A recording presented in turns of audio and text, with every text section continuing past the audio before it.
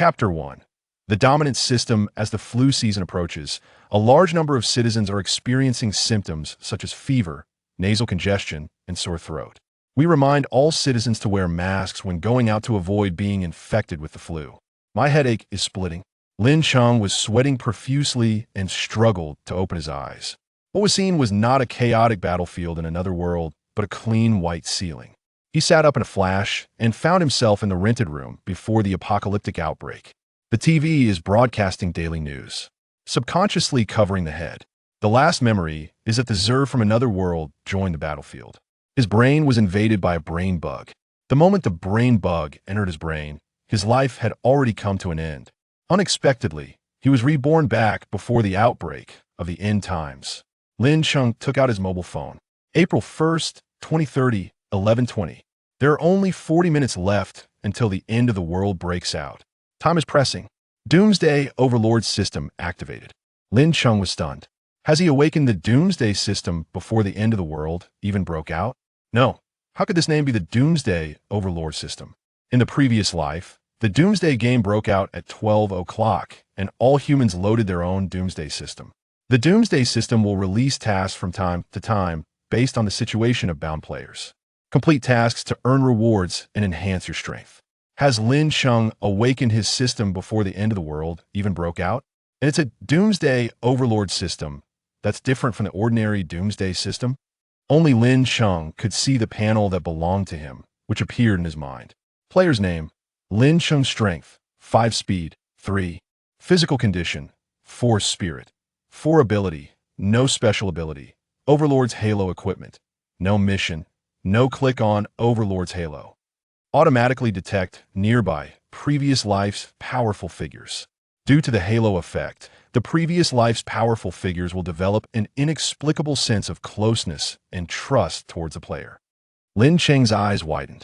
In the last 2 years of his previous life, he was an ordinary warrior in a medium-sized force that was neither up nor down and remained unknown in the end times. To put it nicely, they are soldiers. To put it bluntly, they are suicide squads. Finally, he successfully died in battle on the battlefield of another world. He was extremely envious of those large forces in the post-apocalyptic world that were renowned far and wide and made people tremble in fear at the mere mention of them. In the cruel and high-pressure environment of the end times, he did not imagine what would happen if the end times did not occur. He only imagined that if he were a powerful person, what kind of powerful people would gather under his command? What kind of large-scale power will he form? What would be the reaction of players in the post-apocalyptic world upon hearing his name and the name of his faction? In this life, it seems that his fantasy is about to come true. Trigger a D-level task.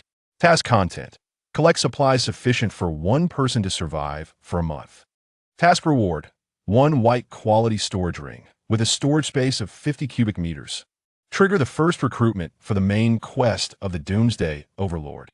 Task content: successfully recruit a powerful figure from the previous life to join the team.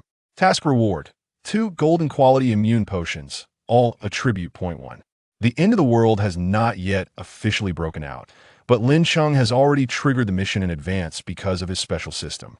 Under normal circumstances, a Doomsday player will only receive 1 mission at a time. The next one can only be triggered after completing one. Unless it is regional, it is a public task that thousands or tens of thousands of players will accept. Lin Cheng directly triggered 2 tasks. One was a hierarchical task of the regular system, with the lowest difficulty level of D. Another one is related to the particularity of his system and is the exclusive main quest of the Overlord System. The main quest should not be rushed. Where could he find a powerful figure of his previous life? The key point is to complete the D-level tasks as soon as possible. The end of the world hasn't broken out yet. Collecting supplies is too simple. The reward is still a very rare storage space reward. The lowest level white storage rings all have a space of 50 cubic meters. Lin Cheng opened the door, went downstairs, and borrowed all the online loans that could be credited quickly with his mobile phone. When he left the unit door, the balance in his card had already reached 200,000. There is a community supermarket right at the entrance of the residential area. He pushed a shopping cart and threw a large amount of food and pure water into it. It filled as many as 3 carts. The moment the checkout is completed, level D task accomplished. Reward: 1 white storage ring. A cold metal ring appeared in Lin Cheng's palm. He put on a ring and said to the familiar supermarket owner, "Brotherly, bring some food and drinks home. I heard that the foreign laboratory is causing trouble again. Maybe there will be another wave of viruses. Get ready just in case." Brotherly smiled and said, "I run a supermarket. What am I afraid of?" Lin Cheng smiled and stopped at that. "Lend me the shopping cart for a moment. I'll return it to you later." Pushing 3 shopping carts behind the unit door, Lin Cheng put everything into the storage ring he had obtained. These supplies are enough for his consumption for over a month, but they are still far from enough. With a storage space of 50 cubic meters, these supplies only fill a tiny corner. After the Doomsday broke out, the first thing that almost everyone thought of was to scramble for supplies. Civilization regresses and production comes to a standstill. A month after the end of the world, a bag of biscuits could become a reason for murder. With the storage ring, Lin Cheng could conveniently hide a large amount of supplies to ensure his basic survival in the early stage. Trigger a D-level task. Get a handy weapon. Task reward: 1 vial of white-quality immune potion. Immune duration 48 hours. Looking for weapons was originally what he was going to do. It turns out that awakening the system before the end of the world breaks out is such a great thing. Once the end of the world breaks out, the system will never issue any tasks to collect supplies or weapons. Before the Doomsday breaks out, there are no zombies to kill, so it's naturally this kind of more routine task. The rewards are still the things that Lin Cheng is in urgent need of at present. He stepped up to the 2nd floor in 2 steps and took out the fire axe. Level D mission completed. Reward: 1 vial of white-quality immune medicine. Lin Cheng looked at the thin tube of medicine in his hand. This is his life-saving charm for the next 48 hours.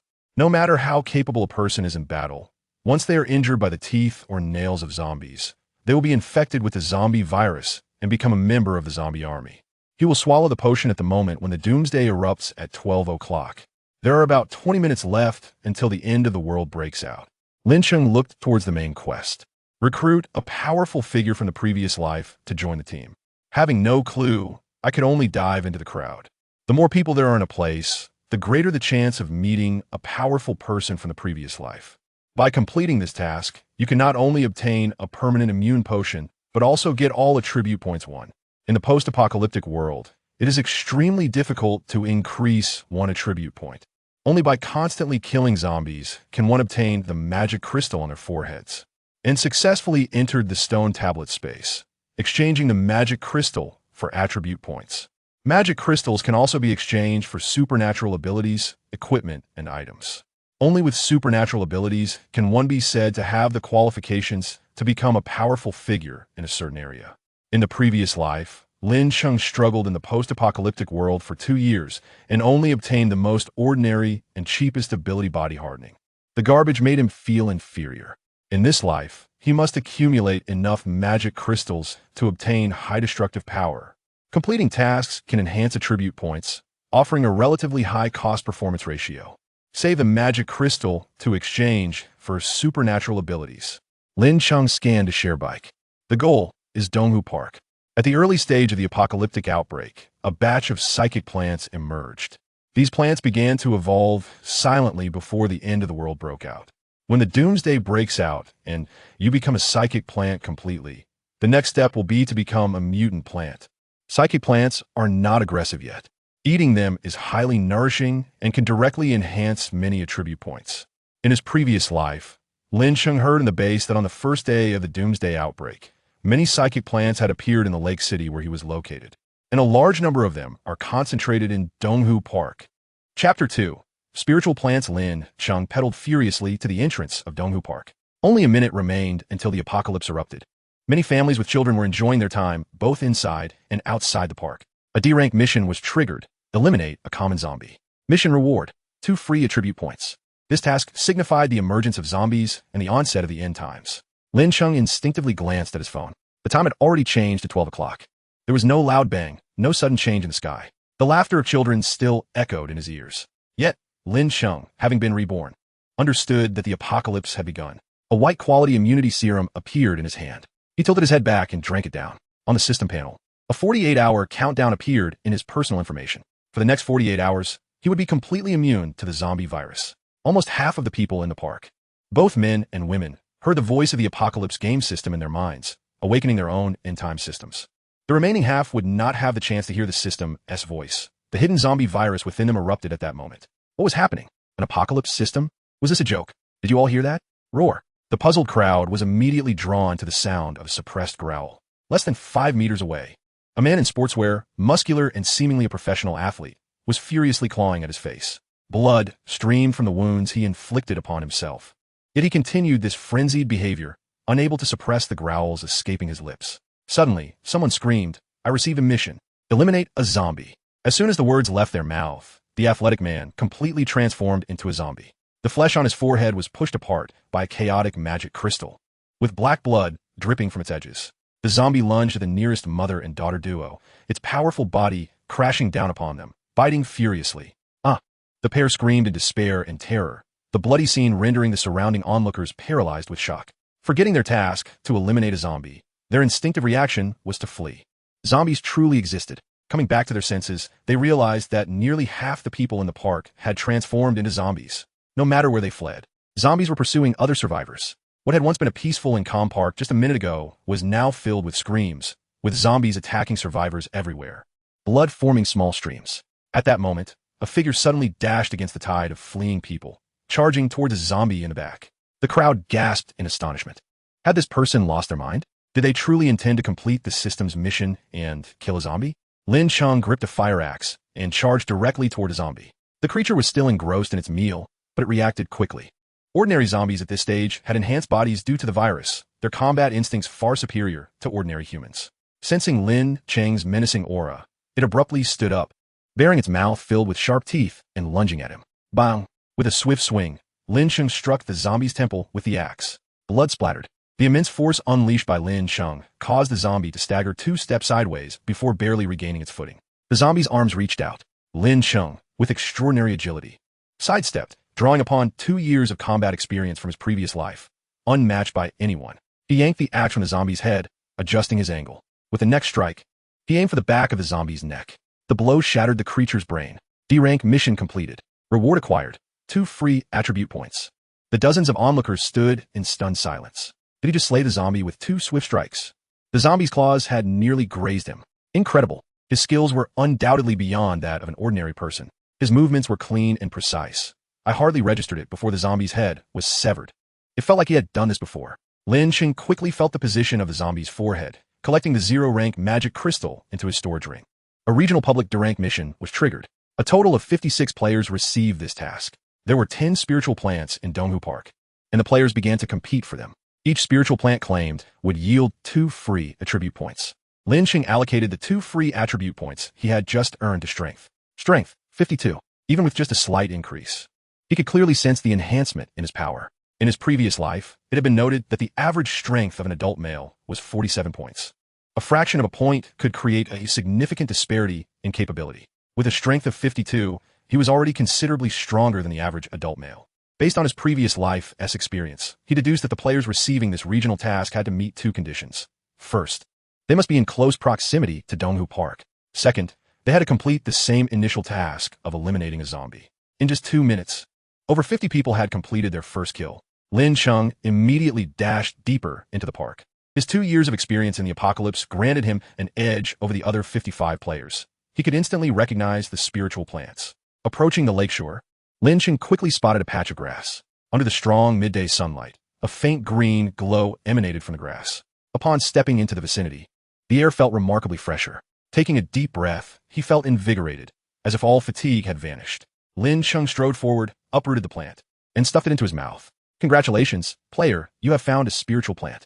Reward, 2 free attribute points. Strength, 54. The moment the spiritual plant entered his body, a thrilling surge of power flooded through him. Lin Cheng observed his 4 attributes rising at a rate of 0.1 per second. Finally, after nearly 5 seconds, it came to a halt. Strength, 6, speed, 35, constitution, 46, spirit, 45. This single spiritual plant had provided Lin Cheng with a total of 22 attribute points. Truly a remarkable gain. In the early days of the apocalypse, most D-rank missions yielded rewards ranging from 2 to 5 free attribute points. Calculating based on the average strength of an adult male being 47, Lin Cheng's 6 points of strength far surpassed that of an ordinary person. The mission panel indicated that 2 spiritual plants had been found by players, one of which was Lin Cheng's. 8 remained. The park's grass had been stained a dark color by blood. The pathways designated for leisurely strolls were littered with dismembered limbs. Groups of zombies surrounded the bodies of the deceased, gnawing hungrily, producing unsettling sounds. Some individuals, still clinging to consciousness, watched in horror as zombies feasted upon their bodies. Jiangyu, wielding a metal rod, hid behind a large tree. Less than 3 meters away, 2 zombies were devouring a person. 10 meters away lay an artificial lake. She was unaware of what spiritual plants were, but with so many plants in the park, she felt that the area near the artificial lake might contain a mission target. Suddenly, she spotted a man in black sportswear wielding an axe. For some inexplicable reason, upon seeing him, a peculiar emotion welled up within her. Just a distant glance at this unfamiliar man filled her with an unexplainable sense of warmth and trust. At that moment, as Jiangyu was distracted by Lin Cheng, 2 zombies lunged at her from behind. The stench of decay grew closer, and Jiangyu realized too late. She was tackled to the ground by the zombies, her metal rod slipping from her grasp. A searing pain shot through her shoulder.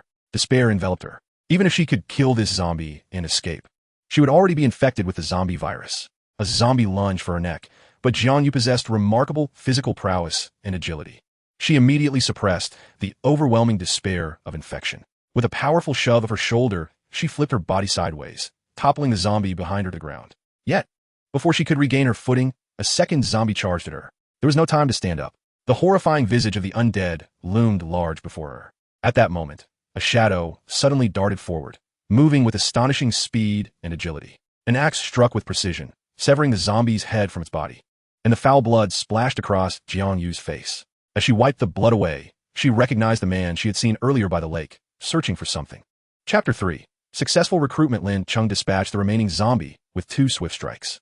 The other zombies, who had been engrossed in their feeding on the narrow path, were drawn to the commotion of battle. They rose from their ghastly feasts and lunged towards Lin Cheng, the center of the fray. Panic surged within Jiangyu, accompanied by a wave of guilt. If it weren't for her, this man would not have found himself in danger. She quickly stood up, retrieved the fallen iron rod, twisted her waist, and swung it with force towards the approaching zombie. The rod was hefty, and, as a professional tennis player, Jiangyu's arm strength and core control far exceeded that of an ordinary person. A mere exertion of her strength could rival years of training for someone else. With a single strike, she shattered the skull of the zombie, brains splattering everywhere. The other survivors in the park were left speechless at this display of strength. This woman is formidable. They then witnessed the man wielding the axe and the woman brandishing the iron rod, showing no fear in the face of the dozen or so zombies surrounding them. Lin Cheng, with his fire axe, struck decisively into a zombie's head, the sound of cracking bones sending chills down the spine. He nearly split the creature's skull in 2. At that moment, the effects of having consumed a spirit-enhancing plant, giving him a power attribute of 6, were fully realized. Coupled with Lin Cheng's battle experience from his past life, he felled zombies with each swing of his axe. 1 axe, 1 rod, they continued to slay the undead, their prowess undeniable. Both were soaked in blood from the battle, sustaining some injuries from the zombies. Yet, should these 2 meet their demise, even with the number of zombies they had slain, they would still succumb to the virus. Look! The man's hand grazed the forehead of the zombies, and the crystal cores vanished. Is he collecting the crystal cores from their foreheads? I have read many novels. The crystal core on a zombie's forehead must hold great power. With that, the survivors began to contemplate Lin Cheng and Jiangyu. As Lin Cheng collected more than 10 magic crystals, and both he and Jiangyu bore injuries, dark thoughts began to surface. Meanwhile, Jiangyu was panting heavily, uncertain of how she had managed to kill those zombies. Her only thought was to ensure her savior remained unharmed. Since she was already infected with the zombie virus, she might as well throw caution to the wind and act as a shield for Lin Cheng, fulfilling her last purpose. However, the sheer number of zombies was overwhelming. Despite her efforts to protect Lin Cheng, a zombie managed to claw 2 bloody gashes into his right arm. I'm sorry, it's my fault, Jiangyu said. Feeling a swell of sorrow, Lin Cheng glanced at her wounds, which were already showing signs of decay, and stated plainly, join my team, and we will face the apocalypse together. Jiangyu questioned her own hearing. She was clearly infected with the zombie virus, and Lin Cheng, having saved her, was also infected. They were both essentially doomed. Even if they managed to stave off being devoured by the zombies while conscious, it wouldn't be long before they turned. Their future seemed bleak. Why would he still suggest facing the apocalypse together? It was then that Jiangyu noticed Lin Cheng's wound, while evident, bore no signs of decay, unlike her own. Could it be that there exists something in this apocalypse that can grant immunity to the zombie virus? Lin Cheng was unfazed by Jiangyu's concerns because, within a 10-meter radius of her, his dominance aura activated. It detected that Jiang Yu was a top-tier warrior from the renowned base, Hong Hu, in her past life. Even Lin Cheng had heard her name in tales from his previous existence. In fact, the medium-sized faction Lin Cheng belonged to had been affiliated with Hong Hu. The Hong Hu base housed over 10,000 survivors and was undeniably the foremost power among the cities of Wu City, Lian City, and Yu City. Decisions in these three cities were dictated by Hong Hu. The monument spaces that emerged in these cities were controlled by the Hong Hu base. Without Hong Hu's permission, survivors had no right to enter the monument space to exchange items. Surrounding these spaces were the formidable teams stationed by the Hong Hu base. For this reason, nearly all factions in these three cities had aligned themselves under Hong Hu's banner to secure their survival, as even approaching the monuments would be impossible otherwise. Lin Cheng's faction had faced a similar predicament. Among them, aside from Lei Wanjun, the leader of the Hong Hu base, the most powerful individual was Jiang Yu, the first warrior of Hong Hu. She was best known for her close combat abilities, wielding a purple-grade hammer with unparalleled strength. She could carve her way through hordes of zombies with ease, earning her a formidable reputation. Lin Cheng had once caught a distant glimpse of Jiang Yu on the battlefield. Her short hair, exceptional gear, and unassuming stature belied the powerful aura she exuded. Without the effects of the dominance aura, Lin Cheng would have never recognized Jiang Yu from that fleeting encounter amidst countless survivors and zombies. At this moment, Jiang Yu appeared slightly less seasoned, lacking the imposing presence she would later command in her past life. However, during the recent battle, her strength had already begun to show. With no special powers and only 20 minutes since the apocalypse had begun, her daring to slay zombies and her exceptional skills far surpassed those of ordinary individuals. Before Jiang Yu could respond, several more zombies were drawn to them by the scent of blood. Lin Cheng stated directly, "You only need to answer me now. Will you join my team?" "Yes," Jiang Yu replied. Main quest, first recruitment completed. Reward, 2 golden quality immunity potions, all attribute points, 1. The golden quality permanent immunity potions appeared in Lin Cheng's storage ring. All attributes increased. Strength 7, Speed 45, Physique 56, Spirit 55. Lin Cheng distinctly felt a surge of strength within his body, his muscles slightly swelling, feeling lighter, healthier, and his mind clearer. He took out the 2 golden quality potions, and Jiang Yu's eyes widened in astonishment. She had no idea what Lin Cheng held, but the golden liquid in the vials indicated their exceptional quality. At that moment, Jiang Yu's wounds had begun to darken and itch. "Drink this, the permanent immunity potion," he urged. Without hesitation, she tilted her head back and consumed it. The golden quality potion immediately worked its magic. The horrific blackened wounds on her shoulder and arm faded instantly, the toxins visibly retreating. She was astonished by the changes in her body and saw the words permanent immunity appear on her attribute panel. Lin Cheng drank down the potion as well. From that moment forth, he would be permanently immune to the zombie virus. Simultaneously, he heard the mechanical voice of the system echo in his mind. Successfully recruited a powerful warrior from the last life. Unlocking team functionality. Team members, 2. Team leader, Lin Cheng. Team member, Jiang Yu. Team level, level 1. Unlocking team benefits. LV1 Apocalypse Motorcycle. Quality, silver. To enhance team welfare level. Complete exclusive team tasks to earn team points. In the next instant, 2 sleek silver motorcycles appeared in Lin Cheng's storage ring. Chapter 4. 3 tasks, abilities, weapons, and equipment are categorized into 5 qualities by color. White, silver, blue, purple, and gold. The 2 silver motorcycles, with their smooth and understated designs, surpassed even the white quality.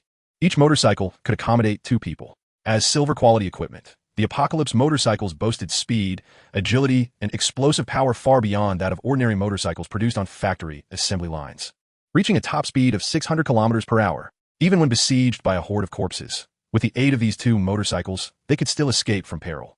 The uniqueness of the Doomsday motorcycles lies in their propulsion, which is powered not by diesel, but by magical crystals. The silver-grade motorcycle, when filled with a 0-tier magical crystal, can operate for 2 hours continuously. A mainline quest is triggered. Ability user, become the dominator, beginning with the acquisition of abilities. Quest details, become an ability user. Quest rewards, 2 attribute points. A team-specific quest is also activated. Elite member, with a small number of team members, each must be elite. Quest details, currently, there are 2 members in the team, and both must become ability users. Quest rewards, 200 team points. All team members gain 1 attribute point, 2 white-grade battle knives. The system panel displays 3 quests in full detail. Lin Cheng, unwilling to squander any time, takes Jiang Yu to the lakeside to continue searching for spiritual plants. At this moment, a group of over a dozen individuals who had been watching the battle between the 2 and the zombies from a distance boldly approaches. Lin Cheng frowns at these people, clearly irritated. The leading young man blocks their path, nervously inquiring, "Brother, I see you collecting the crystal cores from the zombies' foreheads.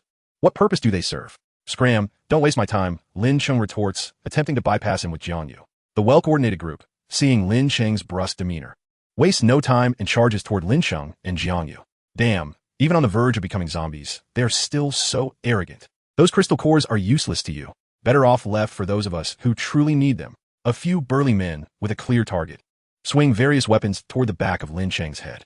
Lin Cheng, already poised for action, is acutely aware of human malice from his experience in the apocalypse.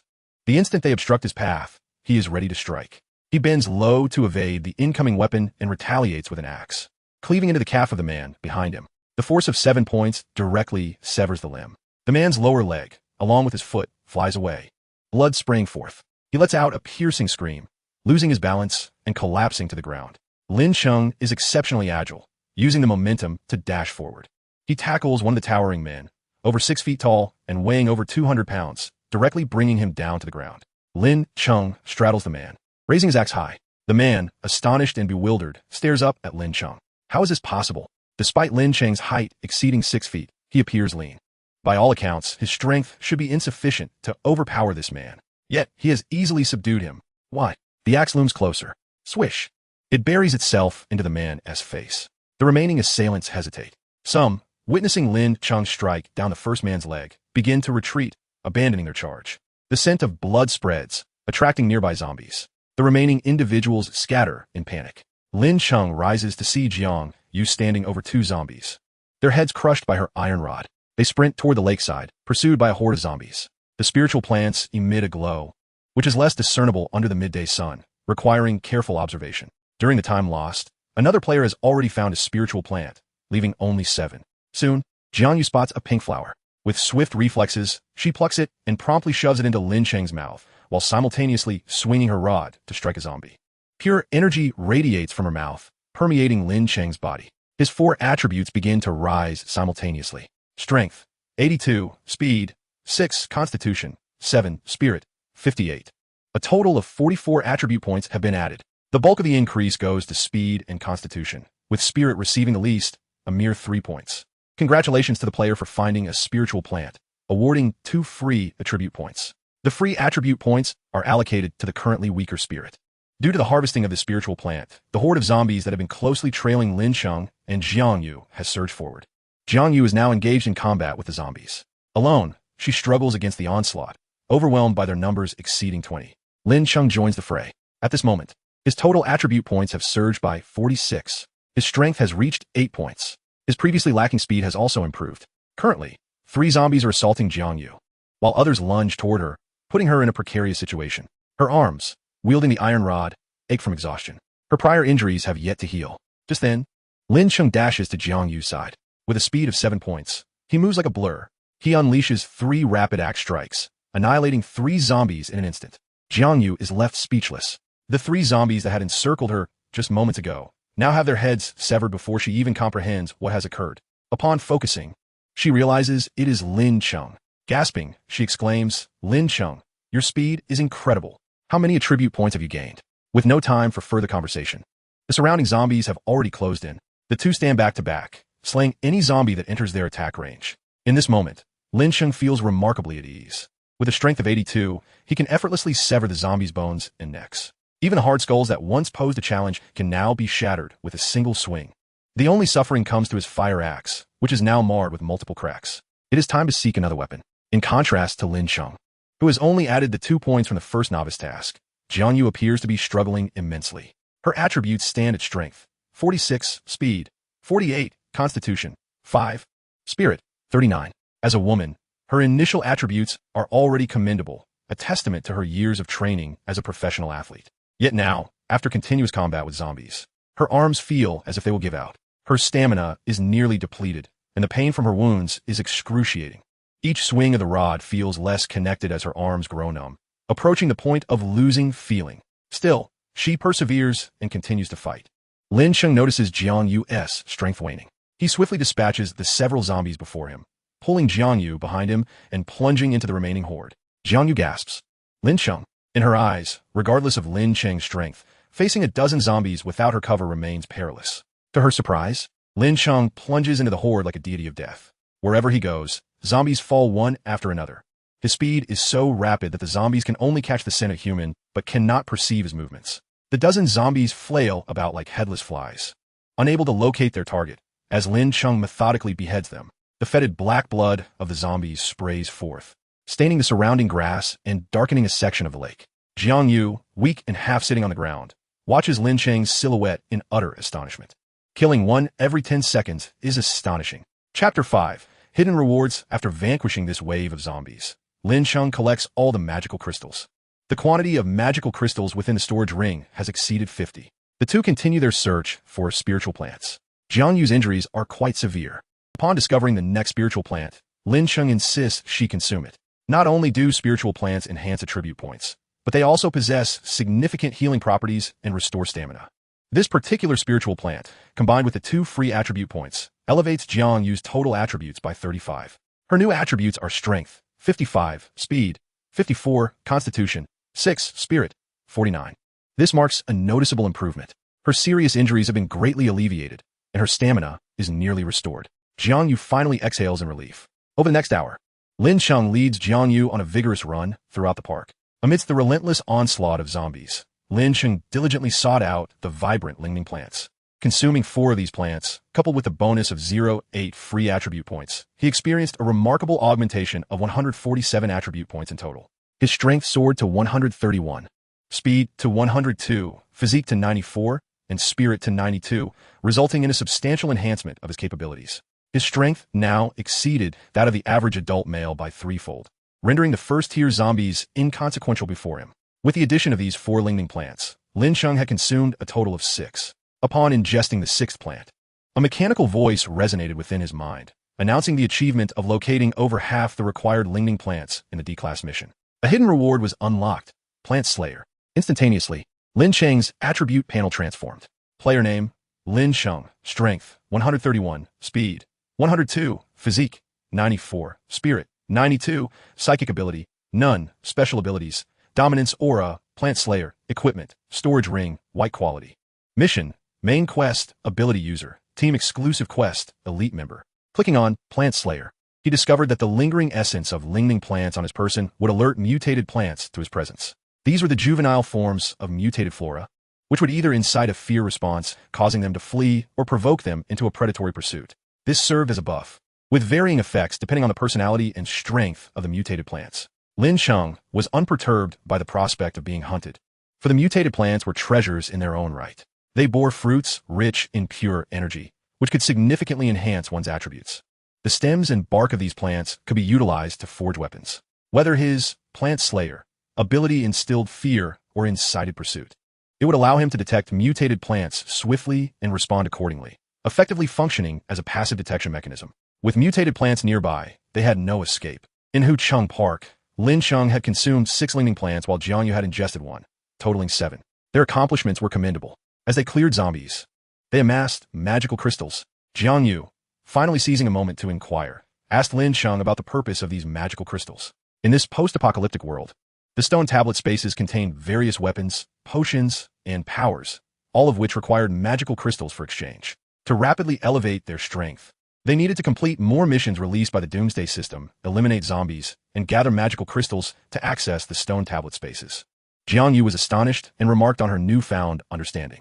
Just then, Lin Cheng and Jiang Yu simultaneously received the same mission notification. The D-class mission, Initial Encounter with the Stone Tablet, was triggered. What was the purpose of the mysterious stone tablets that emerged across the globe after the apocalypse? The mission required them to locate a stone tablet and gaze upon it from within a 50-meter radius. The reward for this mission was 0.3 free attribute points. Jiang Yu inquired where they might find such a stone tablet. Lin Cheng, having been reborn, recalled that on the first day of the apocalypse, 3 stone tablets had appeared in Hucheng, 1 at Hucheng University, 1 at Hucheng Prison, and 1 at Hucheng Mental Hospital. The park they occupied was in close proximity to the mental hospital, approximately 5 kilometers away. Lin Cheng's main quest and team task both necessitated becoming an ability user. The system's requirements were straightforward. They merely needed to observe the stone tablet. Thus, it seemed prudent to first clear the zombies in the park before proceeding to the mental hospital, lest they find themselves lacking magical crystals upon entering the stone tablet space. The park was nearly devoid of living beings. Those capable of escape had long since fled. What remained were scattered groups of zombies, not numerous in quantity. As Lin Cheng and Jiang Yu searched for lingering plants, they moved quietly, while the panic screams of fleeing individuals had drawn most of the zombies away from the park. Simplifying their task, Lin Cheng brandished a battle-worn fire axe, charging towards a wandering zombie with the agility of a leopard. In a swift motion, Jiang Yu barely caught a glimpse of his fleeting shadow. With a clean strike, the axe effortlessly cleaved through the zombie's skull, resulting in a swift kill. Lin Cheng was formidable. Jiang Yu couldn't help but marvel at his prowess as he darted towards another zombie. Before long, the commotion had attracted nearly 80 zombies to the park. The horde of undead clawed and growled, their decaying flesh shedding in chunks as they moved. Their crimson eyes betrayed a frenzy and thirst for blood. Jiang Yu, her expression grave, gripped her iron rod tightly and charged towards 2 zombies to avert being surrounded. With a strength of 55 and years of training, she dispatched the first with a single blow. However, before she could revel in her enhanced power, she swiftly turned and struck down another. In mere seconds, she found herself encircled by dozens of zombies, their numbers blocking her escape. From the treetops, several survivors gazed down in despair and anger. These two have lost their minds. The zombies hadn't even noticed them, and that man went right into attack, drawing most of the horde to the park. One survivor exclaimed, "I was hoping to wait until they left to sneak home, but who knew these two would act so recklessly? It's fine. Once they're dealt with, the zombies will finish feasting and leave. We just need to hang on." They noted Jiang Yu was in dire straits, surrounded by over 10 zombies with no escape in sight. In the next moment, they watched as Jiang Yu charged toward a few zombies on her left, wielding her weapon with violent ferocity. She was incredibly strong. She dispatched 2 more zombies, but simultaneously, 2 others appeared behind her. One lunged at her neck, its claws capable of easily slicing through her carotid artery. She was doomed. Just then, a figure darted past with lightning speed, crashing into the zombie and sending it sprawling. The axe descended upon the zombie's head, splitting it open. "Lin Cheng!" Jiang Yu exclaimed, her heart racing with excitement. Lin Cheng moved with unmatched swiftness, turning to sever another zombie's head. The remaining zombies closed in, but Lin Cheng's speed of 102 allowed him to effortlessly evade their attacks. In his eyes, their movements were painfully slow. He deftly maneuvered through the horde, striking with precision, each blow finding its mark. The rancid blood of the fallen zombies splattered as one after another succumbed to his might. The few survivors in the trees gaped in astonishment as Lin Cheng, in less than half a minute, dispatched over a dozen zombies without sustaining a single injury. Chapter 6. Hucheng Mental Hospital. Even more astonishing was Lin Cheng's ability to engage dozens of zombies without a scratch upon him. They were utterly dumbfounded. How could this man be so powerful? Not a single zombie had touched him. His speed was astounding, and his combat skills were exceptional. Lin Cheng's collection of magical crystals had surpassed 200. After slaying nearly 100 zombies, he felt the strain of fatigue. With most of the zombies in the park cleared, lingering there served no purpose. Suddenly, a Doomsday motorcycle materialized before Lin Cheng, startling Jiang Yu. She stared in shock at the sleek silver machine, exclaiming, "What is this?" Earlier, when Lin Cheng had been gathering magical crystals, she had suspected he possessed spatial equipment. Yet, the sudden appearance of a motorcycle still left her astounded. "Get on, we're heading to Hucheng Mental Hospital," Lin Cheng stated succinctly. Jiang Yu dared not speak much, climbing onto the motorcycle and sitting behind Lin Cheng. She observed as Lin Cheng retrieved a magic crystal and secured it in a recess at the front of the motorcycle. The silver body of the vehicle instantly shimmered with a streamlined brilliance, only to vanish moments later. The few survivors perched in the trees were left astounded by this spectacle. One individual leaped directly from the branches, landing beside the motorcycle, clinging desperately to Lin Cheng's leg. "Big brother, please take me away from here. I beg you." With a swift whoosh, the motorcycle surged forward, leaving a trail of white marks on the ground, effortlessly shaking off the desperate grasp of the man. In mere seconds, they vanished from the sight of the onlookers, their speed bordering on the unbelievable. The survivors widened their eyes in astonishment, exclaiming, "What speed is this?" And that vehicle appeared out of nowhere. On the motorcycle, Jiang Yu felt the exhilarating velocity and marveled, "Lin Cheng, where did this motorcycle come from? I feel like we are exceeding 500 kilometers per hour." Lin Cheng's voice, carried by the fierce wind, reached her ears in a muddled tone. "You will have one too. For now, we must conserve magic crystals, so one motorcycle suffices for us both." The brash roar of the engine drew the attention of the zombies lining the road, but the motorcycle sped too swiftly for them to keep up. Hucheng had descended into complete chaos. The shops lining the streets were in disarray, and vehicles were entangled in a series of collisions. Lin Cheng spotted a zombie, once a driver, trapped inside a mangled car, repeatedly slamming against the glass in a futile attempt to escape. Zombies wandered the streets, a few feasting on a corpse. Living humans were nearly invisible on the roads. Many survivors peered down from above, their faces etched with despair and confusion, until they caught sight of a silver motorcycle racing through the streets with audacious speed. What just zipped by? It looked like a motorcycle. The thoroughfare was choked by wrecked vehicles, leaving only narrow gaps. What kind of skilled driver could navigate this stretch so swiftly? Jiang Yu's heart raced as she clung tightly to Lin Cheng's strong waist, her gaze darting around at the rapidly passing scenery. Lin Cheng piloted the motorcycle with exceptional skill, maneuvering through hazardous sections without ever reducing speed. Each time Jiang Yu feared a collision with an oncoming vehicle, Lin Cheng executed astonishingly precise maneuvers. On one occasion, with no time to veer away, Lin Cheng slammed the throttle, launching the motorcycle high above a toppled truck. The sensation of weightlessness compelled Jiang Yu to press herself firmly against Lin Cheng's back. Feeling the contours of his form, the usually stoic Lin Cheng finally offered words of reassurance. Do not worry. The motorcycle's performance is stellar. It is equipped with silver-grade technology. Jiang Yu replied, her cheeks flushed. Before long, they arrived at the outskirts of Hucheng, where the mental hospital was situated. The Hucheng Mental Hospital resembled a sanatorium, with an old 6-story building at the forefront, presumably serving as the outpatient and treatment center. Behind it lay several scattered 4-story buildings designated for patient care. Although the treatment area was dilapidated, the garden was well designed, providing a relatively pleasant environment. From within the grounds, the low growls of zombies echoed, indicating a significant number of them roamed the area. Lin Cheng's objective was clear. First, to locate the stone tablet, then enter its space to ascertain the available items for exchange and the potential for acquiring abilities. Should abilities be present, he would prioritize exterminating the zombies within the hospital to gather enough magic crystals for the exchange. He led Jiang Yu into the outpatient building. Inside the lobby, the glass of the registration window was cracked, resembling a spider web sprawling outward. Dried blood splattered across the glass and tiles, while several cleanly picked bones lay in the center of the hall, surrounded by clumps of filthy black hair. A low growl emanated from deep within the corridor. Lin Cheng and Jiang Yu treaded lightly towards the source of the sound. A zombie clad in a patient gown wandered the hallway, quickly noticing the pair. With a roar, it charged toward them. Just as Lin Cheng was about to confront it, a figure burst from a room on the side of the corridor, dressed in a similar patient gown and wielding a sharp scalpel. The individual instantly engaged in a struggle with the zombie, sustaining numerous cuts and a bite to his shoulder. Ultimately, his scalpel penetrated the zombie's eye, twisting to destroy its brain. The man, with his back to Lin Cheng and Jiang Yu, giggled as he extracted the magic crystal from the zombie's forehead, wiping it clean of black blood before stowing it in his pocket.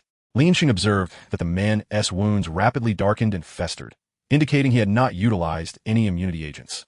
His body bore numerous previous injuries, now severely deteriorated, suggesting he could transform at any moment. At that moment, it seemed the man sensed Lin Cheng and Jiang Yu's presence, turning to face them. Jiang Yu, a bit horrified, remarked, Lin Cheng, that person is in a patient gown. He seems to be mentally ill. Lin Cheng reassuringly squeezed Jiang Yu's hand and addressed the man. Are you a patient of this hospital? The man took a step forward, standing in the sunlight streaming through the window. His left cheek was a grotesque mass of flesh, sunken and blackened, as if a zombie had devoured it entirely, rendering his appearance utterly terrifying. Jiang Yu gasped involuntarily.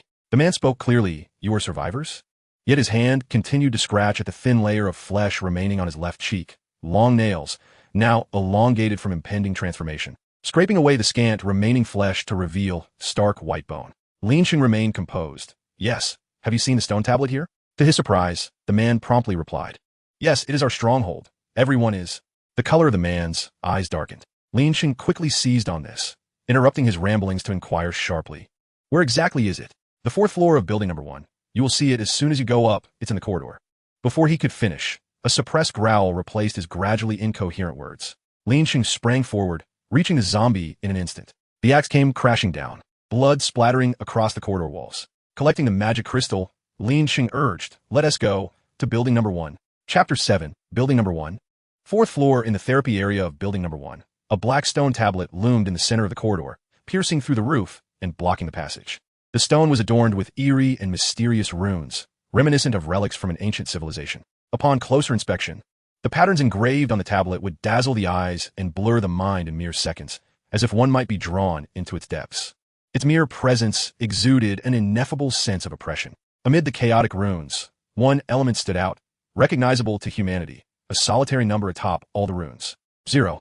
At this moment, 3 staff members from a Hucheng mental hospital stood vigil before the stone tablet. How miraculous! Who could have imagined this was a space?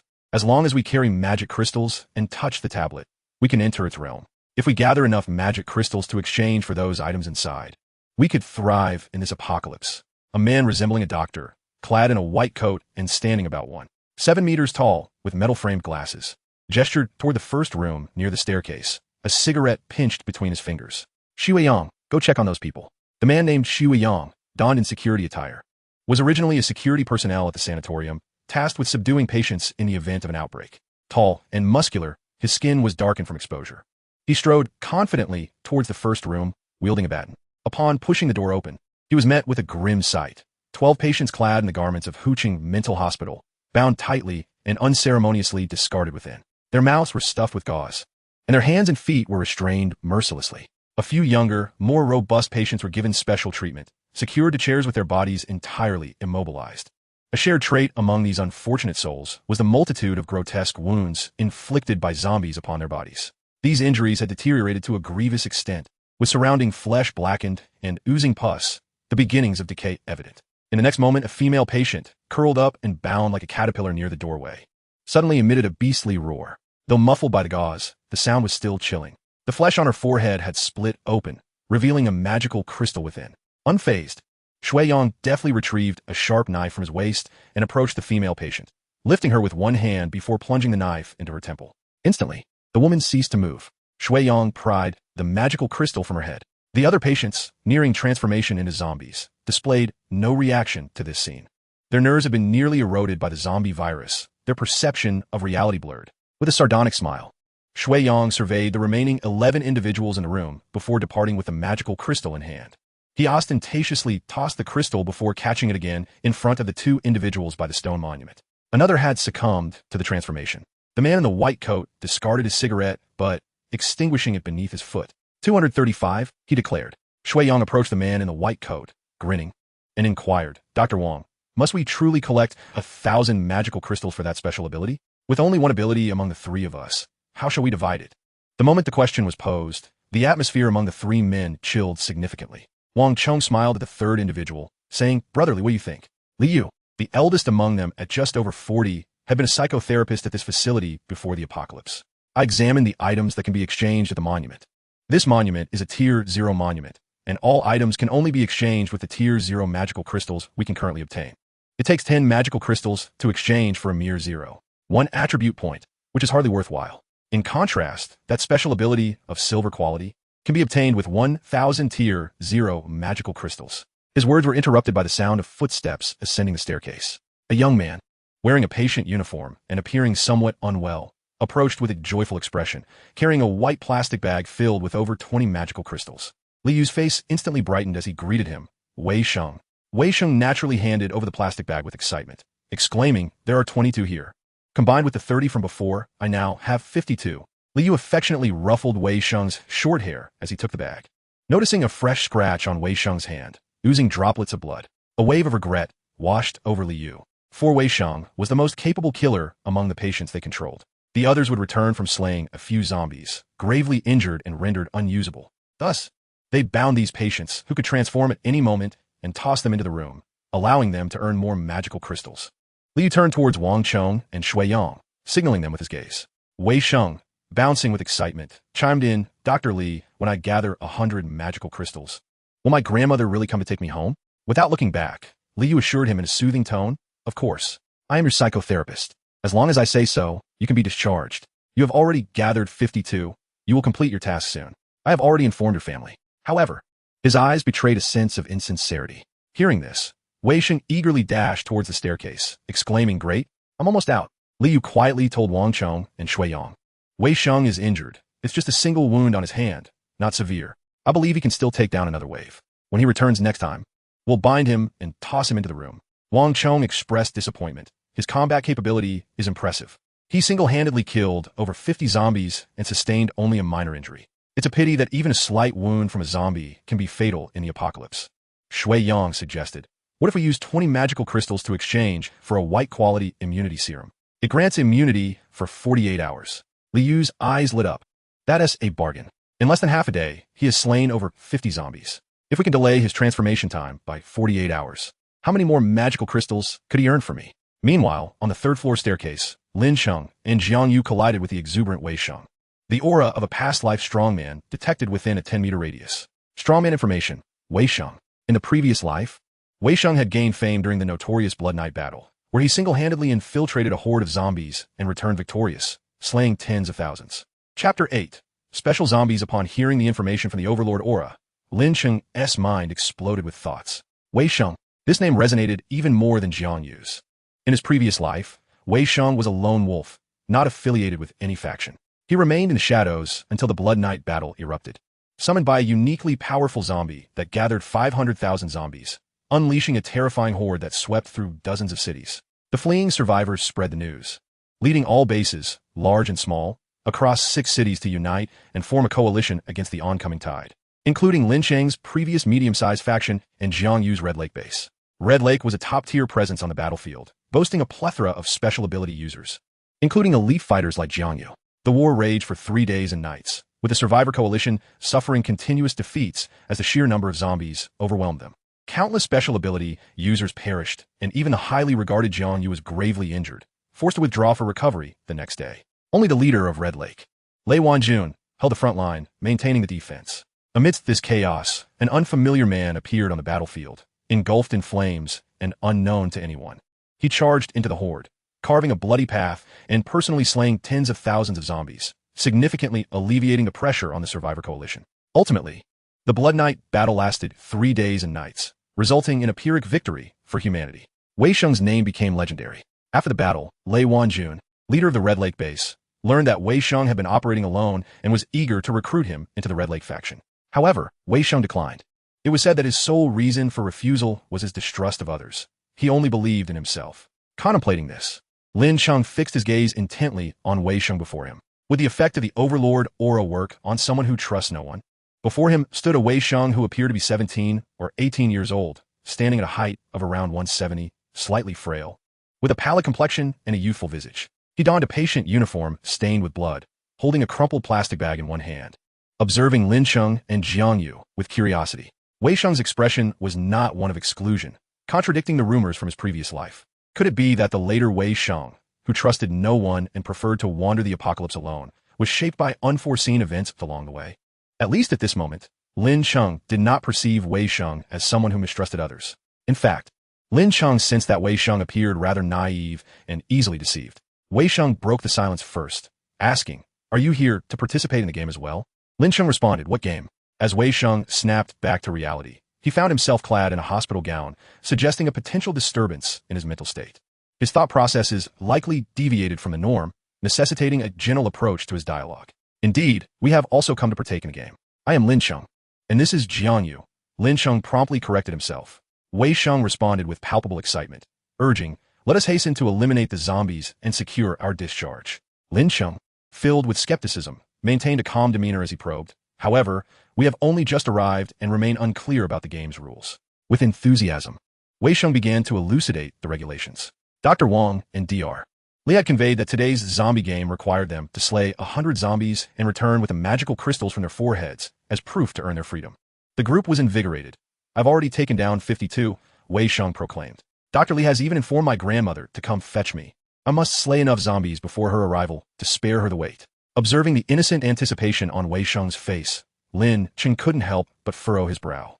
It became evident that the doctors were exploiting these cognitively impaired individuals to do their bidding in exterminating zombies. Wei Sheng bore a fresh, albeit minor, wound on the back of his hand, which had started to darken, a sign that the zombie virus was infiltrating his system. It was merely a matter of time before it reached his brain. Lin Cheng began to grasp why Wei Sheng had been so distrustful in his previous life. The very events unfolding now were the root cause.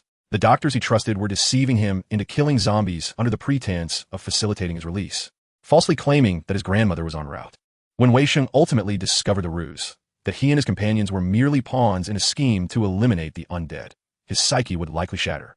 The patient he had encountered earlier, also clad in a hospital gown and undergoing transformation, was yet another victim of this deception. In that moment, Lin Cheng resolved to take action. Suddenly, a male voice echoed from above. "Wei Sheng, who are you speaking with?" Shui Yang stood warily at the 4th-floor staircase, wielding a baton in one hand and a blade in the other, peering downwards. Dr. Wang and Dr. Li guarded the monument below. A loud bang erupted from a room containing 11 patients on the verge of transformation, drawing Shui Yang's attention. Fearful, he glanced towards the door, then back at Wang and Li. "Let us investigate," Wang urged. Shui Yang, swallowing hard, protested. Can someone accompany me? Li, exasperated, retorted, what are you afraid of? They're all tied up. Unable to restrain himself, Shui Yang exclaimed, what if something goes wrong? Just then, a resounding crash occurred as the sturdy wooden door was flung open by an unseen force. Shui Yang shouted in alarm, turning to flee down the stairs without comprehending what lay behind the door. A grotesque zombie, its body oozing viscous slime, emerged. The goo dripped onto the floor tiles, producing billowing smoke and corroding the surface into pockmarked depressions. This substance exhibited an alarming level of corrosiveness, akin to a potent chemical agent. Recognizing the anomaly, Dr. Wong and Dr. Li understood that this zombie was unlike any ordinary variant. It possessed unique abilities. Just as survivors could exchange powers within the Monument's realm, so too could zombies wield extraordinary capabilities. The corrosive slime was the reason it easily severed its bindings. The special zombie immediately fixated on Shui Yang, who was now frantically retreating down the staircase. In an instant, the creature lunged with a speed surpassing that of typical zombies. Its foul odor was distinctly different, a pungent stench that assaulted the senses unlike the usual rotting flesh. Shui Yang collided with Lin Cheng, who had just ascended the stairs to assess the situation. With no time for pleasantries, Lin Cheng aimed to draw Wei Sheng into his fold, declaring that anyone who bullied his teammates must perish. Sui Yang, astonished, wondered what he had done to provoke this stranger. He barely knew him, who had threatened to kill an acquaintance at first sight. Even the hospital's patients displayed more decorum. As a member of the security team, accustomed to physical training, he never imagined he would meet his end like this. Instinctively raising his baton, he was struck with terror upon realizing the axe was already above his head. The swiftness of Lin Cheng was astonishing. The axe descended, cleaving through Shui Yang's skull. Bewildered and shocked, he collapsed, blood pouring from his wound. Nearby, Wei Sheng observed the scene with confusion, inquiring, Lin Cheng, why did you kill him? A nauseating stench filled the air as the special zombie appeared around the staircase corner, triggering a C-grade special mission. The task, eliminate the special zombie, with rewards of 2 attribute points and a white-quality battle knife. Jiang Yu and Wei Sheng, witnessing the creature, also activated the same mission. The slime from the zombie corroded the walls it brushed against, creating further pockmarks. Astonished by the powerful corrosiveness, Jiang Yu realized that merely brushing against the slime would result in severe injury. Moreover, the intensity of a zombie's aura was far more perilous than that of ordinary zombies. In that moment, Lin Cheng charged forward with incredible speed, his form nearly a blur. Wei Sheng was astonished by the rapidity of his movement. Simultaneously, Dr. Wong and Dr. Li rushed to the staircase, peering down in disbelief. Who was this madman charging toward his special zombie? The risk was unfathomable. They also noticed the bloodied corpse of Shui Yang sprawled nearby, intensifying their shock. With a fierce swing, Lin Cheng's axe, now chipped, struck the special zombie's neck, penetrating deeply due to his remarkable strength of 131. Yet, it was insufficient. The creature's power evidently exceeded that of typical low-tier zombies, nearing the first tier. The zombie retaliated, swinging its arm toward Lin Cheng, its corrosive slime splattering perilously close to his face. Lin Cheng, Jiang Yu shouted, rushing forward with fierce determination. She swung a heavy iron rod down upon the zombie's leg with all her might, causing it to kneel momentarily. To her astonishment, it did not break the limb as she had anticipated. In that instant, she felt the immense strength of the creature. At the same time, Wei Sheng lunged forward, his pale hand gripping the zombie's wrist with all his strength. He leaned back, using his weight to pull the arm down, preventing it from crashing onto Lin Cheng. However, the moment his hand made contact, white smoke erupted, and black slime mixed with blood dripped down. Unfazed, he drew a small knife from his pocket and aimed for the zombie's thigh. Yet, the blade barely penetrated a couple of centimeters, revealing the creature's formidable defenses. Conversely, Lin Cheng's axe, though less sharp than Wei Sheng's surgical knife, had inflicted significant damage with a single blow to the neck. Observing the trio's reckless attempts to vanquish the zombie, Dr. Wong and Dr. Li were utterly astonished. What are they doing? Don't they see that the axe barely phased it? Each attack splattered them with a corrosive slime, placing them in grave danger. They are undoubtedly courting death. Who are these two individuals? Are they patients? When did they change out of their hospital gowns? Seizing the moment while Jiang Yu and Wei Sheng shared the burden of pressure, Lin Cheng suddenly drew his axe and, gathering all his strength, struck forcefully at the same spot. With a resounding thud, the second blow severed the zombie's head. The head, coated in viscous slime, tumbled to the ground. In the corridor, the only sounds were the thud of the head rolling and the pained gasps of Lin Cheng and his companions. Corrosive slime splattered everywhere, staining Lin Cheng's face and hands, as well as those of Jiang Yu and Wei Sheng. All three suffered multiple bloody wounds from the corrosive substance, with Wei Sheng's hand sustaining the most severe damage, nearly dissolving half of its flesh. The sea-level special mission was completed. Reward received: 2 attribute points. 1 white quality battle knife. A surge of immense power coursed through Lin Cheng's body, instantly boosting his attributes by 8 points. This was the first time Lin Cheng had experienced such a sudden enhancement. He could even hear the satisfying crackle of his bones stretching. The rewarded white quality battle knife lay quietly in Lin Cheng's storage ring. Player name: Lin Cheng. Strength: 151 speed, 122 constitution, 114 spirit, 112 ability, none special abilities, dominance aura, plant slayer equipment, storage ring, white quality. Battle knife, white quality, quests, system D-level quest, initial steal, main quest, ability user, team exclusive quest, elite member. At that moment, on the 4th floor, Wang Chong and Liu, who had witnessed everything, gaped in shock at the scene below. They were truly reckless, all of them corroded by the zombie slime. Even if they killed that zombie, what would it matter? That creature was terrifying, yet that person managed to slay it with just 2 blows? What kind of strength is that? An ordinary person could never strike so accurately and quickly against a regular zombie. Wang Chong and Liu were utterly terrified. That special zombie possessed extraordinary abilities, far surpassing those of regular zombies. Yet Lin Cheng acted with astonishing speed. In less than 10 seconds, with the assistance of Jiang Yu and Wei Sheng, he had vanquished it. Wei Sheng released the zombie's wrist and collapsed on the ground. Lin Cheng, you are incredible. Lin Cheng glanced at the blood holes on his arm, feeling a twinge of pain. Such injuries would require magic crystals to exchange for healing potions in the steel space. Otherwise, the wounds would continue to worsen. Fortunately, the magic crystal from the special zombie could be exchanged for the equivalent of 100 crystals of the same rank. This zombie was still below the 1st rank. Its magic crystal equated to 100 0-rank magic crystals. Lin Cheng collected the zombie's magic crystal and then turned Wei Sheng's left wrist over. Wei Sheng's palm was nearly consumed, with several knuckles exposed. Blood dripped continuously. The entire left forearm had turned black from the special zombie slime, which was laden with a substantial amount of zombie virus. Lin Cheng and Jiang Yu were entirely immune to the virus, only suffering external wounds. However, Wei Sheng, after being subjected to a significant attack from the slime, was at risk of transformation at any moment. Without hesitation, Lin Cheng pulled Wei Sheng upstairs. Wei Sheng, still not grasping the current situation, inquired as they passed by Shui Yang's body. Lin Cheng, why did you kill Shui Yang? Upon seeing Lin Cheng charging up, Wang Chong and Liu quickly retreated. Upon reaching the 4th floor, Lin Cheng spotted the imposing steel standing in the center of the corridor. D-level task, initial steal completed. Reward received: 3 free attribute points. Lin Cheng allocated these 3 free attribute points to his constitution, raising it to 117. Meanwhile, his peripheral vision caught sight of the adjacent room. Inside were 10 individuals, or rather, a few people and several zombies. Both humans and zombies were securely bound with sturdy restraints and ropes. The floor bore traces of corrosion, particularly near the entrance. All of this indicated that the earlier special zombie had emerged from this room. Following Lin Cheng's gaze, Wei Sheng remarked, why is Sister Qin tied up here? He cast a puzzled glance towards Wang Chong and Liu, who had retreated to the steel. Seeing their silence, Wei Sheng scrutinized the individuals and zombies in the room, realizing they were his fellow patients. Recalling the earlier special zombie, which wore a hospital gown, he recognized that it was covered in black slime, obscuring its face, preventing him from identifying it. At this moment, even Wei Sheng, usually slow on the uptake, sensed that something was amiss. His expression turned grave as he approached the room, gazing at the 3 individuals who had transformed into zombies. Lin Cheng calmly stated from behind Wei Sheng, were these 2 individuals the ones who deceived you into killing zombies?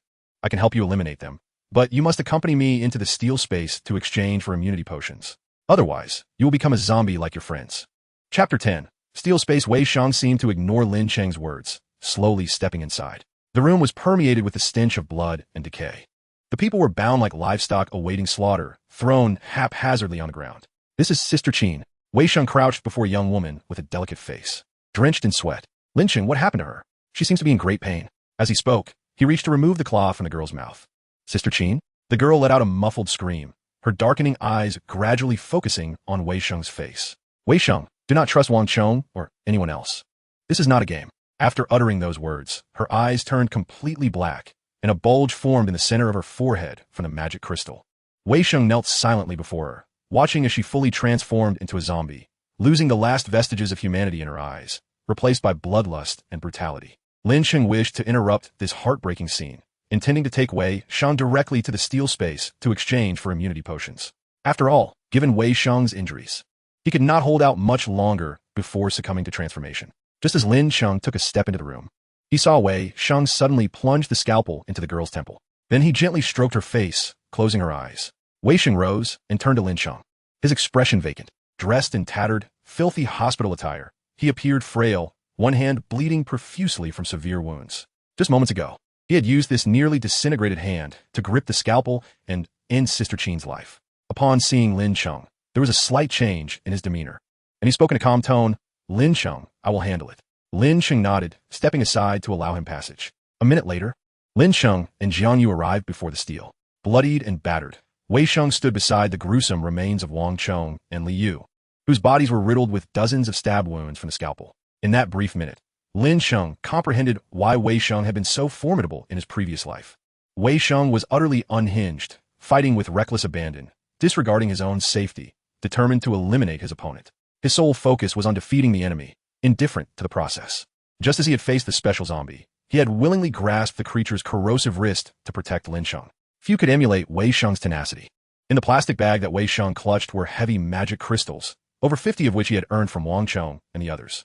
Nearly 200 more came from other deceived patients. Lin Cheng took Jiang Yu with one hand and Wei Sheng with the other, placing all three of their hands on the steel. In the next moment, the surrounding scene transformed. The corridor disappeared, replaced by a completely isolated alternate space. The luminous walls displayed the items that could be exchanged within this steel space.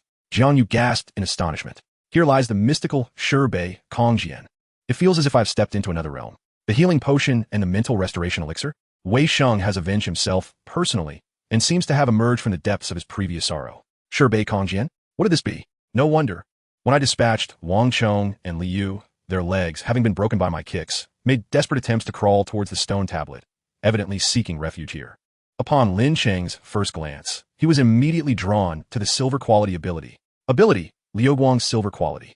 Description: the user expends mental energy to form a completely transparent and invisible energy shield enveloping their entire body. Each time they are attacked, the shield will shimmer with a radiant glow to absorb the damage. Ability cooldown, 10 minutes. Price, 1,000 zero-tier magic crystals. This is a defensive ability, precisely what Lin Cheng desperately needs. Given the current scarcity of magic crystals and the consumable nature of healing potions, possessing a defensive ability would greatly benefit the team. Furthermore, this is a silver quality ability from a zero-tier stone tablet. What a bargain. If it were a silver quality ability from a first-tier stone tablet, it would cost 1,000 first-tier magic crystals. Clearly, 1,000 zero-tier magic crystals is a far better deal. The other items available are merely various potions, without even a single weapon. There's also the option to exchange magic crystals for attribute points, with a conversion rate of 10 zero-tier magic crystals yielding 1 free attribute points. The cost-effectiveness is dismally low. Lin Cheng possesses a total of 275 zero-tier magic crystals and one special zero-tier magic crystal, which is equivalent to 100. Thus, Lin Cheng effectively has 375 zero-tier magic crystals, still a considerable distance from being able to exchange for an ability.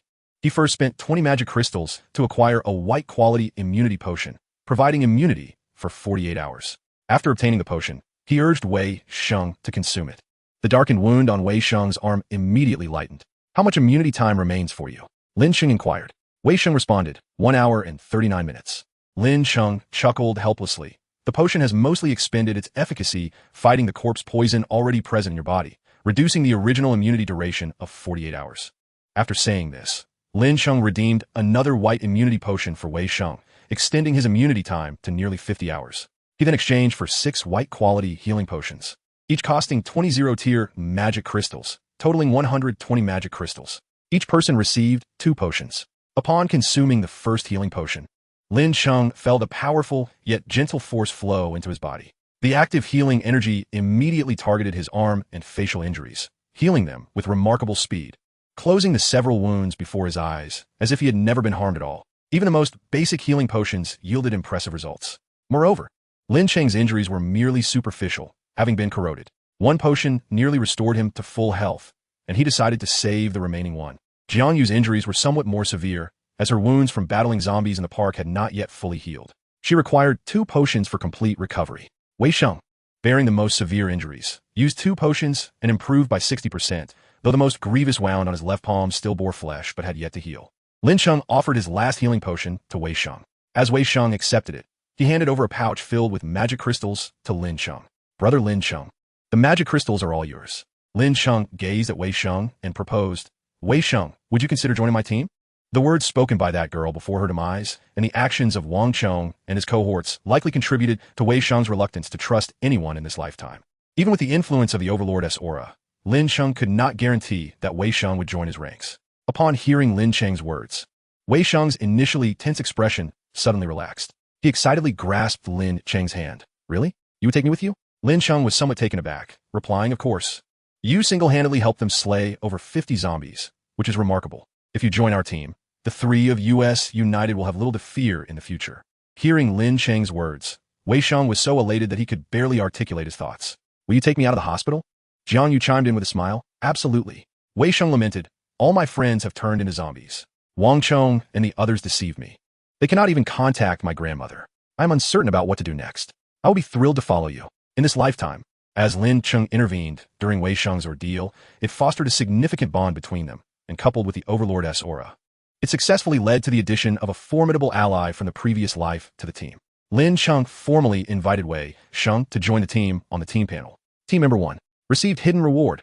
All attributes 1. Chapter 11. Exceptional mental strength. The attributes of the three team members now stood at 1. A surge of power coursed through Lin Cheng's body, marking a noticeable enhancement. Strength, 161. Speed, 132. Physique, 127. Mental, 122. Jiang Yu's attributes were strength, 68. Speed, 64. Physique, 7. Mental, 59. As the team captain, Lin Cheng could see the specific attribute points of each member. At that moment, upon viewing Wei Sheng's attribute panel, Lin Cheng was taken aback. Wei Sheng's mental attribute was astoundingly high. After the 1 to all attributes, Wei Sheng's stats were strength, 82, speed, 73, physique, 6, mental, 143. His mental attributes surpassed even Lin Cheng's, who had invested multiple points into his attributes. Wei Sheng gazed at his increment attribute points in excitement, eagerly exclaiming, team benefits. Such a thing exists. Lin Cheng then inquired, Wei Sheng, how many tasks did you complete before meeting us? Wei Sheng replied earnestly, 2D level tasks, killing a zombie and then encountering the stone tablet. That equates to 0. 5 free attribute points, excluding the recently acquired 1 to each attribute. Wei Sheng's initial values were already quite impressive, particularly his mental attribute. Truly, as a former powerhouse, his starting attributes far exceeded those of ordinary individuals. Once Wei Sheng awakens his abilities, his combat prowess will multiply. Using abilities necessitates the expenditure of mental energy. The higher the mental attribute points, the longer one can sustain the use of their abilities in combat. The potency of the abilities wielded also escalates. With Wei Sheng's addition, the team's strength has been further amplified. Wei Sheng's pouch contained a total of 257 magic crystals. Lin Cheng originally had 375 magic crystals. After purchasing 2 immunity potions and 6 healing potions, he spent 160 magic crystals, leaving him with 215. Thus, the total magic crystals remaining are 472, nearly half of the 1,000 needed. Today, he is determined to acquire that ability. The paramount task at hand is to venture forth and slay zombies to gather enough magic crystals. After outlining the plan to his companions, Lin Cheng immediately triggered the next system task. Triggering C-level task, cumulative kills. Task content, slay 200 zero-tier zombies. Task reward, all attributes 3. 1 pair of battle boots, white quality, grants 5 speed when worn. Upon seeing the reward, Lin Cheng's eyes brightened. White battle boots. Simply donning them would grant a 5 speed boost. An increase of 5 points in speed represents a significant enhancement, with an all-attribute increase of 3.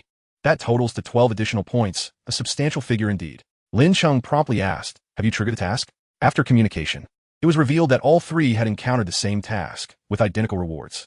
Perfect timing for the task to aid in exterminating zombies to accumulate the magic crystals needed for the ability. Each individual must eliminate 200 zombies.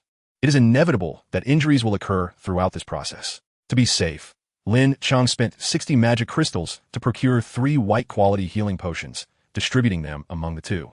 This left him with 412 magic crystals. We will focus on cleansing the area around the psychiatric hospital of zombies, ensuring we do not stray too far, lest others discover the stone tablet and hastily exchange for the abilities within. Understood. The trio departed Shibei, Kongjian. In building number 1, the zombies had been nearly eradicated by Wei Sheng. Standing at the second-floor window, one could observe over 20 zombies wandering in the courtyard. Jiang Yu remarked, just over 20 zombies? That's hardly sufficient. Lin Cheng replied with a laugh. Rest assured, once the fighting commences, the clamor of battle the excited roars of the zombies. And the scent of blood will continuously draw more zombies in. He then added with gravity, "There is a monument here, within which lies a power I must acquire. From this moment forth, anyone entering building number 1 must perish." He stated this conclusion plainly. It was straightforward. The monument possessing this power was a coveted prize among all survivors in this apocalyptic world. In her previous life, Jiangyu's base, Honghu base, had claimed all the monuments in the surrounding 3 cities. Those not affiliated were strictly prohibited from approaching. As the end of days progressed, various factions had amassed a significant store of magic crystals. Even if the power within the monument were exchanged, it still retained considerable value in terms of refreshing potions and attribute points. Occupying the monument would allow one's subordinates to have fixed locations for exchanging attribute points and potions, serving as a crucial foundation for stabilizing power. Not to mention the monuments that possessed powers not yet claimed. Countless conflicts had erupted between bases over the struggle for these monuments in the previous apocalypse. Now, the monument located in the Lake City Psychiatric Hospital was Lin Cheng's temporary target. Once he gathered 1,000 magic crystals to exchange for Liu Guang, he would depart. Until then, all who entered building number 1 must die. This was the nature of the apocalypse, ruthless, brutal, and driven by self-interest. Wei Sheng and Jiangyu said little more. Lin Cheng was their leader. Whatever he said was law. The 3 descended to the ground floor. Merely the sound of their footsteps immediately attracted the attention of the zombies in the courtyard. More than a dozen zombies rushed towards them. This time, Lin Cheng wielded not a damaged fire axe, but rather a white-quality battle knife, a reward for completing a special task. The knife gleamed with a metallic sheen under the afternoon sun, exuding an aura of sharpness. Even this lowest-grade white battle knife appeared extraordinary. Just the sight of it radiated a chilling sense of lethal intent. As dozens of zombies converged upon them, Lin Cheng charged forth. His speed was significantly faster than when he had dealt with the special zombies. This was the result of continuously allocating attribute points. His strength was consistently on the rise. Wei Sheng and Jiangyu watched in awe as Lin Cheng's astonishing speed and agility left them speechless. In an instant, he was amidst the zombies, who remained oblivious to his presence. The glimmering battle knife traced a clean arc through the air. With a swift motion, 7 zombies' necks erupted with a foul black ichor. Several heads tumbled to the ground simultaneously. One strike, 7 zombies felled. The white-quality battle knife was formidable. Even if I wielded the same knife, I could not replicate Lin Cheng's feat of slaying 7 zombies with a single blow. He fought as if seasoned by countless battles. Lin Cheng did not pause for an instant. The white battle knife continued its relentless assault. The low-tier zombies were as fragile as paper against the blade's might. Coupled with his extraordinary strength of 161, the over 20 zombies in the courtyard were dispatched in less than half a minute, leaving Wei Sheng and Jiangyu no opportunity to intervene. The task progress for Lin Cheng displayed 24,200. Due to the commotion of battle, zombies wandering in the other buildings of the psychiatric hospital were drawn out. Dozens of zombies gathered, emitting excited roars. The ground was stained black with the abundant, foul blood, which wafted through the air, reaching the sensitive nostrils of the zombies surrounding the hospital. The zombies on the streets began converging towards the psychiatric hospital. Chapter 12. Occupying the monument at the intersection of Huban Road, where the Lake City Psychiatric Hospital is located. A group of over 10 individuals appeared at the end of the street. Observing the zombies flooding into the psychiatric hospital 50 meters ahead, their expressions turned grave. The leader of the group was a tall, burly man, appearing to be in his early 30s, wielding a white-quality battle knife. His gaze was sharp, filled with arrogance. Why are these zombies completely ignoring us and heading straight for our destination? There must be more than 50 of them. So what? Said Yu Chong, whose strength attribute exceeded 7 points. With a white-quality battle knife earned from a completed task, these zombies were no match for him. Yu Chong was indeed the leader of this temporary squad. Half an hour prior, he had triggered a C-class task, occupy the monument. The task required him to occupy a low-tier monument on the 4th floor of building number 1 in the Lake City Psychiatric Hospital for 24 hours. The task system stipulated that within this time frame, no one other than him and his companions were permitted to enter the 4th floor of building number 1. The reward for the task was a total of 4 attribute points. Having completed numerous tasks, Yu Chong was well aware of the immense impact attribute points had on enhancing one's strength. Gaining even 1 additional point in strength could significantly overpower an opponent. Completing this task would cause his total attributes to surge by 12 points. Such a terrifying enhancement. Even with a horde of zombies pouring into the Lake City Psychiatric Hospital, he was determined to accomplish this task. Yu Chong glanced at the white-quality battle knife in his hand. His strength had reached 71, speed 57, physique 62, spirit 55. He had tallied the attributes of other team members, most of whom had only gained marginal increases of a few tenths. Their strength typically ranged from 4 to 5 points. With a strength of 71, he utterly dominated them. Possessing the white battle knife further amplified his combat prowess. He had nothing to fear. Yu Chang stepped forward, declaring, "What are you afraid of? Those few zombies. I can take them all down with a few strikes. Find the monument, and I can exchange for attribute points from it."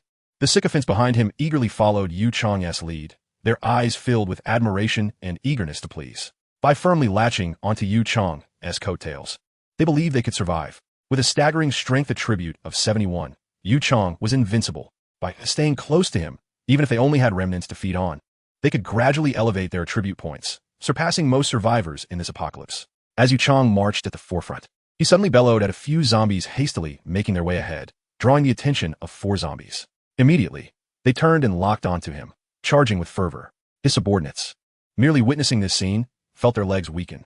Yet Yu Chang, brandishing the white battle knife, charged forward. The formidable blade effortlessly sliced into one zombie's shoulder, severing a third of its body. The sharpness was unimaginable. However, the zombie was not yet dead. Dragging its mangled body, it lunged at Yu Chang without losing momentum. Cursing under his breath, although he had already slain a fair number of zombies, he still struggled to deliver a precise blow to the swiftly moving creature's brain. It was exceedingly difficult. He quickly adjusted his stance, delivering a strike to the zombie's neck. Finally, with his strength of 71 and the white battle knife, he severed the creature's head in one swift motion. Immediately, he found himself surrounded by the remaining 3 zombies. Panic surged within him. Damn it, if I can't hit the head, then I'll go for the legs. He squatted down, his posture somewhat awkward and comical. Swinging the white battle knife forward, he cleaved through the legs of all 3 zombies. They fell to the ground, howling. Yu Chang, panting as he rose, was not fatigued but rather frightened. He realized he should not be overly arrogant. Despite his high attributes and excellent weaponry, his combat experience was lacking. Facing multiple zombies at once made it easy to become flustered. In the eyes of those sycophants behind him, the recent actions of Yu Chang were nothing short of spectacular. "Changge, you are incredible," they exclaimed. "Facing 4 zombies alone is simply astonishing. It's exaggerated." One strike nearly severed half of a zombie's body. Yu Chang steadied himself, standing in place as he observed several zombies on the ground, writhing and twisting, their legs severed. Struggling to shoot the heads of moving zombies, he resolved that next time, just like this instance, he would first target the legs. After finishing off the remaining 3 zombies and collecting the magic crystals, Yu Chang led his team towards the Lake City Mental Hospital. As they approached the hospital's perimeter, a cacophony of intense battle sounds erupted from within. In front of them, a continuous stream of zombies was pouring in through the main entrance. In just half a minute of watching, at least 60 to 70 zombies had surged inside. Even during Yu Chang's previous confrontation with the 4 zombies, not a single one turned back to glance at the commotion. Some of Yu Chang's subordinates began to feel apprehensive. "Changge, it seems there are people inside clearing the zombies. With all this noise, aren't they worried about attracting all the surrounding zombies?" One ventured, "Perhaps we should wait until those inside have perished and the zombies disperse before we go in to find the steel." Yu Chang gritted his teeth and replied, "No. Those people are clearing the zombies with great fanfare because they must have found the steel on the 4th floor of Building 1 and want to exchange weapons inside.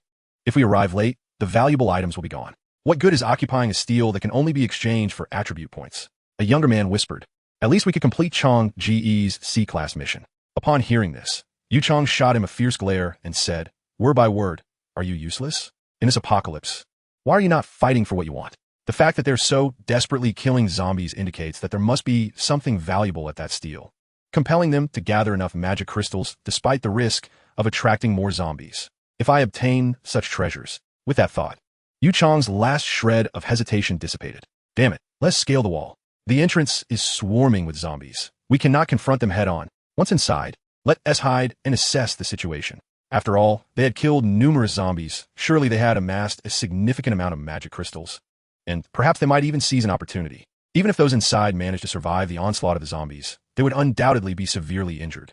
At that time, they could eliminate them, seize their magic crystals, and logically take control of the steel. Without further ado, the group of over 10 individuals, with Yu Chang being the most capable among them, easily vaulted over the wall while the others assisted each other in making the leap. Once they landed, they were left in stunned silence. Before them lay hundreds of zombies, densely packed around the entrance of a building, blocking it completely. Each zombie emitted frenzied roars, desperately trying to push forward, even attempting to drag others behind them. They could not discern what the zombies were surrounding. The scene was chilling, and just the thought of being encircled by hundreds of zombies was enough to send shivers down their spines. What is happening? What are these zombies doing? What could they be surrounding? It's terrifying. Yu Chang's face paled. Even he, with a strength of 71, would be torn to shreds in an instant within such a mass of zombies. Was there truly someone clearing these zombies? What kind of person could survive and battle amidst such a crowd? As the group grappled with their fear and confusion, a flash of steel suddenly illuminated the horde of zombies. Dozens of heads, accompanied by a torrential spray of blood, soared into the air. Before the heads even touched the ground, a figure erupted from the mass of corpses. The speed was astonishing, leaving Yu Chang and his companions only able to catch a fleeting glimpse, unable to discern the man's features. They were utterly astonished, unable to suppress their exclamations. What is happening? Who is that person? Surrounded by hundreds of zombies, and yet he breaks free. Lin Cheng burst forth from the horde, immediately drawing nearly half the zombies towards him. However, his speed was breathtaking. The zombies could not even catch a glimpse of his form. With a speed of 132, he moved almost 3 times faster than an ordinary person. His physique of 127 provided him the stamina to endure prolonged combat, while his strength of 161, wielding a white-quality battle knife, allowed him to dispatch dozens of zombies in a single strike. The zombies swarmed like frenzied bees, relentlessly pursuing Lin Cheng's elusive figure. Yu Chang and his group could only watch in awe as Lin Cheng deftly navigated through the throng of zombies, beheading them with precision. Each swing of his blade sent heads flying, splattering blood that painted the air like a grotesque work of art. The cacophony of falling corpses echoed dully as blood transformed the ground into a darkened expanse, the once floral dirt now a quagmire. The stench of decay intensified with each passing moment. The hundreds of zombies, once a source of dread and despair for Yu Chang and his companions, were reduced to mere playthings in the hands of this individual. Not a single zombie could harm him. Under his blade, they were as fragile as paper. What shocked them further was the fact that every single strike was executed with unparalleled accuracy, each zombie dispatched without a second blow. What terrifying power! Is this person a specialist in hunting zombies? Is he even human? How can anyone manage to avoid being restrained by any of the 100 zombies while simultaneously slaying several of them in one stroke?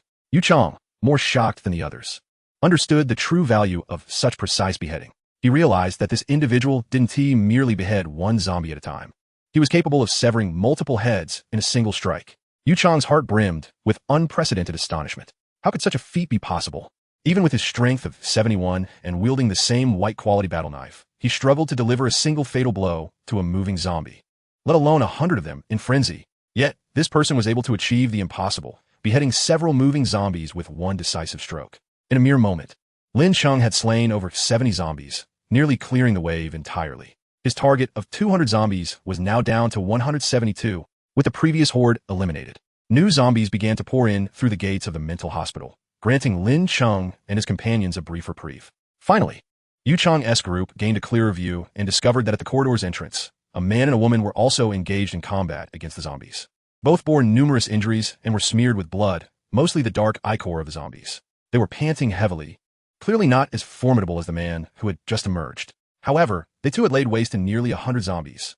Examining the corpses, it was evident that while they did not achieve the same level of precision as the earlier figure, out of every 10 zombies, 7 or 8 had met their demise through blunt force trauma to the head. Wei Sheng had abandoned his previous surgical knife as a weapon, deeming it ineffective amidst the horde. Instead, he wielded the baton of the deceased Shui Yang, which proved to be quite effective. Yet after dispatching dozens of zombies, the baton felt as if it might soon break. I'm exhausted. In just these few minutes, I've killed more zombies than I did in 2 hours before. Wei Sheng wiped the blood from his face and spoke. Jian Yu's arms had begun to numb. Among the 3, she possessed the least strength, at merely 68 points. Fortunately, her robust physique allowed her to endure. I have only slain 56 out of 200 zombies. Truly, this being my first C-grade mission is no small feat, she lamented.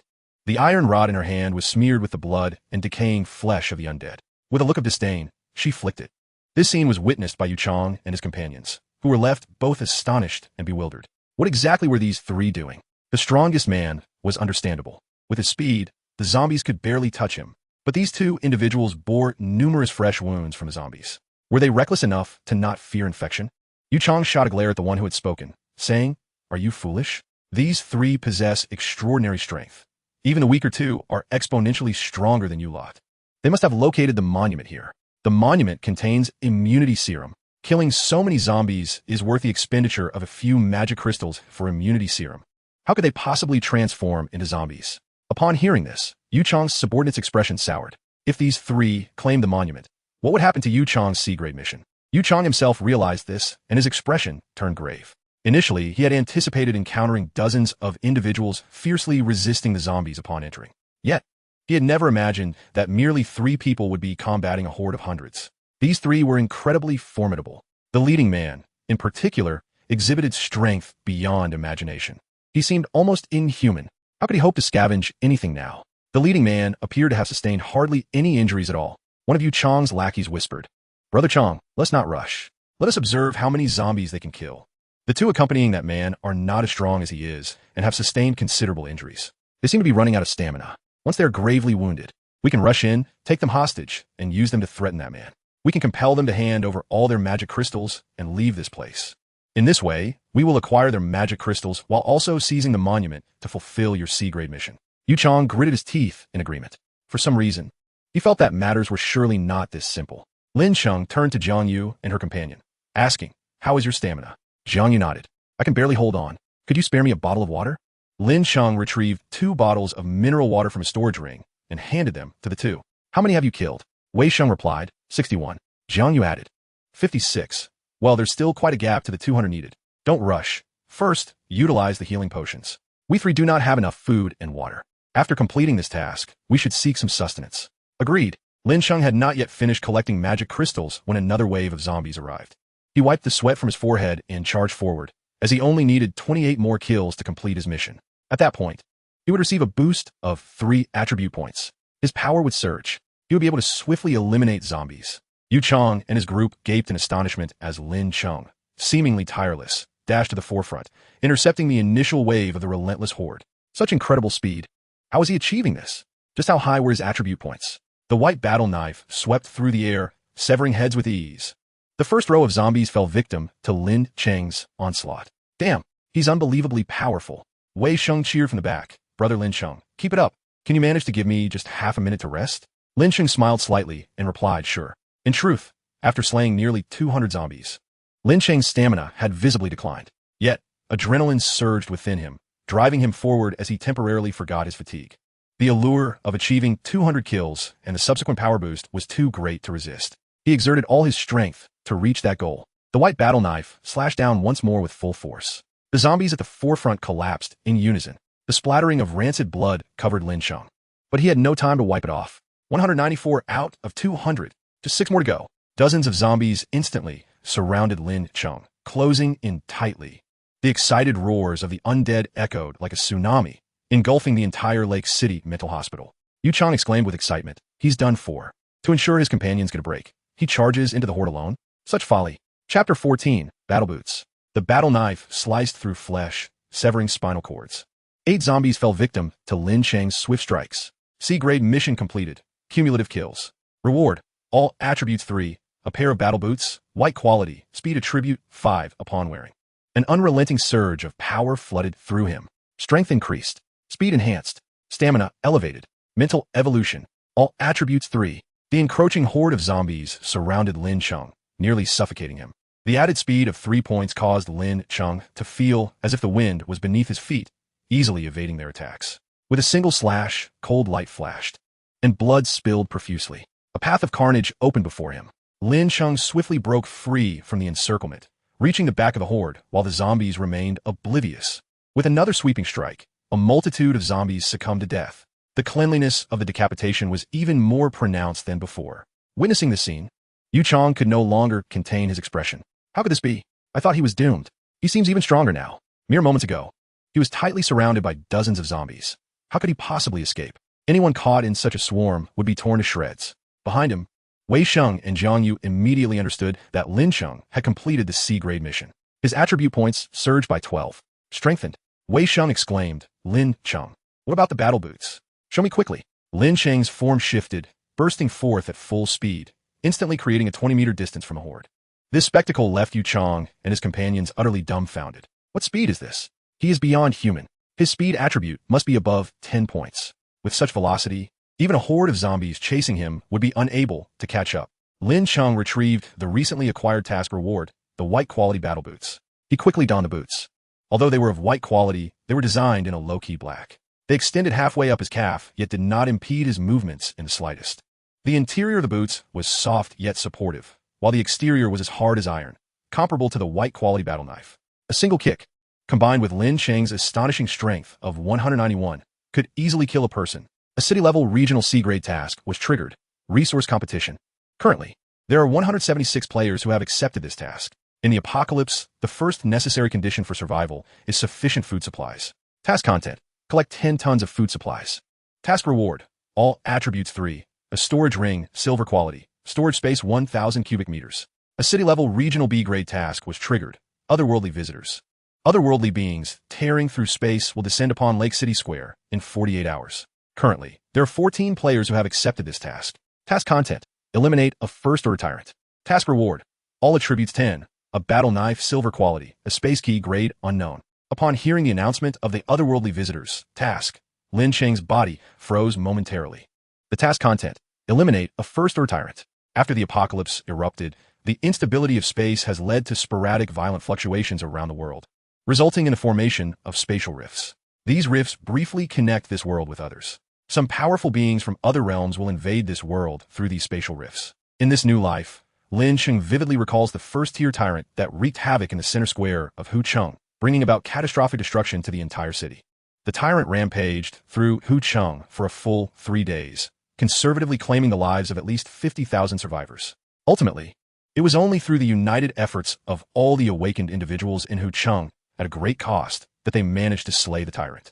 Although the apocalyptic system does not explicitly categorize humanity into classes, the survivors from the previous life, through their experiences, estimated that the average attributes of a first-tier zombie hover around 20 attribute points. For humans to overcome a first-tier zombie, their average attribute points must exceed 20. However, this rule does not apply to beings that arrive from other realms. The first-tier tyrant, as delineated by the apocalyptic system, is conservatively believed to possess strength exceeding 30 attribute points across the board. Currently, Lin Cheng possesses a strength of 191, speed of 1625, physique of 157, and spirit of 152. He stands out among the survivors as a paragon, with his strength and speed reaching the normal first-tier level. Yet, if his opponent is a first-tier tyrant, it would be woefully inadequate. There are still 48 hours before the tyrant's emergence. Lin Cheng must elevate all his attributes beyond 30 before that time. Ideally, he should also acquire an offensive ability. Otherwise, merely reaching the tyrant's attribute points will not suffice. The tyrant is massive, with terrifying defense and vitality. The 2 new tasks he has undertaken promise rewards of silver quality equipment. Lin Cheng's current white quality storage ring, with a capacity of 50 cubic meters, is already at its limit after accommodating 3 motorcycles. Following Wei Sheng's inclusion, the team benefits automatically expanded, transforming the original 2 motorcycles into 3, all stored within Lin Cheng's ring.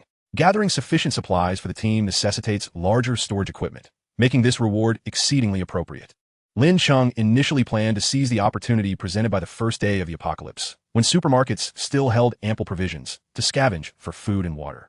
Should he succeed in slaying the tyrant, he would directly enhance all attributes by 10, totaling a remarkable 40 points.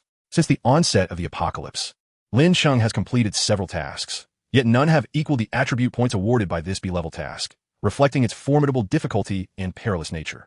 Aside from the attribute points, there's also a silver quality battle knife and a spatial key. The spatial key is a legendary item that Lin Cheng had only heard of in his previous life, never having laid eyes upon one. It is said that a spatial key can unlock a fixed secret realm, teeming with treasures and opportunities. Entering and successfully exiting such a realm could guarantee one's rise to power.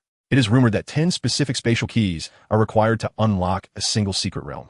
Acquiring just one allows one to discern the realm's precise location, where they may await the remaining 9 key bearers. Only when all 10 keys are assembled can the secret realm be opened. Even upon opening, not just anyone may enter. One must be marked with a mental imprint by one of the key bearers to gain access. Lin Cheng did not anticipate that completing the task of slaying the tyrant would reward him with a spatial key, with the key in hand. He could venture into the secret realm alongside Jiangyu and Wei Sheng. As the zombies surged towards Lin Cheng once more, he guided them towards Jiangyu and Wei Sheng. He had completed his task, while they had yet to finish theirs. Jiangyu and Wei Sheng, having sufficiently recuperated, prepared for battle upon seeing Lin Cheng draw the zombies to them. Suddenly, Lin Cheng furrowed his brow, his gaze inadvertently drawn to a corner of the courtyard. It seemed there were others present. In Chapter 15, the astonishing number of magic crystals comes into play. With his attributes nearly reaching the first tier, Lin Cheng's sensory abilities have significantly improved. He could vaguely sense the presence of others aside from the 3 of them. although that group was weak and attempting to conceal themselves. Lin Cheng frowned slightly. As long as they did not interfere with him, he had no intention of getting involved. However, should they attempt to enter building number 1 after his warning, there would be no mercy. Wei Sheng and Jiang Yu had both utilized their healing potions. And under Lin Cheng's delay, their stamina had largely recovered. At that moment, the horde of zombies attacked once more, and both were filled with renewed vigor. Lin Cheng not only alleviated their pressure, but also observed their combat techniques. Jiang Yu had previously informed him that she was a professional tennis player, dedicating her time to training rather than eating or sleeping. The training of a professional athlete encompasses comprehensive physical conditioning, core strength, power generation, stamina control, and endurance training. Jiang Yu exhibited remarkable expertise in this regard. When she dispatched zombies, she applied all her professional knowledge, utilizing years of training to instinctively employ her combat skills and power techniques. Consequently, even though her strength attribute was slightly lower than Wei Sheng's, her zombie kill count was nearly equal to his. Wei Sheng's combat style, on the other hand, was recklessly aggressive. Although he was a patient here, he was far from foolish. He understood that the zombies' fatal weak point lay in their heads. Previously, he had used a scalpel to stab directly at their temples. And now, wielding a baton, he struck at the back of their heads. Unlike the dodging Jiang Yu, Wei Sheng seemed oblivious to evasion, focusing solely on how to eliminate the zombies before him with wild fervor. While Jiang Yu exhibited normal expressions of pain when injured, Wei Sheng appeared impervious to pain, solely fixated on killing. Their kill counts steadily increased, with Lin Cheng acting as a gatekeeper, swiftly dispatching a dozen zombies to ease their burden. Once they regained their footing, he allowed more zombies to approach. These two were worthy of his investment. Soon, both of their kill counts surpassed 100, but they bore significant injuries. Wei Sheng had sustained severe bites on his right shoulder, with flesh torn away, and his legs were covered in countless claw marks, his pants nearly disintegrating into tatters. Jiang Yu bore deep, terrifying wounds on her arm, with bright red blood continuously dripping down. A zombie lunged at her, and despite the pain, she struck with precision and force, crushing its skull as if it were a watermelon. Simultaneously, several zombies attacked from the side, gnawing at her body. Unable to contain her anguish, she let out a fierce cry, striving to shake off the zombies clinging to her. Upon witnessing this, Lin Cheng rushed forward, clearing the surrounding zombies with 2 swift strikes. The kill count now stood at 112 and 106. "You are seriously injured. Retreat temporarily," Lin Cheng urged. "I will hold them off, and you both gather all the magic crystals. We need to move upstairs." Despite their grave injuries, the two began to collect the magic crystals. Lin Cheng had already slain over 300 zombies. Including their kills, they had dispatched more than 500 zombies in total. After setting aside the few magic crystals he had collected during the battle, they still had around 400 crystals to gather. This task was tedious and time-consuming. Lin Cheng tossed his storage ring to Jiang Yu, instructing, "Wear this. Just touch the magic crystals, and they will be stored inside." After adorning the storage ring, Jiang Yu's efficiency in collecting magic crystals surged.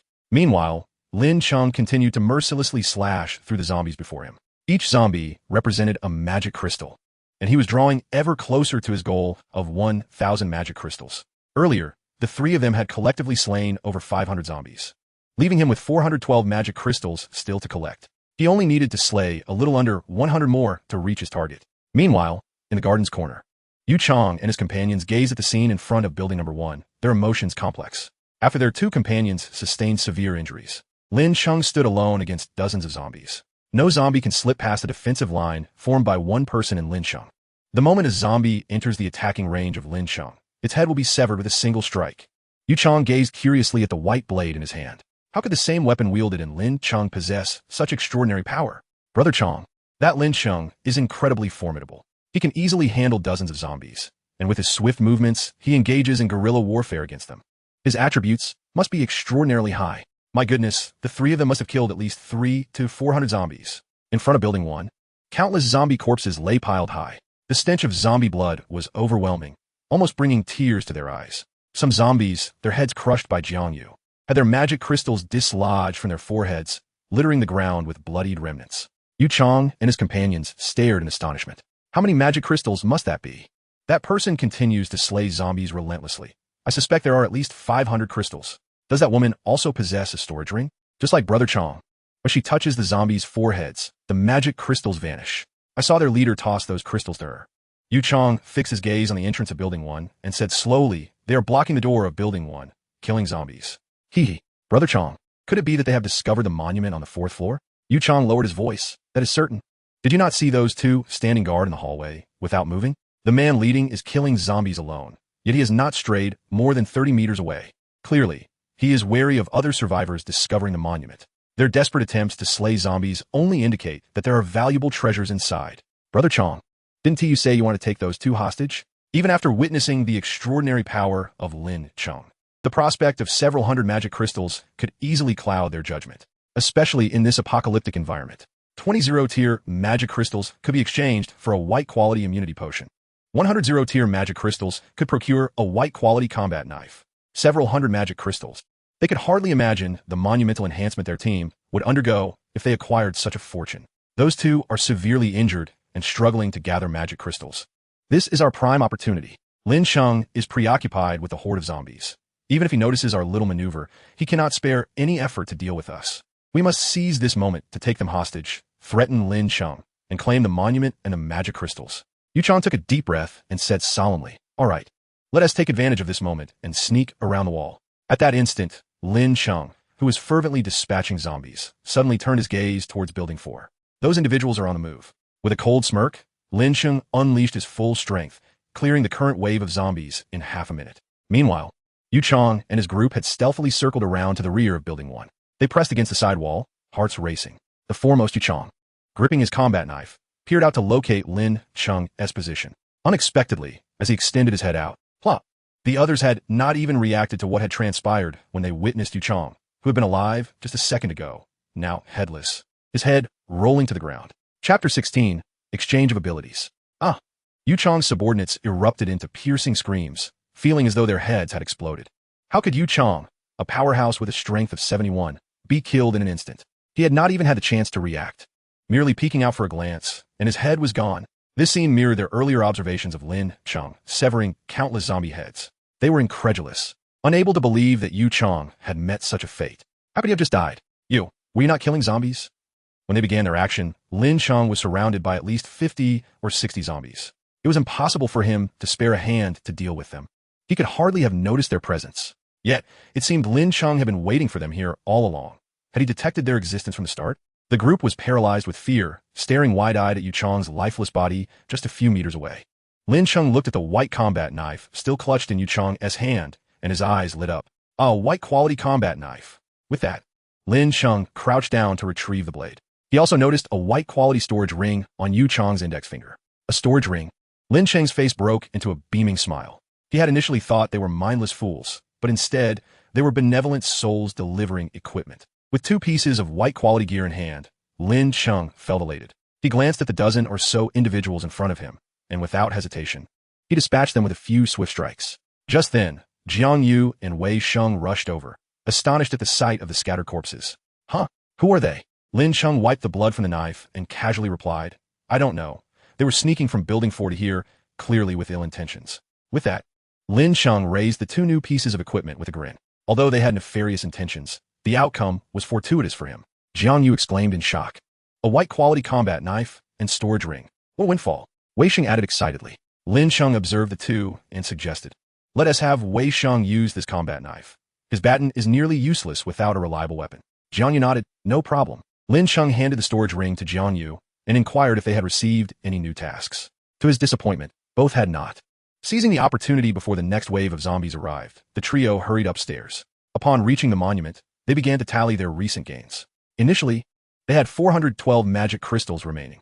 Afterward, Lin Cheng had slain over 400 zombies, while Jiang Yu and Wei Sheng combined had taken down over 200. Additionally, they found 15 crystals in Yu Chong's storage ring. The total number of magic crystals had thus soared to 1105, enough to exchange for the silver quality ability Liu Guang. The 3 entered the space of the monument without delay. Lin Cheng chose to exchange for the ability, spending 1,000 zero-tier magic crystals.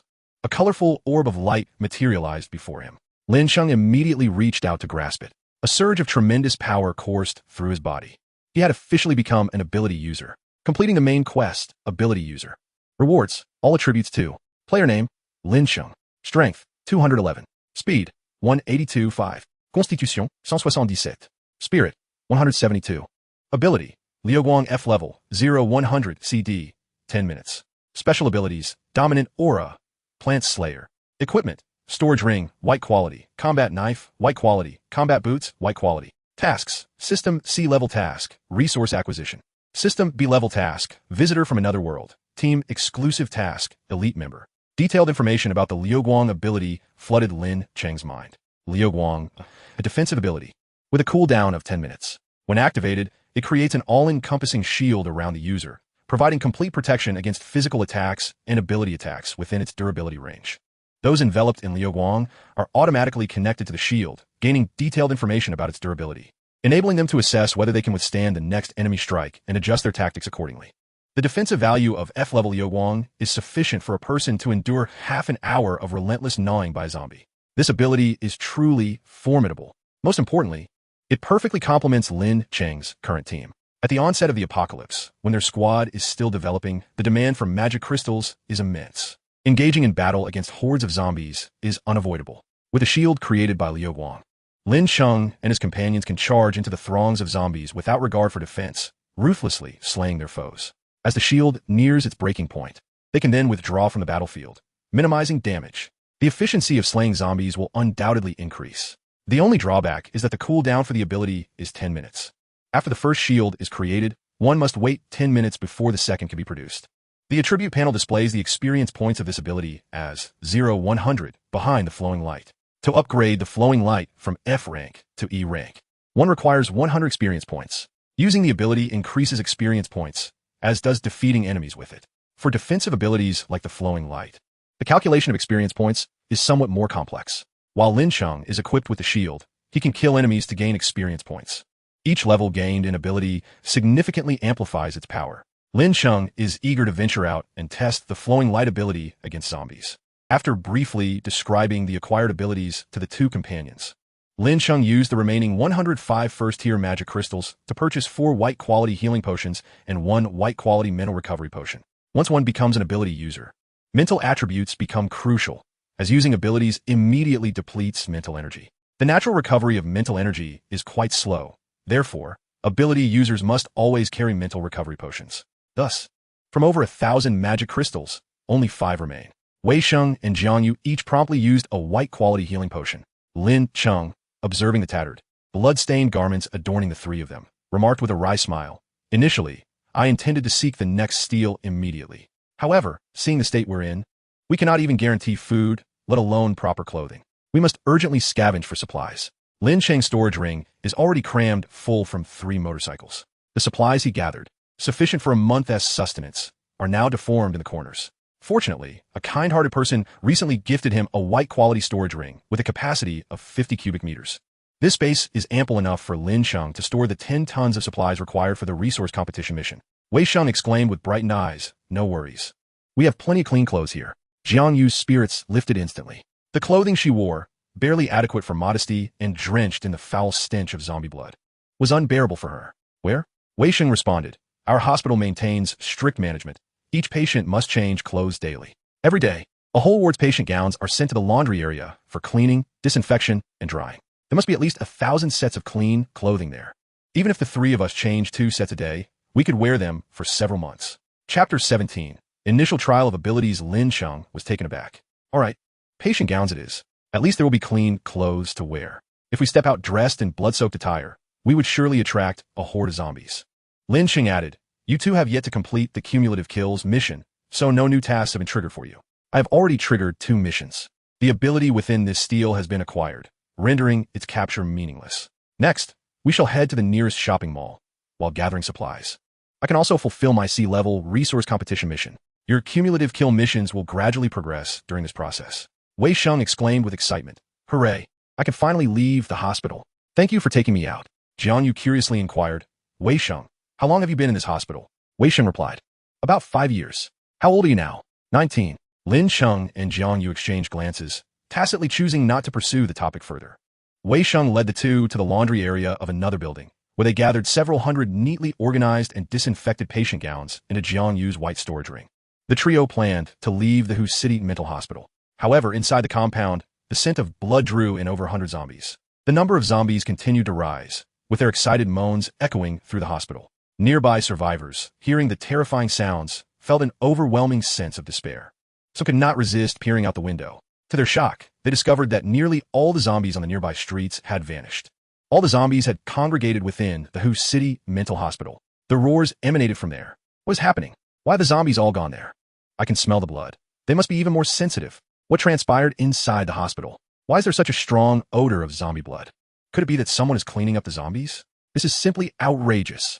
Regardless of whether the people inside are clearing out zombies, the scent of blood is attracting an increasing number of zombies, and those inside are doomed. Wei Sheng, wielding a white-quality battle knife, was eager to act. Lin Cheng stopped him and said, "Hold on, let me shield you first." The F-rank ability, Flowing Light, was activated for the first time. A powerful wave of energy emanated from Lin Cheng. Jiang Yu and Wei Sheng, sensing this aura, widened their eyes in astonishment. Jiang Yu exclaimed, "This energy feels incredible." Wei Sheng remarked, "Is this what it means to be an ability user?" The moment you activated your ability, the aura that enveloped us felt mysterious and powerful. Jiang Yu suddenly felt as though an invisible, transparent membrane encased her body. This sensation was fleeting and devoid of any foreign feeling, yet it provided her with immense reassurance. Simultaneously, information about the flowing light shield manifested in her mind.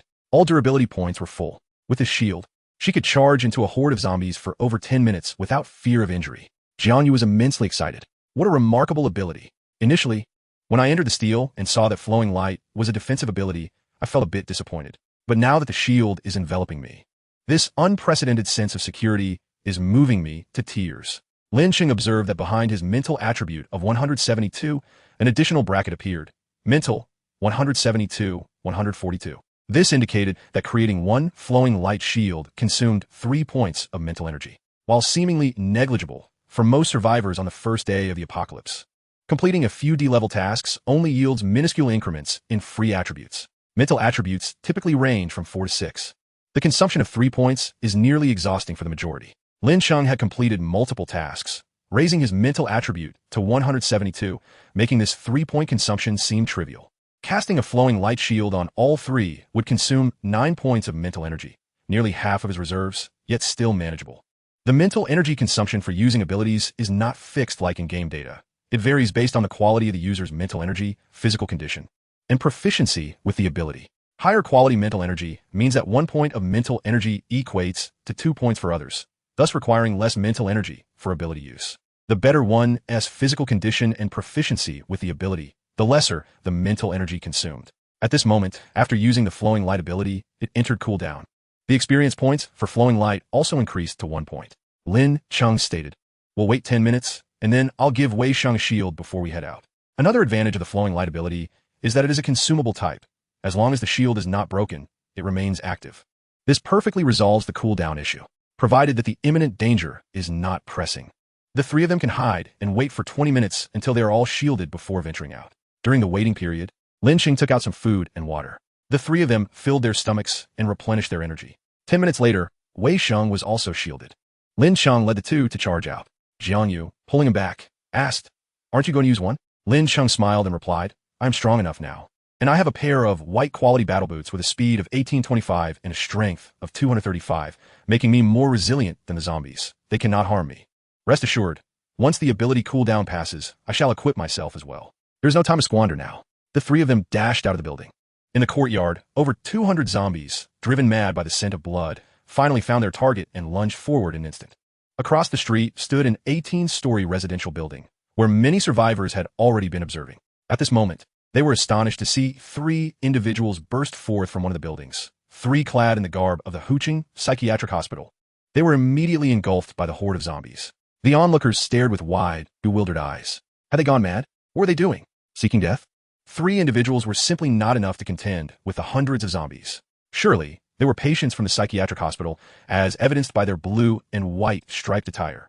No wonder their behavior appeared so erratic and deranged. But soon, some noticed heads flying into the air, accompanied by splashes of black blood. Upon closer inspection, they realized these were indeed the heads of zombies. What on earth?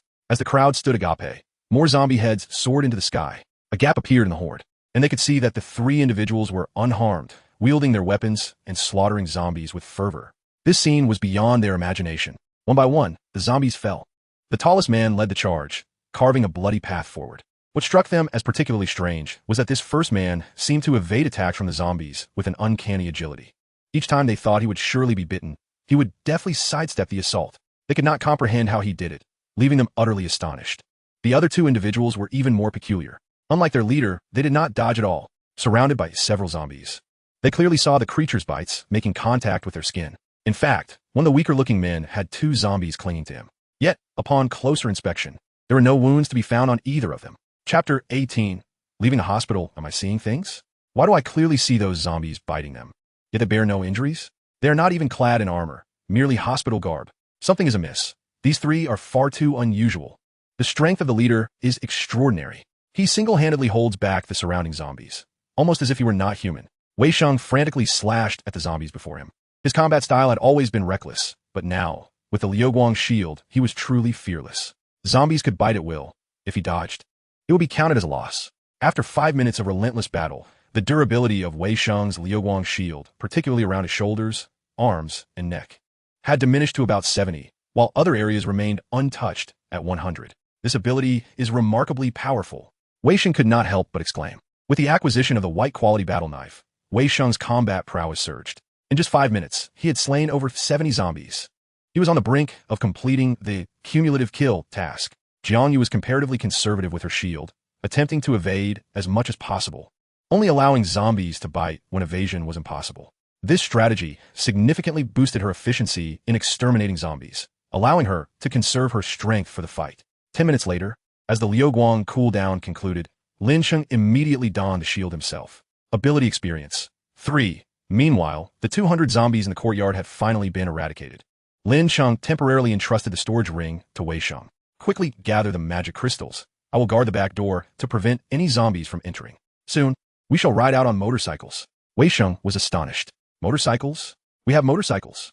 Lin Cheng glanced at him and said, you ride behind me. Lin Cheng could hardly believe that Wei Sheng was capable of driving a motorcycle steadily in his current state. Triggering the main quest. Ability upgrade. Each level of ability brings about unexpected transformations. Quest details. Upgrade an ability from F rank to E rank. Quest rewards. 4 tribute points. Original stone necklace, silver quality. When worn, it nurtures the wearer's mental strength at all times, enhancing the quality of mental strength and steadily restores mental strength during consumption. An original stone necklace. Silver quality. Just wearing it allows for the recovery of mental strength and the gradual enhancement of its quality. This is nothing short of a divine artifact. High-tier steel equipment related to mental strength is exceedingly rare, let alone something that can restore and progressively improve mental strength. After receiving this quest, Lin Cheng was filled with vigor. Donning the Liuguang shield and charging forth to slay zombies would indirectly enhance the experience of a shield. Lin Cheng stood guard at the back door leading from the treatment area to the outside. Nearby survivors could only observe as zombies were continuously lured into the psychiatric hospital. But the numbers were far less than before. It seemed the 3 individuals had nearly cleared the area of zombies. As each zombie approached, Lin Cheng would strike it down. Not a single zombie could inflict harm upon him. The durability of Lin Cheng's Liuguang shield remained at 100. For every 2 zombies he killed, his experience would increase by 1. The experience of the Liuguang had already reached 22 points. Wei Sheng and Jiang Yu deposited all the magic crystals into Lin Cheng's storage ring, 241 in total. At the entrance, Lin Cheng had slain dozens of zombies and collected several magic crystals from them. He retrieved 2 silver motorcycles from the storage ring. Wei Sheng excitedly approached and returned the storage ring to Lin Cheng. Lin Cheng's magic crystal count was now nearing 300. The previous motorcycle still had energy from 1 magic crystal unused. He only needed to fill the newly acquired motorcycle with 1. These 2 motorcycles are ours. Wei Sheng exclaimed with uncontainable excitement. Lin Cheng skillfully mounted one of the bikes and said, you ride behind me. Without hesitation, Wei Sheng hopped on, exclaiming, if any zombies dare approach, I shall slash them. You just focus on driving. Lin Cheng smiled slightly and replied, you may not have that opportunity. Before he could inquire further, Lin Cheng revved the silver motorcycle and shot forth. Jiang Yu rode closely behind on her own bike. The survivors on the upper floors were utterly astonished as they watched the motorcycles swiftly vanish from view. What the heck? How is their speed so incredible? Were they specially modified? It feels like all the zombies in this area have been wiped out. On the road, Lin Cheng drove the motorcycle at full speed. The zombies lining the streets, drawn by the roar of the engine, could not keep pace with the bikes. Wei Sheng was ecstatic on the back seat, exclaiming, this is exhilarating. I have longed to leave the hospital, but I never imagined it would be such a thrilling spectacle. Ha ha ha. The zombies can't catch up to us. Lin Cheng, shall we gather supplies and then search for the steel? Do you know where the steel is? Lin Cheng replied, Huqing Prison and Huqing University. Upon hearing this, Wei Sheng was even more excited. Prison and university, both places I have never been. Jiang Yu struggled to keep up with Lin Cheng's motorcycle. Her attributes were not as high as his, and her reflexes and judgment were not as swift, causing her to lag behind significantly. Fortunately, after 15 minutes, they all safely arrived at the shopping mall's exterior. The area surrounding the mall was teeming with zombies. As soon as they heard the motorcycles, they all converged. Lin Cheng instructed the two, "You go ahead and complete the cumulative kill task quickly." Jiang Yu tucked away her motorcycle and approached the zombies wielding an iron rod. Her movements became increasingly efficient, devoid of any unnecessary actions. A lone zombie appeared, and with a swift strike of an iron rod, its skull was shattered, akin to the splintering of a watermelon. With her shimmering protective shield still intact, Jiang Yu devoted her entire focus to the task of exterminating the undead.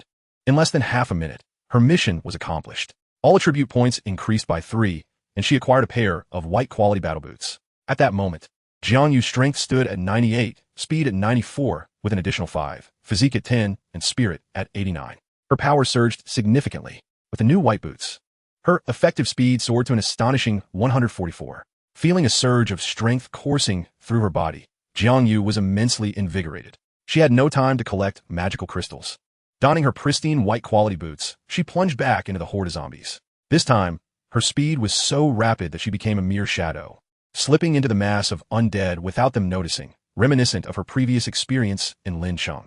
With her greatly enhanced strength, each swing of her rod met little resistance as she dispatched the zombies with ease. So powerful, Jiang Yu murmured in awe.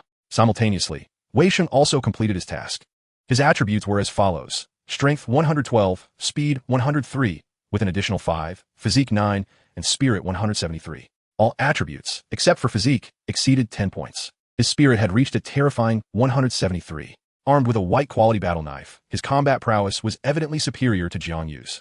He allowed the encroaching zombies to approach and attack him while he knelt to don his battle boots. With a flash of cold light, the 5 or 6 zombies that lunged at him were severed in half. As the captain of the team, Lin Cheng could monitor the attribute panels of both Jiang Yu and Wei Sheng at any time. Upon witnessing their attribute points increase, he understood they had successfully completed their tasks. A mechanical voice resonated in their minds, announcing the activation of a city-level regional C-class mission, resource acquisition. A total of 716 players had accepted this task. In this apocalyptic world, the first essential condition for survival was an ample supply of food resources. The mission's objective was to gather 10 tons of food supplies. The reward for completion included an increase of 3 to all attributes and a storage ring, silver quality, with a storage capacity of 1,000 cubic meters. This task was identical to Lin Cheng's. After a brief discussion among the three, they immediately began collecting the magical crystals obtained from the slain zombies. The total number of magical crystals was 674. They then turned and raced towards a shopping mall. The basement level of the mall housed a large supermarket, perhaps even a sizable warehouse. Chapter 19. Clearing the warehouse upon entering the mall, the number of zombies inside was not as overwhelming as those outside. The escalator leading to the basement was obstructed by a pile of shopping carts, barely blocking the passageway to the lower level. Over 20 zombies surrounded the carts, their low intelligence causing them to act solely on instinct. They pushed and shoved at the carts, emitting horrific growls. Inside the large supermarket on the basement level, over 1,000 survivors were hiding, holding their breath as they listened to the commotion at the escalator. It had been several hours. The zombies should not be able to enter. These zombies seemed to possess very low intelligence. As long as they could defend this location, preventing any zombies or other survivors from entering, they could survive for at least 6 months. They must not show mercy by allowing others in. For who knew if they bore wounds inflicted by zombies? Yes, although there were plentiful supplies here, with more people, resources would dwindle. Who knew when rescue would arrive? Every additional person diminished their hope of survival. Should keep quiet. Just then, the sound of fierce combat erupted from the escalator, followed by a series of carts being toppled. The survivors turned pale, witnessing carts tumbling down from the escalator. Footsteps echoed, and 3 individuals clad in blue and white striped hospital gowns appeared at the supermarket checkout. The crowd was stunned, their expressions frozen in disbelief as they stared at Lin Cheng and his companions, unable to comprehend what was happening. There were still so many zombies upstairs. How had these 3 descended?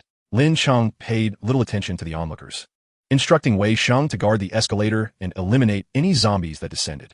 He and Jiang Yu, equipped with storage rings, were tasked with collecting supplies. They aimed to gather 10 tons of resources to complete their mission, thereby earning 2 new silver-quality storage rings, after which Wei Sheng would pursue his resource collection task. With no time to waste, they had many tasks yet to complete. Lin Cheng and Jiang Yu dashed towards the nearest shelves. The supermarket was chaotic, many shelves lay toppled, and goods were scattered about. The bodies of both zombies and humans littered the ground, and the spilled food was soaked in blood. Lin Cheng stuffed anything he could find into his storage ring: food, drinks. In no time, he had cleared 3 entire shelves. At that moment, someone finally reacted. A robust man in his 30s stepped forward, angrily pointing at Lin Cheng. "What are you doing? These supplies belong to all of us. Where are you putting them?" Others chimed in, voices raised in a cacophony of accusations. His hand touched those items, and they just vanished. "I thought my eyes were deceiving me. What on earth? How are they doing this? Special abilities? If so, they'll empty the entire supermarket. What will we eat?" Instantly, most of the survivors fixed their furious, hateful gazes upon Lin Cheng and Jiang Yu. Lin Cheng had no intention of acknowledging them, seeing a male figure towering over them.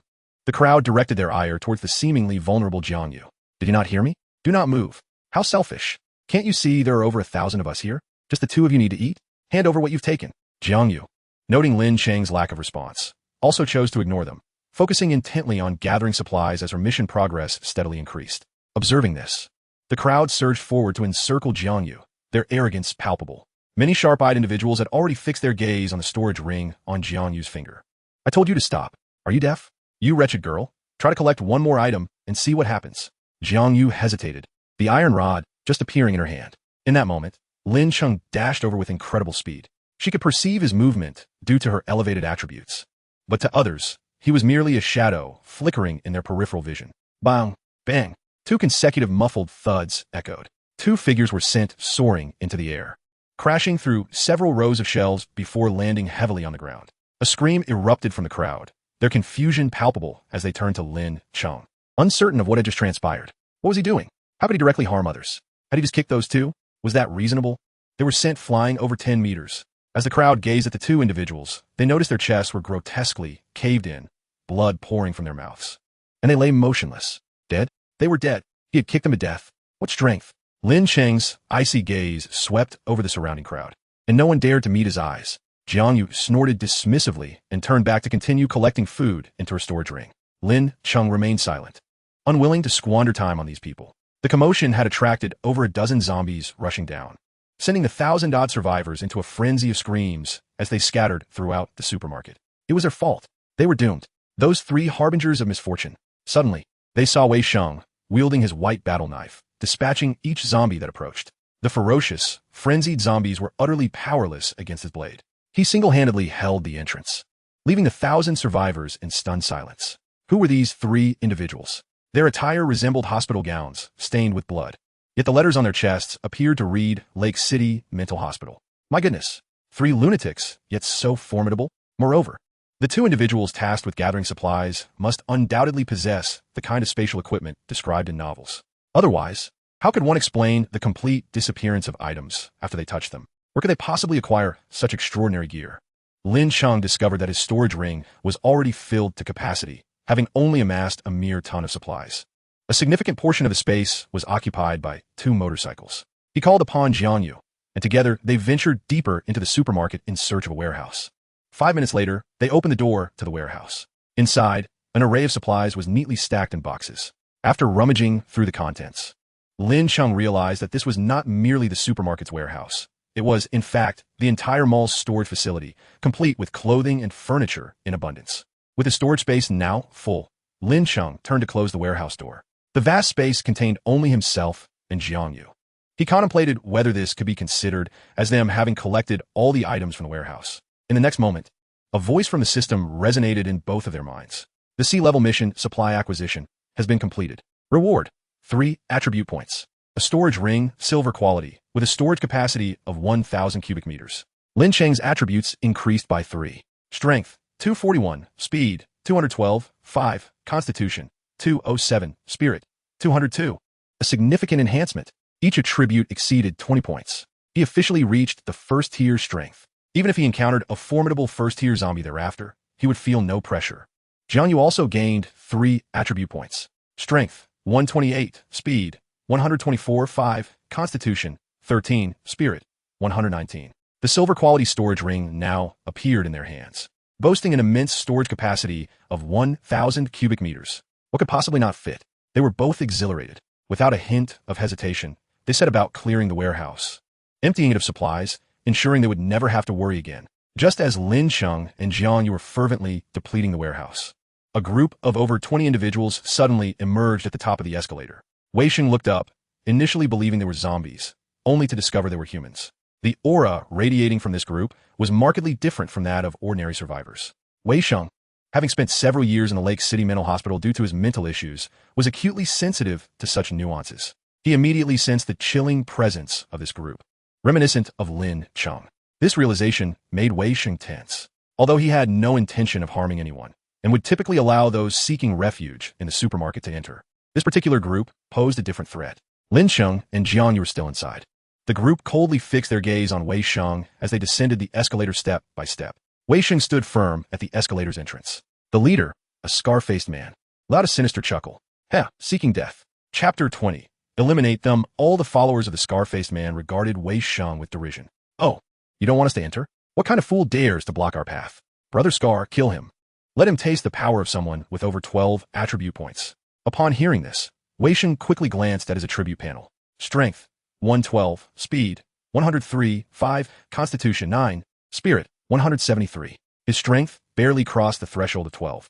With the enhancement from his white combat boots, his speed reached 153. Although his constitution was somewhat lacking at just 9 points, his spirit stood at 173. Unfortunately, as he was not an ability user, his formidable spirit was of little immediate utility. While his strength lagged by 8 points, he wielded a white combat knife. With the knife's enhancement, his destructive capability surely surpassed 12 points. Wei Sheng did not retreat an inch, gripping his white quality combat knife, surrounded by the corpses of over 10 zombies. The scar-faced man was the first to confront him. Without hesitation, Wei Sheng swung his knife with all his might. However, to his surprise, a glimmer of cold steel flashed before him as the scar-faced man brandished his own white-quality combat knife. The two blades clashed with a resounding clang, emitting a piercing metallic screech. The disparity in strength, though numerically close, was enough to create a significant gap. Wei Sheng was immediately forced back several meters. The survivors within the supermarket watched in astonishment. They had witnessed how Wei Sheng had effortlessly dispatched the zombies, believing him to be quite formidable. Yet now, it was evident that any one of this new group surpassed him in strength. Who were they? Was it not obvious? They had certainly come to seize supplies. With zombies lurking everywhere outside, only the most formidable individuals would dare to venture out at such a time. How fortunate these individuals have arrived. I certainly did not wish for those 3 earlier to take everything. The scar-faced man gazed intently at Wei Sheng and his white combat knife, speaking leisurely. That's strength. Your attribute points must have increased significantly, at least exceeding 10 points. You possess a white quality combat knife. How delightful. Killing you would grant me yet another knife, which would certainly brighten my mood. Unlike those I killed before, which yielded nothing. Wei Sheng slowly retreated, inquiring, "Oh, what is your speed?" The scar-faced man and his underlings burst into laughter. Does this fool think he possesses exceptional speed? Why would he even ask Brother Scar what his speed is? Hilarious. The scar-faced man chuckled heartily before replying, 13 points. What? Do you wish to escape? Wei Sheng continued his questioning. And what about the speed of your subordinates? The henchman of the scar-faced man eagerly chimed in. We certainly don't have attribute points as high as Brother Scar. What nonsense. Regardless, you will soon be dead. Do you wish to imply that your speed exceeds your strength? What kind of fool would allocate their free attribute points to speed instead of strength? Wei Sheng earnestly countered. How can you say that? Some individuals simply lack the courage to confront zombies and instead prioritize speed for escape. Don't you understand? Truly foolish. The insulted henchman, unable to contain his fury, pointed at Wei Sheng and shouted, You lunatic, calling me foolish? Have you even looked at the hospital gown you're wearing? Hilarious. You must have escaped from the Lake City Mental Hospital. Growing impatient, the scar-faced man charged at Wei Sheng, wielding his combat knife. To his astonishment, Wei Sheng turned and fled. His speed was astonishing. The scar-faced man struck only air, taken aback by Wei Sheng's rapid retreat. This individual was indeed fast, clearly faster than me. His subordinates were equally shocked. What was happening? This madman was genuinely faster than someone with strength. No, look at the boots he is wearing. Those must also be some form of equipment. Indeed, how could he possess so many fine items? None of us have speed-enhancing boots, yet he does. This defies logic. How could he have acquired such exceptional gear? Regardless, it matters not how he obtained them. Kill him. His knife and boots belong to Brother Scar. The scar-faced man greedily eyed Wei Sheng's boots and exclaimed, What splendid fortune today. After slaying so many useless wastes outside, I finally have the chance to eliminate something of value. All of you pursue him. 2 of you stay to guard the escalator. He must not escape. Let us see how long he can evade us in this basement level. Wei Sheng dashed deeper into the supermarket, seeking Lin Cheng and Jiang Yu's assistance. With the white combat boots enhancing his speed, He clearly outpaced the scar-faced man's group. However, to his dismay, the survivors within the supermarket began to obstruct his path. Stop him. His companions just killed 2 of us. All this food was originally ours, and they insist on stealing it. If we cannot enjoy it, neither shall they. The newcomers were evidently stronger than the previous trio, outnumbering them as well. It was clear they were far superior. If we can win their favor, perhaps we can still share some food. Indeed, wasn't this person just now formidable in slaying zombies? Now he was reduced to fleeing from the scar-faced man. Over half of the survivors in the supermarket began to encircle Wei Sheng. They dared not approach Wei Sheng too closely, instead toppling the surrounding shelves to create obstacles and disrupt his escape. Wei Sheng was utterly bewildered. He believed he had treated these survivors well. He had dispatched zombies to ensure their safety, yet they turned on him in such a manner.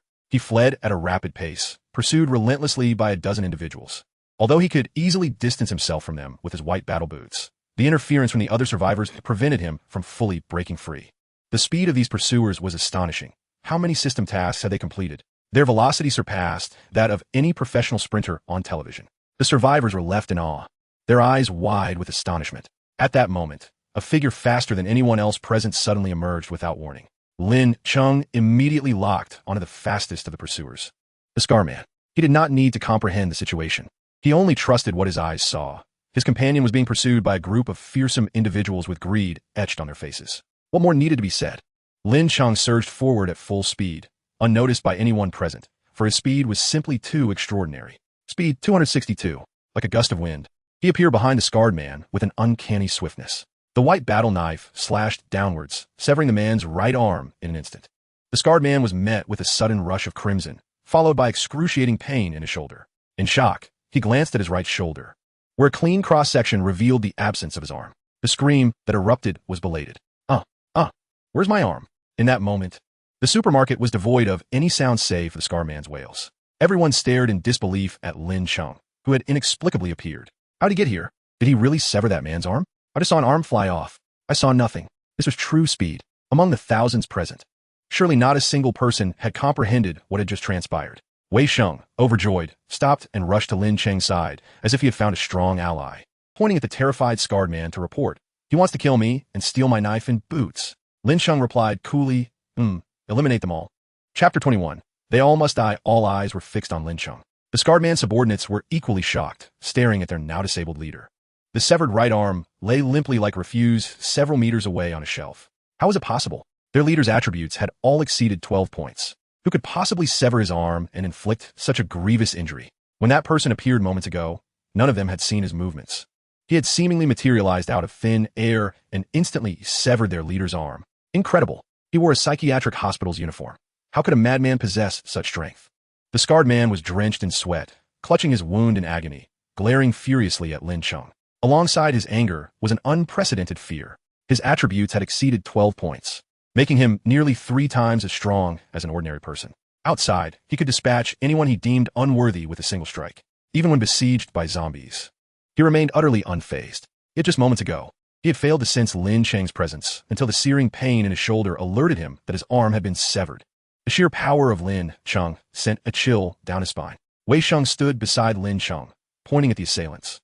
They said they would be thrilled to kill me, finally able to eliminate someone useful. They want my gear. Just then, over a dozen zombies charged down the escalator. The fresh scent of the scarred man's blood, coupled with his earlier horrific screams, attracted the wandering zombies in the mall. The thousands of survivors in the supermarket immediately panicked. The zombies are coming. The smell of blood has drawn them here. Some anxiously looked at Lin Cheng and Wei Sheng, urging, what are you waiting for? Go kill the zombies. They're coming. Hearing this, Wei Sheng retorted angrily.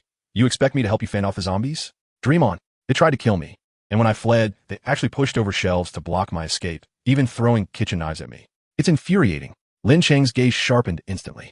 Oh, a wave of murderous intent radiated from him, causing everyone present to freeze in place.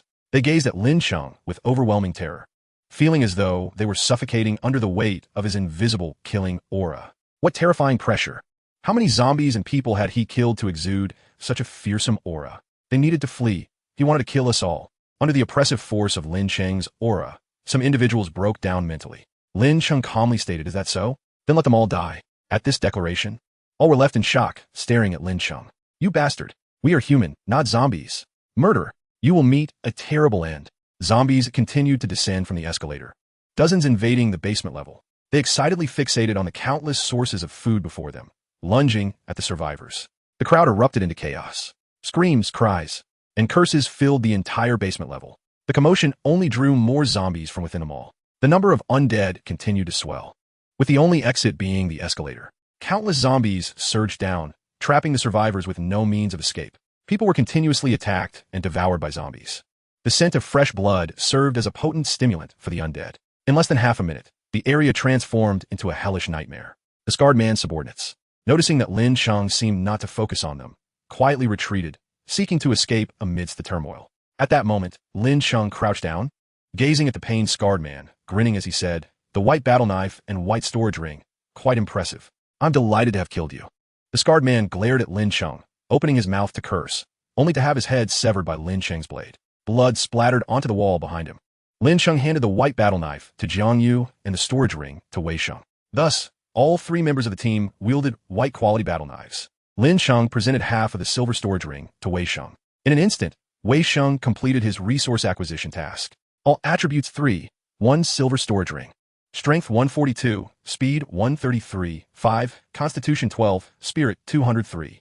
Wei Sheng returned Lin Cheng's storage ring, excitedly clutching his own, exclaiming, "Such a vast storage space. Quickly, move my motorcycle over here." Lin Cheng chuckled, temporarily setting that matter aside. He abruptly vanished from sight, his speed reaching its peak, directly appearing behind the two companions of the scarred man. The two fled with all their might, but suddenly felt an icy killing intent. With a swift motion, Lin Cheng severed a head. 3 zombies charged at him.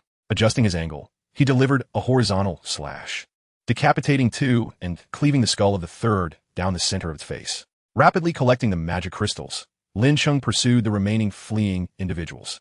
After eliminating all of the scarred man's followers, even more zombies were drawn to the chaos in the basement. By now, 200 to 300 people had perished in the turmoil. Those who remained cursed Lin Cheng with all their might. "Bastard, look at the mess you've created. I will haunt you as a ghost." Lin Cheng, expressionless, led Wei Sheng and Jiang Yu back to the warehouse they had just visited. He and Jiang Yu had only collected half their share before noticing the unusual commotion outside. To their surprise, they found Wei Sheng being pursued.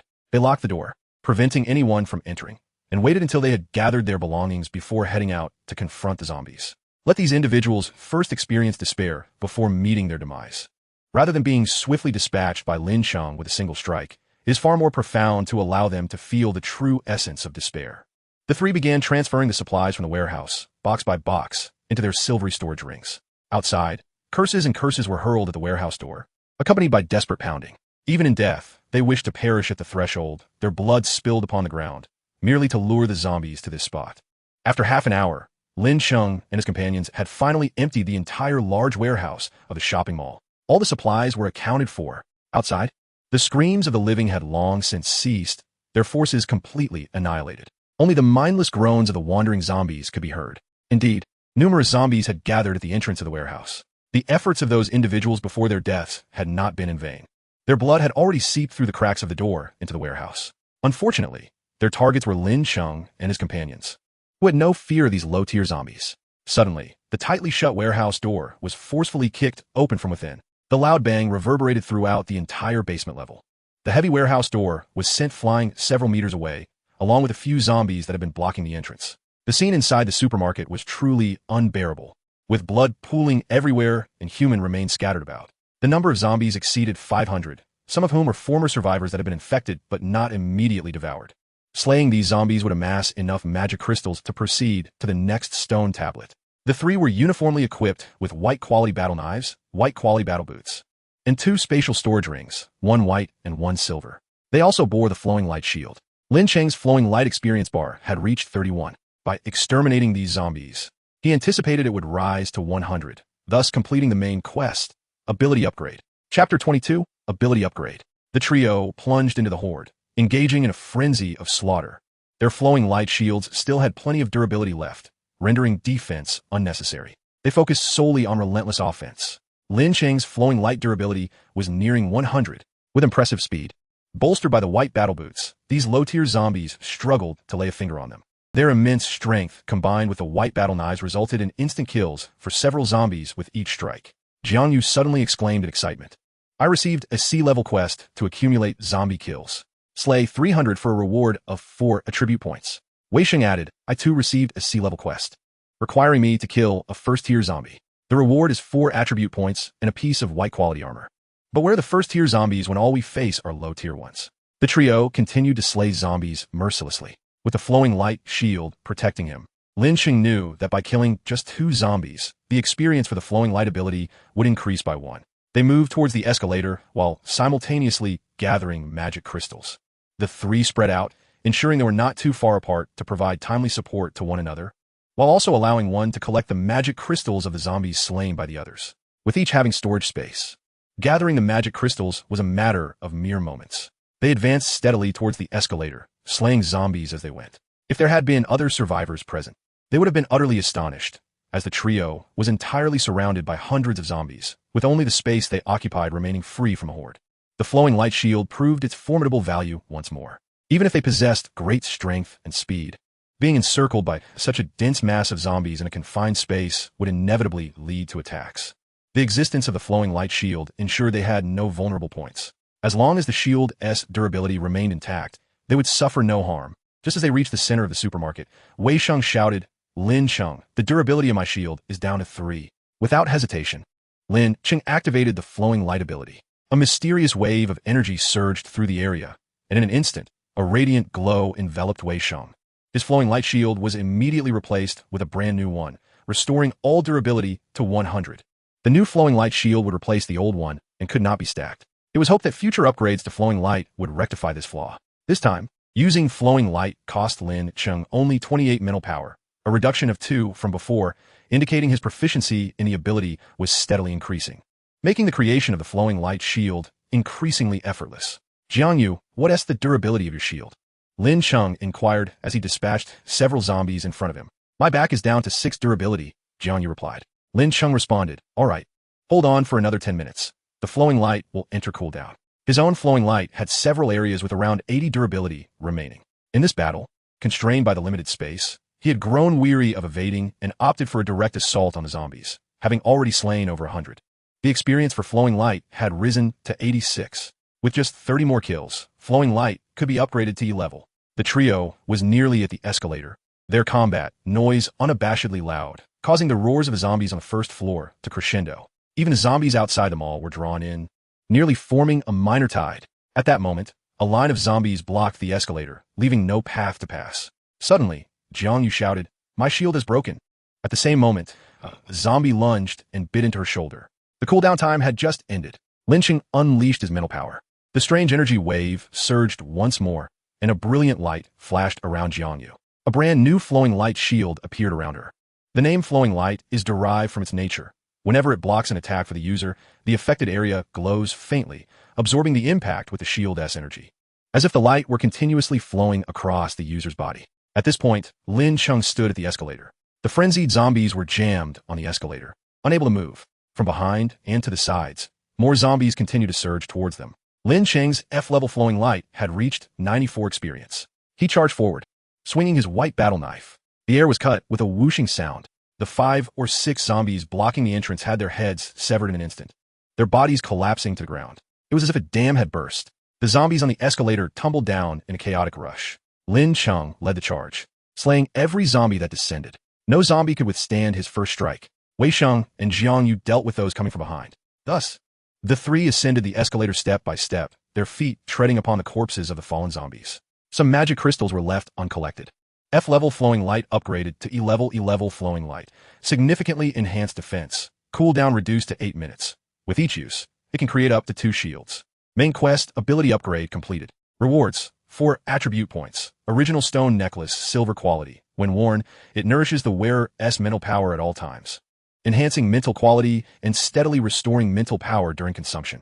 Player name, Lin Cheng, strength, 281 speed, 252 stamina, 247 mental, 242, 184 ability, flowing lighty level, 0, 800, cooldown, 8 minutes, special abilities, dominance, aura, plant slayer equipment, original stone necklace, silver quality, storage ring, silver quality, storage ring, white quality, battle knife, white quality, battle boots, white quality quests, system B-level quest, otherworldly visitor, team exclusive quest, elite member, a surge of immense power coursed through Lin Cheng's body. He could feel every inch of his body being enhanced. With all attributes at level 4, a total of 16 attribute points surged. His strength was nearing 30 points, with the support of the white battle boots. His speed had exceeded 30 points. The skill Liuguang upgraded to E rank. Its defensive capability was at least 5 times stronger than the F rank Liuguang shield. Using his ability, one could directly create 2 Liuguang shields, with a cooldown reduced to 8 minutes. Most importantly, he had acquired a silver quality raw stone necklace. The raw stone necklace had no offensive or defensive capabilities, but could directly restore mental power and enhance its quality. This was even superior to typical blue quality equipment. It could be described as a rare treasure. Such equipment pertaining to mental power was exceedingly scarce in the apocalypse. Lin Cheng immediately retrieved the silver raw stone necklace from his storage ring. Without a moment to examine it, he hung it around his neck. As soon as it was worn, he felt a gentle yet powerful force penetrating his body and entering the mysterious realm of his mind. His mental world suddenly felt refreshing. Lin Cheng sensed his mind clearing significantly.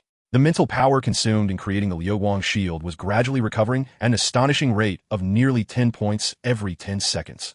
Currently, Lin Cheng had 2 tasks. One was a B-rank mission titled Otherworldly Visitor, which involved killing a first-tier tyrant. The other was a team-specific task to enable Jiangyu to become an ability user. There were 42 hours remaining until the tyrant appeared. The tyrant was a first-tier creature, with all attribute points hovering around 30. To defeat such a massive, tough-skinned, and highly resilient first-tier tyrant, having attribute points at 30 could only be deemed satisfactory.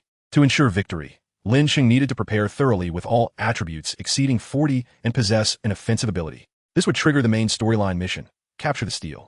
Capturing a powerful steel and controlling resources was one of the essential conditions to become a dominant force. Task details. Temporarily occupy the 0-tier steel located at Lake City Prison for 12 hours. For the occupation to be deemed successful, no one except you and your team members should enter the steel space within the 12-hour period. Task reward. All attributes for ability Explosive Touch. Chapter 23. Breaking out of encirclement. Lin Cheng's eyes widened. The task reward was an ability, and it sounded incredibly powerful, the Explosive Touch. This was clearly an offensive ability. In his previous life, Lin Cheng had struggled through the apocalypse for so long and never heard of anyone receiving an ability as a task reward. Abilities had always been exchanged through the steel. Yet his Doomsday Overlord System's main task could provide him with an ability reward. Lin Cheng couldn't help but laugh. He needed to break out quickly. First to Lake City University, then to Lake City Prison. In the early days of the apocalypse, 3 steel had appeared in Lake City. Lin Cheng would not let any of them slip away. The first steel at Lake City Mental Hospital had granted him the Liuguang ability. Who knew if the steel at Lake City University held an ability? He couldn't miss that. Finally, he would head to the steel designated by the main storyline mission at Lake City Prison. Deep down, Lin Cheng knew that the journey to Lake City Prison would not be easy, although the main task did not have levels like system tasks. The nature of the rewards hinted at the difficulty of the mission. The fact that it offered an ability reward indicated that Lake City Prison must harbor unknown dangers. At that moment, Wei Sheng was battling zombies descending from the escalator, while Lin Cheng dealt with those surging up the escalator. Jiangyu was caught in the middle, diligently collecting magic crystals. I've completed over 100 kills. If I slay another 200, I can gain more attribute points. Jiangyu spoke to her teammates about her task progress while gathering. Hearing this, Wei Sheng, while dispatching the zombies before him, said, Lin Cheng, hurry and take me to find a first-tier zombie. Otherwise, my task will be stuck here. Lin Cheng replied, no need to rush. It's only the first day of the apocalypse. First-tier zombies are quite rare. It all depends on luck. As they spoke, the trio finally reached the top of the escalator and arrived on the first floor of the mall. To their dismay, half of the first floor was blocked by an overwhelming number of zombies. Lin Cheng's expression changed. This is bad. A horde is forming. Jiangyu exclaimed. What should we do? 3 of us can't handle a horde. Lin Cheng instructed, fight to the mall entrance, get the motorcycle, and make a run for it. Surrounding the mall were numerous residential buildings. The residences around the commercial area were all high-end properties. At this moment, the survivors in those buildings watched in terror at the throng of zombies outside the mall, their minds consumed with despair. Why are all the zombies converging towards us? What's happening? They recalled that the zombies surrounding the mall had dispersed earlier, and were planning to wait until there were fewer zombies to scavenge food from the mall supermarket. But now, it was terrifying. The number of zombies must have reached several thousand. Look at those streets leading to the mall. More zombies are still gathering. Something must have happened inside the mall for these zombies to converge without reason. Just as this thought crossed their minds, everyone witnessed a horde of zombies being flung from the shattered glass walls of the mall. They were genuinely being tossed away, the dismembered bodies severed at the waist, soared high into the air, crashing down into the rear of the zombie crowd. What the hell? More flashes of metallic light followed. More zombie remains flew into the air, black blood raining down in that small area, as if a dark rain had fallen. The entrance cleared up. The crowd finally saw 3 figures covered in black blood standing there. Lin Cheng retrieved a white motorcycle from his storage ring, swinging his blade at the continuously surging zombies while saying, "Wei Sheng, you and Jiangyu get on together. Jiangyu will drive, and you handle the zombies." The sheer number of zombies was overwhelming this time. If Jiangyu drove alone, she might be pulled down by the horde. Wei Sheng had to sit behind and assist her in fighting off the zombies. Seizing the moment, Jiangyu mounted the motorcycle, and with her blade, she dispatched 3 zombies. Lin Cheng swept his blade horizontally, instantly killing over 10 zombies in one go. "Quick, get on. You all go first." Wei Sheng secured himself behind Jiangyu, unceasingly attacking. Jiangyu felt a bit anxious. Lin Cheng reassured her, "This is a silver quality motorcycle. Trust in its speed and capabilities. Remember how I drove last time? Just do the same. The motorcycle can leap over a vast number of zombies' heads. Just focus on controlling the motorcycle and maintaining balance." All right. With that, Jiangyu started the motorcycle. The furious roar of the engine excited the distant, approaching zombies, hastening their advance. The onlookers above were utterly stunned. What the hell? These 3 people broke out from mall. What is going on? There are actually survivors in the mall? And these 3 are so formidable. Since they appeared at the entrance, they've already dispatched at least 100 zombies. If I'm not mistaken, those 2 motorcycles seem to have appeared out of thin air. They were going insane. Listen to the roar of the motorcycle. It's making the zombies even more excited. Look down at the street. The zombies are all starting to rush towards them. They're seeking death, no matter how strong they are. How can they possibly break through this encirclement of thousands of zombies? Lin Cheng cleared the zombies surrounding Jiangyu's motorcycle with a few swift strikes. Boom! The engine roared. The motorcycle surged forward at its fastest speed. As it was about to collide with the first row of zombies, the front lifted under Jiangyu's control.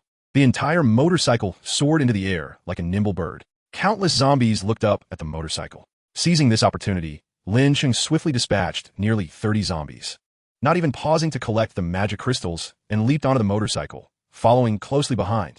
Jiangyu's motorcycle soared over the heads of the zombies, barely touching down before Lin Cheng's motorcycle took off right behind. In an instant, the surrounding survivors were astounded. What on earth is that vehicle? I want one too. Is that even a vehicle? It resembles an aircraft. It soared through the air, covering nearly 40 meters before beginning its descent.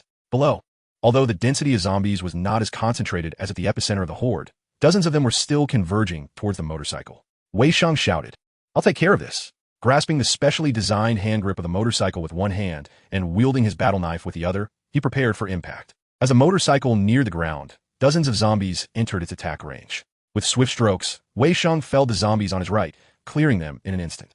Witnessing this, Jiangyu urgently maneuvered the motorcycle to land on the right side, where there were no zombies. The tires barely bumped against the bodies of 2 fallen zombies. However, the formidable performance of the silver motorcycle, coupled with Jiangyu's growing proficiency in handling it, rendered the minor jolt insignificant. The motorcycle smoothly resumed its course, deftly weaving past the oncoming zombies, and in the blink of an eye, it covered over 100 meters, leaving the onlookers in awe. Incredible! How can it be so extraordinary?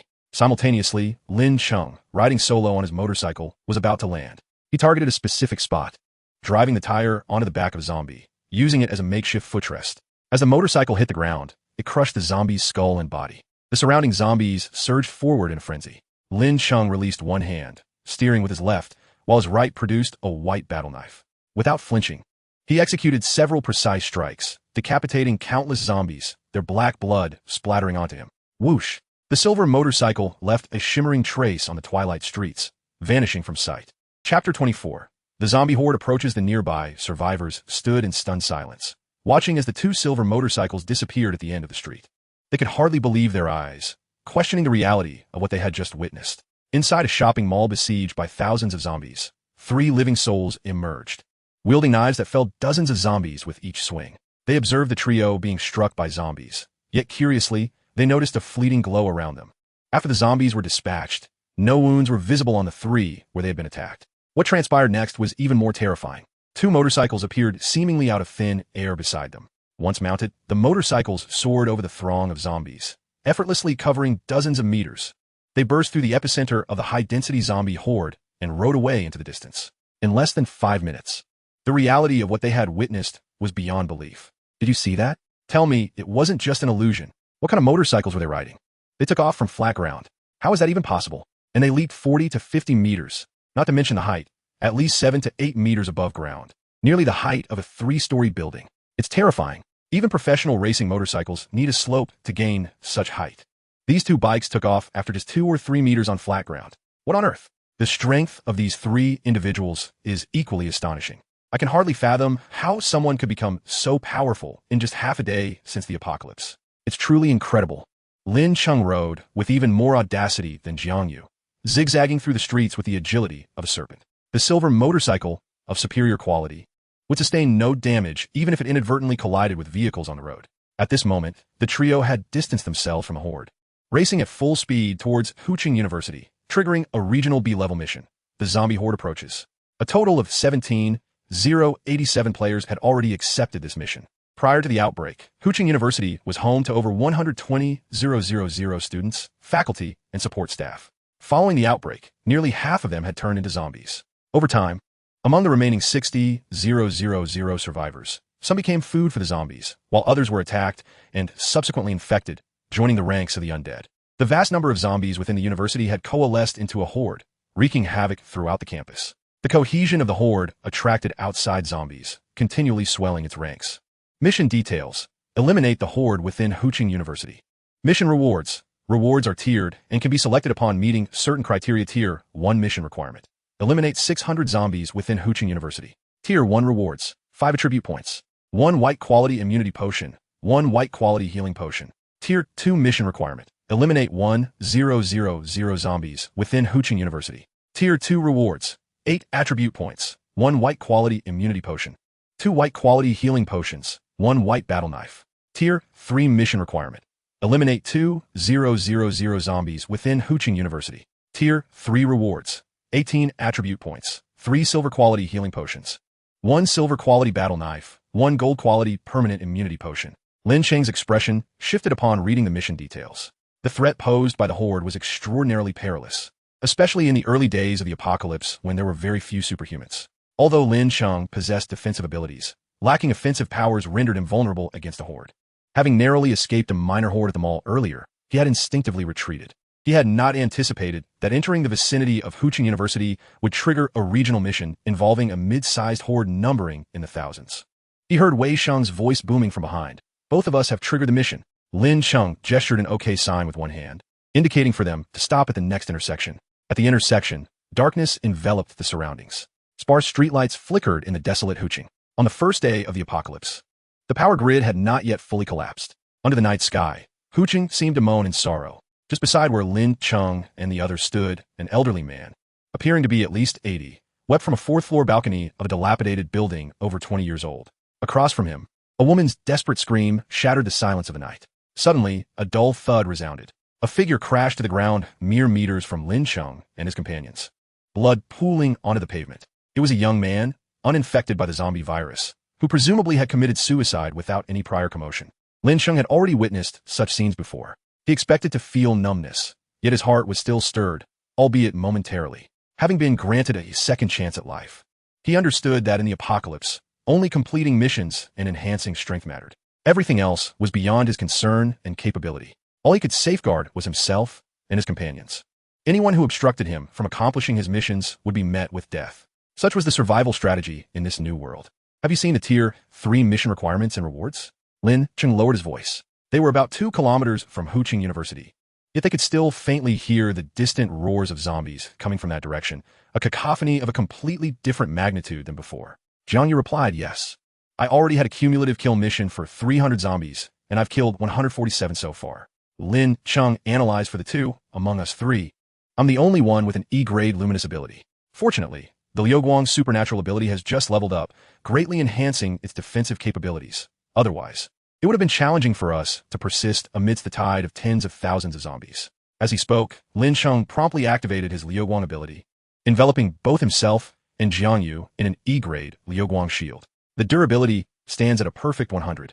The E-grade power boasts at least 5 times the defense of the previous F-grade Liuguang shield. It consumed 45 points of Lin Cheng's mental energy, a substantial gain compared to before. While in the F-grade phase, he would expend around 3 points of mental energy to create a single F-grade Liuguang shield. Now, with 45 points of mental energy, he could generate 2 E-grade Liuguang shields. With the help of the silver quality original stone necklace, his previously consumed mental energy has fully recovered. The reward for the third level task includes 18 attribute points, along with a silver potion and a silver combat knife. Acquiring the silver combat knife will significantly boost my combat prowess. A golden permanent immunity potion could also be beneficial for Wei Sheng. Upon seeing the three-tiered rewards, Lin Cheng did not hesitate. He was determined to complete the third level task. How are you both holding up? Jiang Yu inquired. My arm feels a bit sore and numb. I expended too much stamina earlier. Wei Sheng added, I feel the same. I'm rather fatigued. Lin Cheng glanced at the nearby building and suggested, let us rest for an hour until our stamina is fully restored. I will also cast a Liuguang shield on you. And once the original stone necklace replenishes my mental energy, my Liuguang cooldown will be over. We shall be well prepared before heading to Huqing University. An hour later, Lin Cheng's mental energy was fully replenished. The three of them had eaten well and completely restored their stamina, changing into fresh and clean attire. Once they accomplished the third level task, Lin Cheng's attributes will all exceed 40. This gives us a strong confidence to confront the tyrant. Before departing, Lin Cheng stated, we cannot afford to waste time. After I complete the third level task, regardless of your levels, you both should also choose to finish your tasks and head to Huqing Prison. Let us keep a low profile, locate the monument at Huqing University, and check for any supernatural abilities inside. If there are, it will be considerably easier for us to deal with the zombie tide. Thanks to their previous activity in the mall, the combined collection of magic crystals among the three has already surpassed 1,300. If they encounter a silver quality supernatural ability, they can purchase it outright. Even for a blue quality ability, with some effort, they could acquire it swiftly. Chapter 25. Tell me everything you know 1 kilometer from Huqing University. A distant roar of zombies echoed through the air. The undead in the streets gathered like a horde of demons, all converging in one direction. Within Huqing University, countless zombies surged forth, invading from various directions. When a main entrance became congested, some zombies began to pile atop each other at the walls, directly climbing over. Inside the campus, every corner was besieged by a multitude of zombies. The doors and windows of all classrooms on the first floor of the teaching building were destroyed by the undead. More zombies rushed towards the second floor. On the fourth floor, a group of students barricaded themselves in a classroom, using desks and chairs to block the entrance tightly. Several tall and sturdy students leaned against the towering pile of desks and chairs, bracing their feet against the floor to hold firm. In front of them, more students pushed against them with their hands. Everyone worked together to block the two doors. Through the uncurtained windows, they saw increasingly more zombies wandering in the hallway. The zombies seemed to have caught the scent of the living inside the classroom and began to pound furiously against the doors. Bang! Bang! It sounded as if death itself was knocking. Each impact resonated in their hearts, leaving their faces pallid and their eyes filled with fear and despair. Yet, not a single voice was raised. They understood that sound would attract even more zombies. What if the zombies, after trying for some time, believed no one was inside and left? The boys bracing against the desks felt the vibrations from behind, their faces flushed with tension and terror. As they struggled to stabilize their legs, sweat drenched their bodies. Some were on the verge of collapse, desperately covering their mouths to stifle any sounds. Bang! Bang! Roar! The sounds of pounding at the door, the zombies' howls, and the screams emanating from various parts of the school filled the air.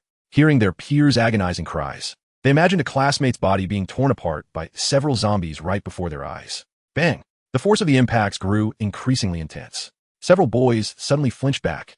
The classroom doors swung open nearly half a meter. Everyone rushed forward to push the desks and chairs back into place.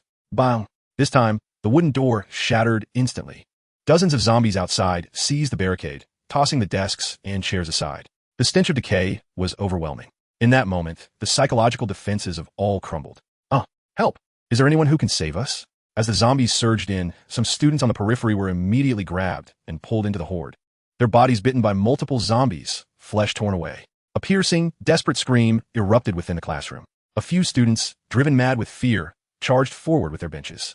I will kill you all. Whether by luck or design, one of the bench legs struck a zombie's temple, causing it to collapse. The student was taken aback, a glimmer of joy on his face. However, before he could say more, a zombie lunged at him from the side. Several more zombies quickly followed, overwhelming him in an instant. The remaining students no longer dared to advance. They felt powerless in the face of such overwhelming numbers of zombies. Even if they mustered the courage to fight, it would be tantamount to suicide.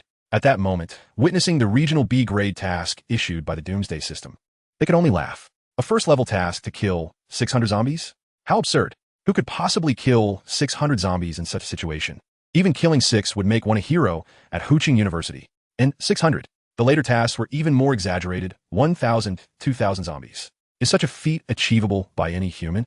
Absolutely impossible. No one could accomplish it. The classroom originally housed over 60 survivors. In just 20 seconds after the zombies broke in, only a handful remained, hiding in corners and under desks. The rest were merely waiting for death, even covering their ears to avoid confronting the grim reality. One student drew a hidden knife, gritting his teeth, and in despair, stabbed it into his own neck. The scent of his fresh blood attracted two grotesque zombies. Before losing consciousness, he offered them a victorious smile. Just then, a flash of cold light swept through the classroom entrance. Several zombies were instantly cleaved in two. Lin Cheng heard the cries of those inside and charged in with Jiang Yu and Wei Sheng, cutting their way through. Huqing University was vast. Finding the monument here was akin to searching for a needle in a haystack. He needed to locate survivors to gather information. The trio fought their way upward, but countless zombies followed closely behind, nearly overwhelming the stairs and hallways. A tide of zombies numbering in the tens of thousands was truly terrifying. Lin Cheng, drenched in blood, bellowed, "Block the door. I will inquire." Hearing the unfamiliar voice, the 5 remaining survivors in the classroom looked up in shock. They saw 3 new figures inside the classroom. One woman wielded a knife, guarding the back door. With each zombie that appeared, she delivered a swift and lethal strike. Another, somewhat frail man stood at the front door. His movements grand and sweeping. Though perhaps not as skilled in combat as the woman, his strength and speed were not lacking either, delivering fatal blows to every zombie. Not a single undead managed to enter. And then, one person charged directly into the classroom. His presence immediately attracted the attention of over 60 zombies inside. All the zombies roared and surged towards him. Who are they? It's over, he is doomed. Dozens of zombies were assaulting him. In the darkness, flashes of cold light flickered. Dozens of zombie heads took flight at the forefront, one after another rolling into the pool of blood. The heavy bodies of the zombies fell in succession, and they could no longer discern the whereabouts of the man. What on earth is happening? They frantically searched the vast classroom for Lin Cheng's silhouette, yet found nothing. All they could see were zombies collapsing one after another. Within less than half a minute, all 60 zombies in the classroom lay dead. At last, they spotted a figure standing at the center of the classroom. The 5 of them stared in utter shock at Lin Cheng's shadow. At that moment, they felt their scalps tingle, their worldviews shattered. An unprecedented astonishment filled their minds. In less than half a minute, he had eradicated dozens of zombies in the classroom. Throughout this ordeal, none of them had perceived the man's movements. They now believed Lin Cheng to be a ghost. In their understanding, such feats were beyond human capability. It was utterly astounding. Have you ever seen a stone tablet in school? A voice interrupted their thoughts. A girl timidly spoke up. A stone tablet? Is it black, very large, and engraved with strange patterns? Lin Cheng immediately turned to the girl and asked, "Yes. Where is it?" The girl replied, "I have never seen it.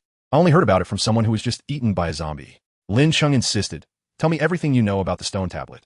The girl, gathering her courage, took a step toward Lin Cheng and said, "That person was my roommate. During the outbreak, she was in the corridor of the girls' dormitory on the first floor, chased out by zombies, and fled to the teaching building. She mentioned that there was a strange stone tablet standing in the lobby of our dormitory building."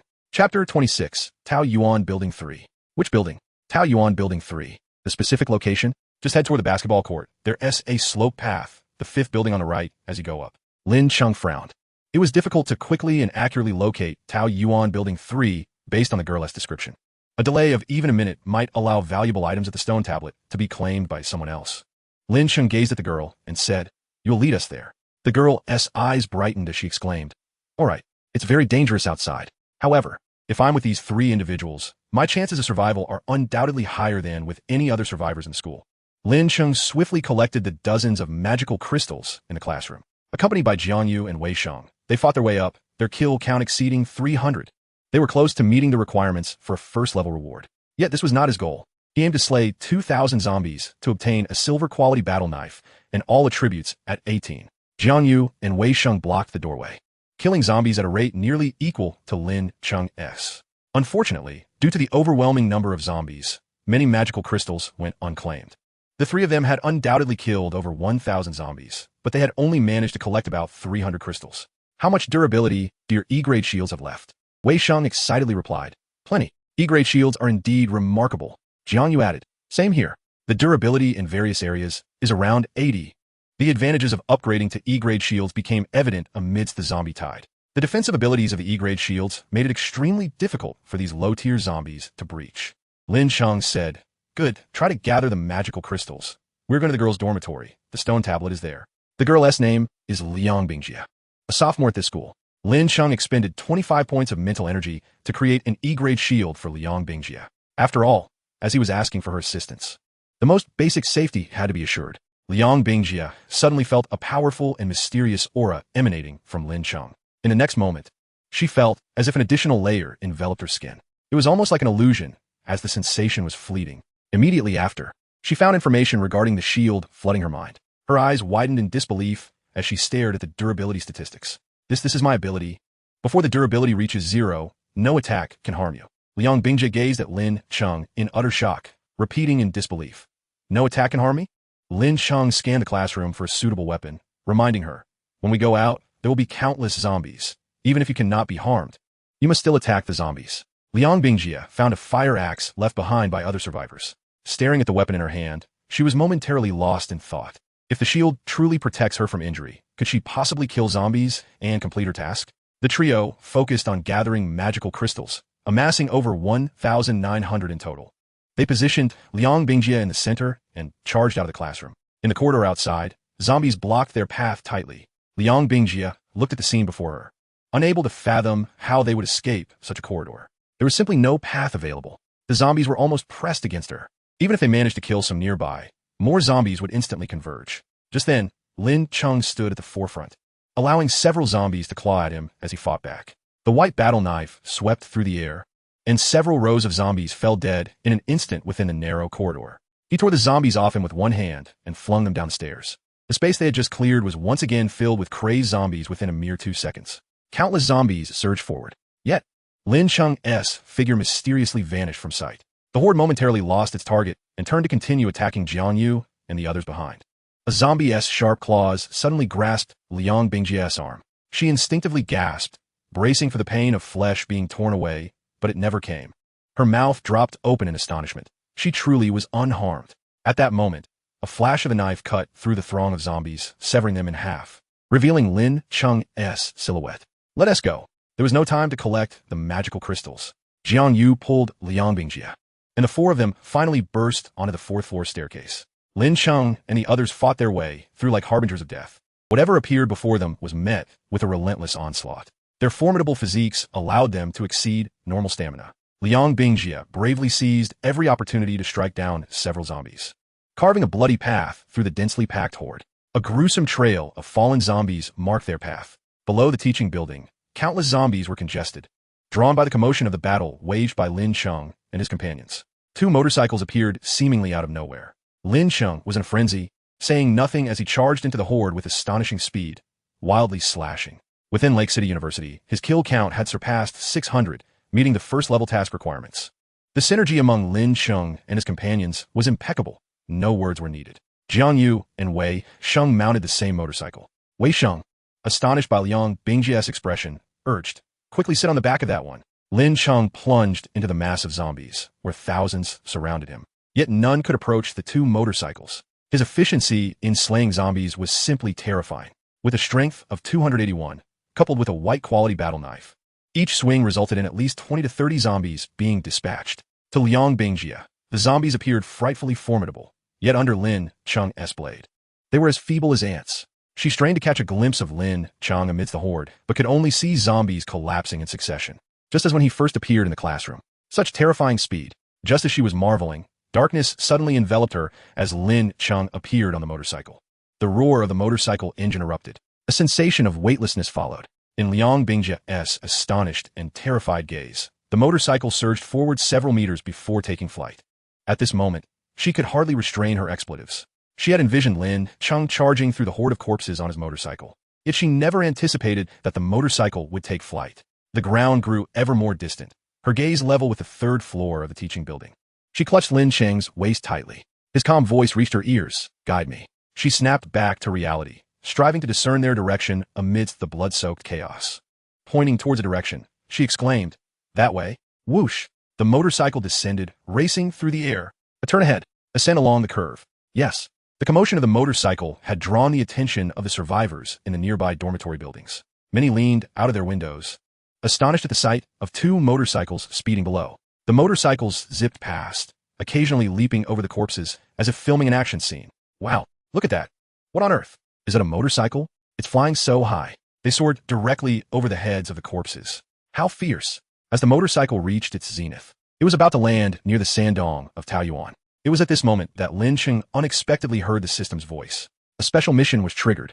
Mission details. Eliminate the first-tier aberrant beast emerging from the spatial rift. Mission reward. Full attribute 4. Silver quality equipment. Blessing of the strength god. Activates upon wearing. Grants 10 strength points for 2 minutes. Cooldown, 12 hours. In front of the motorcycle, less than half a meter away, the space suddenly distorted. The air crackled with intense spatial fluctuations, startling everyone around. A pitch-black rift tore open, and a black claw extended from the fissure, swiftly swiping towards the motorcycle that was unable to evade. Bang!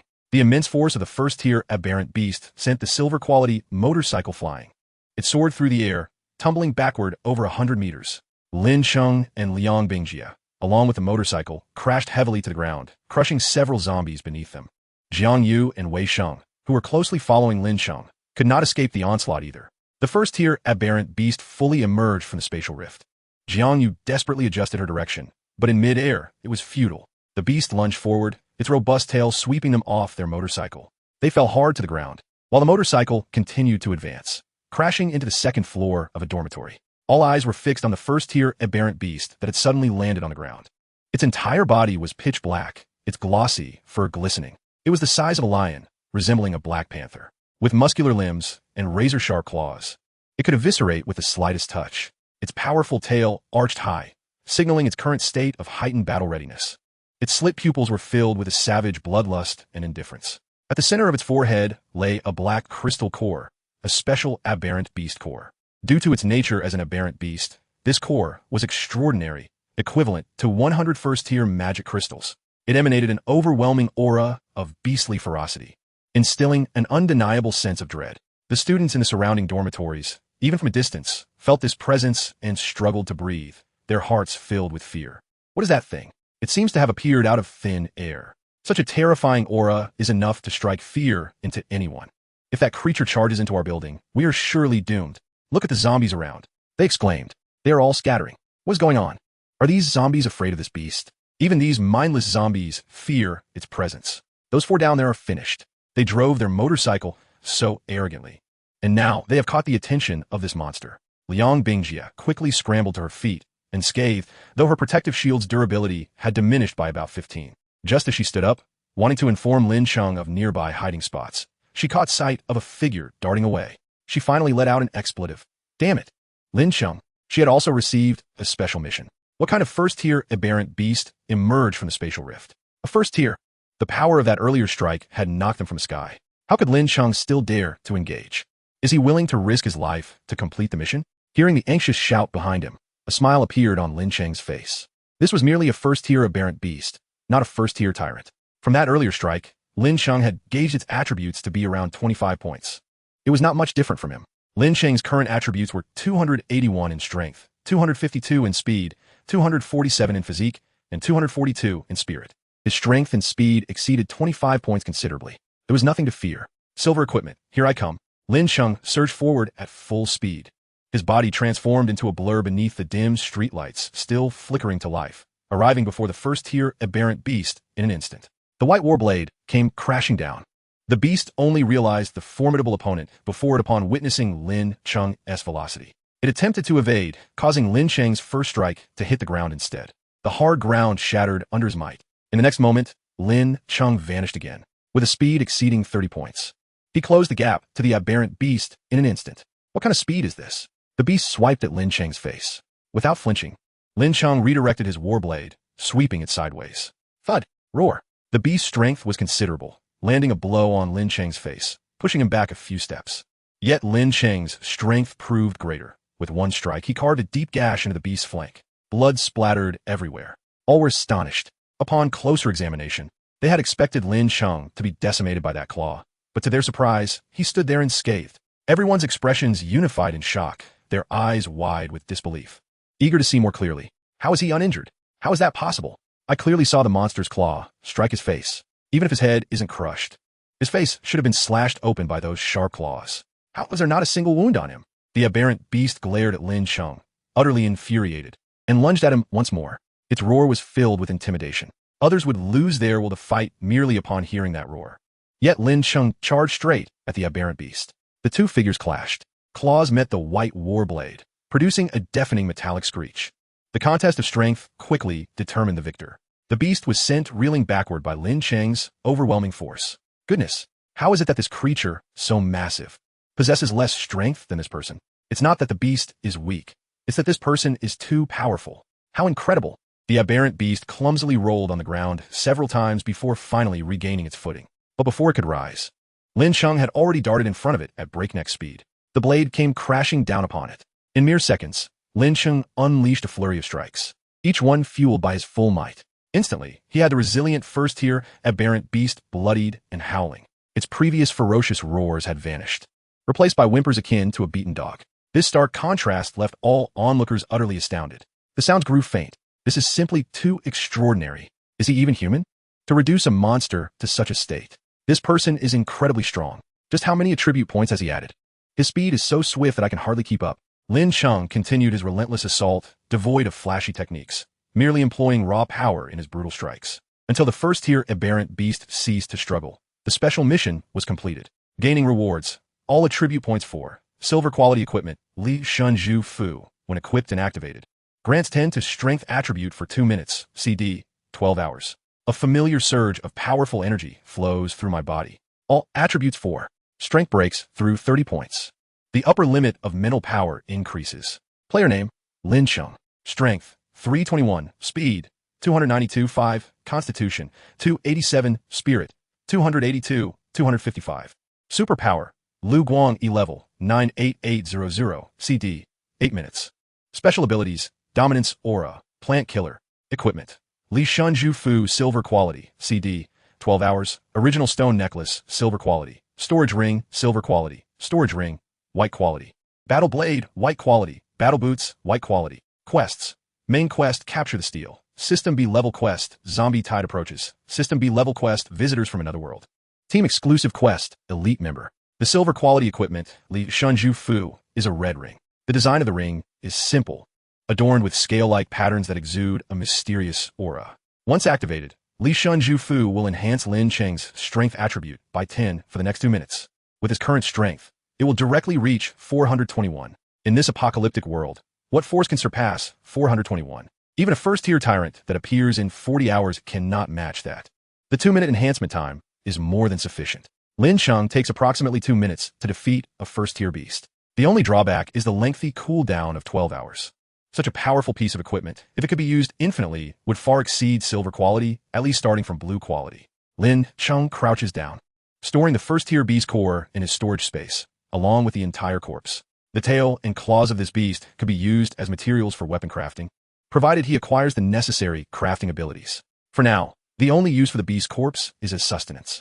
It is highly nutritious and will allow for rapid recovery of stamina. Lin Cheng glances at the approaching horde of zombies, attracted by the death of the first-tier beast. He puts away his motorcycle, pulls up a shocked Liang Bingjia, and rushes towards the 3 buildings of Taoyuan, 100 meters away. Chapter 28, Purple Quality. On the second floor of Taoyuan Building 1, Wei Sheng rushes up, cutting down zombies along the way, stowing his motorcycle in the storage ring. Ignoring the astonished gazes of the students in the dormitory, he chuckles. Lin Cheng was worried I might take the bike, but look at me now. In Taoyuan Building 3, Liao Yong emerges from the steel space, his eyes gleaming. Surrounding him are his subordinates, all elite members with attribute points exceeding 10. Their strength is double that of ordinary people. His own attribute points exceed 20, making him 4 times stronger than an average person. He also possesses a highly potent offensive superpower. As he slaughters zombies, he triggers the Zombie Tide Approaches quest upon arriving at the vicinity of Lake City University. For him, the level 3 quest requirement of killing 2,000 zombies is far too simple. With his superpower, he can dispatch that many zombies in mere minutes. Shortly after entering the school, Liao Yong learns from a student that there is a steal in the girls' dormitory, Taoyuan Building 3, from which he can exchange for his superpower. Eagerly, he leads his men to the steal. Upon entering the steal space, he is not disappointed. There is indeed a purple quality superpower. It requires 5,000 zero-level magic crystals for exchange. He is already satisfied with his silver quality superpower, but the prospect of a purple quality superpower is exhilarating. He cannot fathom the power it might possess. Upon seeing the name and description of the superpower, Liao Yong is overwhelmed with excitement. Thunder Element Superpower. Elemental Superpower. Unleashing thunder. It is utterly incredible. He must obtain it, regardless of the cost. He is determined to acquire this superpower. His 10 or so subordinates see his expression and immediately recognize that there is something valuable inside. They ask eagerly, "Boss, what's in there?" Liao Yong glances around. In the corridor, numerous students curiously peek into the hall. Their boldness stems from the fact that Liao Yong and his team had just wiped out all the zombies in the building a minute ago. Outside, dozens of zombies surge in. Liao Yong raises his hand and releases a fireball.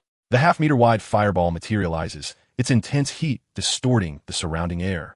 The fireball hurtles towards the zombies at the entrance, sending several already inside flying back out, followed by a tremendous explosion. A fierce blaze engulfs the horde of zombies, igniting a massive fire outside the door. Instantly, it spreads to the hundreds of zombies gathered at the entrance. The area around Building 3 is transformed into a sea of flames. Students in the nearby dormitories are stunned, watching the inferno below and the countless zombies writhing and howling within it. Yes, we can burn zombies with fire. Suddenly, one student recalls, "Wait, I saw a fireball fly out from the hall of Building 3. Another chimes in, "I also saw a gigantic fireball shoot out and explode in front of the horde. How is that possible? Someone must have poured oil and thrown a lighter." The students in the corridor of Building 3 are the closest to the fireball. They clearly witnessed Liao Yong summon the fireball with a mere gesture. They understand that it was not a lighter or gasoline, but this man's unique ability. No way. Did I just see that correctly? Is my vision deceiving me? Is this the kind of power a human can possess? This is beyond belief. Is it even real? If I had such power, I wouldn't fear any zombies at all. The efficiency of a single fireball engulfing at least 200 zombies in flames is astonishing. Witnessing this scene, the survivors are not only awed by Liao Yong's terrifying power, but also develop a deep-seated fear of him. This man is more dangerous than the zombies. Liao Yong, observing his E-level fireball superpower entering cooldown, addresses his subordinates. There's a purple quality superpower in the steel. What? Purple quality? How many magic crystals? Wow, what superpower? Liao Yong replies, 5,000 magic crystals, thunder element superpower. Instantly, his subordinate's eyes widen. Wow, thunder element. Boss, we must get this superpower. Your fireball superpower is already formidable at silver quality. Just imagine the power of a thunder element superpower of purple quality. We currently have over 3,000 magic crystals. You can use the fireball superpower to easily take out 2,000 zombies. Liao Yong furrows his brow, of course, but to be honest, we've killed far more zombies on our way here. Collecting magic crystals amidst a zombie tide is too dangerous. So from now on, you all need to go out and gather magic crystals. Hearing this, some in the group appear hesitant. Many of their comrades have already perished while searching for the steel. Liao Yong's superpower is effective for clearing large swathes of zombies. But once someone goes to collect magic crystals, casualties are inevitable. Everyone has been injected with immunity serum, but if they are dragged away and devoured, what good is the serum? Seeing their hesitation, Liao Yong coldly scoffs. If you want to rely on my superpower to survive in this apocalypse, you better follow my orders. This superpower is mine to claim. I can assure you that today. Whoever collects the most magic crystals will be rewarded with the next ability found at the stone tablet, regardless of its nature. Upon hearing these words, the crowd became visibly excited. Abilities. Liao Yong had indeed promised to grant the next ability to the person who gathers the most magic crystals today. Witnessing Liao Yong's formidable power, they understood the significance of these abilities. Once one obtains an ability, what challenges could this apocalypse possibly present? Seeing that they were already swayed, Liao Yong smirked inwardly. With 3 minutes remaining on the cooldown, I will unleash another fireball to clear out a wave of zombies. And then you can venture out to collect magic crystals. Excellent. Do not worry, boss. This ability will undoubtedly be yours. Just then, a thunderous crash echoed through the air. The entire Taoyuan Building 3 shook violently, accompanied by the sounds of shattering and crashing, as well as the roar of engines. Liao Yong abruptly glanced toward the end of the corridor. A group of students at the corridor's end erupted into screams. A silver motorcycle had smashed through the outer wall of the dormitory building, barreling into Taoyuan Building 3 from the side. Wei Sheng dismounted with a grin, apologizing to the bewildered Jiang Yu on the back seat, saying, "Sorry, I got too excited. I finally rode a motorcycle." Behind him, Lin Cheng shouted as he was about to land, "Get out of the way." Jiang Yu, quick as lightning, touched the motorcycle and stored it in her storage ring before pulling Wei Sheng into a nearby dormitory. Bang! Another deafening explosion reverberated. Lin Cheng, accompanied by Liang Bingjie, drove the motorcycle through the wall that Wei Sheng had smashed, crashing into the dormitory. Coming to a halt, he was about to reprimand Wei Sheng when he noticed a group approaching from the other end of the corridor. Liao Yong glared at Lin Cheng with an unfriendly expression. His gaze then fixated on the silver motorcycle beside Lin Cheng. One of Liao Yong's subordinates strode forward angrily, pointing at Lin Cheng and berating him. "Are you out of your mind? This building only has one entrance. Now that you've smashed the wall, zombies can invade through here. Are you an idiot? Chapter 29. I am waiting for the cooldown, Jiang Yu coldly advised. I suggest you watch your language. The survivors on the first floor silently mourned the situation. Why did they have to attract the ire of such a group? This woman is truly arrogant. Thinking her looks give her the right to act superior? This is the apocalypse. The leader amongst them can unleash fireballs. If only they had approached through the main entrance instead of witnessing the inferno. They would understand the terrifying presence they were dealing with. The other members of Liao Yang's group scrutinized Lin Cheng and his companions, their eyes filled with derision. Oh, the beauty is quite the sharp tongue. Do you know who we are? Do you know who our boss is? You dare speak like that? Be careful how you end up. The initial speaker from Liao Yang's group was brimming with arrogance, unafraid as he glared back at Jiang Yu. With Liao Yang, the ability user, backing him, what did he have to fear? Moreover, he noted Liao Yang's gaze was firmly fixed on the motorcycle beside Lin Cheng. It was evident that a confrontation was imminent over the coveted item. Eager to make a memorable impression on Liao Yang, he stepped forward with a smirk, adopting a provocative demeanor as he looked at Lin Cheng and reached toward the motorcycle's front. What's wrong? Are you not aware of the foolishness of your actions? You've put everyone in this building in danger. Calling you a fool is a minor offense. How about this? I see your motorcycle is quite nice. If you offer it to our boss, we might just let you live. His hand was nearing the motorcycle when a swift flash of white blade sliced through the air. Instantly, his arm was severed from his shoulder, soaring away. Warm blood sprayed, most of it splattering onto Liao Yang's group behind him. The man collapsed to the ground, clutching his shoulder in agony. What the hell? Gasps of shock reverberated throughout the corridor. The onlooking students were utterly stunned, realizing that Lin Cheng was a ruthless individual. Without uttering a word, he had effortlessly severed an arm. Even more terrifying was that none of them had seen how Lin Cheng had executed the strike. All they witnessed was the splatter of blood as the arm flew away. The man, now missing an arm, stared in disbelief at the severed limb a few meters away, filled with a mix of anger and fear. How could this be? His attributes exceeded 10 points. His strength was already twice that of an average adult male. His reflexes and dynamic vision were far beyond those of ordinary individuals. Yet, just moments ago, he had failed to see how the man before him had drawn his weapon and severed his arm. As the pain surged, he regained his senses, only to find his arm had been cut off. His gaze shifted, filled with dread, toward Lin Cheng, who stood there with a cold expression. You bastard. Lin Cheng smiled, swiftly retaliating with another strike, cleaving the man's head from his shoulders. What the hell? He just killed someone. How could he be so fast?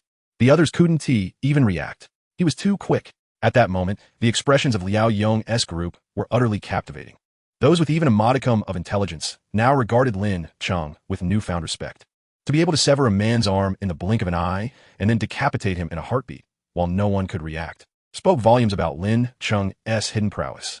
Naturally, there were a few not-so-bright individuals.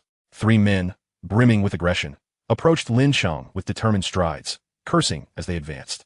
What the hell? How dare you touch our people? Let's kill him. Lin Cheng was solely focused on the stone tablet in Taoyuan Building 3. Without looking back, he confirmed with Liang Bingjie, "Is this Taoyuan Building 3? Liang Bingjie nodded vigorously yes. The students in the corridor were astonished that Lin Cheng still had the presence of mind to inquire about which building they were in, given the dire circumstances. Was this person lacking in common sense? There were over 10 people on the opposite side, while they had only 4. Moreover, he was oblivious to the fact that their leader could unleash fireballs. After killing one of their own, the user of the fireball would undoubtedly seek revenge. Receiving confirmation, Lin Cheng no longer hesitated. He strode confidently forward. The 3 men were momentarily taken aback, then realized with annoyance that Lin Cheng was walking toward them. Yet his gaze was entirely focused elsewhere. He was looking deep into the corridor. He was completely ignoring them.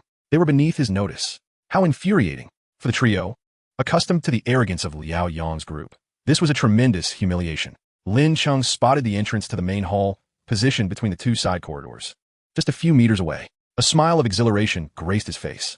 Did this place truly harbor an ability? Behind him, Wei Sheng and Jiang Yu followed suit. Liang Bingjie, feeling anxious, tugged at Jiang Yu's sleeve as she hurried to keep pace. Wei Sheng exclaimed, "My sixth sense tells me there must be an ability at the stone tablet here." Upon hearing this, Liao Yang's expression shifted dramatically, while the 3 men approaching Lin Cheng were too consumed by thoughts of killing him to heed Wei Sheng's words.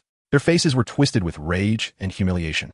Armed and ready, they charged at Lin Cheng. To their shock, even at that moment, as their weapons were about to strike Lin Cheng, his gaze remained unwaveringly fixed ahead.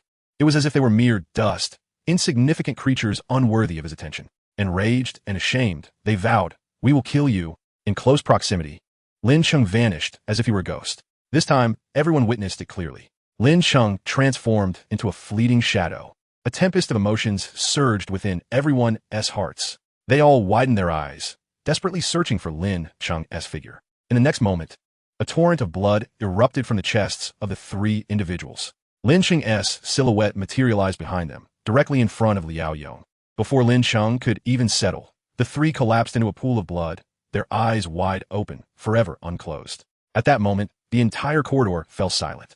Only the trickle of blood pooling on the floor echoed through the emptiness. Everyone stared at Lin Cheng in utter astonishment. Goodness, how formidable! Is this speed even humanly possible? How can anyone possess such swiftness? What sorcery is this? He just vanished. His speed is so incredible that we cannot even comprehend it. In an instant, he annihilated three individuals. Lin Cheng continued to advance. Just as he was about to brush past Liao Yong, he suddenly sensed a ripple of supernatural energy.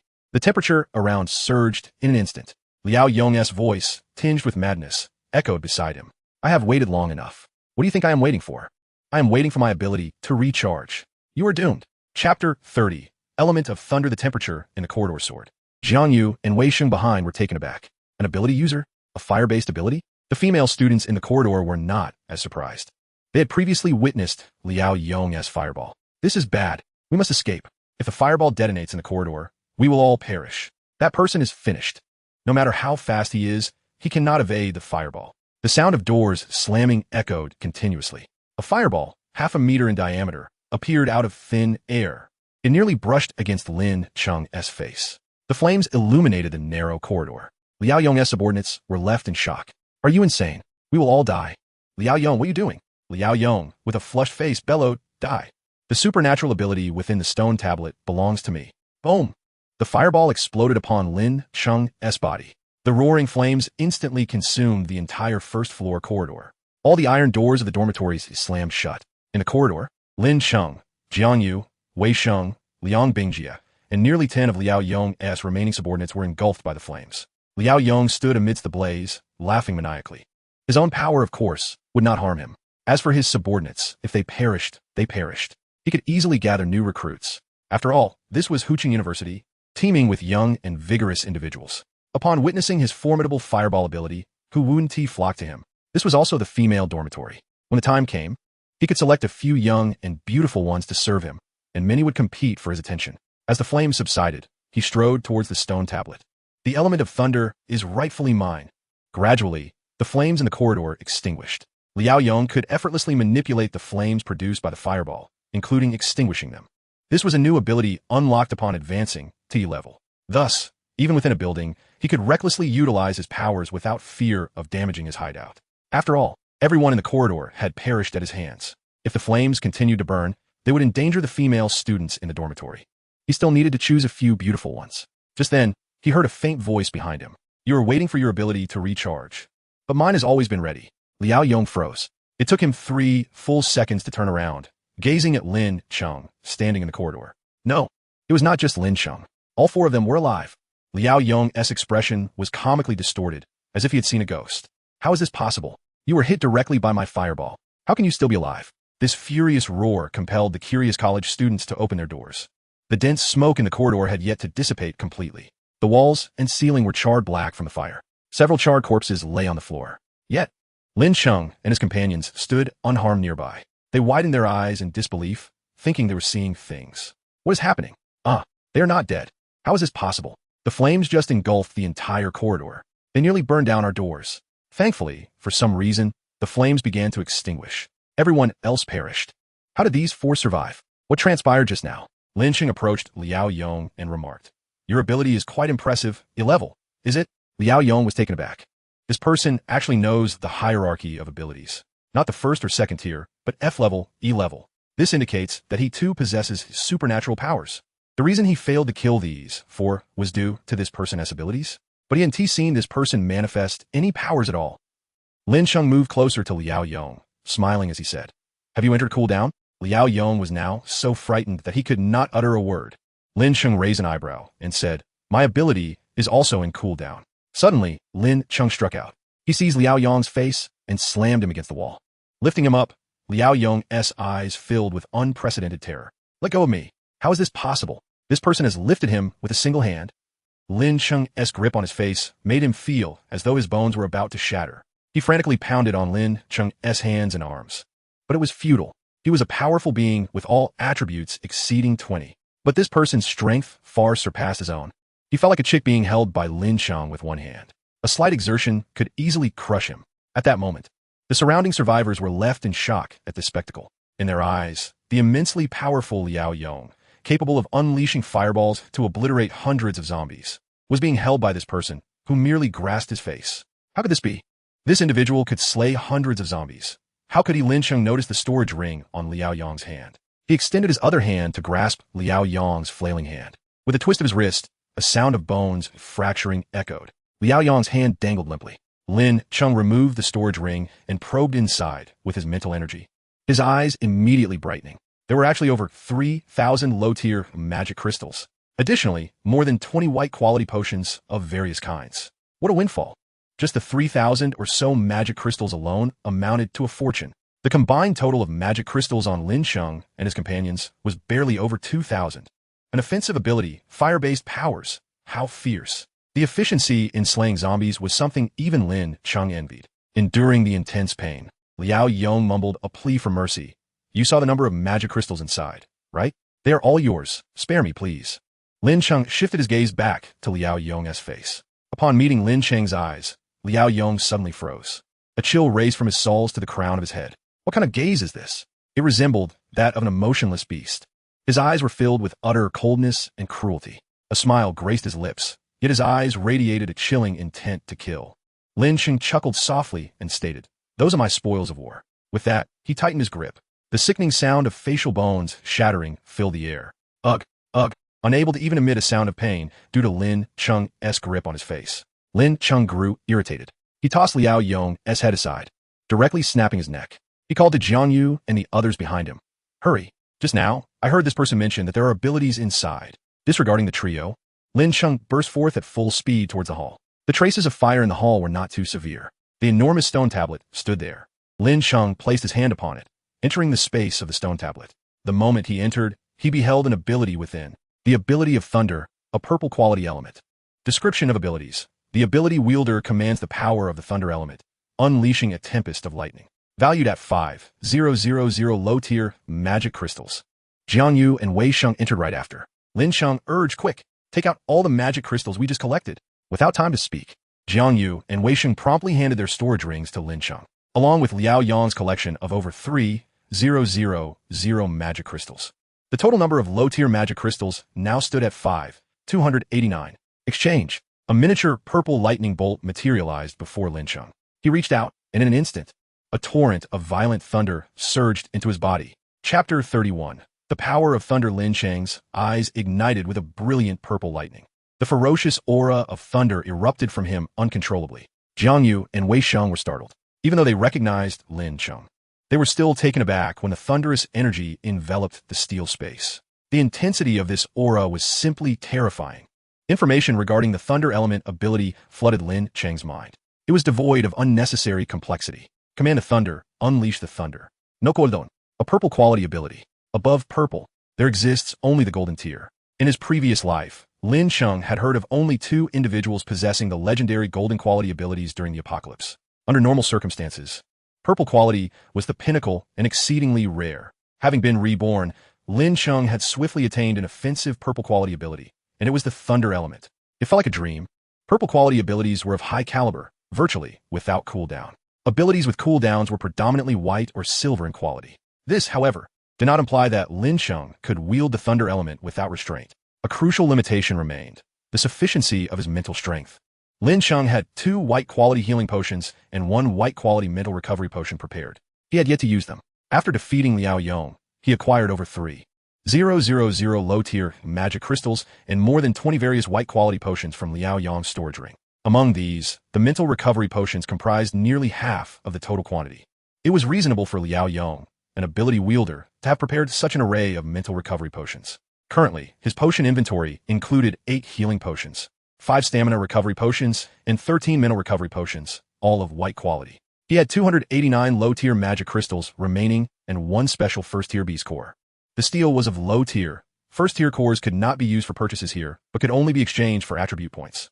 Lin Cheng spent 280 of the remaining 289 low-tier magic crystals to acquire 7 mental recovery potions, 5 stamina recovery potions, and 2 healing potions. In total, he now possessed 20 mental recovery potions, 10 healing potions, and 10 stamina recovery potions. He distributed several healing and stamina recovery potions to Jiang Yu and Wei Sheng. Lin Cheng declared, "We must break out, complete the third-level task requirements, and then head to the Lake City prison to seize the steel. How many have we defeated?" Wei Sheng asked. "Over 600, he replied. Jiang Yu echoed. "Same here." Lin Cheng nodded and said, "Let us remain at the steel for 2 minutes. My Liu Guang is still on cooldown." Upon mentioning Liu Guang's cooldown, Wei Sheng excitedly exclaimed, "My Liu Guang has only 8 durability left. This is an E-grade Liu Guang shield. It had over 70 durability remaining while navigating through the zombie tide, but that person as Fireball burned off 60 durability instantly." Jiang Yu couldn't help but laugh, saying, "When the Fireball appeared, I dodged into the adjacent dormitory, losing only 40 durability. I still have about 30 durability left." Turning to Lin Cheng, Jiang Yu asked, "Boss, that person's ability must be E-grade, right? If it were F-grade, causing a 20 durability loss would be impressive." Lin Cheng affirmed, "Indeed, his ability is at E-grade level." My Liu Guang was instantly replaced with a brand new one with 100 durability. Earlier, during the fight with that aberrant beast, its claw struck me, reducing my Liu Guang's durability to around 30. Fortunately, my Liu Guang had already cooled down, and the moment the Fireball appeared, I replaced both mine and Liang Bingjia's Liu Guang with brand new ones.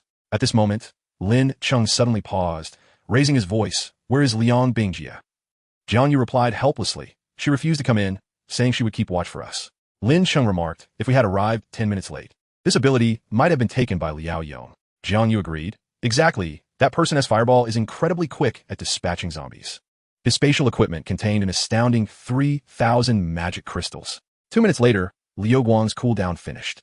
The three of them exited the steel space, only to find Liang Bingjia crouched behind a massive steel. Upon seeing them emerge, she immediately jumped out and whispered, "Do you have what you need?" Lin Cheng fixed his gaze on the female university student. After all, it was Liang Bingjia who had guided them swiftly to the Taoyuan dormitory buildings. Otherwise, had Liao Yong obtained the Thunder Element ability, the outcome would have been different. Lin Cheng handed Liao Yong's white storage ring to Liang Bingjia, stating, "Inside, there's a white quality battle knife and some food. Go kill zombies to complete your task. The steel space has various potions. We are leaving now." Liang Bingjia felt a swell of gratitude, but before she could express her thanks, she sensed Lin Cheng's ability fluctuation. She was astonished to discover that her Liu Guang shield, which had dropped to 30 durability due to close proximity to the Fireball, was now replaced by Lin Cheng with a brand new one. Durability, 100. She turned to look at Lin Cheng, only to find that the three had already dashed out of the dormitory building, wielding their battle knives amidst the throng of zombies. Liang Bingjia was acutely aware of the formidable defense provided by the Liu Guang shield. Even Liao Yong's Fireball had been entirely thwarted by it. In that moment, she couldn't help but marvel at her fortune in encountering Lin Cheng under such circumstances. She glanced at the B-grade task in her mind, zombie tide assault. How long could she endure amidst the horde with Liu Guang as protection? She was familiar with the white battle knife. It was the very weapon wielded by Lin Cheng and his companions. The potential power was evident. With the shield raised, how many zombies could she slay? Suddenly, she recalled Liao Yong, who had just been killed by Lin Cheng. His ability was a Fireball. Though she lacked such an ability, she could still start a fire herself. Regardless of whether she could gather magic crystals, the number of kills she achieved by burning them would count toward her own. If she could manage to incinerate 1,000, she would complete the second-level task and earn a total of 8 attribute points. If she aimed higher and took down 2,000, she could secure all 18 points. Then, with newfound strength, equipped with the Liu Guang shield, the white battle knife, and the storage ring, she could charge forth to gather magic crystals. Initially, Liang Bingjia was filled with trepidation. However, after nearly 20 minutes alongside Lin Cheng, witnessing how he dispatched zombies and overcame the aberrant beast to survive Liao Yong's Fireball, she found herself unconsciously inspired by Lin Cheng's audacity, fearlessness, and formidable presence. She aspired to become a powerhouse like him. Lin Cheng had instilled in her a sense of confidence. Now, compared to other survivors in school, she possessed a significant advantage. She could not afford to squander this opportunity. She needed to slay zombies, complete her tasks, grow stronger, and survive. Without hesitation, Liang Bingjia rushed into the corridor, knocking on doors in each dormitory, seeking lighters, alcohol, and other flammable materials. Simultaneously, she rallied the other girls to join her cause, selflessly sharing her plans. "As long as we have a fire source and flammable materials, Everyone can complete the third-level task and achieve a full 18 attribute points, not to mention obtaining a silver-quality battle knife and permanent immunity potions. Just then, a thunderous roar echoed, resembling an earth-shattering clap of thunder. Within the dormitory room where Liang Bingjie was, over 10 girls screamed, crouching down with their heads in their hands. Purple lightning illuminated the darkness, brightening the girls' dormitory. Liang Bingjie stood stunned, then ran to the window. In the midst of a sea of fallen zombies, she beheld Lin Cheng, his body illuminated by flickering lightning. Chapter 32. Terrifying power. The thunder entwined around Lin Cheng's arms, coiling around his white battle blade. In an instant, it was unleashed. The serpentine bolts of lightning darted swiftly among the cadaverous horde, toppling zombies in droves. Within moments, over 200 zombies were electrocuted, the residual force of the thunder finally dissipating. After entering Hu Chung University, the kill count soared to 921. The 100 experience points from the F-grade lightning element were instantly maximized. The F-grade lightning ability ascended to E-grade. Jiang Yu stared in disbelief at the vast expanse of corpses that had been cleared, her heart filled with astonishment. How powerful! This is the might of a purple quality ability. Wei Sheng also gazed at Lin Cheng, exclaiming, "The power of thunder is incredible." Lin Cheng, I too wish to become an ability user. Can I have the next one?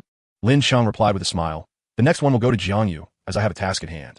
As elite members, both Lin Cheng and Jiang Yu became ability users, with the team's attributes boosted to level 1 and team points at 200. Wei Sheng huffed in annoyance.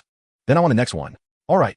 Lin Cheng had just expended 5 points of mental strength to unleash the thunder. Before clearing the zombies, he had already used 4 points to cast 2 new radiant shields for Wei Sheng and Liang Bingjie. His own shield, with a durability of around 30, was still holding strong. The lightning element swiftly upgraded to E-grade, significantly increasing its power and consumption of mental strength. Lin Cheng immediately tested the might of the E-grade lightning element. A thunderous roar echoed beneath the dormitory, as several thicker purple lightning bolts, akin to agile pythons, erupted from Lin Cheng's body. Boom! The purple lightning illuminated the darkness once more, wreaking havoc among the zombies. Nearly 500 zombies were instantaneously obliterated. E-grade, purple quality offensive abilities. This is truly terrifying. Jiang Yu was left speechless. So amazing, boss. This ability is too formidable. Was a zombie tied to us now? Lin Cheng couldn't help but laugh. This was exhilarating. Such efficiency in kills. One release of his ability had annihilated over 500 zombies, consuming 8 points of his mental strength. With approximately 28 points of mental strength, he was left with only half. Fortunately, he possessed a silver-quality gemstone necklace to replenish his mental strength at any time, along with 20 mental strength recovery potions. The most astonishing aspect was that such a powerful lightning ability had no cooldown. As long as he had sufficient mental strength potions, he could continue to slay zombies relentlessly. Quickly gathering magic crystals. You two, hurry and kill. Once we have enough, we shall depart. With that, Lin Cheng began to collect magic crystals, completely unaware that thousands of students in the surrounding dormitories were watching him with astonished expressions. Is he for real? Just moments ago, a single person released a fireball, and now this one unleashes thunder. This world has gone mad. How incredible that he can annihilate hundreds of zombies with a single thunder strike. He need not fear the zombie tide anymore. What is a zombie tied to him? He can simply keep releasing thunder. Liang Bingjie stared at Lin Cheng from the window, her heart filled with inspiration. Lin Cheng is indeed formidable. I too must grow stronger. I shall venture into the stone tablet space to exchange for an ability. With that, she turned away from the figure she idolized and resumed rallying the female university students in the dormitory. They had collected over 300 magic crystals, yet the number of surrounding zombies was increasing once more. Lin Cheng's thunder was terrifyingly powerful, but it had one drawback. The noise was deafening. The thunder could be heard 2 kilometers away, especially in the center of Hu Chung University, where the zombie horde was converging. It acted as a beacon, attracting tens of thousands of zombies to their location. Jiang Yu found herself overwhelmed. It was not that she was incapable of fighting back, nor was it that the radiant shields had failed. Rather, she was nearly crushed by the sheer mass of zombies. There were simply too many. Above, the survivors stared in shock at Jiang Yu and Wei Sheng, who were now nearly engulfed by the zombie horde, their expressions filled with disbelief. What is happening? Why are those two trapped among countless zombies, yet not torn to shreds? The zombies were indeed frantically biting at their bodies. Any ordinary person would have been devoured long ago, yet they remained unharmed. How strange. Look, a glimmer of light flickers on them every time a zombie bites them. That spot lights up. My goodness, is this some sort of ability? I truly envy them. These 3 are simply invincible.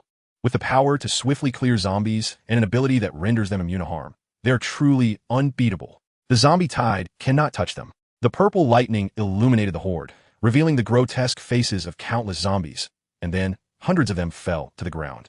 The kill count exceeded 2,000. Mission accomplished.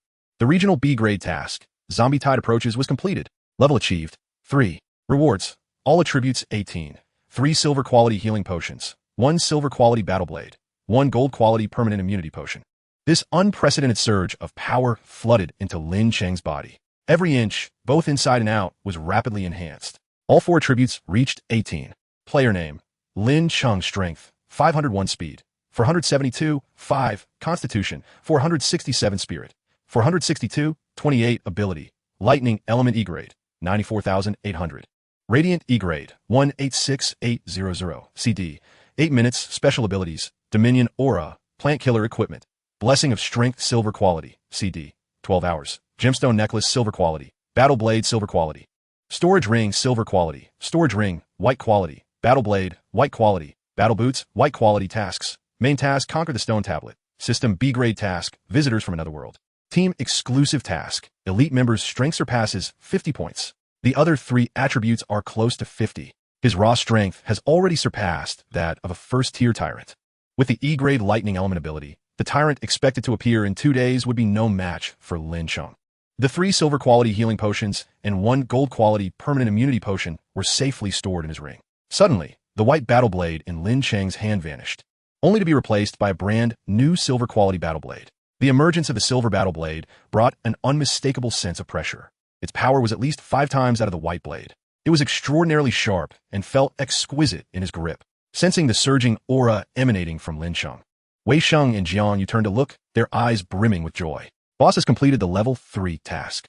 Wait, if Lin Cheng's previous attributes were close to 30, adding 18 to each one means his attributes are nearly at 50 now. It seemed to confirm Wei Sheng's words as Lin Cheng, who had just been standing 50 meters away, suddenly vanished from sight. Wei Sheng and Jiang Yu's pupils dilated in shock.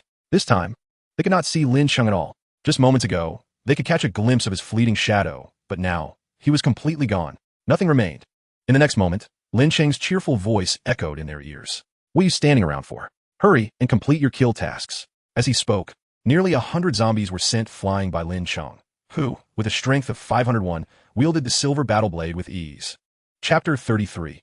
The wisdom of the crowd. Wei Sheng blinked in astonishment. After roughly counting the number of zombies slain by Lin Cheng, it was confirmed that there were indeed hundreds. Wei Sheng fixated on the silver quality battle knife in Lin Cheng's hand. Could such a silver blade be so formidable? I am at a loss to comprehend how you managed to decimate 100 zombies with a single stroke. Show me another cut, if you please. The survivors above were equally astonished. How could one strike result in so many fallen zombies? Is that even plausible? The battle knife, while somewhat lengthy, has a blade of only about 1 meter, does it not? How could a 1 meter long blade, regardless of how vigorously it was swung, possibly result in the slaughter of 100 zombies? This defies logic. Lin Cheng surveyed the silver battle knife in his grasp with satisfaction. Typically, regardless of the might of a battle knife, the effective range of its attack remains limited, making it challenging to significantly increase the number of foes dispatched. However, with the silver battle knife paired with Lin Cheng's formidable power exceeding 50 points, he was able to unleash a blade aura that transcends the ordinary limits of combat. The intangible blade aura sliced through the foremost zombies, maintaining its momentum as it continued to strike down those behind. Thus, he could achieve the feat of slaying hundreds with a single stroke. With this technique, Lin Cheng expended no mental energy. He simply needed to exert physical strength to instantaneously eliminate nearly 100 zombies. Jiang Yu finally broke free from the throng of corpses and rushed to Lin Cheng's side. My kill count stands at 800. Lin Cheng nodded and inquired, what is your endurance? Around 10, came the reply. The cooldown for Liu Guang is already over. Lin Cheng equipped both himself and Jiang Yu with new Liu Guang enhancements. When your stamina runs low, use stamina recovery potions without hesitation. We have an abundance of magic crystals, over 400 collected. You too continue to slay. If the number of zombies increases, I shall clear a wave using lightning elements. Jiang Yu and Wei Sheng each consumed a white quality stamina recovery potion and, bolstered by Liu Guang, charged forth to continue their fight. The tide of zombies converged upon the location of Lin Cheng and his companions. From the perspective of the survivors above, the zombies below had amassed to an unbearable density. The path was completely obstructed, with many zombies tumbling down the slope, crashing into the mass below, unable to rise again, crushed into a pulp by their own kind. Goodness, I feel as though we are surrounded by tens of thousands of zombies. This is terrifying. You should check the other dormitory. Towards the playground, the zombies are sparse. All of them are congested around this dormitory building. The relentless horde once again encircled Lin Cheng and his companions. In the darkness, the silver battle knife gleamed ominously. The solid blade effortlessly severed the necks of dozens of zombies before Lin Cheng. The intangible blade aura, imbued with a chilling, killing intent, sliced through the air. The zombies behind seemed to succumb to an unseen wave, their heads severed in droves. Another strike felled nearly 100 more zombies. As the horde surged forward, Jiang Yu and Wei Sheng found themselves ensnared and unable to unleash their full potential. Lin Cheng wielded the knife in his right hand and struck again. A surge of purple lightning coiled around his left arm, erupting forth with thunderous force in the blink of an eye. The lightning surged through the mass of corpses, and as the minute arcs of electricity coursed through the vast horde, they became inconspicuous. Yet wherever the lightning struck, zombies fell in droves. The efficiency of the kills was terrifyingly high, clearing a substantial area.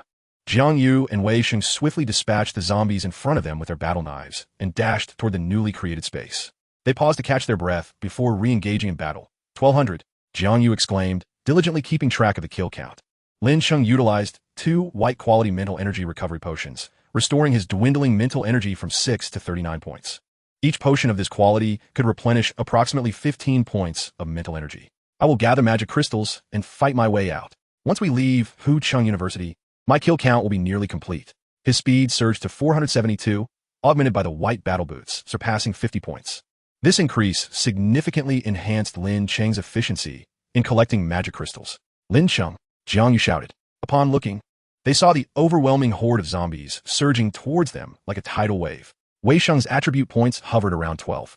Jiang Yu had previously completed a task requiring the cumulative slaughter of 300 zombies while at Hu Chung University, boosting all his attributes by 4. His power now stood at 168 in strength, 164 in speed, 17 in physique, and 159 in spirit. Clearly, he was considerably stronger than Wei Sheng, yet still not enough. Without the protective shield of Liu Guang, their current strength would be wholly inadequate against the zombie tide. Now, with the overwhelming number of zombies, their meager strength was rendered ineffective. Lin Cheng, having collected a few magic crystals without slaying zombies for a few seconds, realized that his companions would soon be completely engulfed by the horde. Observing the situation, Lin Cheng unleashed another wave of lightning abilities. Over 500 zombies were annihilated. He charged into the fray, wielding his battle knife and engaging in frenzied slaughter. One after another, the zombies fell. You two gather the magic crystals. Under Lin Cheng's protection, the duo began to collect magic crystals, dispatching a few zombies in the process. Their escape route was entirely blocked by the horde. To break free, they would need to use their motorcycle. However, if they did so, both Jiang Yu and Wei Sheng would only meet the secondary task requirements. They felt a sense of regret. Yet in the heart of the zombie tide, only Lin Cheng possessed the capability to slay zombies with impunity. They found themselves encircled, gasping for breath as they were pressed together, unable to find space to fight off the zombies. Jiang Yu muttered under his breath to Wei Sheng, "Hurry and gather the magic crystals. We won't reach 2,000 kills like this, and we cannot waste our leader's time." Wei Sheng nodded. "Indeed. Our attribute points are still too low. What a pity. By the way, since we can't achieve 2,000 kills, let's opt to complete the task now. At least we can immediately boost all attributes to 8, then slay a few more zombies to earn some magic crystals. This way, it will be easier to break through the tide. Otherwise, Lin Cheng would have to continuously shield us, and we don't know how much mental energy that would consume." All right. Just as the two were about to select the secondary conditions to complete the B-level task on the system panel, a familiar voice rang out from the second floor of the Taoyuan building. "Lin Cheng, step aside." The three turned their gaze upward to see Liang Bingjie holding a glass bottle in her hands. "This is a Molotov cocktail I made." She ignited the cloth wick and, with a surge of strength, hurled the burning bottle away from the trio. With a crash, the Molotov cocktail struck a zombie, shattering and spilling alcohol everywhere. Flames erupted. The zombies, already densely packed, were instantly engulfed by the flames, rolling in chaos and igniting even more of their kind. Seeing this, Wei Sheng hurriedly exclaimed, "Quick, give me some." Liang Bingjie was more than willing to oblige. After all, Lin Cheng and his companions had saved her life in the classroom building. They had also given her the confidence to survive in this apocalypse. She felt honored that her makeshift Molotov cocktails could assist them. "Get up there, you two." Under Lin Cheng's protection, Wei Sheng and Jiang Yu fought their way into the Taoyuan building. Half a minute later, they appeared at the window of the second floor of the girls' dormitory. "Boss, we'll take out the ones on the right." In their hands, they clutched several Molotov cocktails, some made from drinking alcohol and others from medical alcohol. With a series of crashes, 3 Molotov cocktails were hurled into the densest cluster of zombies, igniting a vast conflagration. These flames were natural. Unlike Liao Yang's controllable flames, these would continue to burn as long as there were zombies to fuel them. Zombies are the most flammable of creatures. As mindless beings, they did not understand the danger of fire. They charged forward without hesitation. Seeing fellow zombies ablaze, they failed to recognize the threat and continued to swarm, only to become engulfed in flames themselves, spreading the fire further. A few small Molotov cocktails directly annihilated thousands of zombies. Jiang Yu and Wei Sheng were astonished, watching as their kill counts surged on the panel. "Whoa, 2,000! Liang Bingjie exclaimed, her face flushed with excitement. "About over 1,000. The two immediately chose to complete the task. Chapter 34. Generosity. Wei Sheng and Jiang Yu, all attributes raised to 18. Their strength surged dramatically. Prior to this moment, the two had rarely experienced attribute points reaching 18 directly. However, this time, each attribute surged to 18. They had never felt such an overwhelming force flooding into their bodies all at once. As if they had been reborn. They felt like entirely different individuals compared to just a second ago. At this moment, they finally had the confidence to stand beside Lin Cheng and assert that they would not hold him back. Wei Sheng's attributes were as follows. Strength 322, Speed 313, 5. Constitution 30, Spirit 383. Jiang Yu's attributes were Strength 348, Speed 344, 5, Constitution 35, Spirit 339. Each attribute exceeded 30 points. In terms of attributes alone, they had surpassed a first-tier tyrant. Just then, both received the Otherworldly Visitor quest regarding the elimination of a first-tier tyrant. "Boss, we have also received the Otherworldly Visitor quest. Currently, 38 people have taken on this task," Jiang Yu shouted from the upper floor to Lin Cheng below. Lin Cheng replied, "Hurry down to collect the magic crystals. We need to retreat." He recalled that when he first received this task, there were only about a dozen people involved. Now, the number had risen to 38. Moreover, Jiang Yu and Wei Sheng received the quest only after their attribute points had skyrocketed, indicating that the trigger for the Otherworldly Visitor quest was reaching a certain attribute threshold. Hence, nearly 40 powerful evolutionists now existed in the entire Hucheng, among which how many possessed supernatural abilities. This fleeting thought passed through Lin Cheng's mind as he immediately focused on the approaching horde. Had it not been for his luminous ability, the Molotov cocktails thrown from above would have caught him in their flames. The ordinary fire posed no threat to Lin Cheng's E-grade luminous shield. Undeterred, he dove into the inferno, fervently gathering magic crystals. Within his storage space, the number of low-tier magic crystals had already surpassed 1,000. Jiang Yu and Wei Sheng, emboldened by their attributes exceeding 30, leaped down from the second floor with confidence, landing gracefully. Their performance drew admiration from the girls in the dormitory building. In their hands, they wielded brand new silver-quality battle blades. Wei Sheng consumed the golden-quality permanent immunity potion he had obtained, alleviating any concerns regarding the zombie virus. The golden-quality immunity potions belonging to Lin Cheng and Jiang Yu were stored in their rings, reserved for future team members. With his new battle blade in hand, Wei Sheng was eager to charge into the horde to slay the zombies. However, what met his gaze was a sea of flames. Others from the dormitory buildings, witnessing the effectiveness of this tactic, also began crafting Molotov cocktails, especially the boys in the adjacent dormitory. The boys, equipped with ample lighters and an abundance of alcohol, enthusiastically tossed their Molotov cocktails into the fray. The roaring inferno devoured the horde. In this moment, Lin Cheng couldn't fathom how many students from the surrounding dormitories had completed the requirements for the third-tier task. Someone shouted from above, "Don't throw them just yet. Wait for the zombies to gather. Don't waste resources. Can you stop once you've killed 2,000, so I can get some kills too?" A voice from below inquired. "What is your name, big brother? I want to follow you." Lin Cheng chuckled. University students are truly spirited. Jiang Yu leaned closer to Lin Cheng and said, "Liang Bingjie has completed the third-tier task. I initially intended to give her the golden immunity potion I just acquired, but she told me she also received a third-tier reward." Lin Cheng felt genuinely happy for Liang Bingjie. This is wonderful. Now, with 18 points added to her attributes, she has obtained a permanent immunity potion, a silver-quality battle blade, 3 silver-quality healing potions, and our gifted storage ring. Her luminous shield must also be at full durability. I believe she will navigate the chaotic early apocalypse and emerge as a formidable force. Jiang Yu nodded. I can see that Hucheng University will produce many talents. Everyone now understands that creating fires is an effective way to eliminate zombies. In a short time, who knows how many have completed the task and secured initial resources. With the blazing fire acting as a barrier, the horde could not reach them. The three, protected by their luminous shields, focused diligently on collecting magic crystals. They amassed a total of 10,000. They were too lazy to count anything beyond that. Upon returning to the stone tablet space in Tao Yuan Building 3, Lin Cheng purchased a substantial quantity of potions, healing potions, spirit recovery potions, and stamina recovery potions. Stocking up, all would prove invaluable. After all, with so many magic crystals, he bought 50 of each type. Each potion cost 20 magic crystals, totaling 3,000 magic crystals. Previously, he had 10 healing potions, 8 stamina recovery potions, and 18 spirit recovery potions remaining. Currently, only Lin Cheng in the team possessed supernatural abilities, with 2 powers at that. He held all 68 spirit recovery potions. This provided him with considerable confidence. After spending 3,000 magic crystals in the stone tablet space, the 3 of them casually picked up over 3,000 more magic crystals upon leaving, ensuring their total remained above 10,000. Amidst the billowing smoke, the scent of charred flesh wafted through the air. 3 motorcycles appeared out of nowhere. At Wei Sheng's insistence, Lin Cheng finally relinquished the motorcycle meant for Wei Sheng into his care. The 3 motorcycles sped forth, soaring through the flames and leaping over the horde. Taking off once again in front of the zombies, Wei Sheng erupted in exhilaration, shouting, "Oh!" After acquiring the lightning element ability, Lin Cheng had already accumulated around 5,000 kills using only thunder, adding those he had previously eliminated, alongside the kills achieved with the silver quality blade through Blade Aura. It was conservatively estimated he had taken down around 8,000 zombies.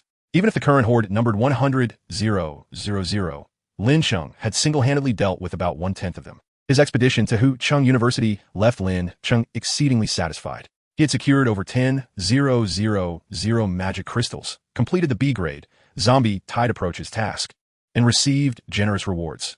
18 points added to all attributes, a silver quality battle blade, and he had even triggered a sudden event midway, encountering a first-tier otherworldly beast emerging from a spatial rift. He gained additional attribute points, received the silver quality equipment blessing of strength, and enjoyed a further boost to his attributes. The most remarkable achievement was acquiring the purple quality supernatural ability, lightning element. This journey was undoubtedly worthwhile. Even Jiang Yu and Wei Sheng had all their attributes increased by 18. The enhancement not only bolstered Lin Cheng's strength, but also that of the entire team. Riding their motorcycles, the 3 of them were in exceptionally high spirits. Their next destination was the Hu Chung prison. Lin Cheng's Doomsday Overlord System had triggered the main quest to occupy the stone tablet, specifically located at Hu Chung prison. The distance from Hu Chung University to Hu Chung prison was nearly 20 kilometers. Hu Chung prison was situated at the foot of a mountain, considered the outskirts of Hu Chung, and was extremely secluded. There were no other public facilities nearby. In fact, within a 3-kilometer radius, only Hu Chung prison existed. Lin Cheng had always believed that a place like Hu Chung prison, which was almost isolated from the world and entirely enclosed, would either be completely overrun by zombies or entirely self-sufficient. Temporarily occupying a stone tablet for 12 hours would reward Lin Cheng with a supernatural ability. Such a generous reward indicated that this task would not be simple. Fortunately, after their stop at Hu Chung University, the strength of Lin Cheng's team had surged significantly, providing them with ample confidence. Night had fallen. Inside Hu Chung prison, a distinctly different stone tablet emitted a ghostly green light. Numerous inmates clad in prison uniforms surrounded the stone tablet, maintaining a distance of at least 5 meters, as if it were a terrifying beast, to be avoided at all costs. The appearance of this stone tablet differed from ordinary ones, primarily due to its coloration.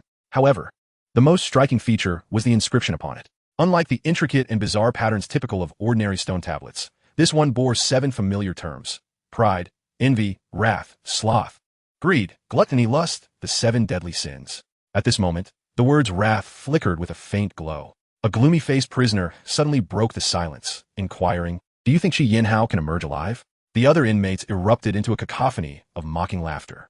Alive? Perhaps, but he would be left with barely a breath. Many had entered before, all emerging adorned with treasures, yet only to be left gasping for life. What prowess does Shi Yinhao possess that could allow him to retain his strength? Just because he is tall? Huh! He is indeed the tallest among us in this prison. Among the assembly of dozens of prisoners, most bore the marks of battle. These were remnants of past conflicts whenever someone emerged alive from the steel. The crowd would descend upon them, slaying and seizing treasures, leaving behind a trail of carnage. Nearby lay over 40 corpses, with a dozen or so having emerged from steel alive, only to be slain by the frenzied mob. Even more had fallen victim during the chaos of combat. Here, there are no allies, only self-serving interests. Several prisoners clutched silver-quality battle blades, while others flaunted rarer equipment, such as battle boots, rings, and armor. Could Shi Yinhao, upon his emergence, possess abilities akin to Ning Hao's? Even if he did, what of it? A few silver blades and a barrage of bullets would render any special powers useless. Ning Hao's lifeless body lay before us. Why not venture into the steel ourselves? Someone quipped, prompting another to scoff. Are you certain? I want to stop you. For every individual who entered the steel and emerged alive was subsequently slain by the treasure-hungry inmates. Ning Hao, even after acquiring his special ability, met the same fate. He was bestowed with the power to manipulate space, enabling him to warp his surroundings instantaneously. Upon emerging from the steel's realm, he twisted the fabric of space and instantly found himself outside the encircling prisoners.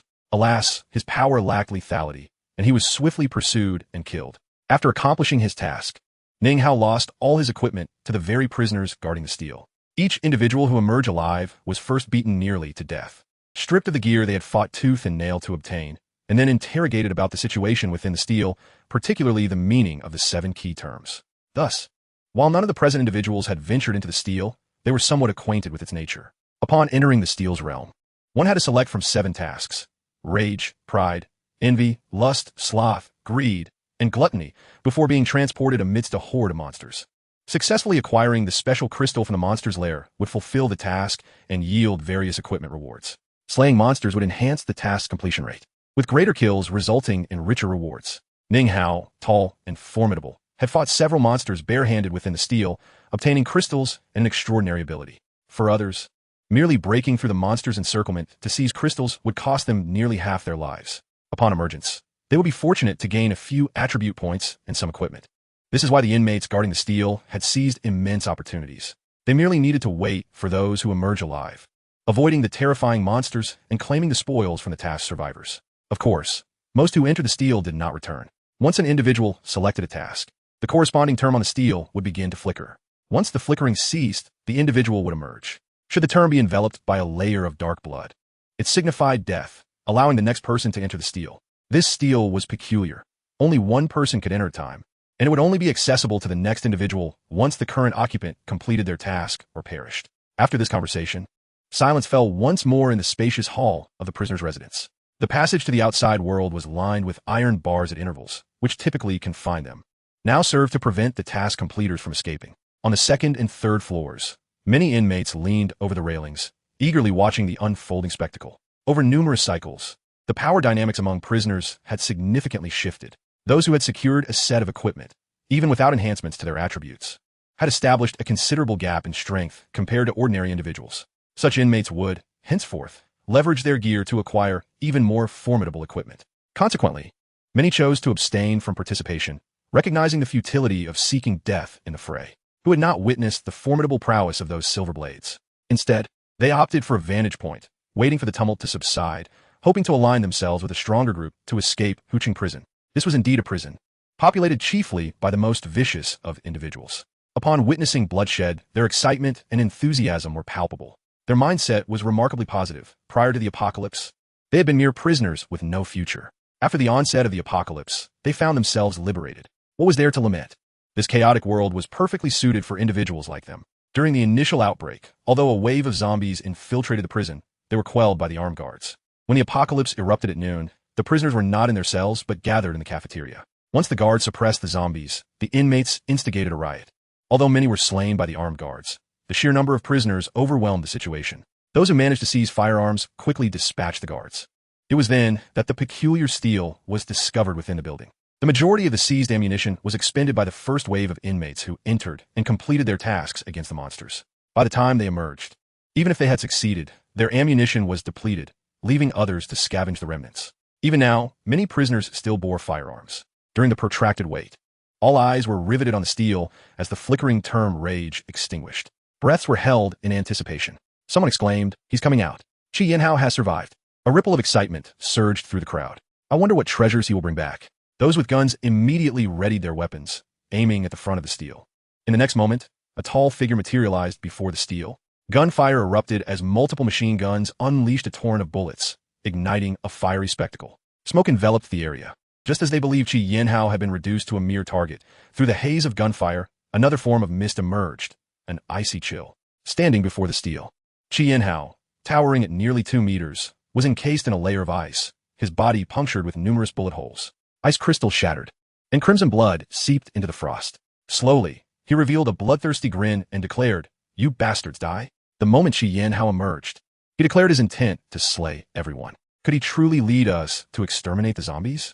Once his mental strength was restored, we would be the first to perish at his hands.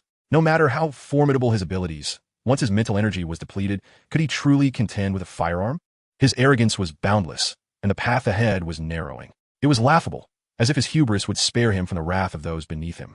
A gun was aimed at Qi Yanhao's back. Alas, an ice element ability user, what a pity. Qi Yanhao scoffed, his visage smeared with blood. A few of his teeth knocked out. He had not anticipated the dire consequences of exhausting his mental energy. Little did he know that employing his ice element powers would reveal a diminishing value in his attribute panel S mental section, before it could deplete to 0.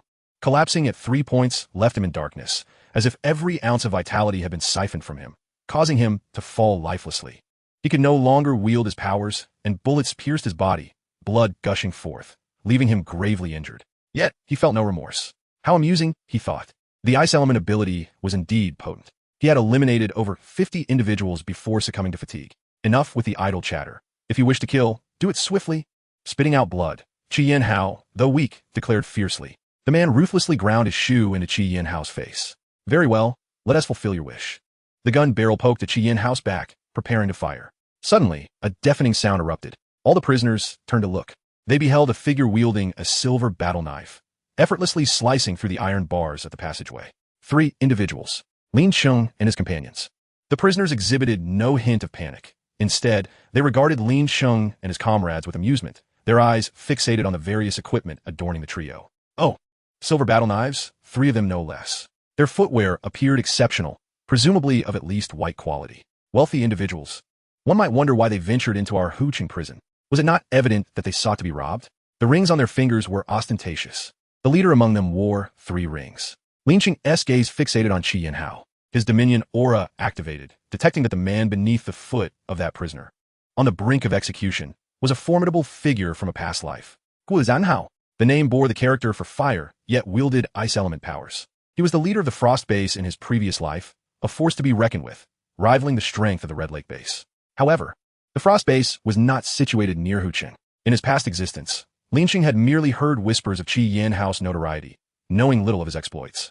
The sole certainty was that Qi Yanhao, the leader of the Frost Base, was renowned alongside the leader of the Red Lake Base, Lei Wanjuan, a figure of leadership. It was rumored that Qi Yanhao had a volatile temperament and acted with arrogance. The Frost Base had been over 1,000 miles from Huqing in the previous world. Lin Cheng could hardly believe that Qi Yanhao was present in Huqing when the apocalypse erupted, and within the very confines of the prison. Without a moment's hesitation, Lin Cheng strode towards Qi Yanhao's position. Qi Yanhao lay barely conscious, riddled with bullets, his mental energy expended, and slashed by dozens of strikes from the battle knife. He was on the verge of death, awaiting a swift end. Unexpectedly, 3 strangers appeared. These 3 were unlike the others, for all present wore the prison garb of Huqing, while they donned the attire of the Huqing mental institution. It felt like a surreal crossover. Yet, such details mattered little. What was significant was the instant the leading man came into Qi Yanhao's line of sight. An inexplicable emotion surged within him. Though this was a stranger's face, he felt an inexplicable trust at first glance. Not merely trust, but an odd sense of familiarity. Even a faint inclination towards submission. How absurd, he thought. I am Qi Yanhao, unyielding to anyone, devoid of friends. Yet I find myself harboring such feelings for a stranger. It seemed death truly approached, clouding his mind. He murmured softly, as Lin Cheng boldly approached. The armed prisoners surrounding the monument aimed their weapons at him, their expressions brimming with excitement. Unafraid of death? Damn, look at their clothing, they must be insane. The entire prison erupted into laughter. Hearing this, Jiang Yu leaned closer to Lin Cheng and whispered, Boss, didn't we have plenty of clothes in our storage? Why did you insist we were the attire of the Huqing mental institution? Lin Cheng replied, These clothes are convenient, loose-fitting, ideal for slaying zombies. I won't grieve if they become stained with zombie blood. Where one's set, toss it aside. Oh, for heaven's sake, they are advancing? Do they not recognize this as a gun? Are the mentally ill truly that oblivious? Lin Cheng and Jiang Yu were unfazed. Wei Sheng, however, felt insulted and retorted angrily. Do not underestimate the mentally ill. At that instant, 2 individuals fired their weapons at the trio. Many prisoners chuckled, covering their ears and cheering. Another victory. The equipment on these 3 was quite substantial. To exert such effort to breach in, and yet it culminated in their demise. By now, their remaining ammunition was scarce. They had hoped to reserve some for dealing with the zombies outside. Thus they ceased firing after a few shots. To everyone's astonishment, their eyes widened in disbelief. Prisoners in the corridor rubbed their eyes, witnessing Lin Cheng and his companions unharmed. In the fleeting moments of the gunfire, they had already reached the monument's front. What on earth? Did they not get hit? They were so close, I saw the bullet strike them. Yet, why did they not fall? They bore no protective gear. What sorcery is this? Could it be an ability? Qian Hao then saw a pair of white battle boots come to a halt before him. Following that, a silver flash appeared.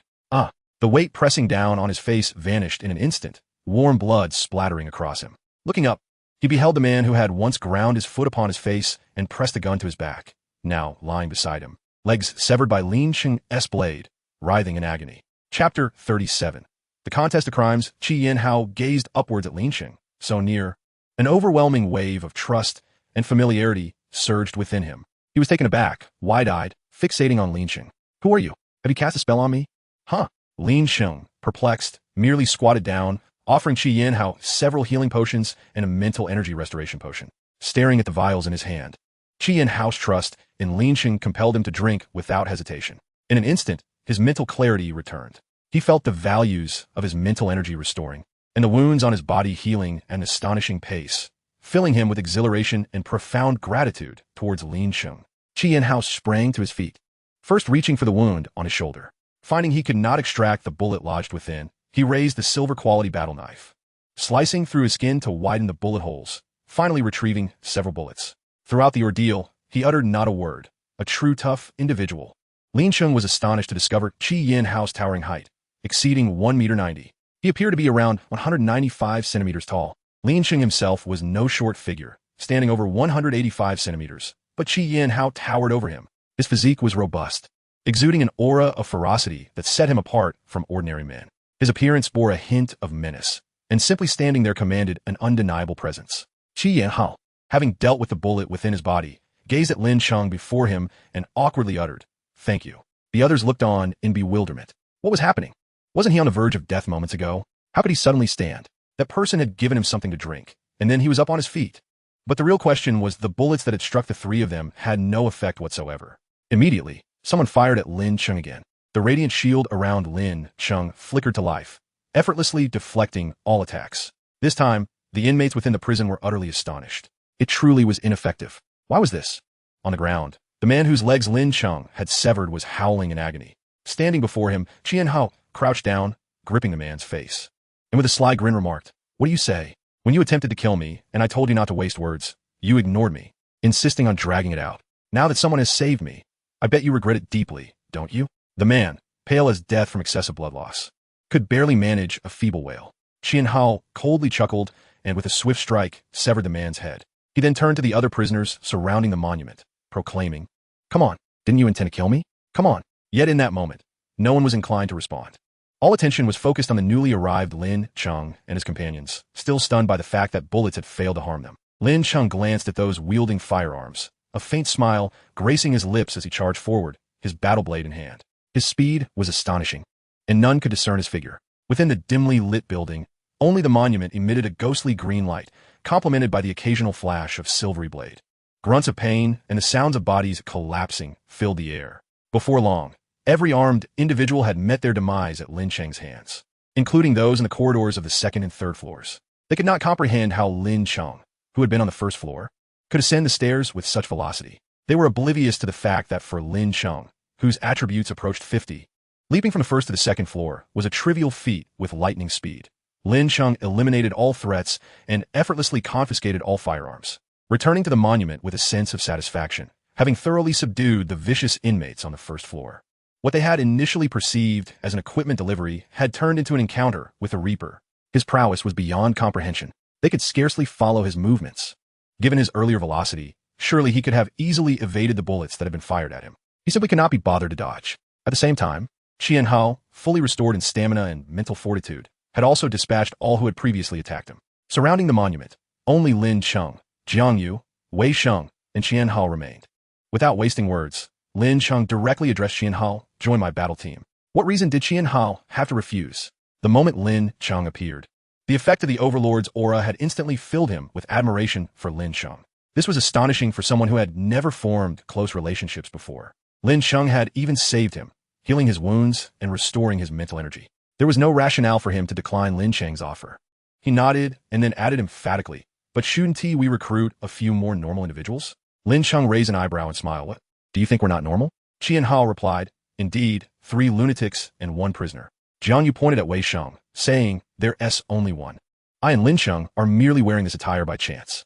Lin Cheng looked at the ice that had yet to melt around them, inquiring, did you acquire ice elemental abilities? Qian Hao nodded. This was indeed a stroke of luck. Finally, the team had gained another ability user, and one wielding formidable ice powers with control effects. Lin Cheng was quite pleased. Before him stood the objective of the main quest, the monument at the Lake City prison. It was only upon arriving here that Lin Cheng recognized the monument's uniqueness. From the moment he appeared, the countdown for the task had begun. Within the next 12 hours, he would not permit anyone other than himself and his teammates to enter the monument space. He was determined to complete this task and earn the reward of an ability. Gluttony, wrath, these were among the 7 deadly sins, weren't they? Jiang Yu curiously scrutinized the monument, noting it was entirely different from the ones they had encountered previously. Qian Hao, did you acquire your abilities from entering this monument? Qian Hao replied, yes, you all should hurry inside. He turned to Lin Cheng, saying, your attribute points must be quite high, right? If you enter, you'll surely be able to slay all the monsters, obtain crystals, complete the task, and secure an ability reward. Lin Cheng's eyes sparkled with excitement. So, it meant that within this monument space, there were no options for exchanging items. Instead, one had to enter, slay monsters, and fulfill the task. Qian Hao was somewhat confused, as this monument was the only one he had ever known, and he was unaware that most of the monuments outside were not like this. Lin Cheng urged, tell me everything that happened after you entered the monument space. Naturally, he was eager to obtain an ability. Not only did he wish to try, but he also wanted Jiang Yu and Wei Sheng to experience it. This monument might just grant all members of his team the status of ability users. Just as Qian Hao was about to speak, the 1,000-odd individuals present suddenly received the same task. A city-level regional task was triggered. B-rank task, crime contest. Chapter 38, 1 step forward death. Crime contest, wrath, envy, greed, gluttony, pride, lust, sloth. A special monument, the Sin Monument, has appeared in Lake City Prison. Task content, enter the monument and compete for one of the sins. Task reward, acquire the corresponding special ability of the sin. The thousands of inmates who had just been intimidated by Lin Cheng all received this task. This was indeed the monument. What exactly did it mean to acquire the corresponding special ability of a sin? At least 100 people had entered the prison, but only 20 or 30 had emerged alive, and only Ning Hao and Qian Hao had obtained abilities. The others had completed the task and emerged without any corresponding special abilities of sin. Should we give it a try? Are you mad? Those 4 are guarding there. Do you dare to go? The one leading, Lin Cheng, hasn't he even revealed his ability? He just wiped out everyone with speed and a battle knife. Do you dare to go? Those prisoners who had been somewhat tempted now shrank back, none daring to make a move. Before the monument, Lin Cheng's group of 4 had all received this task. A citywide task indicated that a substantial portion of the Lake City populace had received it. This was bound to become quite the spectacle. Lin Cheng recognized that his main quest was not as simple as it appeared. Dealing with the inmates in the prison was manageable. Upon his arrival, he had made a strong impression, regardless of whether the other party had provoked him. He had killed every armed individual without hesitation, ensuring that the remaining prisoners dared not approach the monument easily. This facilitated his occupation of the monument for 12 hours. However, just a few minutes later, a city-level task regarding this monument was triggered. At this moment, it was likely that those receiving this task numbered no less than 70 or 80,000. To occupy the monument for 12 hours amid tens of thousands of people was indeed worthy of an ability reward. More than this, Lin Cheng was now even more curious about the nature of this special sin monument. He turned once again to Qian Hao, asking, what happened after you entered? Qian Hao replied, upon entry, it was simply a matter of choosing a sin. With a mischievous grin, he scratched his head and continued, among the 7 deadly sins, the one that resonated most with my situation was wrath. I thought, perhaps by choosing a sin that aligns with my circumstances, the task's difficulty might lessen. After selecting wrath, I was transported to a chaotic space. A multitude of monsters emerged around me, likely numbering in the hundreds. Their strength was not particularly formidable, as I managed to dispatch over 10 of them with my bare hands. I then charged towards the luminous area, touched the crystal, and promptly completed the task, earning my reward. I acquired the Ice Elemental ability, a silver battle knife, a white storage ring, and an increase of 3 attribute points, after which the stone tablet appeared. It was then that you all arrived. Lin Cheng, upon hearing this, furrowed his brow and inquired, did the system mention any terms related to crimes corresponding to special abilities when you completed the task? To which I replied, no. After Qian Hao officially joined the team, Lin Cheng was able to see his various attribute points, strength 93, speed 81, physique 106, spirit 75. With just an additional 3 points to all attributes. He possessed this level of prowess. His initial attribute points exceeded those of an average adult male by 2 to 3 points, indicating a robust foundation. Wei Sheng, gazing intently at the stone tablet, exclaimed, Lin Cheng, I want to go in. Hold on. Let's wait until the 12 hours are up before we explore slowly. Lin Cheng cautioned. Why? Wei Sheng asked, puzzled. Lin Cheng's mind was racing with thoughts. He speculated about the number of individuals who might converge upon the prison in Lake City to undertake this task. If even one of them entered the stone tablet to complete their task, it would diminish their combat effectiveness. Lin Cheng was determined not to delay the progress of the main storyline. According to the task of crime contest and the intelligence provided by Qi Yinhao, the missions within the crime stone tablet were bound to be intricate. Qi Yinhao had defeated numerous monsters and received the ice elemental ability as a reward. Yet he had not obtained the reward corresponding to special abilities linked to crimes. This indicated that acquiring such rewards was no simple feat therefore. Lin Cheng resolved that he would enter first, devise a method for obtaining the special abilities tied to crimes, and then inform Jiang Yu and Wei Sheng, ensuring that both could also acquire these unique powers. He could not allow Wei Sheng or Jiang Yu to enter first, lest they lose their opportunity. Qi Yinhao had already attempted to enter. Once someone had entered, they could not do so a second time. Moreover, if he were to enter now, there was no assurance that the other individuals arriving would not attack Wei Sheng and the others, potentially leading to unforeseen consequences. Lin Cheng felt compelled to remain vigilant. During these 12 hours, he would not enter, nor would he permit Wei Sheng and the others to do so, nor anyone else for that matter. First, they must complete the main storyline task. Accomplishing the main task would also yield an ability reward, Explosive Touch. When the time came to enter, he would have a greater chance of successfully completing the task and obtaining the special abilities tied to crimes. After succinctly sharing his thoughts, Wei Sheng finally relinquished his desire to enter immediately. Jiang Yu, as always, complied entirely with Lin Cheng's orders. The newly joined Qi Yinhao remarked in admiration. You are quite clever. At this moment, Wei Sheng cast a sidelong glance at Qi Yinhao, warily asking, what crime led to your imprisonment? Qi Yinhao scoffed, assault, intentional injury. Why? They killed my family. Why should I not seek revenge? Unfortunately, I failed to kill them and was sentenced for intentional injury, deemed unrepentant, and served several years. As night deepened, the other inmates in the prison, though clearly afraid to provoke Lin Cheng, did not leave. Some, emboldened, even returned to their cells to sleep soundly. The four of us encircled the stone tablet, taking turns keeping watch. 3 would rest while 1 remained alert. After 2 shifts, sounds emanated from the passageway. Without needing a reminder, the vigilant Lin Cheng immediately opened his eyes and checked the progress of the main task. Occupation time, 2 hours and 18 minutes. A throng of individuals surged into the passage. They observed Lin Cheng and his companions standing with weapons drawn, positioned 7 or 8 meters from the stone tablet. Lin Cheng calmly regarded the approaching crowd and instructed his comrades. You guard the other 3 directions of the stone tablet to prevent anyone from seizing the opportunity to enter the stone space and resetting my task progress. Wei Sheng took position to the right, Qi Yinhao to the left, and Jiang Yu to the rear, leaving Lin Cheng alone at the front to confront the multitude. The inmates, who had been waiting silently, were no longer drowsy. They all perked up, listening for sounds from the hall below. Many rose to lean against the corridor railing, peering downwards. Upon seeing the previous 4 standing resolutely before the stone tablet, they now noticed the 3 dispersing to guard the other positions, leaving only 1 to face the more than 50 individuals before them. Laughter erupted. Oh, do they look down on us? What does this mean? It's hilarious. Just the 4 of you think you can stop over 50 of us? Do you know that nearly half of Lake City has received this task? Do you really think you can prevent others from entering with just a few of you? Surely, you don't intend to face us all alone? You overestimate yourself. Those who are sensible should step aside. Do you really think 4 can guard the stone tablet? What arrogance! As they spoke, more groups continued to pour in. The hall, previously occupied solely by Lin Cheng and his companions, now felt somewhat cramped.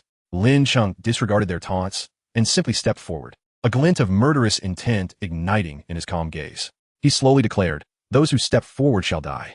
Chapter 39. Guarding the stone tablet, the crowd momentarily froze in astonishment before bursting into laughter.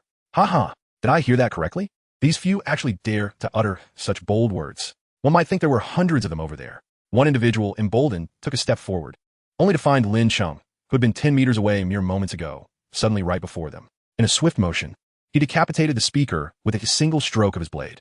The man had barely begun to step forward when his head was severed and his body collapsed. Silence enveloped the vast hall as everyone stared in shock at the composed Lin Cheng. How did he move so fast? Arrogant. Let's all charge him and take him down. They had several groups at their disposal, all intent on reaching the stone tablet. Strength in numbers. Who feared Lin Cheng alone? Despite the fear instilled by Lin Cheng's speed and decisiveness, The sheer number of individuals emboldened them to rush forward. However, the first wave of attackers soon found that while Lin Cheng had appeared to be standing still one moment, in the next, he had completely vanished. A cold sweat broke out on them. The sounds of blades piercing flesh rang out repeatedly. The crowd erupted in shouts and screams. "Where is he? Help! Help!" Blood splattered everywhere as some were stabbed through the abdomen, while others had their heads severed. Blades flashed intermittently, and amidst the multitude, no one could catch a glimpse of Lin Cheng's figure. His ghostly speed instilled terror within them. The prisoners above gaped, their astonishment and fear intensifying. He is so powerful. He alone can hold off hundreds or thousands. What kind of strength is this? I am truly astonished. The newcomers, who had previously harbored ambitious intentions to enter the stone tablet, looking down upon Lin Cheng's defense, were now utterly unprepared for the reality that he could single-handedly handle them all. Amidst the crowd, someone suddenly cried out, "Don't kill me. I don't want to go. Let me go, ah." Lin Cheng paid them no mind, for he had already issued his warning. 10 minutes later, blood soaked the floor, and bodies littered half of the hall. The only living beings remaining within the hall were Lin Cheng and his 3 companions. Covered in blood, Lin Cheng walked leisurely towards the stone tablet. Qi Yinhao stared wide-eyed, his gaze fixated on Lin Cheng. "What is wrong?" Qi Yinhao swallowed hard, feeling parched. "Lin Cheng, how is your strength so formidable? What are your attribute points now?" If he had not witnessed it with his own eyes, he would not have believed that Lin Cheng, without utilizing any abilities, could have slain hundreds with merely a battle knife. Lin Cheng Dao remarked that his strength had surpassed 50, with other attributes nearing the same threshold. Qi Yinhao, taken aback, exclaimed, "What? 50? How many tasks have you completed? This is simply extraordinary." Wei Sheng, standing nearby, smugly declared, "Humph.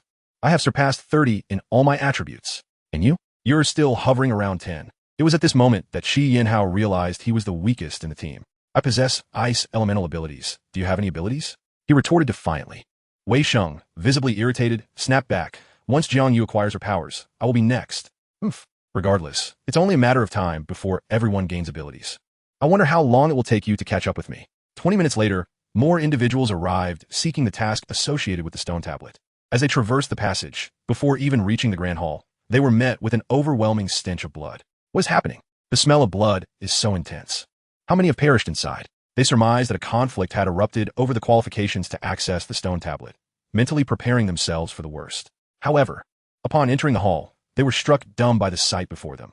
Hundreds of lifeless bodies lay strewn across the ground. The moment they stepped inside, their feet squelched in blood. Corpses blocked their path, leaving them with little room to maneuver.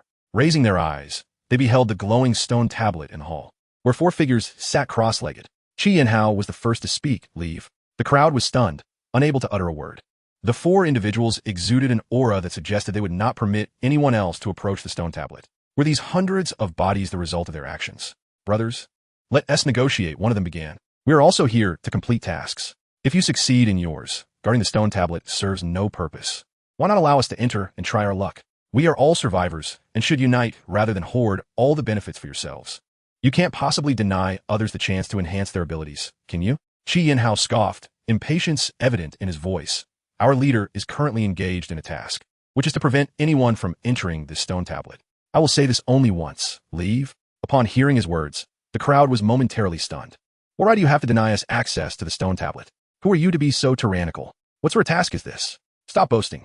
Everyone received a task to compete for special abilities. How is yours so peculiar?" Qi Yinhao fell silent, merely glaring fiercely at the intruders. Suddenly, footsteps echoed from the passageway. The crowd turned towards the entrance, hoping for formidable allies to help them confront the arrogant 4. A group of imposing individuals entered, surrounding a man of considerable presence. The newcomer's aura quickly subdued the crowd, leaving them speechless. This man and his followers first surveyed the sea of corpses, then turned their gazes to the 4 by the stone tablet, smiles creeping onto their faces. Clearly, they had found formidable opponents. The man stepped boldly into the bloodied scene, striding towards the stone tablet. The prisoners above held their breath. His followers showed no fear, advancing towards the tablet as well. Finally, Lin Cheng rose, barely lifting his eyelids as he calmly stated, "Take another step forward, and you shall die." The man paused momentarily, but halted his advance. His followers also ceased their movements. Yet they regarded Lin Cheng with disdainful glances. "How brazen! We are terrified." The previous wave of arrivals, witnessing the audacity of the newcomers, quickly understood that they were facing powerful adversaries. These 4 are exceedingly arrogant, forbidding anyone from approaching the stone tablet. They claim their leader's task is to prevent others from entering. They are responsible for these deaths. Let us eliminate them. Suddenly, the leader vanished, reappearing right in front of the man who had just spoken. The onlookers were left in shock. What speed? They gasped, realizing it was comparable to Lin Cheng's. The man seized the speaker by the throat, a chilling smile forming as he said, "You wish to instruct me?" With a swift twist, he snapped the man's neck and casually discarded him among the corpses. In an instant, the atmosphere turned silent, everyone paralyzed by fear. This speed and brutality were nothing short of terrifying. Amidst the suffocating silence, the man turned back, slowly returning to his earlier position, staring defiantly at Lin Cheng. "If I were to take a step forward, would you truly kill me?" Lin Cheng chuckled and, in the blink of an eye, vanished from sight. The man then heard Lin Cheng's voice, laced with amusement, close behind him. "Even if you don't move forward, I can still bring about your demise." Chapter 40. The touch of explosion, everyone gasped in astonishment. Wang Hao was particularly stunned. His own speed was considerable. Yet he had completely failed to detect Lin Cheng's presence until he appeared directly behind him. As he turned to strike, he felt an icy sensation in his chest. Looking down, he saw a silver blade piercing through him. How is this possible? Lin Cheng withdrew his weapon, seizing the moment before the others could react. The group of dozens brought by Wang Hao fell victim to his blade in an instant. The earlier arrivals screamed in terror, rushing towards the passage, desperate to escape this horrifying scene. This power was utterly terrifying. "Forget this task. Let us flee." Time elapsed, 7 hours and 39 minutes. Daylight had already broken. During the night, more individuals entered. Those who disregarded the warnings were swiftly cut down by Lin Cheng's relentless strikes. Most retreated in fear, yet a portion remained gathered outside the Luoqing prison. They listened to the leader's subordinates discuss the task of seizing the stone tablet, which had a time limit. They speculated that occupying it for a day or two would suffice to complete the task, and resolved to wait for the individual to finish before attempting entry themselves. That man is truly a monster. How could someone be so powerful so soon after the apocalypse? It's utterly irrational. Indeed, it's frightful. You all witnessed the carnage in the hall last night, did you not? It was a veritable sea of corpses. A sense of relief washed over them, knowing they were in a remote area, with only the Luochang prison nearby, devoid of residential zones, thus avoiding a horde of zombies. Otherwise, the thick stench of blood would surely attract countless undead. "That person must be an omen," one remarked. No sooner had he spoken than a series of guttural growls echoed from the distance. The thousands waiting outside the prison turned pale, glancing nervously at the one who had brought up the ominous topic. "Why would you utter such a cursed thing? They're truly coming." The sound suggested not just a few, but many zombies were approaching. Some gritted their teeth, declaring, "We cannot allow the zombies to gather. We must intercept them to prevent a tide of undead. Engaging in battle here would undoubtedly attract even more zombies. Let us go intercept them." Inside the prison, Lin Cheng and his 3 companions consumed food and water, silently guarding the stone tablet. The prisoners above watched in silence. Task progress, 9 hours and 46 minutes. Just over 2 hours remained. Almost there. Soon, they would complete the main task and receive their abilities. Lin Cheng felt a surge of anticipation while maintaining a calm facade. After another hour, the four suddenly heard the unmistakable sounds of zombies outside. Jiang Yu furrowed her brow. It seems a horde of zombies is gathering. There are sounds of battle. It appears those who fled last night are now fighting the undead. Qi Yanhao proposed, "Should I go out and eliminate the zombies? If zombies were to burst in, we would have to fight. We cannot merely stand guard over the stone tablet to prevent others from entering. The leader's task is nearing completion, and we cannot afford any mistakes at this juncture." Lin Cheng shook his head. "No, if the zombies come in, so be it. We can fight them inside, but we must not leave the vicinity of the stone tablet." The prisoners upstairs, upon hearing Lin Cheng's words, could only manage a bitter smile. After witnessing Lin Cheng's terrifying prowess, who would dare to venture in? Even if they completed the task, they would still have to emerge. Once outside, they would be met with death. Who would take that risk? As time ticked away, the sounds of zombies outside grew increasingly horrifying.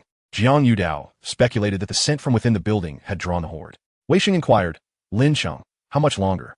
19 minutes. It's almost time." Lin Cheng could no longer sit still. He rose, his gaze fixed intently on the stone tablet before him. Once the task was completed, he would immediately enter the stone tablet to gain special abilities. Lin Cheng announced, "Once I go in, you will no longer need to guard the stone tablet. If the zombies manage to breach the entrance, we will fight." With that, he produced 10 potions for restoring mental energy and handed them to Qi Yanhao. Qi Yanhao, also an ability user, regrettably had weak mental powers. After using the power of ice elements 2 or 3 times, his mental energy would be depleted. He eagerly accepted the potions. "Don't worry, boss. I will gather as many magic crystals as I can." Outside the building, survivors were becoming increasingly incapable of resisting the ever-growing horde of zombies. The stench of blood wafting from within had triggered the zombie tide. Fortunately, The remote location of a Lake City prison had delayed the arrival of the horde by several hours. Damn it. We can't hold them back, nor can we escape. Let us get inside the building. That lunatic is in there. We'll be killed if we go in. They were filled with grievances. With the zombie tied ahead and Lin Cheng behind, every choice led to death. Yet there was no choice left. They could only retreat while battling and enter the building. The interior was narrow, with prison cells, making it easier to defend than to attack. There was a glimmer of hope. They just needed to express to Lin Cheng that they wouldn't encroach upon the stone tablet and would only enter to resist the horde. They hoped that the madman wouldn't kill them indiscriminately. 5 minutes passed. Lin Cheng stood silently before the stone tablet, hearing the sounds of combat at the entrance. Survivors flooded in, pursued by the zombies. Those who entered first dared not step further into the hall, and instead hurried up the stairs leading to the upper prison cells, shouting, "We're not coming over. Don't attack." Zombies continued to pour in, and the prisoners cursed. "Why did you bring the zombies in? We didn't summon them. It's the corpses and blood smell from here that drew them. If you have the guts, blame Lin Cheng." 2 minutes later, Jiang Yudao stepped forward. "I'll go." Lin Cheng nodded. Jiang Yudao, with all attribute points exceeding 30, experienced a surge in power.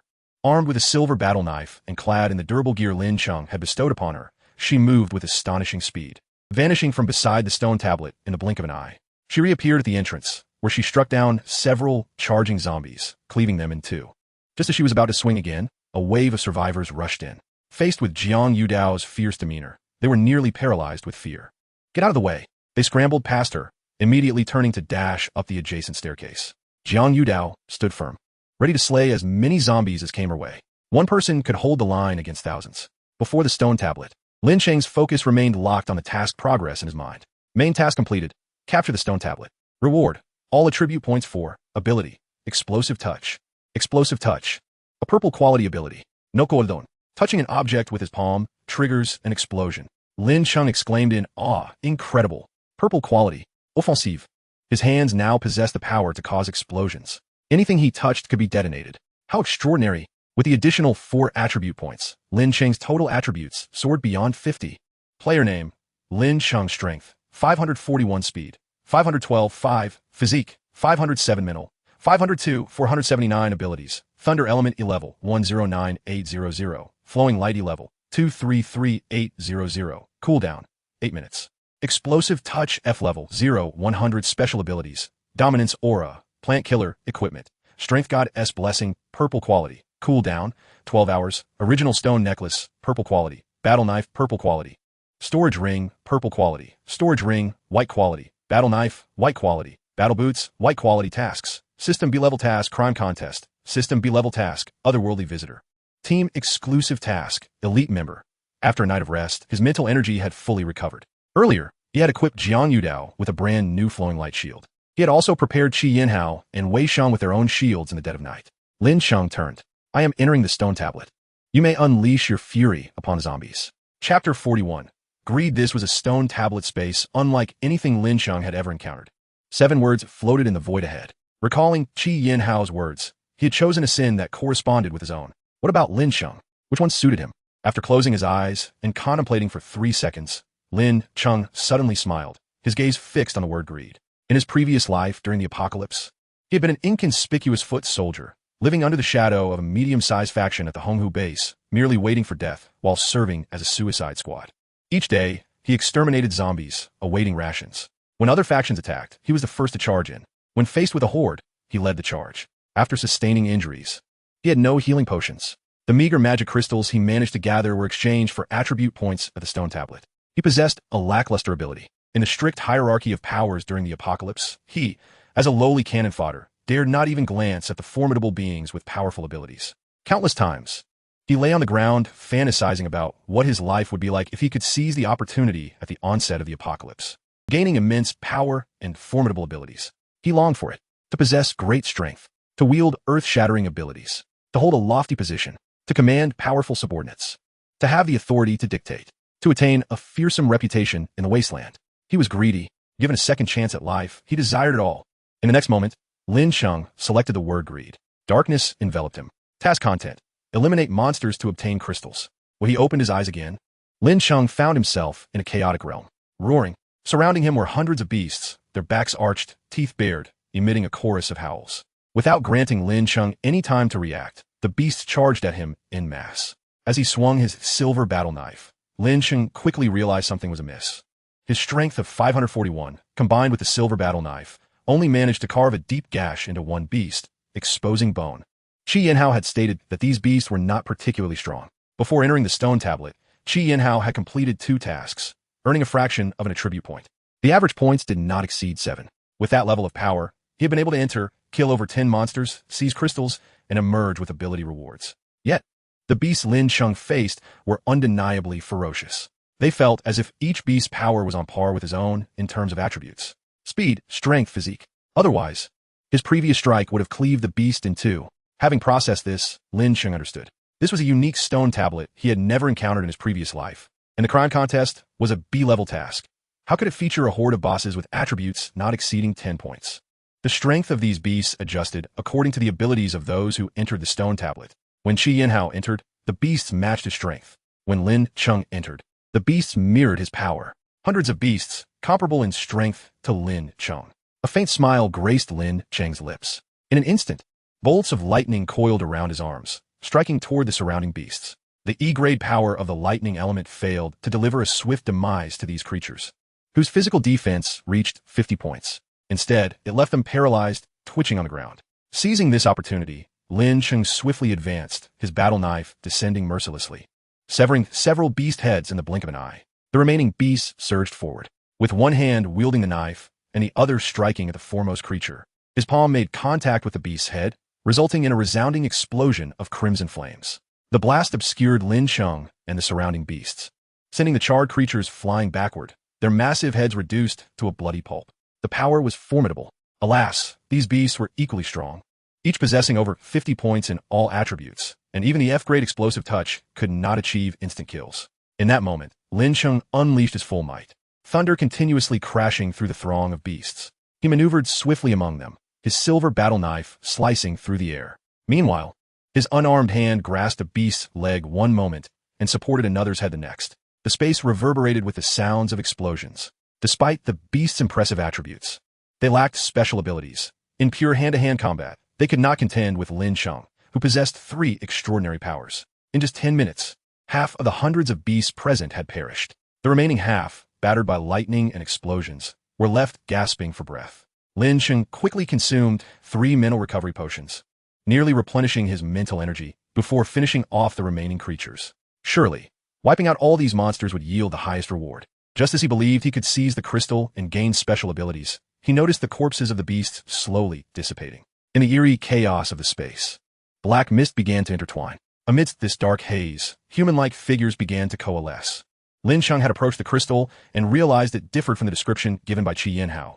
The crystal he had seen was white, yet the one before him was only 2/3 white, while the bottom third was black. Observing the figures forming around him, Lin Cheng understood that to acquire the special abilities, he had only completed 1/3 of his task. The figures entirely comprised black mist, devoid of faces, yet emanating a mysterious and potent aura. There were over 20 of them. In the next moment, Lin Cheng struck first, unleashing a relentless barrage of lightning elemental power that caused the black mist figures to disperse. Simultaneously, 2 figures charged toward him at remarkable speed, nearly matching his own. He did not evade. With one hand he slashed, while with the other he seized one figure by the throat. Flames erupted once more. The other figure delivered a powerful kick to Lin Cheng's back, sending him flying. He bore the shimmering light and sustained no injuries. As he hit the ground, Lin Cheng quickly rose to engage in battle with the surrounding figures again. This wave of figures was evidently stronger than the previous beasts. It took him a full 20 minutes to defeat them all. Breathing heavily, Lin Cheng turned his gaze toward the crystal. The black portion surged upward, with 2/3 now turned black. He smiled, replenished his mental energy, and prepared for the next wave of attacks. This time, a single black figure emerged. In the instant they engaged, Lin Cheng was sent flying. Alarmed, he realized that the shadow's attributes likely surpassed 60. It was stronger than him in every regard: power, speed, and physique. His only advantage lay in his 3 extraordinary abilities. The explosive touch erupted continuously. Thunder crashed incessantly, rapidly depleting his mental energy. Lin Cheng was knocked to the ground time and again. Fortunately, the shimmering light protected him.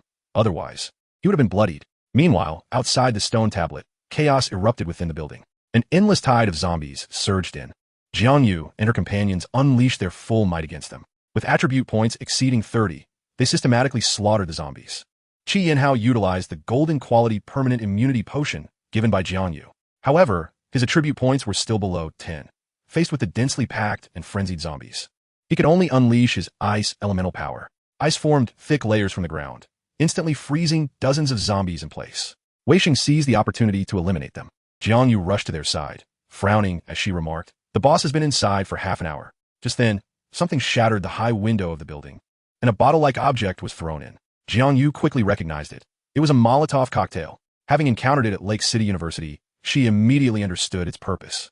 Flames ignited on several zombies, and soon, more Molotov cocktails were thrown in.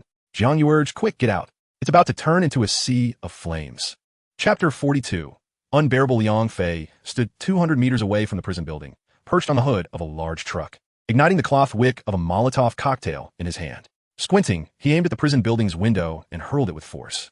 The Molotov cocktail landed precisely in the window 200 meters away. The surrounding survivors were once again astonished. From such a distance, the prison building's window appeared quite small.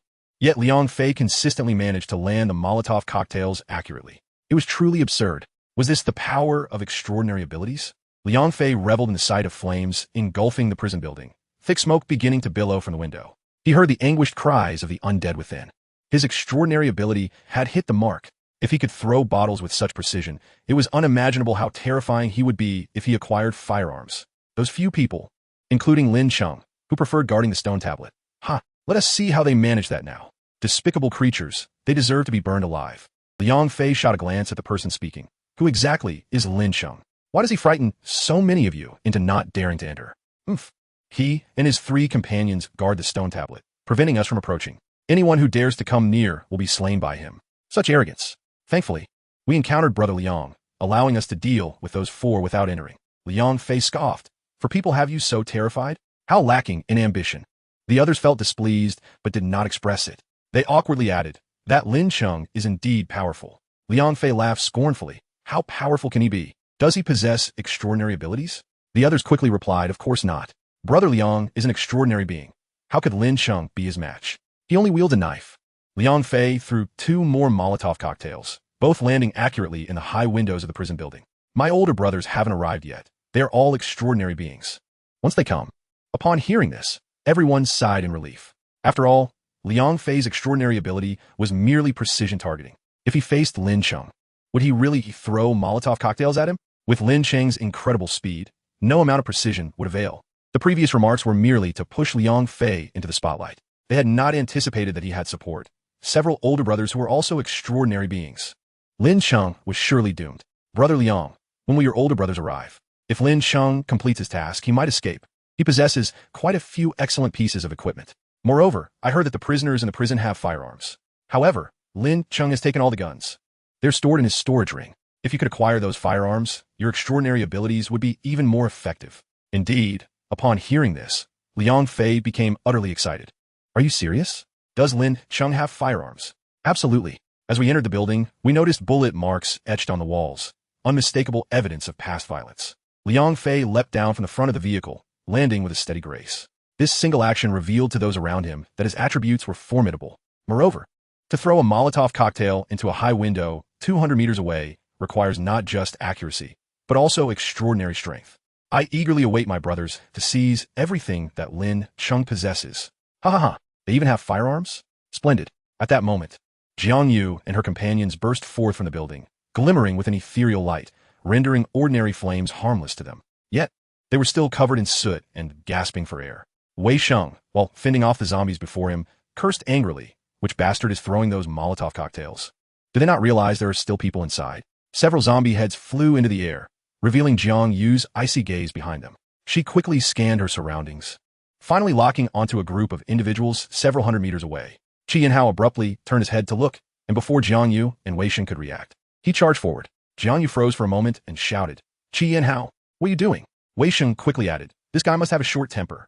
With that, he deftly dispatched the surrounding zombies and raced after Qi Yanhao. Wei Sheng's speed exceeded 30 points, while Qi Yanhao barely reached 10. In just 2 seconds, Wei Sheng caught up with him, but those 2 seconds were enough for them to maneuver out of the zombie horde. Wei Sheng pinned Qi Yanhao down, saying, what are you doing? Lin Cheng is not here. We need to keep a low profile. Qi Yanhao retorted, low profile my foot. Those people are throwing bottles at us. Can you tolerate that? Wei Sheng hesitated. I cannot. Qi Yinhao declared, then it's settled. You have over 30 points in all attributes. Just deal with them. Wei Sheng conceded, rising to his feet. In the midst of the zombie crowd, Jiang Yu had just exhaled in relief upon seeing Wei Sheng restrain Qi Yinhao, only to witness them both stride confidently toward the group of assailants. Liang Fei and his companions observed as Wei Sheng and Qi Yinhao approached with firm strides. Those are them. These two are Lin Cheng subordinates. We have seen them before. They chuckled at the sight of the duo, their bodies covered in soot. Liang Fei raised an eyebrow at them. Although his abilities were not fully activated without a firearm, his attribute points were all above 20. He was already a powerful individual, unafraid of anyone. Lin Cheng, the leader of this group, lacked abilities, let alone these two. He regarded Wei Sheng and Qi Yinhao with disdain. Who threw the Molotov cocktails? Qi Yinhao cut straight to the point, his expression cold and imposing due to his impressive height. The group erupted in laughter. What of it? Who told you to occupy the monument that everyone needs to complete their mission? You deserve it. Why didn't the fire burn you to ashes? Liang Fei boldly claimed. I threw them. Unexpectedly, Wei Sheng vanished from sight, moving with blinding speed. In the next moment, he stood before Liang Fei, whose expression froze in shock as he realized the man's speed far surpassed his own. You dare! Before he could finish, Wei Sheng's silver blade severed Liang Fei's head from his shoulders. Panic ensued as everyone recoiled in horror. You lunatic! They could hardly believe the sheer strength of Lin Cheng's subordinates. To them, Wei Sheng's speed was indistinguishable from Lin Cheng's. Both vanished in an instant, only to reappear amidst their enemies, claiming lives with precision. Wei Sheng scoffed. Was it just him? What about the others? No one dared to respond. Just then, a voice called out from the side. Liang Fei. Everyone turned to see a weary group approaching, led by a stout man, Liang Fei's brother, Liang Qi. Shocked, he stared at the head of his brother, barely 3 meters from him, struggling to comprehend that it was indeed his sibling's decapitated head. How could this be? I was only 20 minutes late to Lake City Prison. The others soon realized these were the elder brothers Liang Fei had mentioned, rumored to be ability users. Lin Cheng and his subordinates were surely doomed. Someone rushed to Liang Qi, pointing at Wei Sheng and his companion. They killed him. They've got a boss guarding that monument, preventing us from completing our mission. Without needing further explanation, Liang Qi glared at Wei Sheng with bloodshot eyes. You bastard, die. Chapter 43. The power of greed outside the prison. Over 5,000 zombies have been exterminated. Jiang Yu, Wei Sheng, and Qi Yinhao lay amidst the blood, their fates uncertain. Liang Qi retrieved 2 mental recovery potions from his spatial equipment and consumed them. The surrounding survivors stared at Liang Qi with a mix of fear and admiration. Moments ago, Liang Qi unleashed his wind element abilities, effortlessly subduing Jiang Yu and her companions. Their protective auras, once robust, were rendered ineffective against the overwhelming force of his abilities, which were undoubtedly at least E-grade. They had hoped to withstand the damage using their powers to eliminate Liang Qi, but the ferocity of his wind element was unyielding. A fierce gale barred their approach, and they were relentlessly cut down by invisible wind blades until their protective measures were exhausted. Without their auras, they were merely ordinary evolved beings, unable to withstand Liang Qi's might. Qi Yinhao's ice element inflicted minimal damage, as Liang Qi's attribute points exceeded 30, providing him with exceptional strength and defense. The trio was swiftly defeated. Liang Qi stood grim-faced, his foot pressing down on Wei Sheng's hand. You kill my brother? I'll make you wish for death. The other survivors regarded Liang Qi with both fear and reverence. His power was astounding. While dealing with these 3, he effortlessly dispatched countless zombies. His wind element powers were formidable. Those wind blades were nearly invisible, sharper than any blade. The trio fell like clowns, unable to approach him.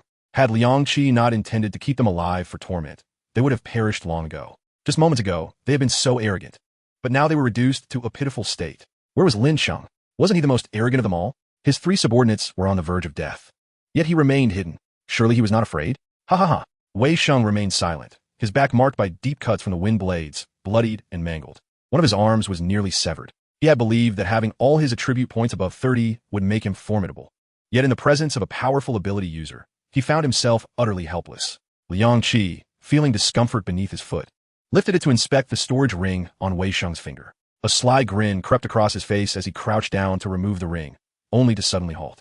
Am I a fool? Rings aren't taken like this. I need to sever the finger. Liang Qi's numerous subordinates chuckled. The boss is right. That's how you take a ring. The surrounding survivors reveled in their misfortune. Even if he survives, he'll be maimed. Without his fingers, how can he wield his blade? He deserves it. Just as the blade was about to fall, a fierce gust of wind swept past. Liang Qi's pupils dilated, and he reacted swiftly, retracting his blade and retreating. But Lin Cheng would not let him off that easily. With a single hand, he seized Liang Qi's wrist, the one gripping the blade. Boom! An explosion erupted. A stunning blast engulfed the two, leaving everyone astonished, their eyes widened in disbelief. What on earth? En explosion. What kind of extraordinary ability is this? Such speed. When he arrived, I didn't even catch a glimpse of him. Liang Qi emitted a furious scream, feeling a sudden emptiness in his wrist, followed by a searing pain. His palm had been utterly obliterated. The arm was left a gruesome mess, charred and bloodied. Lin Cheng sneered coldly as he sheathed his battle blade. Upon his arrival, he had observed Jiang Yu and the others in a state of defeat, yet they had not been slain, indicating that their tormentors sought to prolong their suffering. Thus, he resolved to return the favor in kind. For those who relish in agony shall be met with satisfaction. With a sudden surge, Liang Qi unleashed his wind elemental ability, forming a massive wind blade above the two. A tempest swirled around them, causing the surviving onlookers to stagger helplessly, their eyes fixed wide in terror upon Lin Cheng and Liang Qi. As the echoes of the explosion subsided, Liang Qi stumbled backward, one hand lost, his arm in a pitiful state, his clothing nearly in tatters, leaving him exposed and disheveled, a visage of shock and rage etched upon his face. Damn it, he bellowed, as the wind blade descended toward Lin Cheng, imbued with formidable power. How could he evade it? Surely he was doomed. Just as the crowd anticipated Lin Cheng's demise at the hands of the wind blade, a sphere of inky black energy materialized above him. In that instant, all breath caught in their throats. What manner of power was this? Its mere presence exuded an aura of terrifying potency, compelling them to flee, as if a lingering gaze would result in being drawn into its depths. What could this be? It was utterly formidable. Was this yet another of his abilities? How many powers did he possess? Had he successfully acquired a unique capability corresponding to the sin of greed from the mystical stone tablet? As the wind blade made contact with the black energy, it was instantly consumed, vanishing without a trace. The spectators were left in utter astonishment, fixated on the dark energy above Lin Cheng. The wind blade had disappeared, its essence completely obliterated, as though it had never existed. Such a terrifying technique. The wind blade was not a tangible object, but an elemental assault conjured by an ability. It could be devoured. What on earth was this? It was truly otherworldly. This was the unique power of greed that Lin Cheng had obtained, the ability to consume everything. After approximately half an hour of battling the formidable figure within the stone tablet, Lin Cheng emerged victorious. Not only did he triumph, but he also upgraded his explosive touch to an E-grade ability during the skirmish, while his thunder elemental experience significantly increased. After consuming nearly 10 mental recovery potions, he defeated the figure boasting attributes exceeding 60 points across the board. He acquired a completely black crystal, completing the task with a progress of 100%. The black crystal fused into his being, granting him the greed power of consumption. Henceforth, only 6 sins remained inscribed upon the stone tablet that housed the 7 deadly sins. 4 greed had been claimed by Lin Cheng. In preparation for confronting that figure, Lin Cheng utilized his flow of energy as soon as it was off cooldown. With only 10 durability points remaining, he unleashed his recently acquired power of greed against Liang Qi's windblade, finding it exceptionally effective. Indeed, it was far too useful. It could even consume ability attacks. What could possibly evade its grasp? Liang Qi, in sheer disbelief, stared at the wind blade vanishing within the black energy, momentarily forgetting the agonizing pain coursing through him. He gasped, murmuring, "What?" Before he could utter another word, Lin Cheng seized his throat, demanding, "Whom do you wish to sever a finger from?" With a sudden grip, he captured Liang Qi's other wrist. Bang! Chapter 44. Sloth and Pride. A piercing scream of agony erupted, nearly shattering the eardrums of those present. Both of Liang Qi's arms were rendered useless. The might of the upgraded E-grade explosive touch ravaged his body, leaving it drenched in blood. Not a single inch of his skin remained unscathed, as if he had been flayed alive. The extent of his suffering was unimaginable. He glared at Lin Cheng, incredulous that a single individual could wield 2 such powerful offensive abilities, the explosive force that had devastated him and the black energy that had obliterated his windblade. How could anyone possess such strength? How long had the apocalypse been upon them? The other survivors gazed in terror at Lin Cheng and the disfigured Liang Qi, pondering how many abilities Lin Cheng possessed. Explosive force, an energy that could consume elemental attacks. Could he truly be an ability user? Previously, in the prison building guarding the stone tablet, he had slain hundreds without employing a single ability. They had assumed he was not an ability user. Now, he displayed 2 immensely powerful abilities. Meanwhile, the gravely injured Jiang Yu and her companions felt a surge of hope. Jiang Yu struggled to retrieve a healing potion, trembling as she brought it to her lips, finally finding the strength to speak. Did the boss successfully acquire a special ability from the stone tablet? Qi Yanhao inquired, puzzled. Why is my ability not so extraordinary? Lin Cheng tightened his grip on Liang Qi's throat, unleashing the E-grade explosive touch. Boom! The explosion shook the ground. And when the flames subsided, Liang Qi had been obliterated, reduced to nothingness. The subordinates he had brought with him lacked the strength to resist Lin Cheng and were swiftly annihilated. The onlooking survivors seized the opportunity to flee as Lin Cheng dealt with Liang Qi's group. So, Lin Cheng was an ability user. His abilities were astonishing. The reason he had not employed his powers while guarding the stone tablet was that his opponents were too feeble, rendering his abilities unnecessary. Had they known of his strength, they would have long since departed, rather than remaining to await their demise. Among the spatial equipment left by Liang Qi and his subordinates were over 6,000 magic crystals and dozens of various potions. A bountiful harvest indeed. Jiang Yu and her companions consumed a significant number of healing potions and finally regained their composure. Boss, did you eliminate all the monsters within the stone tablet? The first question from Qi Yinhao was about what had transpired within the special stone tablet. No, I only defeated 3 waves in total. What? Qi Yinhao was taken aback. If there had been 3 waves, he had only slain a dozen from the first. To acquire the unique ability corresponding to the sin, one must eliminate all 3 waves? Lin Cheng briefly recounted the events within the stone tablet. Qi Yinhao, you've been there once, but you cannot return. You too must go. You must acquire the special ability. It is incredibly powerful. His power of greed was, in essence, the power of consumption, capable of devouring all. Although each use would deplete approximately 10 points of his mental energy, it was immensely potent.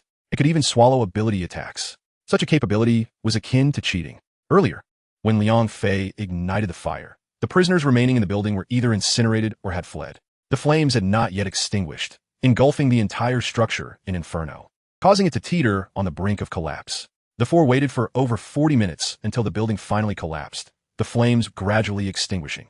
Amidst the charred debris, they unearthed the stone tablet. Remember, 3 waves. The first wave of beasts is slightly weaker than you, but not by much.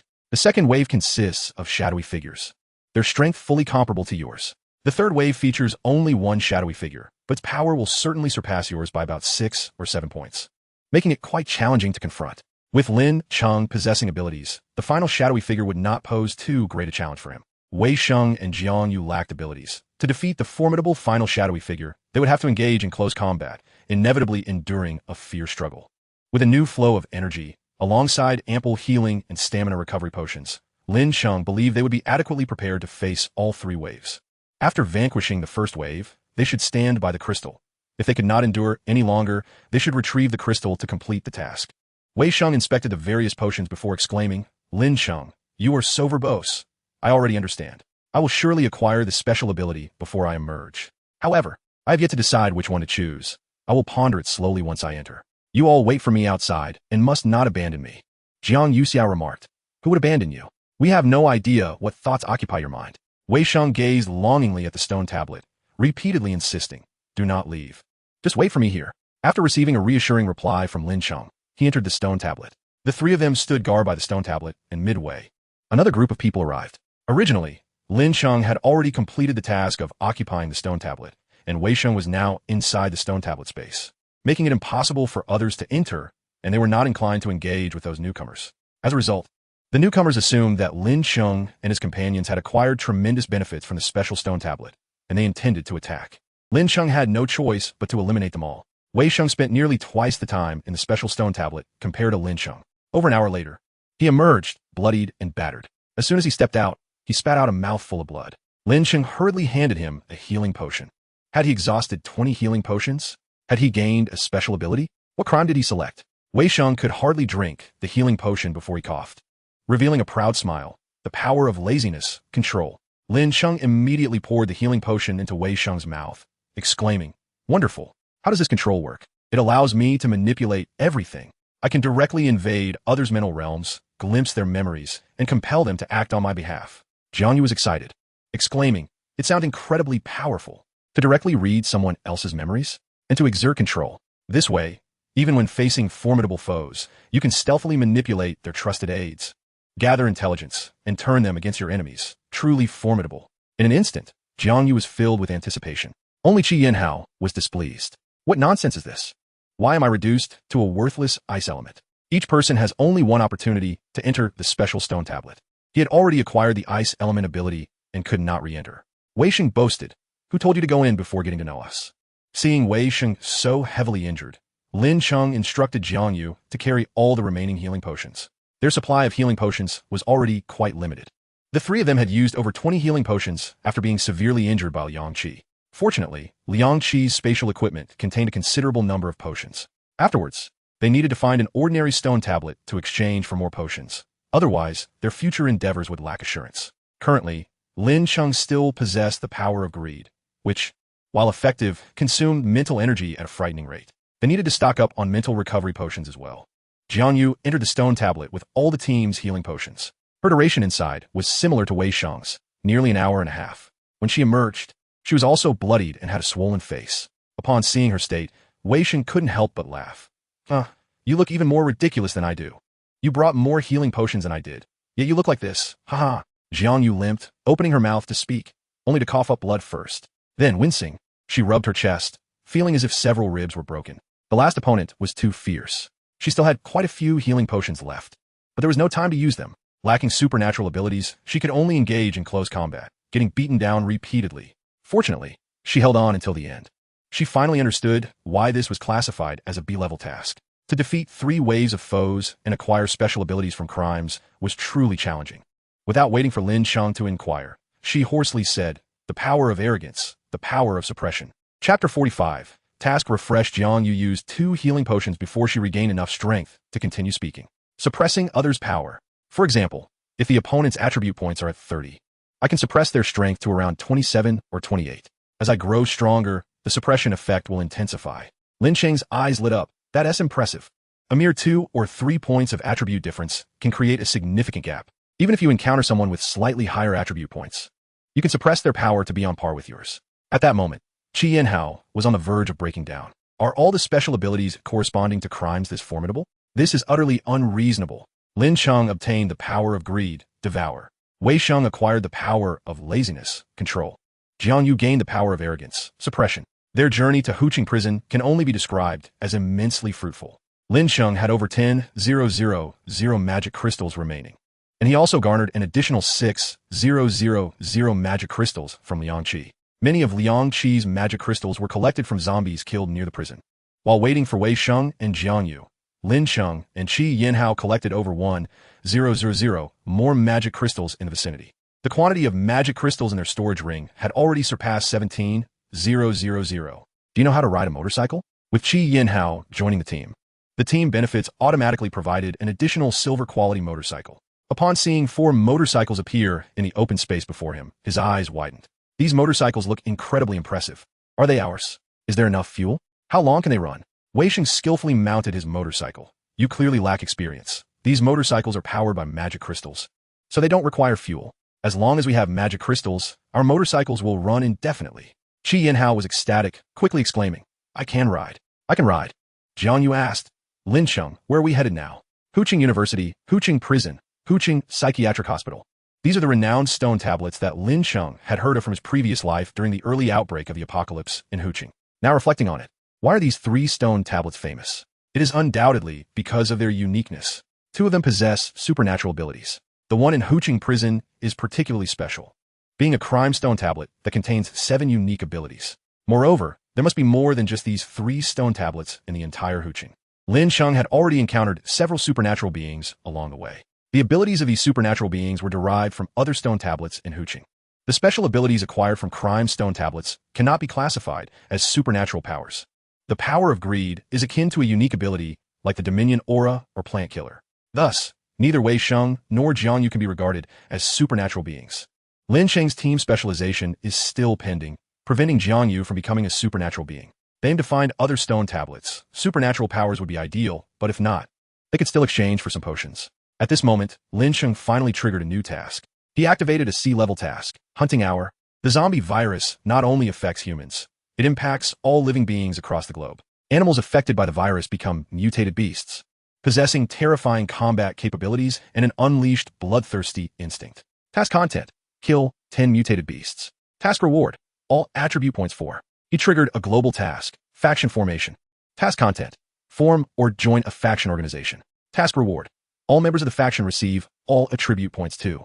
Additional note: successfully forming a faction will unlock more functionalities within the Apocalypse system, including faction ranking, recruitment, global wanted functionality, public forum functionality, trading area functionality, and faction-exclusive task functionality, among others. He triggered the main storyline task of the Apocalypse Overlord System, member positioning. Each member of a team must fulfill their roles.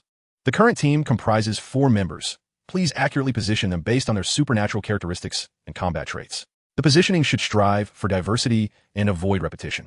Preconditions for task completion. All members must become supernatural beings. Task reward.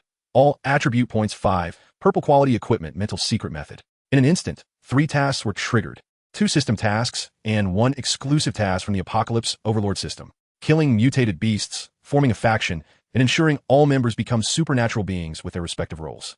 Lin Cheng interpreted the term positioning to mean that the supernatural abilities of the team members should be diversified. Combat types, support types, healing types, and control types. Lin Cheng's flowing light ability can be considered a support type, while his lightning element and explosive touch fall under combat type. The abilities acquired by other members of the team should ideally not overlap with his own. The newly joined member, Qi Yinhao, possesses ice elemental powers, which can be categorized as both offensive and control-oriented. However, we still lack a healing type ability. Therefore, it is imperative for one of the team members to obtain a healing ability to ensure a 100% success rate in completing this main mission. It is astonishing that this global task follows prior urban missions, marking a significant leap to building a global faction. How impressive! Should we form a faction ourselves? What shall we name it?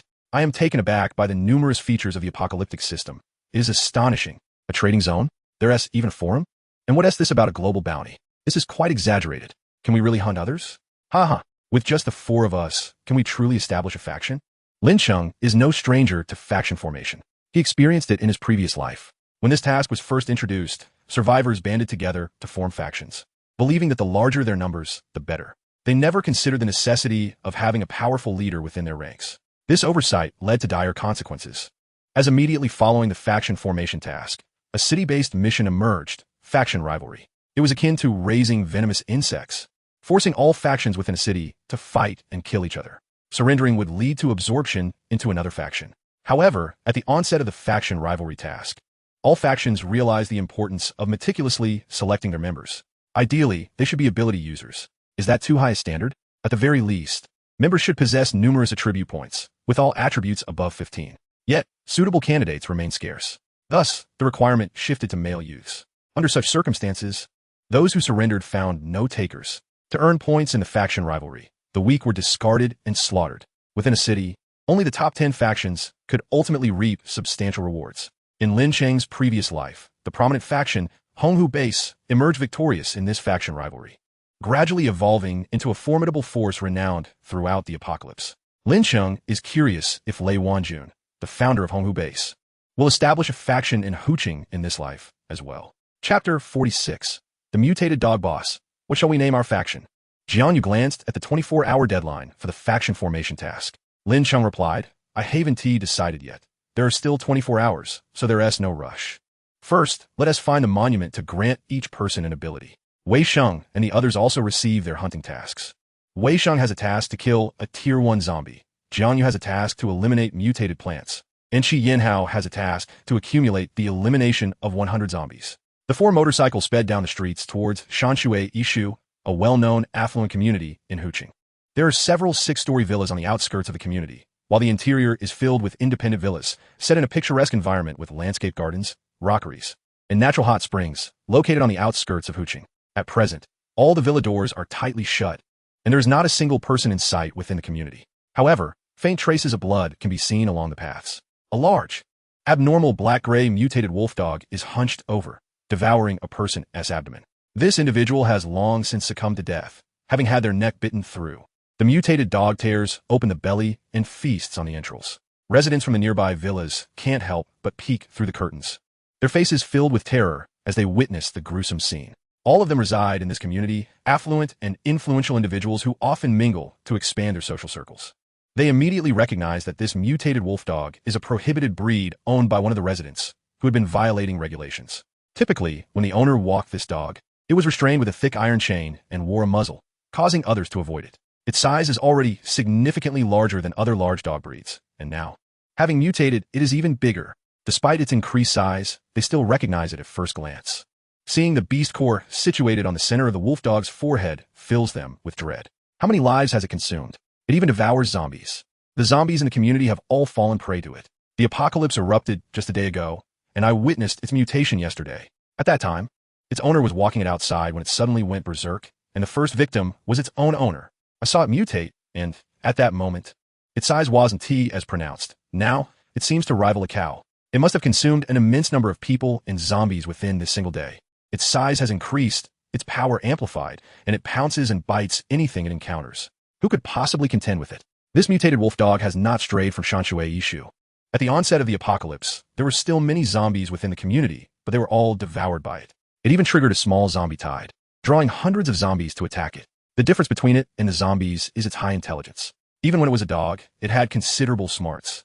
But after mutating, it has become even more cunning, embodying the slyness of a wild beast. The zombies stand no chance against it. When it saw hundreds of zombies converging, the mutated wolf dog simply hid. Once the horde dispersed, it emerged to systematically eliminate the hundreds of zombies in the community, consuming them all. Consequently, within a mere day, it advanced to become a Tier 1 mutated beast. The zombies have been completely devoured. Survivors remain hidden in their homes, unwilling to emerge. After finishing this last meal, thinking of sneaking out for supplies, it will have no immediate food left. While it feasts, its beastly eyes survey the surroundings. First locking onto the few houses with curtains fluttering, then, using its sense of smell, identifying the villas where living humans are present. Splendid. There are still ample provisions. Enough for it to feast for another 2 days. Once it has cleaned out the entire community, it will likely ascend to become a Tier 2 mutated beast. Within one villa, a family of 5, comprising both the elderly and the young, anxiously listens to the sounds outside. 5 minutes ago, they heard the mutated wolf dog, which has been roaming the community, feeding right on the path in front of their home. Now, the chilling sounds of tearing flesh and swallowing have ceased. They pray for the mutated wolf dog to leave their doorstep. None of them dare to peek out the window, fearing that the wolf dog might spot them. The middle-aged man tightly embraces his daughter, softly reassuring her, "It's all right. We will surely wait for rescue." Before he can finish, a sudden loud crash interrupts him. The tension in the room escalates instantly. Bang! The violent impact causes the front door to shake violently. This door, crafted from expensive marble, is now on the verge of collapse. Is it the dog? Could it be? As if to answer their doubts, the next moment, the heavy door shatters. What kind of terrifying power and explosive force is this? The enormous mutated wolf dog lunges towards the 5 individuals. Help! Desperate screams echo throughout the community. Nearby families, of course, hear the sounds of the mutated wolf dog leaping over the wall and crashing into the door. They come to a horrifying conclusion. The mutated dog, which once only sought zombies and survivors within the community, is now directly invading the homes of survivors. In this case, staying in their houses is no longer safe. The terrifying screams reverberate through the community. Some individuals, making a snap decision, believe this is the perfect moment to escape the community, while the dog is busy raiding another home. Several families immediately rush out, fleeing at full speed within the community. However, a roar from the wolf dog echoes behind them. Turning around, they see the wolf dog has given chase. Upon witnessing the massive size and sharp teeth of the mutated dog, despair engulfs them. How could this be? Wasn't it busy feeding? The livestock, consumed by greed, yearned for what lay beyond its reach. How outrageous it was, treating the entire neighborhood as its personal food reserve. In the midst of this chaos, the mutated dog had already caught up. Its speed was astonishing. With a powerful swipe of its massive paw, it tore into one person's back, leaving flesh and blood exposed. The sheer force propelled the unfortunate soul several meters forward, crashing violently onto the ground. Another swipe cut through another's body, pinning them mercilessly beneath its claw, shattering their innards. In a flash, it lunged again. Its colossal form moved with unparalleled swiftness. Within mere seconds, 3 lives were extinguished, and 2 others lay grievously wounded. Despair hung heavily in the air. Half the residents were transfixed by this massacre. What on earth had transformed that dog? Why was it so powerful, far surpassing those zombies? There was no escape. That dog would not allow anyone to flee. How ironic, after 30 years of life, to end up as mere food for a dog.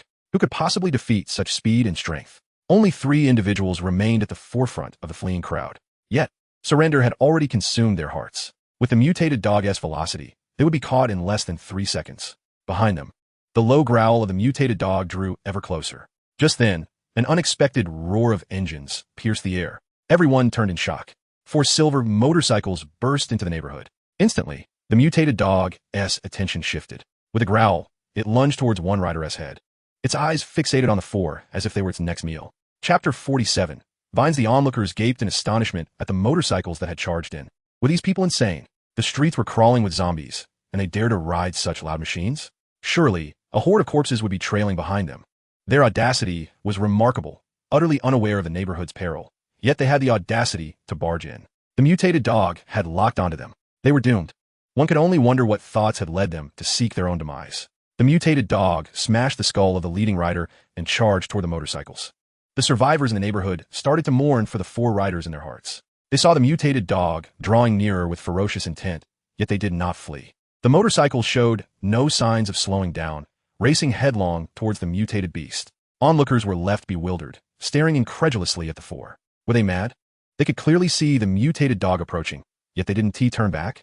The speed of their motorcycles seemed faster than the dog's. How could they not escape? They possessed every means to flee. These individuals must be lunatics, refusing to run despite having a vehicle and the imminent threat of the mutated dog. Were they truly intent on ramming the beast? Little did they know the extent of its ferocity. With a deafening roar, thunder erupted without warning throughout the neighborhood. Everyone instinctively covered their ears, their eyes widening in shock. They beheld a bolt of lightning unleashed from Lin Cheng, striking the full-speed mutated dog. In an instant, the creature that had been racing at full throttle crashed to the ground, its body twitching. Its dark gray fur bore the charred marks of the lightning strike, clearly indicating severe injury. They had no time to process their astonishment before another thunderous crack resounded. A second bolt of purple lightning struck the fallen mutated dog. It let out a wretched howl and fell still. At that moment, the neighborhood fell silent. The growls of the mutated dog ceased, and the thunder's roar faded away. All eyes were fixated on the 4 riders atop their motorcycles. Disbelief etched across their faces as they glanced at the lifeless body of the mutated dog. How could this be? What had they just witnessed? Had lightning truly emanated from one of them, striking down the beast? What on earth was happening? Could a person unleash lightning? This was no scene from a television drama. Yet, lightning had indeed surged from that individual, dispatching the mutated dog in less than 3 seconds. Such power! They had executed a long-range strike against the vicious creature. This mutated dog, having consumed at least 100 zombies and 100 survivors throughout the day, had grown undeniably stronger, its size and speed a testament to its terrifying prowess. Yet this person eclipsed even that. Lin Cheng dismounted, collecting the entire carcass of the mutated dog, along with the first-tier beast core embedded in its forehead into his spatial equipment. Fortune smiled upon him. The creature was of the first tier, its flesh brimming with nutrition. If they consumed the meat of such mutated beasts consistently, they could gradually enhance their attributes. Fantastic! We can eat meat. I thought we would be relegated to instant noodles and biscuits for the rest of our lives. Qi Yinhao exclaimed. In this apocalyptic world, mutated beasts are highly coveted, Lin Cheng explained. Their flesh possesses immense nutritional value, with the most evident benefit being rapid stamina recovery. Long-term consumption can enhance one's attribute points. Generally, survivors lack the strength and qualifications to consume mutated beast meat. They might see their attribute points rise, but without adequate nutrition, their bodies will not fare as well as those who regularly consume the meat of mutated beasts. Now it makes sense why this mission is called Hunting Hour. It truly involves hunting, Jianya remarked. The group paid no heed to the curious gazes of the surrounding survivors. After handling the mutated dog's remains, they prepared to leave. However, as Lin Cheng mounted his motorcycle, a sense of unease washed over him. He turned to the grassy area by the roadside, frowning. Didn't we see some vines here earlier? Where did they go? Did you all notice? Wei Shen glanced around. I didn't pay attention. What vines? In that instant, Lin Cheng recalled his special ability, Plant Slayer, which had remained dormant since he acquired it. The fact that the others hadn't noticed the vines indicated they hadn't moved. Thus, it could only mean that the vines had moved of their own accord. A plant capable of moving in such a short time must be a mutated species. The essence of Lin Cheng's Plant Slayer ability was to evoke an innate fear in mutated plants, prompting them to flee instinctively upon sensing his presence. Alternatively, they might harbor a murderous intent towards him if they perceived that he had consumed excessive energy plants. Clearly, the mutated plant they encountered here was fearful of Lin Cheng. Thus, it had seized the opportunity to escape while he was distracted. At last, I have encountered a mutated plant. In this apocalyptic world, mutated plants are also rare treasures. They may bear crystallized fruits imbued with pure, formidable power. Consuming such fruits can significantly bolster attribute points. The rarer fruits can even enhance the quality of mental strength. Fruits that elevate mental strength quality are the most elusive. Lin Cheng did not dare to hope for the rarest fruit capable of enhancing mental strength quality. He simply sought any fruit that could bolster his power. Mutated plants? Boss, are you referring to that vine? Yeah, we haven't seen it all. It has stealthily slipped away while we were distracted, but fret not. For the range of the mutated plant's activity is inherently limited. Its roots are firmly entrenched in the soil, and no matter how powerful it may become, its domain remains constrained. Jiang Yu's eyes sparkle with excitement, as her current system mission was to eliminate a mutated plant. Upon completion, she would gain 3 additional points to her overall attributes. Qi Yanhao scanned the surroundings. It was evident that this area housed affluent residents, with lush greenery enveloping the vicinity, adorned with a variety of trees, grasses, and flowers. Locating the vine you just mentioned within this verdant enclave seemed a daunting task. However, Lin Cheng confidently replied, "It is quite easy to find. The mutated plant seeks to grow stronger by consuming zombies and humans alike. We simply need to follow the strongest scent of blood in the community, and we will directly uncover the roots of that mutated plant." Chapter 48. The Fruit. Zhongli was a retired soldier residing in the Shanshui Yishu Villa district, occupying the top floor of a 6-story building. During the outbreak, he was dining with his wife and child at home. Fortunately, none of the 3 underwent a transformation into a zombie. They promptly secured their doors and windows, drawing no attention from the undead. During this time, he observed the movements of a mutated dog within the community from the window. Thus, he refrained from risking a venture outside to procure supplies, believing that their provisions would last for about a week. However, unforeseen events transpired. In the dead of night, while the 3 were in a drowsy state, they suddenly heard strange sounds emanating from the floor, akin to insects burrowing beneath the tiles. The noise was peculiar and unnaturally distinct in the stillness of night. As the trio gathered around the source of the unsettling sound in the living room, a green vine burst forth from the tiles, ensnaring them tightly. The thick vine was nearly as thick as a thigh, exhibiting immense strength. The more they struggled, the tighter it constricted. Simultaneously, other slender vines pierced their flesh, voraciously draining their blood and flesh, utilizing their very essence as sustenance.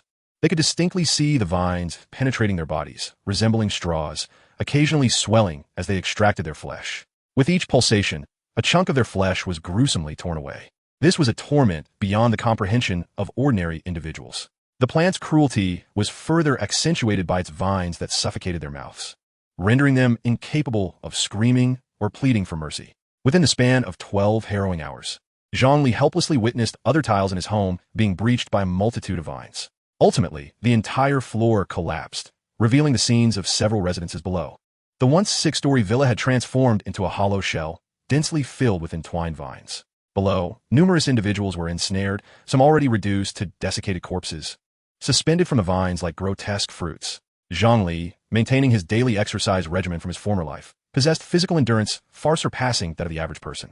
Remarkably, he had not been completely drained, yet he watched in anguish as his wife and child, less than 5 meters away, were consumed by the vines within a mere 3 hours, reduced to human husks. They hung, gaunt and lifeless from the vines, which continued to extract their final essence over the next several hours. At that moment, he observed the vines embedded in his wife and child slowly shifting. Several vines, moving with a dexterous grace, cooperatively tore apart the husks and discarded them. Zhang Li's eyes reddened.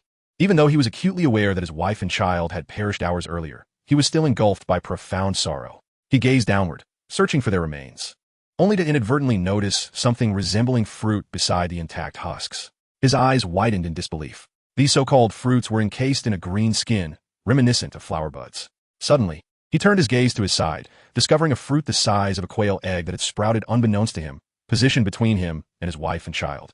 In an instant, he comprehended the horrifying truth.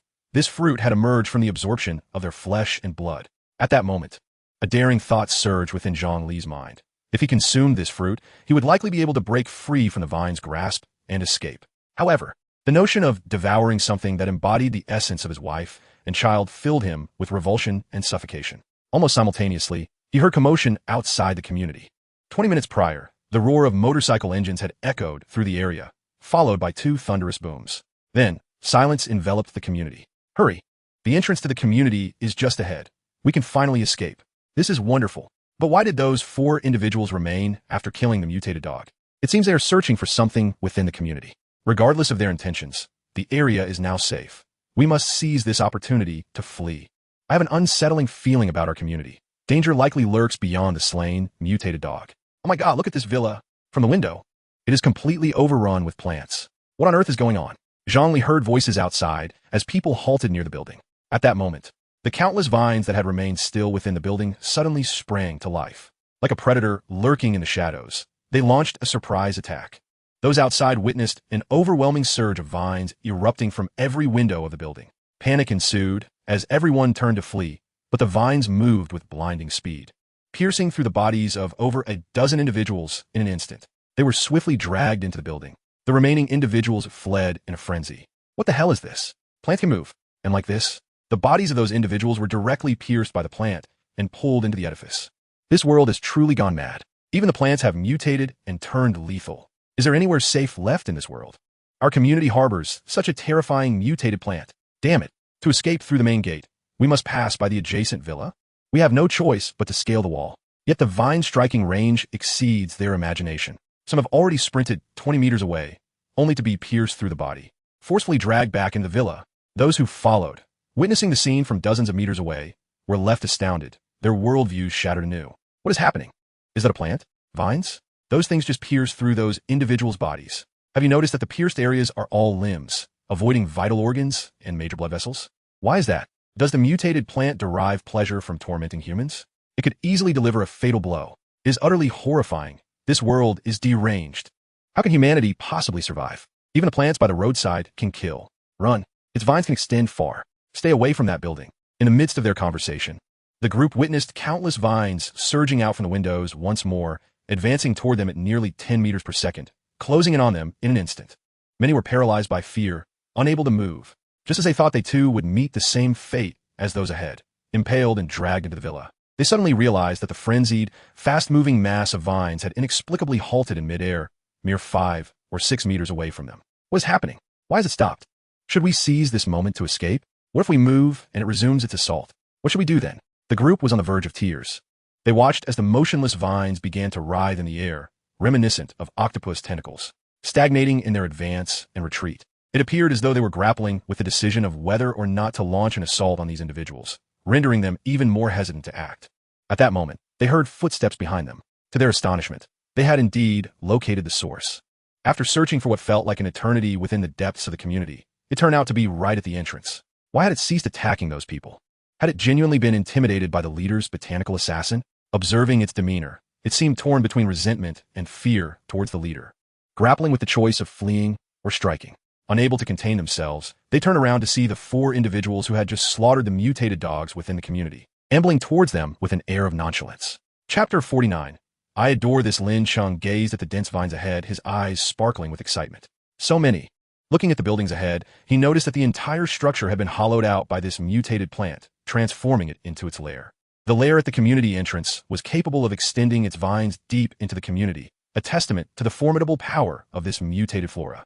The segment of vine Lin Cheng had seen earlier, which was merely the thickness of a finger, paled in comparison to the thick, thigh-sized vines surrounding its lair. The vines, having traversed the subterranean depths to reach such a distance, were naturally slender and weak. At that moment, it was likely that the mutated plant had been curious about Lin Cheng and his companions, potentially influenced by the power of Lin Cheng's botanical assassin, feeling a mix of hatred and fear as it stealthily observed them from below. To Lin Cheng's surprise, he had noticed it. Peering through the window of the villa, he felt an exhilarating stroke of fortune. In such a brief period since the outbreak, a mutated plant of such vast proportions had emerged, occupying an entire 6-story villa. He hardly believed it could be devoid of precious fruits. At that moment, the attention of the group of survivors was entirely captured by Lin Cheng and his companions. They overheard the conversation among the 4 and, with minds still reeling from shock, endeavored to decipher the information embedded within their words. They arrived at a startling conclusion. It appeared as though these 4 were suggesting that the mutated plant had suddenly halted its advance out of fear of their leader. Instantly, they found the notion somewhat amusing. Surely, this fearsome mutated plant could not possibly be intimidated by them, compared to the viciously frightening mutated wolf dog. This plant would seem harmless if it remained motionless. Yet, it was far more ruthless than the mutated wolf dog, striking with ferocity and instantly claiming the lives of dozens. The sheer number of survivors it had dispatched far surpassed that of the previous mutated wolf dog. How could it possibly fear these 4 individuals? Moreover, the mutated plant was more formidable than the mutated wolf dog. Severing a few of its vines would likely have no effect whatsoever. The extent of its vines extending from the villa numbered in the hundreds, each as thick as a thigh, capable of effortlessly piercing human flesh and dragging victims into the building. How could just 4 individuals contend with such an overwhelming number of vines? They would likely be overwhelmed before they could react, pierced through by countless tendrils.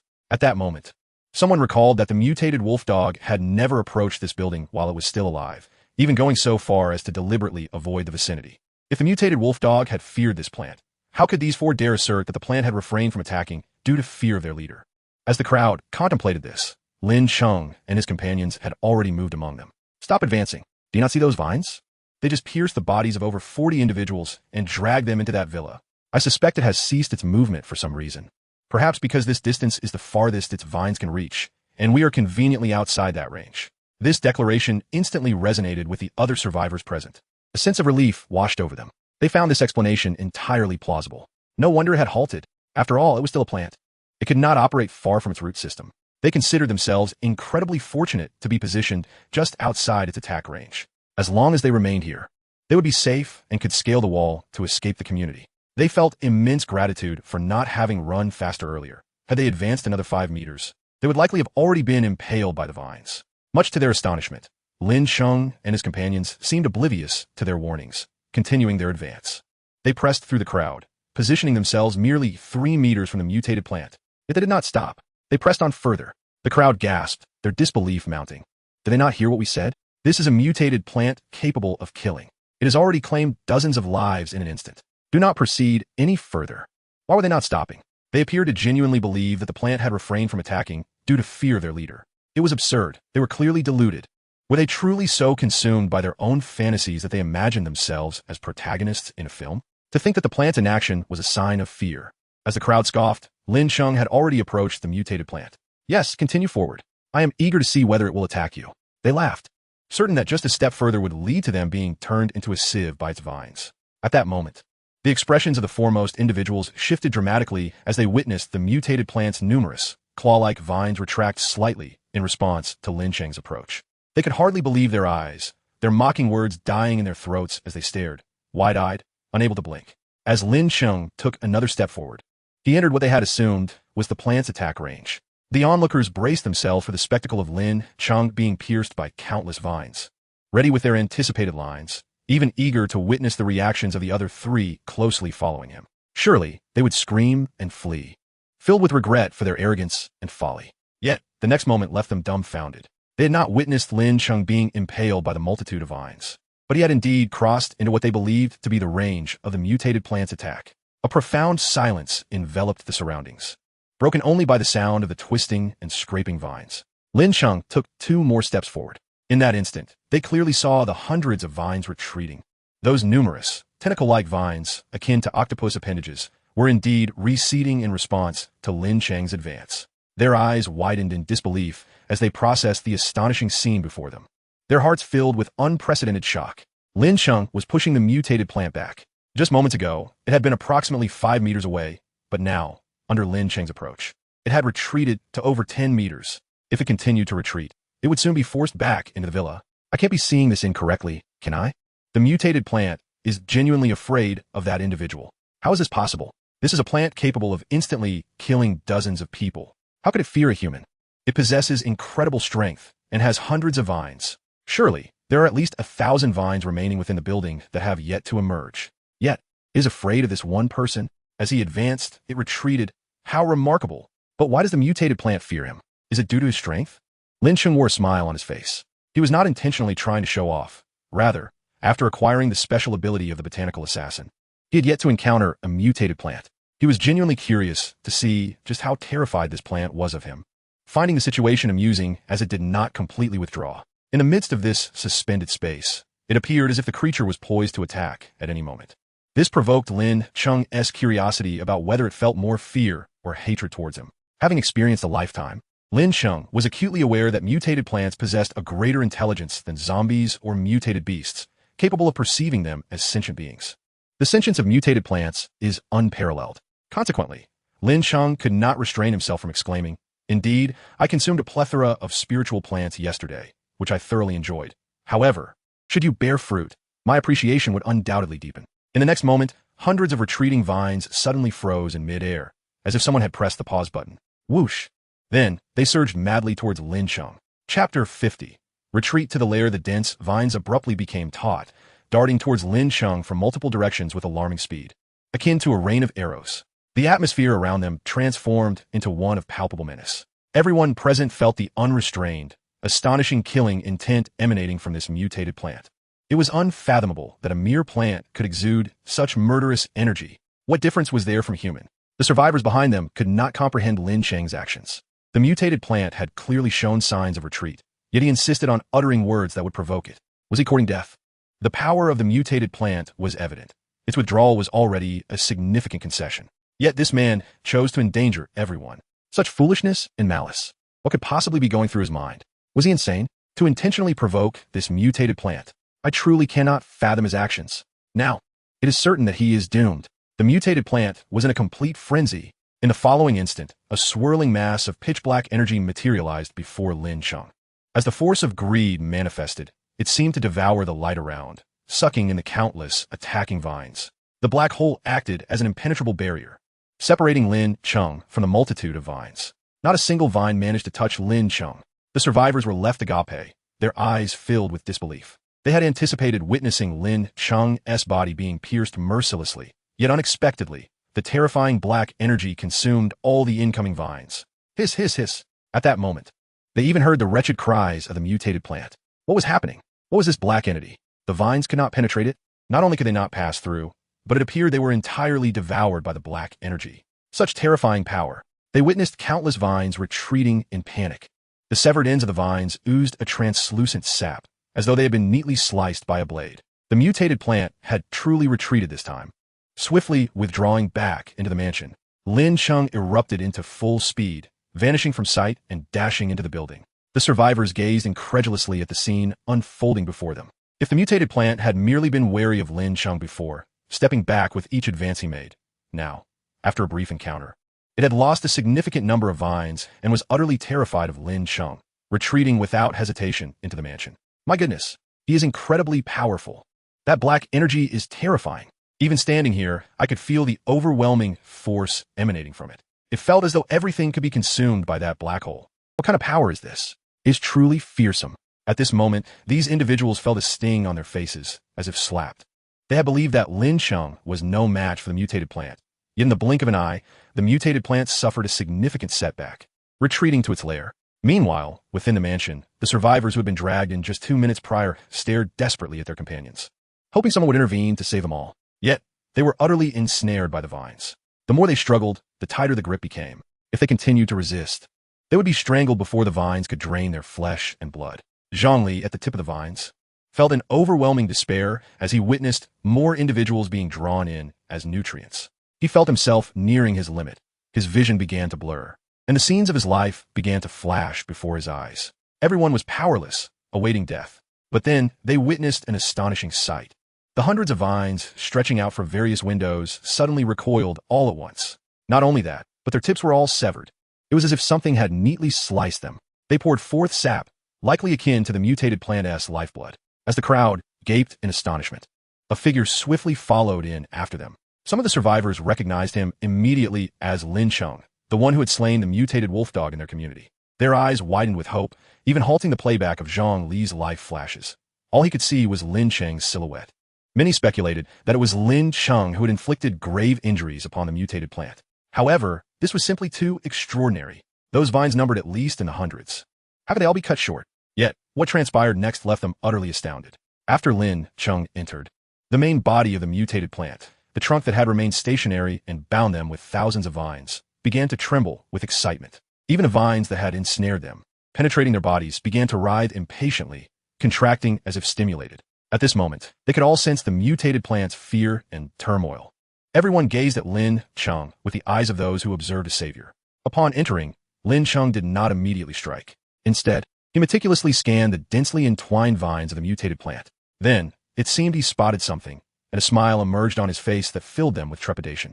Zhang Li at the top understood that Lin Cheng must have seen the fruits borne by the mutated plant. In the next instant, a silver battle knife materialized in Lin Cheng's hand. Boom! A sound akin to distant thunder echoed. They were astonished to see that the already formidable silver knife was entwined with purple lightning that slithered like small snakes. Its aura surged dramatically, instilling a profound sense of dread within them. Then, a series of events unfolded that sent them into a frenzy. The thousands of vines could no longer contain themselves. They began to contract and thrash wildly. The vines on their mouths loosened, those piercing their bodies withdrew, and the vines that had tightly bound them retreated. Everyone was liberated, although their wounds bled profusely and they fell heavily to the ground. Fortunately, the floor was a carpet woven of vines, preventing them from meeting a fatal end. They had finally escaped the clutches of the vines. However, some unfortunate souls were torn apart by the furious, terrified vines, falling in dismembered segments. Everyone landed beside one another, gazing in horror at the countless vines above, poised and ready to strike. Upon glancing at Lin Cheng, who exuded confidence, they felt an overwhelming sense of gratitude and admiration for him. They scrambled desperately towards the exit, fearing they might be caught in the crossfire of the battle between Lin Cheng and the mutated plant. Zhang Li, almost drained of life, crawled slowly on the ground like a parched sponge. In his hand, he clutched a half-egg-sized fruit he had managed to grasp when he fell. It was the embodiment of his wife, son, and much of his own flesh. He wished to take at least this one fruit with him. He dared not let Lin Cheng see it. He felt guilty. He understood that it was Lin Cheng who had saved him, and he also realized that Lin Cheng was after the fruits. If Lin Cheng completely defeated the mutated plants, all the fruits would become his spoils of war. Yet, he yearned to take away this one fruit. Everyone had crawled out, leaving only the severely injured Zhang Li, who was still struggling. His speed was hardly better than that of a snail. At that moment, he caught a glimpse of Lin Cheng's legs approaching him, and despair engulfed him instantly. He was already on the brink of death. Most of his flesh and blood had been drained away, and it was nothing short of a miracle that he had managed to hold on this long. He found himself murmuring unconsciously, please let me take this one. Just this one. This is for my wife and child. Their blood and flesh have given rise to it, the last remnant of them. Zhang Li felt Lin Cheng pry open his fist that clutched the fruit. He resigned himself and closed his eyes. Having lost all strength, he prepared to rest here, at least to die alongside his wife and child. To his astonishment, he then felt someone gripping his cheek, forcing his mouth open. Something was thrust inside. Instantly, a powerful and gentle energy surged into his organs, filling his body. His flesh rapidly regenerated. The life he had lost was replenished. His eyes widened in shock as he saw Lin Cheng, without even glancing at him, coldly command, "Get out quickly." Chapter 51. Lightning coiled around the silver battle knife. Lin Cheng surveyed the mutated plant before him, roughly counting the number of fruits. There were at least 20. This mutated plant was enormous. At least a peak-level first-tier mutated plant. Its strength was beyond question. However, its most troublesome aspect was not its power, but its vitality. Regeneration was a fundamental ability of mutated plants. The hundreds of vines that had been severely injured by Lin Cheng's greed had now twisted in mid-air, having regenerated quite a bit. In order to avoid a protracted battle and conserve his mental recovery potions, Lin Cheng decided to unleash full force. The divine blessing of strength on his finger flashed with a red light. In an instant, his power surged by 10 points, reaching an astonishing 641. The effect lasted for 2 minutes. He aimed to completely annihilate this mutated plant within that time frame. The red aura, representative of the divine blessing's power, flickered around Lin Cheng. In an instant, his figure vanished from his original spot. He reappeared, directly locking onto the thickest vine. Countless surrounding vines instantly converged to protect this main vine. With thunder swirling around his silver battle knife, he unleashed a powerful horizontal slash with the augmented strength of 641. The hundreds of vines that had gathered in an instant were like moths to a flame, severed upon contact with the knife. The knife cleaved through the heavily protected main vine, cut in half. A hiss echoed, the enraged cry of the mutated plant reverberating. Meanwhile, the surrounding vines had enveloped Lin Cheng completely. They formed an impenetrable barrier. The greedy power of the black energy erupted. It engulfed Lin Cheng's body. The terrifying force of the black hole's gravity instantaneously unleashed. Outside the building, dozens of survivors, including Jiang Yu and his companions, felt this overwhelming aura simultaneously. They were all stunned. The aura of the boss's greedy power was truly terrifying. It incited an instinctual desire to flee. The survivors were filled with immense dread. Was this aura so terrifying? From the window, they could glimpse thousands of vines swirling rapidly inside, clearly engaged in a fierce battle. When the greedy power exploded, the countless vines that had tightly wrapped around Lin Cheng were immediately devoured.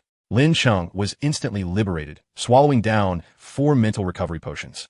Using the greedy power consumed mental energy at an alarming rate. Upon closer inspection, he noticed that the main vine he had severed was now hidden from view, shielded by other vines. Lin Cheng smiled slightly. "In that case, I shall cut them all down.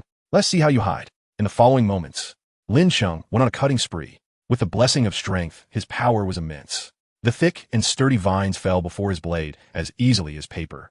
Severed one after another, the severed bits dripped with sap, splattering down. At the cut ends, something writhed, trying to regenerate quickly.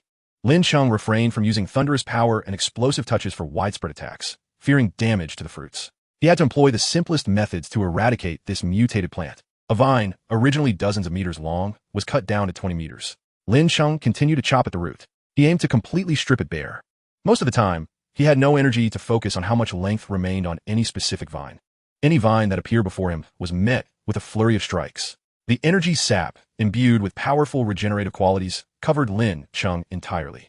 He even found the time to open his mouth to catch some. The sap entered his stomach, swiftly replenishing his strength and noticeably restoring his mental energy. Whenever countless vines attacked simultaneously from the shadows, wrapping around Lin Cheng like a dumpling, he unleashed the greedy power, devouring all surrounding vines. Then he swung his knife and struck again. He paid no attention to which vine he was cutting. Anything within his line of sight was fair game. He chopped downward, ensuring he was close to the root. Outside the building, everyone was utterly astonished. Suddenly, the silver battle knife sliced through the wall. Bang! Bang! A few more strikes, and the wall was torn apart as easily as tofu. They could only glimpse a scene of chaos inside through the windows. Countless severed vines were flung away, crashing to the ground of the building. Clear sap overflowed from the base of the building. The aroma was enticing, drawing them closer, even making them feel parched. This sap, surely, was immensely nourishing. Just the scent invigorated their spirits. This was a mutated plant that drained blood and flesh. The sap it released when wounded must be a great tonic. How unfortunate that it was all wasted on the ground. I truly want to go over and lick it up, but I fear for my life. Lin Cheng was within, wildly chopping. A minute later, he surveyed the scene. And 80% of the vines were nearly stripped bare. Only a few meters of length remained, hovering above the soil. Lin Cheng held his breath and charged out once more, swinging the silver battle knife without any technique or finesse, merely chopping, aiming for the root. As long as he didn't strike the fruits. Half a minute later, all the thousands of vines were stripped bare. The remaining 5-meter-long main vine was exposed. Lin Cheng smiled. At this moment, he felt a long-forgotten ache in his arms. It was impossible to count how many strikes he had made in just over a minute. In a burst of energy, he appeared before the main vine, driving his knife forcefully into the severed end. Hiss! Another excruciating cry echoed from the mutated plant. The previously writhing bare vines gradually stilled. The effects of the 2-minute divine blessing had just concluded. Lin Cheng collapsed on the ground. After catching his breath for a moment, he leaned down and took a bite of the main vine's severed end. It felt like jelly upon entry. Instantly, a significant portion of his fatigue was swept away. The ache in his arms was alleviated. This substance possessed powerful healing properties. The ability of the vine's severed end to regenerate rapidly relied on this potent healing effect.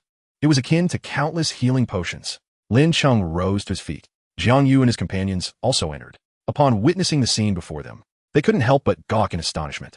Then they simultaneously gave Lin Cheng a thumbs up. Boss, impressive. Truly remarkable. Just 2 minutes, and we timed it for you. Lin Cheng waved his hand, panting as he said, quickly gather the fruits from those severed vines. There should be over 20. Not a single one can be missed. I didn't harm any of them. Each one is a treasure. The 3 of them began their task. In the midst of countless severed vines, we seek the essence fruits of mutated plants, no larger than eggs. These severed vines, when fresh, can be stored in spatial equipment, serving as potent healing potions that yield immediate results and restore vitality. A single bite revives one's spirit. Wei Sheng expressed his astonishment. Is it truly that remarkable? With so many vines, we are uncertain when we might utilize them. The 3 others beamed with joy, as their troubles were greatly alleviated. All the vines would be placed into their storage rings, allowing them to meticulously count and ultimately locate all the fruits. Storing items in the ring equates to halting time, preserving them indefinitely. The vines of the mutated plants, once stored, retain their vitality, ensuring that their effects remain as potent as in this very moment when consumed. Lin Cheng took a brief respite of 2 minutes before commencing work. The 4 of them placed all the vines of the mutated plants into the storage ring, gathering a total of 24 essence fruits. Lin Cheng could hardly contain his excitement as he consumed one. It melted in his mouth, a sentiment not exaggerated in the least. A surge of power coursed through his body, enhancing each attribute by 2 to 3 points. Although seemingly modest, Lin Cheng was immensely satisfied upon realizing that the quality of his mental power had significantly improved due to this singular fruit. In a mysterious realm of the mind, the spiritual world was nourished by the fruit's energy. Threads of energy infiltrated, rapidly enhancing his mental quality. Lin Cheng felt incredibly fortunate. Not only had he encountered a pinnacle-level first-tier mutated plant, but it had borne an astonishing 20 fruits. The primary benefit of these fruits was a substantial enhancement of mental quality. Compared to merely increasing attribute points, The improvement of mental quality was far more precious. Lin Cheng had not anticipated this, yet it bestowed upon him a monumental surprise. Furthermore, aside from enhancing mental quality, the fruit possessed a remarkably potent healing effect. Describing it merely as a healing effect would be insufficient. It could be characterized as an incredibly robust regenerative effect. Even in a critically injured state, if one clung to life, consuming a single fruit could bring one back from the brink of death. Because of this, Lin Cheng was reluctant to consume all the fruits at once. He wished to reserve some as a backup for pivotal moments. With this thought, Lin Cheng voraciously consumed 10 fruits. Each attribute surged by around 20 points. He felt an unending flow of power inundating his body, invigorating him immensely. His strength escalated dramatically. The quality of his mental power elevated a full level. Previously, utilizing the power of greed would deplete approximately 10 points of mental power. Now, it only consumed 7. Employing lightning elemental abilities, such as explosive touch and flowing light, required merely around 2 points of mental power. This enhancement was nothing short of terrifying. Player name: Lin Cheng. Strength 756, speed 703, 5, physique 719, mental 745, 729. Abilities: lightning element E-class 182800, flowing light E-class 259800, CD 8 minutes. Explosive touch E-class 11,800. Special abilities: power of greed, dominance aura, plant slayer equipment, divine blessing of strength silver quality, CD 12 hours, raw stone necklace silver quality, battle blade silver quality, storage ring silver quality, storage ring white quality, battle blade white quality, battle boots white quality. Quests: global quest, faction formation, main quest, member positioning, system C-class quest, hunting moment, system B-class quest, otherworldly visitors, team exclusive quest, elite member. All attributes exceed 70 points. Lin Cheng almost forgot about the impending first-tier tyrant that would appear in 24 hours. A first-tier tyrant? What a trivial adversary. With attributes barely reaching 30 points and only a slightly larger physique, Lin Cheng could easily subdue it with 2 punches. With 14 essence fruits remaining, Lin Cheng distributed 2 to each of Jiang Yu's companions. Although the increase in attribute points was modest, the enhancement of mental quality was exceptional. Ultimately, 8 fruits were left, stored in the storage ring, potentially useful on an unforeseen day. Jiang Yu and her companions each saw an increase of approximately 7 points in their attributes, with mental quality notably elevated. Wei Sheng, strength 397, speed 367, 5, physique 363, mental 475. Jiang Yu, strength 415, speed 4045, physique 427, mental 402. Qi Yinhao, strength 167, speed 148, physique 182, mental 155. Jiang Yu's attributes all surpassed 40 points. Qi Yinhao, however, still lagged considerably behind the others. Observing the vines filling the storage ring, Jiang Yu mused, I initially intended to slay this mutated plant myself, but I realize I'm no match for it. It must be the leader who takes charge. Qi Yinhao eagerly expressed his desire to venture forth in search of mutated beasts and zombies, to complete tasks and gain attribute points. Leader, let us leave this place swiftly. As Lin Cheng and his companions exited the villa, Zhongli cautiously approached, avoiding direct eye contact with Lin Cheng. Brother, thank you. What is your name? Lin Cheng gazed at Zhongli in silence. At this moment, Zhongli had fully recovered. His previous injuries had healed and his attributes had improved significantly, rendering his demeanor entirely transformed. Lin Cheng found it difficult to reconcile the current Zhongli with the individual who had lain on the ground just 20 minutes prior. Zhongli hurriedly added, I merely wish to know the name of my savior. Wei Sheng interjected, Lin Cheng, his name is Lin Cheng. Upon hearing this, Zhongli nodded vigorously, expressing his gratitude. Brother Lin Cheng, I truly appreciate your kindness. I am Zhongli, and I will surely repay you in the future. Lin Cheng waved his hand dismissively, leading his companions away from the neighborhood. Having experienced the trials of a post-apocalyptic world and witnessed the suffering of humanity and its darker nature, he had thought his heart had grown numb. Yet, inexplicably, upon hearing Zhang Li's words, he instinctively offered him a fruit. On the outskirts of Hucheng, near a pig farm, corpses lay strewn about. Rampaging mutated pigs charged chaotically through the streets. These pigs, once raised for meat, were typically slaughtered before reaching maturity for market. Only breeding pigs were fully grown and significantly larger. However, with the outbreak of the apocalypse, all pigs on the farm had undergone mutation and evolution. Their sizes had ballooned, with some doubling in size, resembling monstrous creatures. Beneath their hardened snouts protruded 2 long, curved, and sharp tusks. Survivors living near the pig farm had previously been unaware of the combat prowess possessed by these pigs. Only the older generation, who had lived in rural areas and raised pigs, understood the inherent ferocity of swine. It was often said that a pig was stronger than a bear and a tiger. The pigs on the farm had once been docile, but now, in their mutated state, they had gone mad. The genes of their evolutionary transformation were imbued with boundless violence and bloodlust, a desire for destruction coursing through them. In their frenzied state, the mutated pigs slaughtered all survivors in the pig farm, leaving no bones behind. They then rampaged through the farm, bursting into the streets, leading to a hellish scene. Countless mutated pigs charged toward surrounding buildings. Their massive sizes and incredible weight, combined with an unimaginable force, caused walls to collapse with a single impact. The mutated pigs stormed into buildings, wreaking havoc. For those hiding within structures, there was a considerable chance of survival. However, once these mutated pigs emerged, the buildings were rendered non-existent. They could effortlessly demolish walls and structures. A single charge could result in gruesome fatalities, with individuals ripped open by their sharp tusks. The survivors had no means of resistance. Previously, upon witnessing the presence of survivors, they began to clear the zombies, their hearts brimming with hope. However, when the mutated pigs emerged, they realized their own weakness. In the face of the mutated pigs, the zombies were akin to mere ants. The horde of corpses that once roamed the streets was completely annihilated by the army of mutated pigs in less than half an hour. These pigs consumed everything indiscriminately. Survivors soon discovered that as they feasted on humans and zombies, their size visibly increased at an alarming rate, instilling terror in all who beheld them. How could this be? Hiding here was futile. Even in silence, these pigs seemed frenzied, as if they were compelled to destroy every structure in sight before they would be satisfied and depart. Our turn was imminent. The horror of these mutated pigs was overwhelming. No one could vanquish such creatures. Their size was truly astonishing. The sheer force and magnitude of these beasts rendered them invulnerable. I feared the entire Hucheng would fall to these pigs. We had once feared zombies, but compared to these mutated pigs, the zombies were nothing but trash. We were doomed. This time, we were truly doomed. In the past, when zombies roamed freely, we had a considerable chance of survival by remaining silent. Now, confronted with these frenzied, destructive mutated pigs, there was no escape. Our street was next.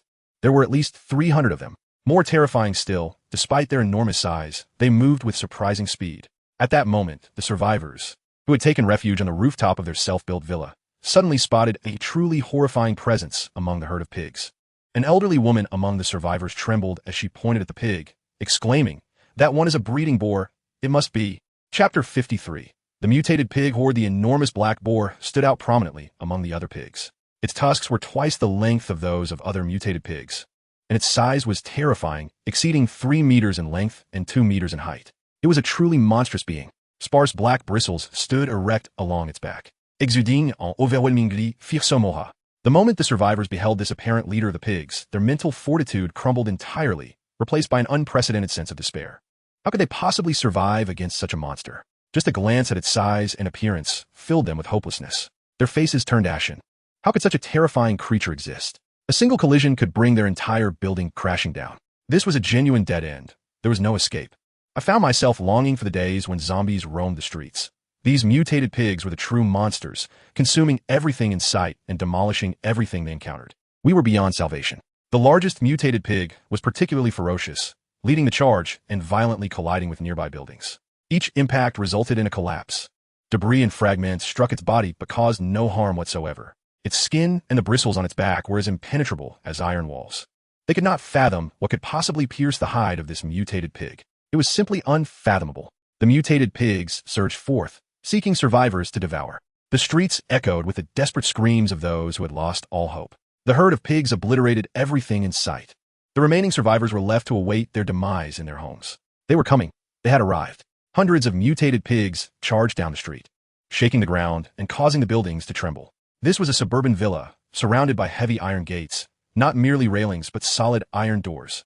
5 or 6 frenzied, mutated pigs crashed into the gates simultaneously, twisting and deforming them, with 2 sections even shattering completely. Dozens of mutated pigs rushed into the courtyard, most heading straight for the 4-story villa ahead. The 10 or so individuals on the top floor dared not stand at the edge any longer. They huddled in the center of the rooftop, trembling, feeling the frantic vibrations of the building beneath them, their faces pale with fear. One person drew a small knife for self-defense, tears streaming down their face, ultimately gritting their teeth and plunging it into their own neck. The others were too consumed by their own dread to pay attention to the suicide. They envied that individual's courage to escape. They too feared confronting the terrifying mutated pigs, but they could never summon the resolve to take their own lives. They only felt the building shaking violently beneath them, threatening to collapse at any moment. Suddenly, the sound of roaring engines echoed down the street. Hundreds of mutated pigs in the vicinity were immediately drawn to the noise. The survivors widened their eyes in astonishment, frozen in place. They whispered, "What is that sound? They have ceased their assault on our building. Is something outside diverting their attention? What could this noise be?" It sounded like someone was riding a motorcycle. Previously, there had been no vehicles in the village. Anyone attempting to escape on a motorcycle had been intercepted by the mutated pigs, who were incredibly swift. Well, it was only natural. Those with vehicles at this time would undoubtedly risk everything, unlike us, as all the parked cars outside had been crushed, leaving us to await our demise here. Perhaps this was fortuitous. Those people might lure the mutated pigs away, and we could seize the opportunity to escape downstairs. Escape? The village was swarming with mutated pigs. How could one flee? Below, the mutated pigs charged toward the village entrance. The village had only 3 roads, lined with neatly arranged villas. At the entrance, 4 motorcycles came to a halt. Lin Cheng and his 3 companions stood 100 meters ahead, as hundreds of frenzied, mutated pigs charged toward them, shaking the ground. Jiang Yu's eyes widened in disbelief. "Qi Yanhao, is this your village? You said there was a pig farm nearby, but these pigs seem to have all mutated. Each one has a beast core in the center of its forehead." Qi Yanhao felt a shiver run down his spine. They were never this large before. Their size is truly terrifying. Wei Sheng brandished a silver battle knife with enthusiasm, proclaiming, "This is wonderful. If everyone kills 10, we will complete our mission." Lin Cheng, however, saw the future provisions. Those instant meals were lacking in nutrition. The flesh of mutated beasts was far superior. With hundreds of mutated pigs of such size, consuming one daily could sustain us for an entire year. Kill them all. We'll feast on roasted pigs every day. The number of survivors in the village had dwindled to just a few dozen, most of whom were hiding on rooftops. At this moment, upon seeing Lin Cheng and his companions on motorcycles at the village entrance, they were utterly astonished. Who were these people? Wasn't that Qi Yanhao? The pigs were charging toward them. Why weren't they fleeing? Were they mad to ride here to seek death? In the eyes of the survivors, Lin Cheng and his companions appeared foolish. With such terrifying mutated pigs, over 100 of them, charging wildly toward them, how could they stand there unmoving? Was this not sheer folly? Did they truly believe they could face these mutated pigs? Just a single one could annihilate the 4 of them. At that moment, the survivors watched in disbelief as the 4 motorcycles seemed to vanish in a thin air.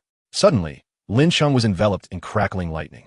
They had no time to be astonished before they witnessed the bolts of lightning erupting from Lin Cheng's body. Dozens of serpent-like arcs of lightning struck the front ranks of the mutated pigs. The pigs emitted agonizing cries as their massive, oppressive forms collapsed to the ground. Their flesh charred, releasing the mouth-watering aroma of roasted meat. The thunderous onslaught surged forward, toppling over 20 more mutated pigs before finally dissipating.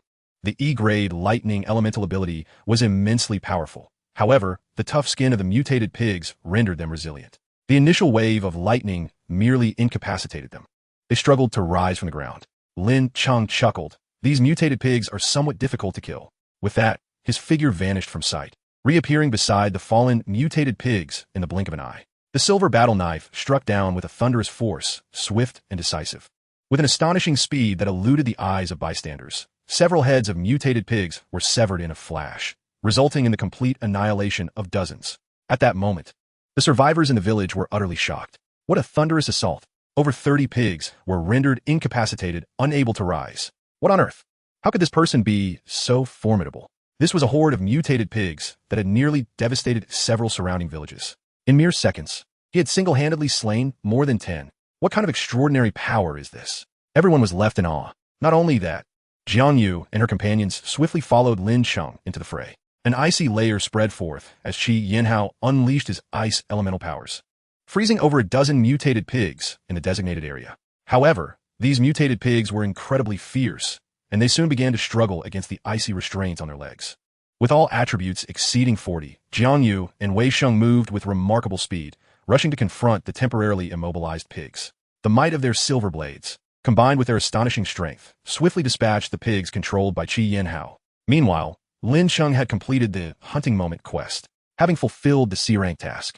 He received a reward of 4 attribute points. Chapter 54, Slaughtering Pigs. Strength 796, Speed 743, Stamina 759, Spirit 785. Lin Cheng's prowess had far surpassed that of most individuals in this post-apocalyptic world. On the other hand, Jiang Yu and her companions quickly completed their own hunting moment quests.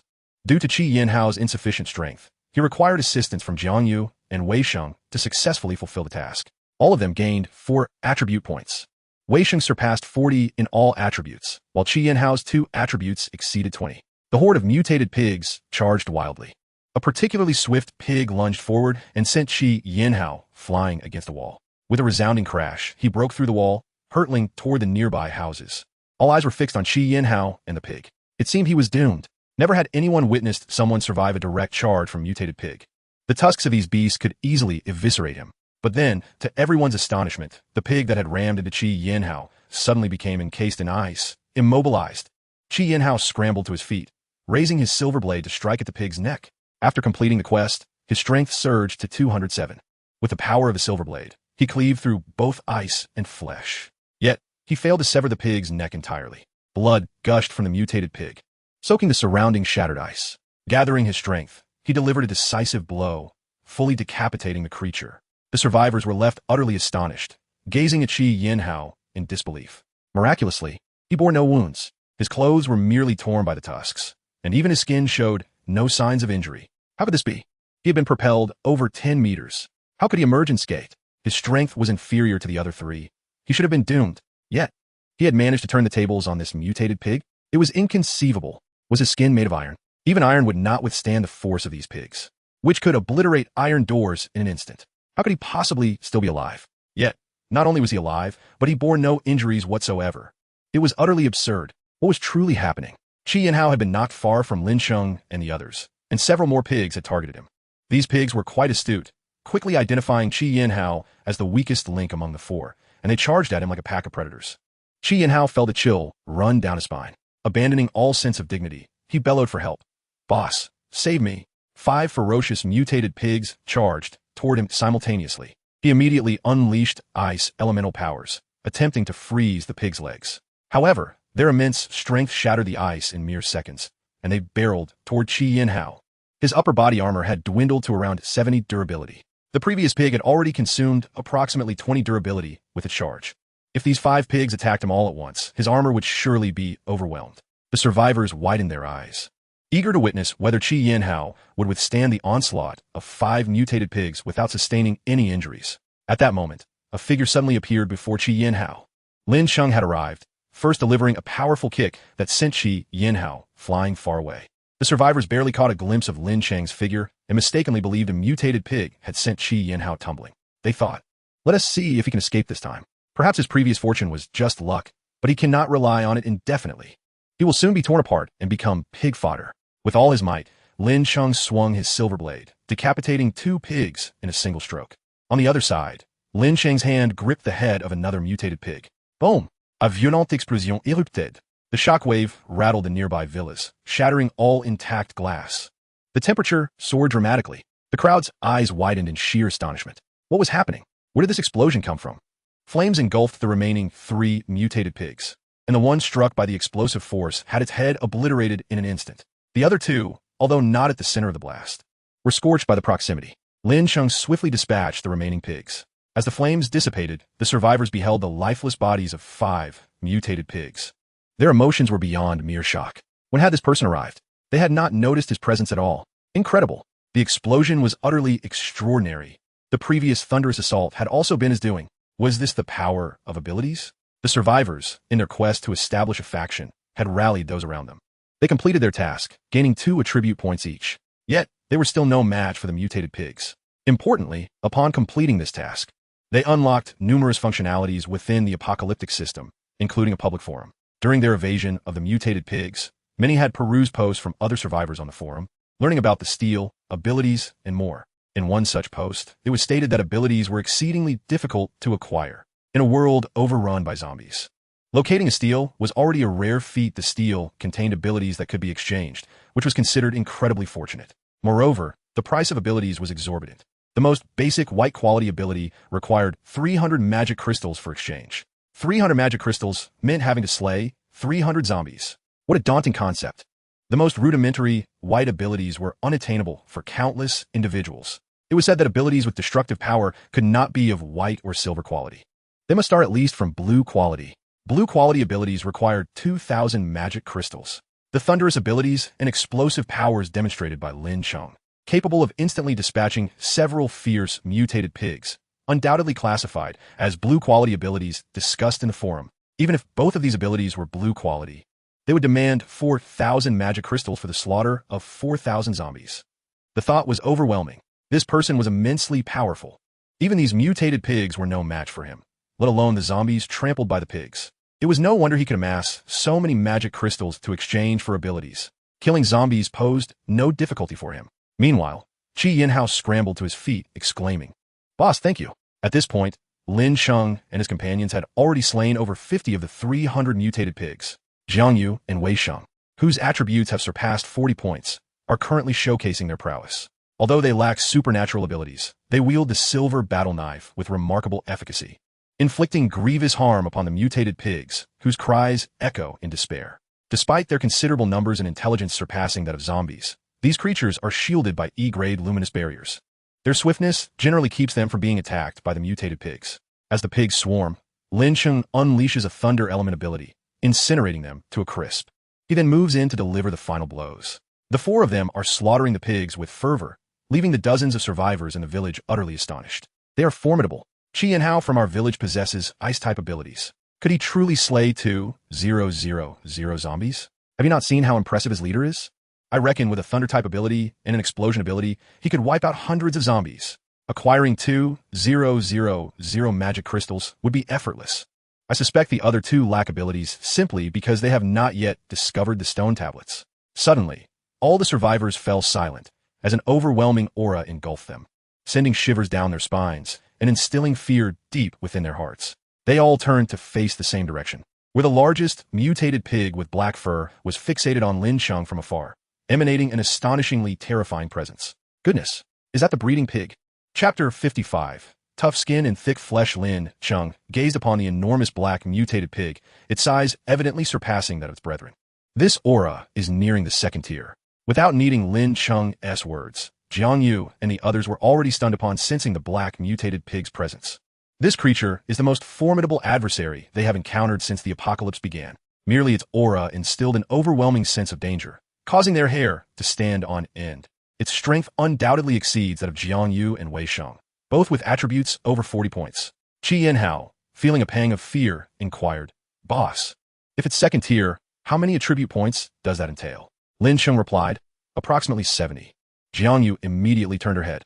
"Isn't that quite similar to your own? How many attribute points do you possess now?"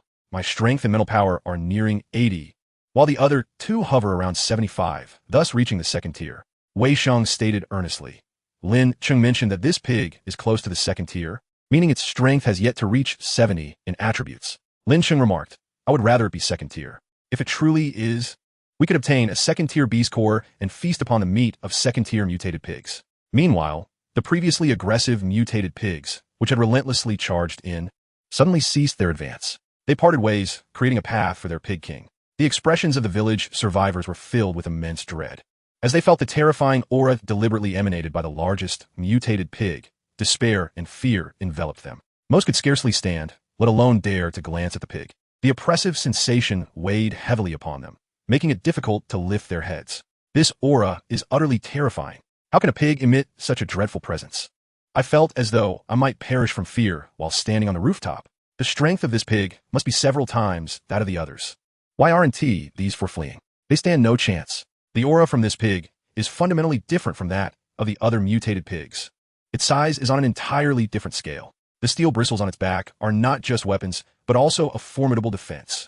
After several attacks, they might not even be able to pierce its skin. Moreover, it is evidently enraged. It has led the herd in wreaking havoc throughout the village, but has never before unleashed such a terrifying aura. Almost simultaneously, the black mutated pig, eyes gleaming with malice and strength approaching the second tier, charged toward Lin Cheng and his companions. The peak first-tier mutated beast's aura erupted completely. Qi Yinhao instinctively unleashed his ice element ability. A thick layer of ice, roughly 5 centimeters in thickness, rapidly spread from beneath him, swiftly encasing one of the pig's legs. Yet, it appeared utterly unfazed, simply lifting its foot and charging forward, shattering the ice in an instant. My ice is utterly ineffective against it. Its strength is overwhelming. A shadow darted past Qi Yinhao. Lin Cheng swiftly positioned himself beside the mutated pig, seizing its long, curved tusk. What fine specimen!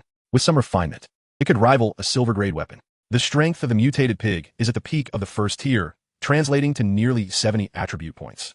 Lin Cheng's speed is remarkable, and the pig, not lacking in strength, is capable of tracking his astonishing velocity. At this moment, witnessing Lin Cheng audaciously grasping its tusk, the pig roared in fury and lunged toward him. In that instant, the village survivors were left in sheer disbelief. Goodness, this person is truly fearless. How could he charge directly beside the mutated pig and attempt to seize its tusk? Is he seeking a swift demise? Yet Lin Cheng released his grip, unwilling to damage the tusk. It is a treasure, perfect for weapon crafting. He outpaced the mutated pig by a hair's breadth, leaping gracefully into the air. He evaded the pig's attack. Thunder roared. Dozens of terrifying bolts of lightning descended upon the mutated pig, enveloping its massive form and bombarding it relentlessly. The mutated pig erupted in furious roars at the center of the thunderstorm. Simultaneously, Lin Cheng landed, the silver battle knife, imbued with lightning, found the gap between the pig's steel bristles and struck down with precision. With all his might, the blade penetrated a few centimeters before encountering substantial resistance. Indeed, its skin is tough and its flesh thick. Under the onslaught of thunder, the mutated pig did not lose its ability to move. Lin Cheng's strength of 796, combined with the silver battle knife, managed to penetrate only a few centimeters into the pig's hide. Its defensive capabilities are truly astonishing. The mutated pig abruptly twisted its massive body, its head charging toward Lin Cheng. The surrounding survivors, witnessing the diminished efficacy of Lin Cheng's thunder, could not help but think. Indeed, this giant pig's strength is several times that of the other mutated pigs. His thunder is ineffective. Previously, a single thunder strike could incapacitate over 10 mutated pigs. Yet now, it seems futile against this beast. It was said that this mutated pig possesses immense strength. The mere aura it exudes is terrifying. Which rational individual would dare to confront this mutated pig head-on? He must be utterly reckless. Lin Cheng's speed was astounding, and he vanished from sight in an instant. The thunder element ability erupted once more. His mental power had reached 785. The quality of his mental power significantly increased after consuming 10 essence fruits from mutated plants. He also possesses silver quality equipment, the original stone necklace, which subtly enhances his mental power.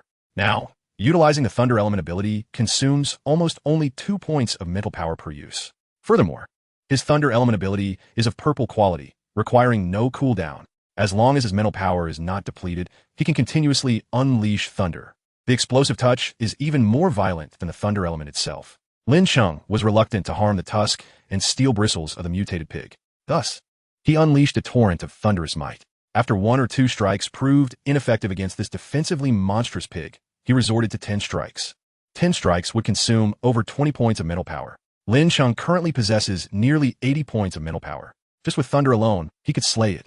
Everyone suddenly realized that Lin Cheng's combat style had shifted. He no longer engaged in close combat with the mutated pig. He refrained from using his knife. Instead, he unleashed a relentless barrage of thunder. The surrounding villages echoed with deafening thunderclaps. Purple lightning flickered incessantly in the air. The terrifying aura of the thunder completely subdued the nearby survivors. They stared in utter astonishment at the scene before them. What on earth had they just witnessed on the forum? Utilizing supernatural abilities was said to require a drain on mental energy. They had also mentioned that the more formidable the ability, the greater the consumption of mental power. Yet, this individual had been unleashing lightning for what seemed like 2 minutes. How could his mental energy be inexhaustible? It was simply absurd. Furthermore, the mutated pig could not catch up with him. He did not need to wield a knife or approach the creature. The pig could not reach him at all. It was evident that the pig had sustained visible wounds. Chapter 56. The power of laziness. The relentless thunder left everyone dumbfounded. The largest mutated pig was utterly incapable of attacking Lin Cheng. To the ordinary eye, it appeared swift. Yet Lin Cheng's speed surpassed it. As long as Lin Cheng maintained his distance, the pig could not touch him. At that moment, everyone witnessed the infuriated mutated pig chasing Lin Cheng throughout the village, yet it could not close the distance. Lin Cheng continued to unleash his lightning power upon the pig, which bore large, conspicuous wounds from strikes. The pig was nearing its breaking point. It could not touch him. Lin Cheng was faster than the mutated pig. Moreover, the pig's speed had noticeably diminished due to its severe injuries. Something was amiss. I had clearly seen on the forum that utilizing supernatural abilities required a drain on mental energy. How long had he been unleashing thunder? This was unacceptable. I must post a query on the forum to seek answers from others. This was undoubtedly abnormal. At that moment, The pig king within the herd could no longer tolerate the situation. It emitted a long, piercing roar. The more than 200 mutated pigs that had previously retreated and ceased their attacks instantly received the pig king's command. They turned their attention toward the remaining trio of Jiang Yu, Qi Yinhao, and Wei Sheng and began to advance. Upon witnessing this scene, Lin Cheng could only inwardly lament the high intelligence of pigs. The pig king, cornered by him, did not send the remaining mutated pigs to assault Lin Cheng.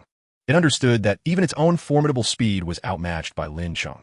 If Lin Cheng chose to flee, the other pigs would stand no chance of catching him. Thus, it directed the remaining 200 mutated pigs to attack Lin Cheng's 3 companions. It was clear to the pig king that Lin Cheng genuinely cared for his teammates. Should they find themselves in peril, Lin Cheng would undoubtedly come to their aid. In this manner, Lin Cheng might be compelled to assist them, granting the pig king a moment to breathe. The saying, "not as clever as a pig," was often uttered in jest, yet pigs were indeed fierce, possessing both combat prowess and intelligence. As Jiang Yu and her companions noticed the encroaching herd of pigs, they cautiously retreated a few steps. How long could they withstand over 200 of them? Jiang Yu downed a vial of stamina restoration potion, her gaze fixed intently on the approaching pigs. Qi Yinhao, you focus on using eyes to control these mutated pigs. Wei Sheng and I will charge and strike. If any mutated pig comes your way, do not hesitate. Run directly towards us. Qi Yinhao nodded, though he felt a twinge of dissatisfaction, not with Jiang Yu's strategy, but with his own abilities. With his attributes hovering around 20, he was already among the elite survivors, sufficiently capable of dealing with ordinary zombies. Yet, against these mutated pigs, which were nearly all of first-tier strength, his attributes were woefully inadequate. Were it not for his relatively powerful ice element ability, he would not even deserve to join this battle. He was determined to grow stronger, rapidly. He would catch up to Lin Cheng and his companions, and no longer be a burden. While the trio deliberated their tactics, the 200 mutated pigs, exuding a menacing aura, charged forward with astonishing ferocity. Wei Sheng, you can control them. Your mental energy is formidable. Wei Sheng nodded anxiously. Do not worry. I will do my utmost to suppress their strength. It is time to unleash our sin abilities. Meanwhile, the stampeding herd of pigs drew the attention of numerous survivors. Oh no, those 3 are about to be besieged by all the remaining mutated pigs. They are doomed without their leader. How can they contend with over 200 mutated pigs at once? At that moment, an astonishing scene unfolded. The 5 pigs at the forefront suddenly came to an abrupt halt, reversed direction, and charged back at their companions with their crooked tusks. The attacked pigs were caught completely off guard. They were their comrades. Who would have anticipated such a sudden betrayal? Unprepared, the first 5 pigs were swiftly impaled in their abdomens. With a powerful shake of their heads, the tusks sliced through the bellies of several pigs, causing a gruesome slaughter. Having killed 5 of their own in an instant, the 5 mutated pigs continued their assault on the nearest others, igniting chaos within the herd and halting their advance toward Jiang Yu and her companions. Jiang Yu's eyes widened in exhilaration. Incredible. Wei Sheng, your power of laziness is extraordinary. Qi Yinhao lamented. Why was I not granted a sin ability? This is phenomenal. Excluding the pig king, these mutated pigs must possess attributes nearing 30, all of them first tier. Wei Sheng could control 5 simultaneously and even command them to attack their own kind. At that moment, Wei Sheng was astonished, having acquired the power of laziness. This was his first time utilizing his special ability, having witnessed Lin Cheng's greed ability, a force of absolute devouring power. He could not help but feel a pang of discontent in comparison to his own control ability, which bore no lethality. Now, with Lin Cheng preoccupied with the pig king, he could not falter and let Lin Cheng down. He unleashed his control ability, which consumed mental energy. He possessed 515 mental energy points, and controlling 5 first-tier mutated pigs while directing them to attack their companions consumed 14 points. This expenditure surprised him. He had anticipated a complete depletion of his mental energy. To his relief, it was manageable. He recalled Lin Cheng's repeated assertions that his mental energy was exceptionally robust. The high initial mental energy value indicated that its quality far exceeded that of ordinary individuals. Controlling 5 mutated pigs, each nearing first-tier strength, only drained him 14 points of mental energy. Wei Sheng felt elated. Initially apprehensive about the utility of his laziness ability, he now recognized its immense value. It had instigated chaos among the pigs, effortlessly leading several to their demise. Wei Sheng also realized that activating his special ability was not particularly challenging. Previously, he had thought that wielding such immense power as Lin Cheng did with his lightning and explosive abilities must require great effort. Now, having activated his own ability, he discovered that once acquired, the power flowed through him as naturally as breathing. The only difference was the consumption of mental energy. Wei Sheng was filled with excitement. Returning to the fray, he noticed that the 5 mutated pigs he had controlled were now on the brink of collapse under the furious assault of their fellow pigs. He decisively relinquished control of these 5 doomed creatures and selected another 10. He activated the power of laziness. In an instant, the scattered pigs within the herd turned against their comrades. At that moment, the survivors were left utterly baffled. Chapter 57. Total annihilation. The herd had just dealt with the 5 traitors when suddenly, 10 more traitors emerged from within their ranks. The number had doubled. They had thought that eliminating the initial 5 would suffice to quell the threat. Little did they know that moments ago, they were united in their indignation, attacking 10 out of the 5 heads, and in the blink of an eye, they inexplicably turned their aggression towards the surrounding mutated pigs. The herd erupted in fury once more. The few that were nearby fell victim to a sudden onslaught, swiftly dispatched. The other pigs, realizing the betrayal, converged to attack the traitors. Wei Sheng, witnessing the 10 he had controlled being surrounded and grievously wounded, decisively severed his connection with them. He then selected another group of 10 from the melee to control. The chaos on the battlefield intensified. The initial 10 had yet to be completely eliminated when another 10 turned against their comrades. The herd plunged into utter disarray. They had no time to spare for Jiang Yu and her companions. Jiang Yu stood frozen, realizing there was no opportunity for her to intervene. Goodness, Wei Sheng, your lethargy is truly formidable, effortlessly plunging the enemy into infighting and chaos, leaving us uninvolved. Qi and Hao clutched several mental recovery potions, poised for action. Yet fate had not deemed it his turn. Jiang Yu's arrogance was left unutilized. What purpose would it serve? To incite these mutated pigs into a brawl. She need not suppress their strength. Let them battle amongst themselves with full force. The surviving villagers could only stare in bewilderment. They had anticipated that hundreds of mutated pigs would easily tear the trio apart without Lin Cheng's presence. Yet before the pigs could reach them, they suddenly began to fight amongst themselves. The foremost pigs, caught in a frenzy, turned and gored their own kind. Chaos ensued, with waves of pigs rebelling. Over 200 pigs were now embroiled in combat. Where were Jiang Yu and her companions in their minds? What was happening? Were these mutated pigs not supposed to be united? Why had they suddenly turned on each other? How peculiar. This was utterly bizarre and unexpected. I believe I have seen something similar on a forum, where there are psychics capable of controlling others, even zombies and mutated beasts. Could it be that one among these 3 possesses such telepathic powers? What nonsense! How could that be possible? It appears that the mutated pigs have simply turned against each other, completely unrelated to the 3. They must be incredibly fortunate. How could this even happen? Under Wei Sheng's instigation, over 200 pigs were locked in conflict. Even those he had controlled for less than half a minute, who had quickly succumbed to the surrounding assault, fought back fiercely due to the continued attacks from their companions. The mutated pigs were far more intelligent than zombies. They had their own clear thoughts. Seeing their fellow pigs attacking them, they felt both anger and grievance, and even without Wei Sheng's control, they continued to rage against their own kind. Wei Sheng, observing the chaos he had orchestrated, happily consumed 2 mental recovery potions, contemplating that they must procure more from Lin Cheng. The trio faced no peril. Meanwhile, Lin Cheng was single-handedly dominating the battlefield. The Pig King could no longer withstand the relentless bombardment of Lin Cheng's seemingly endless lightning strikes. With a thunderous roar of defiance, its massive black form fell heavily to the ground, devoid of any intact skin. Layers of flesh had been blasted away by Lin Cheng's attacks, leaving the once mighty pig looking emaciated. It emitted pained cries, its green eyes glaring at Lin Cheng, who had finally ceased his assault. It was unwilling to accept its fate. Having never even touched this man, to have been toyed with, ruthlessly struck down by lightning. The other pigs had begun to disregard its commands and turned on one another. It was on the brink of reaching the 2nd tier. Having consumed so many humans and zombies, it never anticipated its downfall would come at Lin Cheng's hands. Lin Cheng approached the strongest mutated pig, having noted that Wei Sheng's group had gained control of the situation. He examined its 2 tusks, remarkably intact. Unfortunately, its back bristles were nearly obliterated. However, preserving those tusks would be a significant gain. If he could completely strip its hide, it would yield an armor of exceptional defensive quality. Regrettably, that was not feasible. Lin Cheng struck at its neck, and the massive pig's head rolled away, ending the reign of the formidable, mutated Pig King. The survivors atop the roof gazed in disbelief at the scene. Before Lin Cheng and his companions arrived in the village, several surrounding villages had been engulfed in fear from the mutated pigs, with at least 1,000 people devoured. The terrifying strength and bloodthirsty nature of the mutated pig herd had culminated in their leader being slain by Lin Cheng. Throughout this ordeal, the Pig King, which had dominated with its mere presence and formidable aura, had not laid a single finger on Lin Cheng.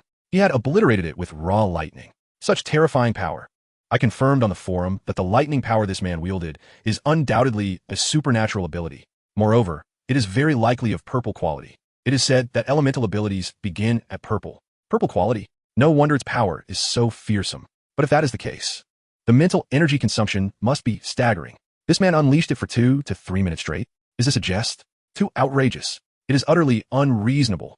This team is frightening. Even now, do you still think the pigs that suddenly turned against each other acted by mere coincidence? I believe not.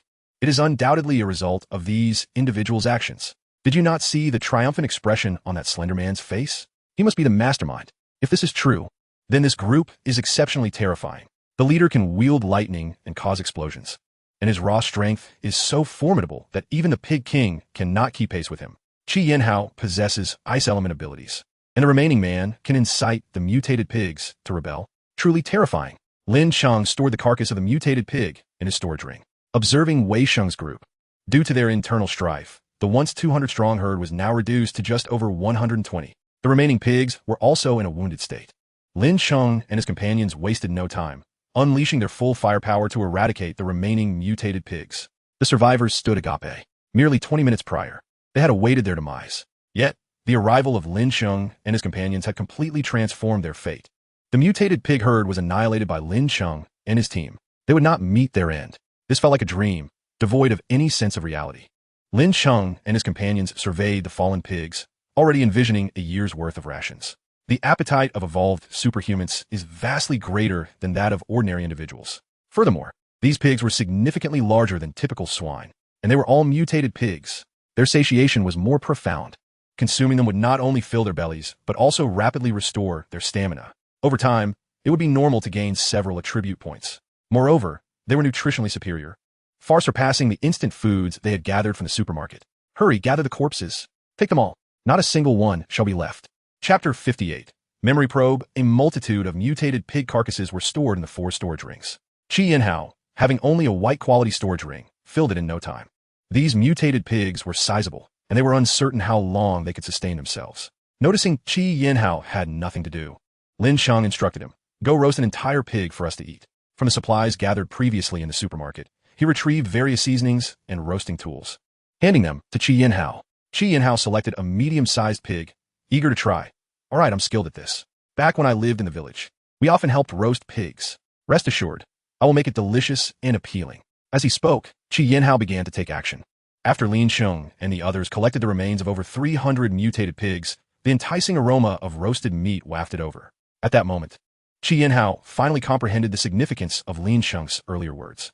The fragrance of the roasted mutated pig meat was intoxicating, far more robust than that of ordinary roasted pork.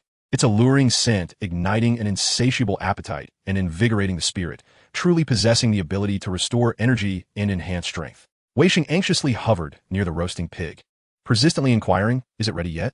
We shouldn't waste time searching for the steel."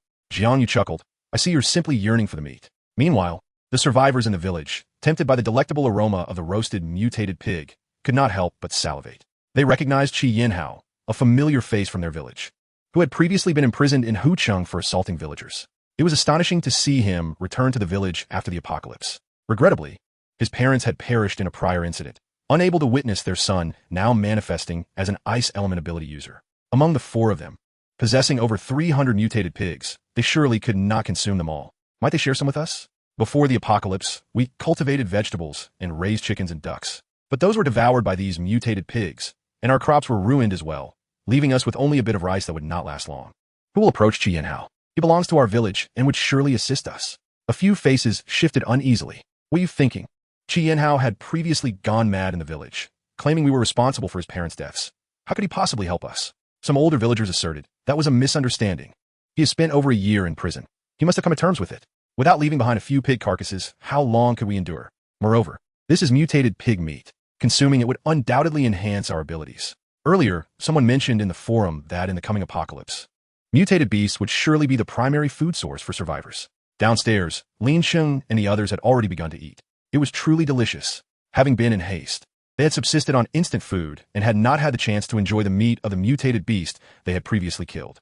Now, as they tasted the aromatic and flavorful roasted mutated pig, they were momentarily speechless, solely focused on stuffing their mouths with meat, their lips glistening with grease. Thanks to their earlier raid on a large supermarket's warehouse, they had an abundance of seasonings. The roasted mutated pork was unparalleled, surpassing any delicacy. The more they ate, the stronger they felt. As the mutated pig meat settled in their stomachs, they immediately felt a warmth enveloping them, as if some power was nurturing their bodies. Survivors from several villas gradually approached. The four of them barely acknowledged their presence. Only Qi Yinhao, amidst his meal, finally lifted his gaze to the familiar faces surrounding him. He recognized each one, having grown up in this village where many shared blood ties with him. Yet now, his eyes were devoid of warmth. 2 years ago, the village had decided to demolish the old houses to construct standalone villas, intending to consolidate them and expand the farmland. Qi Yinhao's parents had been working away from home, unable to tend to their land, and the village committee seized the opportunity to assign them a plot of land far too small for building. When they returned and caused a ruckus, others who had received larger plots had already begun laying foundations for their homes. Their family was left with less than a third of the building area compared to others, squeezed into a corner. Qi Yinhao had heard his parents speak of suing those responsible, only for tragedy to strike the next day when they were found dead, having accidentally drowned in the river. There was no evidence of foul play, and it was deemed an accident. Yet Qi Yinhao did not believe it. One night, armed with a kitchen knife and an iron rod, he stormed into someone else's home, injuring several individuals before being subdued. He was then sentenced to several years in Huqing prison. A middle-aged woman, appearing to be around 50, hesitantly approached. Xiao Hao, you are back? Oh dear, this has all been a misunderstanding. You don't hold it against us, do you? Hearing this, Lin Cheng finally looked around at the villagers. What is happening? Qi Yinhao let out a cold laugh. Boss, I was just about to tell you that I wished to slaughter this village, but I feared you might disagree. What? The other villagers went into a frenzy, their anger palpable. Qi Yinhao, what are you saying? You wish to slaughter us? This is Qi Jia village. You bear the surname Qi. Do you comprehend the gravity of your words? You are simply outrageous. Now, when your kin are in distress, you not only refuse to help, but also contemplate annihilating us? Do you possess no conscience? If your parents were aware of what you just uttered, they would be infuriated. At this, the villagers fell silent, cautiously observing Qi Yinhao's expression. Lin Cheng set down his pork chop and spoke calmly. Share your reasoning behind wanting to slaughter the village. Qi Yinhao glanced at Wei Sheng, who was eagerly devouring meat, and said, Brother Wei, please restrain that middle-aged man. He was the one who first discovered my parents' bodies by the river. I recall you mentioned that your laziness power allows you to delve into others' memories. Wei Sheng nodded. Indeed. I just attempted to probe a pig's memory. It revealed a mundane existence of eating and sleeping until it suddenly mutated and began killing. I could even sense some of the emotions from the subject I probed. Upon hearing Wei Sheng's words, the survivors finally realized that it was Wei Sheng who had been revealing the traitorous pigs among the herd.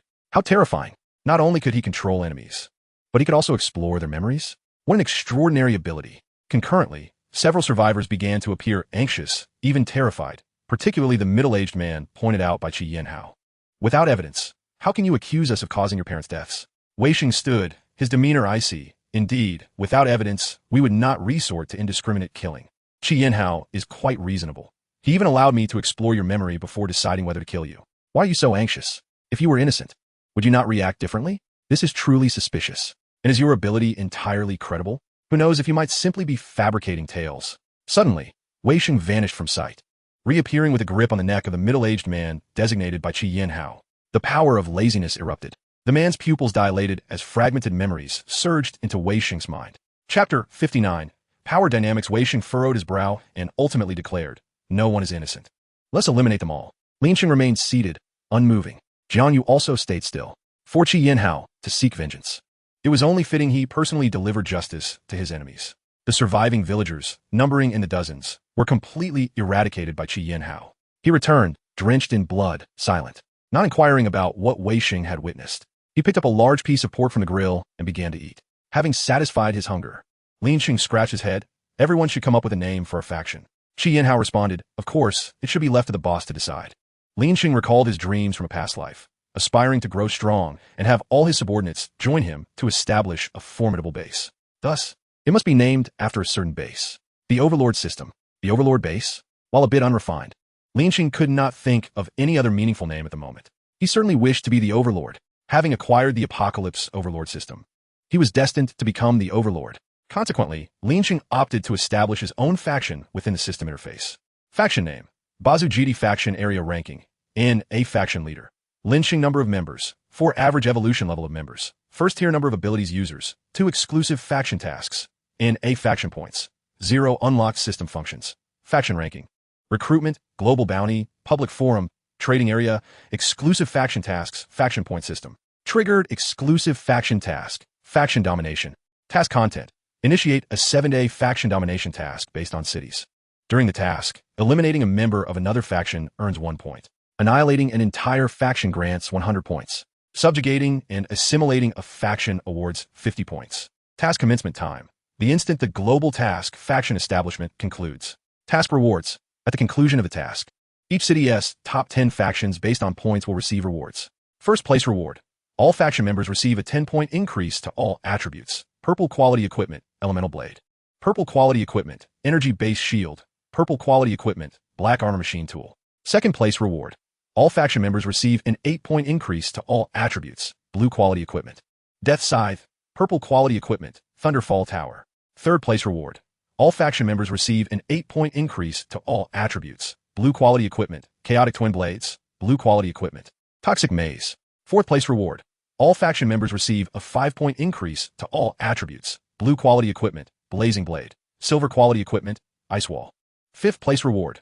All faction members receive a 5-point increase to all attributes. Silver quality equipment, swift boots. Silver quality equipment, quicksand. Sixth to 10th place reward. All faction members receive a 5-point increase to all attributes. 10 silver quality battle blades. This reward left Lin Cheng utterly astonished. The first place reward includes 3 pieces of purple quality equipment. Among them, 1 is a weapon, while the other 2 appear to be equipment designed specifically for the base. The rewards for 2nd to 5th places are equally enticing, featuring various purple and blue quality equipment. It seems likely that at least one of the items is crucial for base construction. In his previous life, Lin Cheng had heard that within the headquarters of Honghu GD, there existed a machine tool. By tossing various materials into it, one could craft powerful equipment. This must be the black armor machine tool, the first place reward for this task. Lin Cheng is determined to acquire this item. His storage ring is already overflowing with various materials. Once he obtains the black armor machine tool, it will be put to immediate use. Upon completing the global task, faction establishment, the rewards include all faction members receive a 2-point increase to all attributes. Lin Cheng's strength and spirit surpass 80 points. Qi Yanhao finally breaks through 20 points in all attributes. There are still more than 10 hours remaining until the deadline for the global task, faction establishment. Once the task is completed, the faction domination task will immediately commence. However, this does not hinder the formation of new factions afterward. During the faction establishment task, newly formed factions will receive a reward of 2 attribute points for all members. During faction domination, any new factions that successfully form may also participate in the ongoing faction domination. At this moment, Jiang Yu and her companions are entirely focused on the intriguing new features of the public forum and global bounty. Despite having only created their faction a few hours ago, there are already thousands of posts in the public forum. Wei Sheng continuously scrolls through the forum. Jiang Yu examines the recruitment page, clicking on the exclusive page for Huqing, eager to discover if any formidable factions exist aside from theirs. Upon entering, she is taken aback. There is only one recruitment announcement for a faction named Honghu GD. She is astonished to find that in order to post a recruitment announcement in the recruitment area, one must publicly disclose certain truthful information about the faction. Even the promised benefits upon joining are guaranteed by the system and must be fulfilled. Otherwise, the faction and its leader will face severe penalties. The sole recruitment announcement in Huqing is from Honghu GD, and the disclosed faction information leaves Jiang Yu feeling intrigued. You all should check the recruitment area for Huqing. That Honghu GD seems to have something noteworthy. Lin Cheng, startled, immediately checks the recruitment area.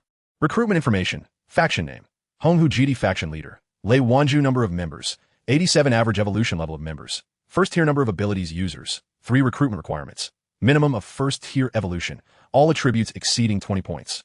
Actively seeking abilities users. Benefits. Upon joining Honghu GD, members receive a white quality battle blade and guaranteed immunity time exceeding 24 hours. Abilities users joining Honghu GD receive a silver quality battle blade and a golden quality permanent immunity potion. Below is the application button. By pressing it, both parties can briefly communicate after confirmation through the system. Qi Yanhao stares in astonishment at the average evolution level of the other faction. With over 80 members, their average evolution level is also first tier. They have nearly gathered all of Huqing's elites. They have 3 abilities users while they only possess 2. Just the leader and Qi Yanhao. The benefits they offer are indeed substantial. Aside from the battle blades, any abilities user who joins receives a golden permanent immunity potion. It seems they have completed numerous special tasks, resulting in additional golden immunity potions. if they wish to secure first place in the faction domination. Honghu Jidi is undoubtedly their greatest competitor. The trio turns their attention to Lin Cheng. At this moment, Lin Cheng feels a surge of excitement. In his previous life, Honghu Jidi was an exalted existence. The medium-sized faction he had joined was merely a subordinate to it. In that life, Jiang Yu, a formidable warrior of Honghu Jidi, was an unattainable figure for him. Yet in this life, Jiang Yu has joined his team and become his loyal companion. Presently, Lin Cheng's attributes are approaching 80 points. He is now a second-tier abilities user with 3 abilities: Thunder Element, Explosive Touch, and Flowing Light. Additionally, he possesses 3 special abilities, among which the Devouring Power of Greed stands as his trump card. His current strength places him at the forefront of all survivors in this apocalyptic world. In his previous life, even the mere mention of Lei Wanjuan's name instilled both fear and admiration in him. In this life, he possesses sufficient strength to confront him. Lin Cheng is eager to see how he would fare against the formidable Lei Wanjun from his past life. Chapter 60. Jiansha Town. Lin Cheng no longer gazes at the recruitment information for Honghu Jidi. Instead, he turns his attention to the forum, specifically the Huqing section. Many individuals share information about stone tablets in the early stages of the apocalypse, even detailing whether they contain abilities. Qi Yinhao expresses his confusion. Why? Isn't this important information? If I found a stone tablet, I wouldn't broadcast it. I would quietly gather magic crystals to exchange for valuable items. Jiang Yu ponders and replies, perhaps most people lack the ability to eliminate that many zombies? As Lin Cheng rapidly scrolls through the forum, he adds, yes, most can only accumulate a few dozen magic crystals and trade them for a few white-quality immunity potions. That is their limit. If they possess abilities, the starting cost is 300 magic crystals, and that is for the most basic white-quality items. They could spend a lifetime without accumulating enough. Thus, some well-meaning individuals share stone tablet information on the forum, while others opt for information trading in the trading area. Jiang Yu, taken aback, exclaims, the trading area allows for direct information trading. If information is traded through the system, then it must be 100% authentic, as the system guarantees it. Reflecting on the information obtained earlier in the recruitment zone, Jiang Yu quickly deduced the situation. She accessed the trading area, where individuals were offering surplus white-quality immunity potions at reasonable prices in terms of food resources. However, she could not find anyone selling intelligence. Wei Sheng suddenly exclaimed, someone here claims to have seen the stone tablet. It seems there is also a purple-quality ability inside. Apparently, someone is guarding the tablet, preventing others from entering, waiting for companions to bring magic crystals in exchange. This dissatisfaction among others led to a flurry of posts on the forum, aiming to attract more people and create chaos. Lin Cheng soon encountered posts concerning that location as well. It was in a small town adjacent to Huqing, not far from us, approximately 6 kilometers away. The 4 promptly stored their barbecue materials in their storage rings, retrieved their motorcycles, and sped off. In Jiansha Town, at the center of the only market, stood a black stone tablet on a crowded path. The number inscribed on the tablet was 0, tier stone tablet. At that moment, the path was awash with blood, nearly submerging it entirely. Corpses lay strewn in pools of blood, and only one living person was visible on the entire road. This individual stood in front of the stone tablet, wielding a silver-quality combat knife, exuding an aura that warned others to stay away. A pink scar marred the man's face, likely a result of a severe injury treated with a substantial quantity of healing potions, nearly healing the wound completely. He stood about 1.7 meters tall, appearing quite youthful. With his fair skin, had he not been holding that knife and standing amidst the blood, he would undoubtedly attract the attention of many women. His indifferent gaze swept across the surrounding survivors, who were huddled in the shops on either side of the street or on the upper floors. They dared not step onto the street again, for anyone who did would be slain by the man. No matter how many people approached, he dispatched them with astonishing speed, so rapid that none could discern his movements, instilling profound fear in the remaining onlookers. Just how many attribute points did this man possess? That speed was utterly incomprehensible. Previously, a group of over 30 had charged in, yet not a single one managed to enter the tablet space. All were cut down at least 5 meters away from the stone. Each was dispatched with a single stroke. Such strength was truly terrifying. Yet, how could he not possess hundreds of magic crystals? What you do not know is this. Those who had previously entered the tablet claimed that the ability inside was of purple quality and required 5,000 magic crystals. Even for him, producing 5,000 magic crystals at once would be quite challenging. So why does he guard this place? Zhu Yin, overhearing the discussions around him, revealed a cold smile on his otherwise expressionless face. With a hint of arrogance, he addressed the crowd.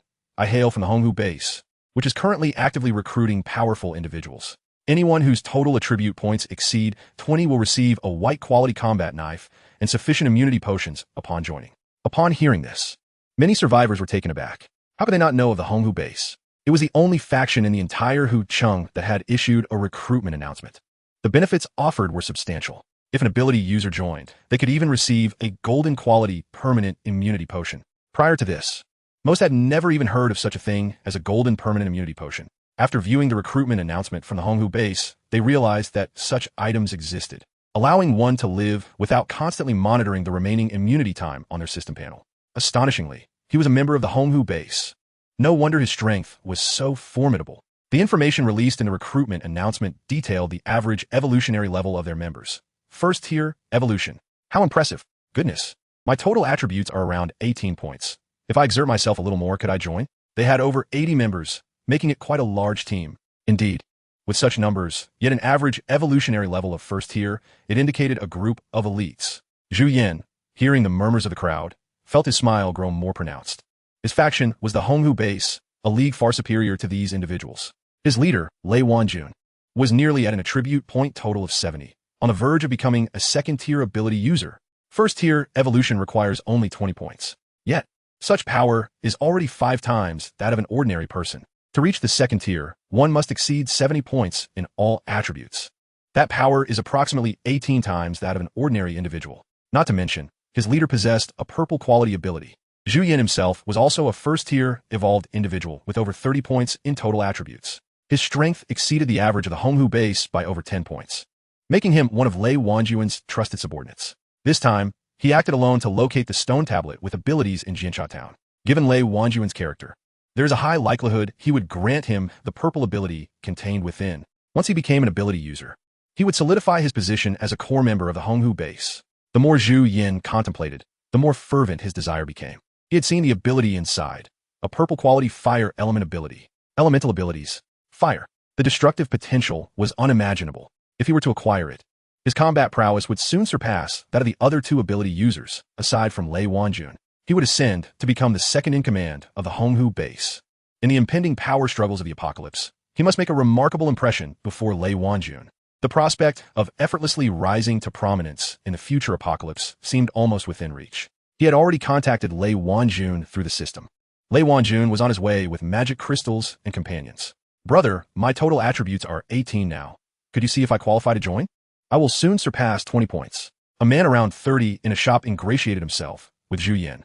Zhu Yan glanced at the man nonchalantly. That's acceptable. But you must exceed 20 points before I can distribute the recruitment benefits. The man's eyes lit up with joy, really. I thought the recruitment conditions were strict. Thank you, brother. You must have some authority in the Honghu base. I appreciate your help with this small matter. May I ask your name? The man's flattery was well-timed. A smug yet dismissive smile crossed Zhu Yan's face. Zhu Yan, the other survivors, no longer fixated on the stone tablet, began showering him with compliments. Handsome, let's join too. Although our strength is lacking, we are quite presentable and can cook for you. Zhu Yan turned his gaze toward the woman who spoke. Indeed, quite acceptable. Staying at the base as playthings 1T attract any disapproval from my leader. He grandly pointed, you two may also join. The others were taken aback. Is that even possible? Consequently, they all began to flatter him fervently. Just then, the roar of motorcycles shattered the fervent atmosphere of flattery. Everyone fell silent, astonished. As they turned to the end of the street, 4 striking silver motorcycles appeared, showing no signs of stopping upon reaching the intersection. Chapter 61. Do not bark like a dog. The crowd gaped at the 4 motorcycles that showed no intention of halting. What were these 4 individuals planning? Did they not see the corpses and blood that littered the street? Zhu Yan coldly observed Lin Cheng and his trio. He could discern that the motorcycles they rode were at least silver-quality equipment. The aura and speed they exhibited could only belong to superior silver gear. Silver-quality vehicles were exceedingly rare. Even their Honghu base did not possess such items. If he could seize all 4 motorcycles, he would once again achieve great merit for the Honghu base. Hence, he did not underestimate Lin Cheng and his companions, who possessed 4 silver-quality motorcycles. Typically, upon stepping into this street, he would launch an attack. However, this time, he refrained from acting impulsively. Instead, he stood alertly in place, intently observing the 4 individuals. The motorcycles lined up in front of the stone tablet. The surrounding survivors could no longer remain still. In their eyes, they were already half members of the Honghu base. By ingratiating themselves with Zhu Yan, they could loosen the conditions for joining such a powerful faction. Thus, they were quite savvy. Previously, they had hesitated to approach the street. But now, over a dozen individuals boldly charged to the front of the stone tablet to block Lin Cheng and his companions. The 30-year-old man, whose attributes had reached 18 and who had been promised membership in the Honghu base by Zhu Yin, was the first to step forward. Who the hell are you? Don't you see that this stone tablet is already claimed by Brother Zhu Yin? Before he could finish his words, Lin Cheng delivered a punch to his face. The man let out a muffled groan and fell backward. At that moment, everyone was taken aback. They had not anticipated that Lin Cheng would be so ruthless and succinct with his actions. Without uttering a word, he struck directly. Even more terrifying was the sight that followed. As the man fell, they saw his face caved in, blood and flesh in a grotesque mess. His brain had evidently been utterly destroyed. That punch had killed a man whose attributes reached 18, nearly equivalent to a first-tier evolver. In an instant, the crowd was astonished. What was happening? He didn't even use a weapon, yet he killed someone with a single punch? What strength was this? If he remembered correctly, this person had attributes exceeding 18. The remaining individuals in front of the stone tablet began to retreat. But soon, they remembered that they were backed by Zhu Yin, an important member of the Honghu base. With Zhu Yin behind them, what was there to fear? They had merely been caught off guard. Zhu Yin would surely support them.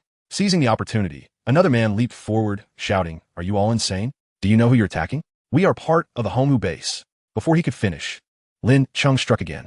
This time, the man didn't even make a sound as his head shattered under Lin Cheng's punch, blood and brain matter splattering everywhere. The other's eyes widened in shock, and many began to scream. What the hell?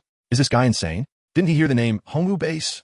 How dare he make a move? The sheer force of his punch that obliterated a man's head was beyond reason. After witnessing just 2 punches, they realized something terrifying. They had never seen how he threw his punches. His speed was too swift. By the time they reacted, the man was already dead. The remaining individuals no longer dared to act. They awkwardly retreated to the sides of the street, hiding in shops, wishing they could retract their heads like turtles. Even Zhu Yin remained silent. Were they seeking death? At this moment, only Zhu Yin remained before the stone tablet. Lin Cheng, seemingly ignoring him, proceeded with Jiang Yu and the others toward the stone tablet. Zhu Yan's heart raced. After witnessing Lin Cheng's 2 punches, he could no longer doubt Lin Cheng's prowess. Those 2 punches were beyond his comprehension. The speed and explosive power were astounding.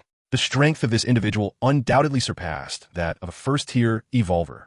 Even with his own attributes at 30, he could not contend with Lin Cheng. Yet, he was unwilling to simply allow them to approach the stone tablet and seize the fire elemental ability within. Thus, he struggled to maintain an outward facade of coldness and calm, brandishing his knife threateningly. This stone tablet is under the control of the Honghu base.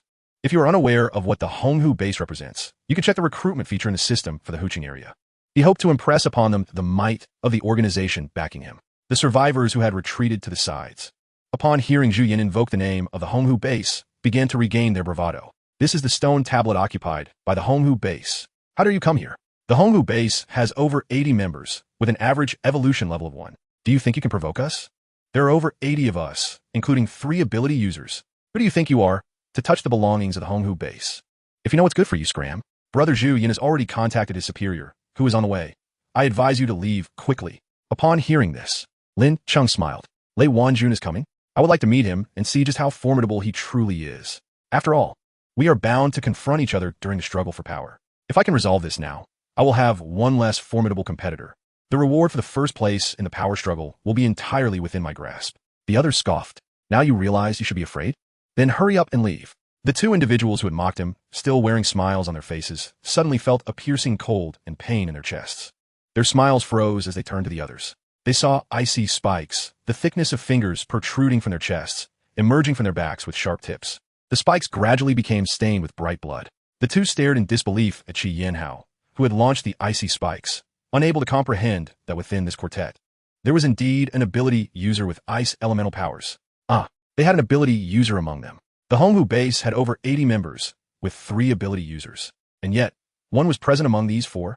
Qi Yanhao glared at the survivors with a somewhat ferocious expression, uttering words imbued with murderous intent. Stop barking here. Zhu Yan's expression faltered at that moment. It was evident that Qi Yanhao was not the leader among the 4, yet he possessed such formidable ice elemental powers. At that moment, Wei Sheng exclaimed excitedly, I found another location with a stone tablet on the forum. Lin Cheng, let us hurry in, exchange what we need, and leave. Lin Cheng responded, all right, and stepped forward to enter the stone tablet space. Zhu Yin, filled with dread, had no choice but to block Lin Cheng once more. He had already informed Lei Wanjun that inside the stone tablet lay a purple quality fire elemental ability. If Lei Wanjun arrived later and discovered that the ability had already been taken, he would surely face dire consequences. Lei Wanjun was generous to his subordinates, yet exceedingly harsh. If he missed the opportunity for the purple quality elemental ability, there was a 90% chance he would perish under Lei Wanjun's wrath. Thinking of this, Zhu Yin gritted his teeth and said, Lin Cheng, right? I see that the four of you are quite powerful. Why not join our Hongwu base? Lin Cheng paused, then burst into laughter. The other survivors, initially eager to interject, fell silent upon seeing the still frozen ice spikes protruding from the two corpses nearby. Zhu Yin frowned. What are you laughing at? Lin Cheng replied. What level is your Hongwu base? You think I'll join you? Zhu Yin felt a rush of blood to his head, staring incredulously at Lin Cheng, doubting his own hearing. What did you say? The surrounding survivors were equally shocked, gazing at Lin Cheng. They longed to speak, but dare not. Was this person insane? What level was the Hongwu base? What could it possibly be? With a membership of 87, 3 ability users, and an average evolution level of 1. What more could be said? They were at a level capable of contending with hordes of the undead.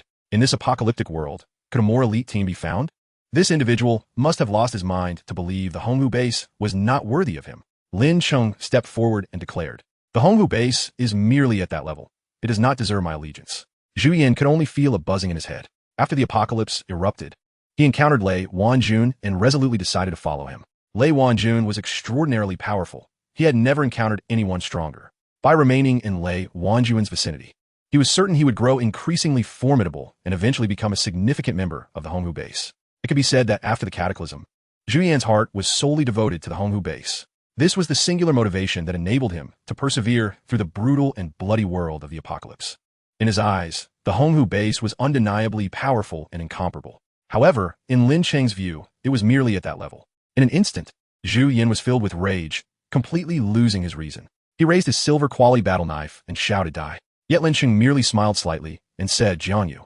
He stepped aside, and Jiangyu advanced, her silver battle knife striking a moment before Zhu Yan's, yet reaching his neck faster. In the next second, Zhu Yan's head fell to the ground, while the silver battle knife clattered to the ground before it could reach Lin Cheng. At that moment, everyone stared in disbelief, unable to comprehend what had just transpired. Zhu Yan had drawn his knife on the woman behind Lin Cheng, yet she had struck down Zhu Yan first. This woman's strength surpassed Zhu Yan's. My heavens, how astonishing! Zhu Yan was a genuine first-level evolver, his power even exceeding that of a typical first level. Previously, he had single-handedly guarded the stone tablet and had slain at least 100 foes. Even when besieged by dozens, he had defeated them before the stone tablet. No one had been able to approach the stone tablet in his presence, let alone harm him. Yet here he was, beheaded by a woman standing behind Lin Cheng. As the crowd remained in shock, Lin Cheng and his companions entered the stone tablet space. The purple quality ability, Fire Element, valued at 5,000 low-tier magic crystals. Lin Cheng possessed over 17,000 magic crystals. Just 5,000? Haha! Lin Cheng immediately exchanged for the ability. A small fireball materialized before him. Jiangyu, this ability is yours. Jiangyu, filled with excitement, did not hesitate to grasp the small fireball.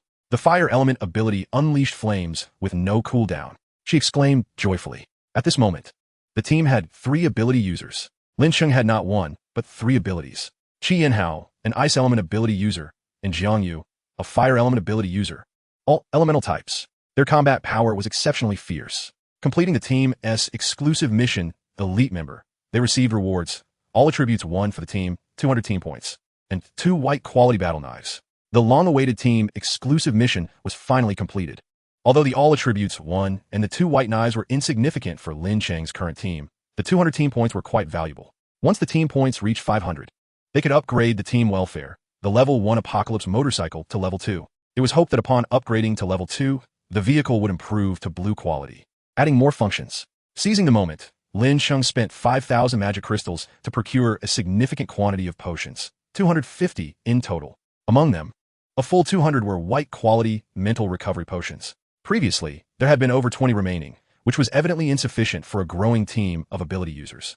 Lin Cheng took 80 of the 200, distributing the remaining 120 equally among Jiangyu and the other 3. The remaining 50 consisted of healing and stamina recovery potions, which were also shared. There were still over 7,000 low-tier magic crystals left. The beast cores from the mutated pigs also counted as low-tier magic crystals, though only a few hundred, which was merely a drop in the bucket for Lin Cheng. Now, Lin Cheng had an excess of battle knives, 1 silver quality and 5 white quality. The surplus 1 was naturally Zhu Yan's. The silver battle knife could serve as a backup, while the white battle knives would be utilized as materials for crafting weapons and equipment. Should he secure first place in the Lake City power struggle, he would acquire the purple equipment, the black armor machine tool. At that point, all the materials stored in his storage ring would come into play. After exiting the stone tablet, Lin Cheng inquired of Wei Sheng, "Where's the other stone tablet you mentioned?" "Also in the outskirts of Lake City." "Let us hurry. The posts indicate chaos over there." Lin Cheng's eyes lit up. "Another ability. Let us move quickly." The four mounted their motorcycles, swiftly covering several hundred meters. The survivors who had been hiding all emerged, entering the stone tablet space, only to exit immediately. The purple quality ability had indeed been exchanged. Goodness, they are wealthy. The four casually produced 5,000 magic crystals. It was utterly astonishing. Have you not noticed how powerful they are? Given their strength, it would be strange if they lacked 5,000 magic crystals. Just then, a wave of footsteps echoed from the end of the street. The survivors glanced over to see a man, appearing to be in his 30s, striding towards them with a group. He was tall and imposing, and even from a distance, the survivors felt an invisible pressure. Instantly, they recoiled, attempting to flee. Yet the man was swifter. He first caught sight of Zhu Yan's head facing his direction in front of the stone tablet. In an instant, a terrifying killing intent surged forth.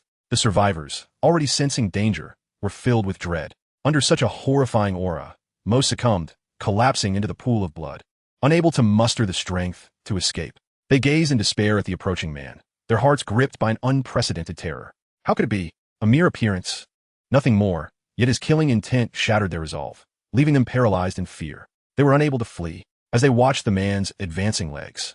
It felt as if death itself was approaching them. It was utterly terrifying. Lei Wanjun approached the stone tablet, glanced at Zhu Yan's corpse, and then entered the stone tablet space. 2 seconds later, he emerged. Other members of the Honghu base stared in astonishment at Zhu Yan's body, severed at the neck, with no other wounds. This clearly indicated that Zhu Yan had been killed instantly by a single blow.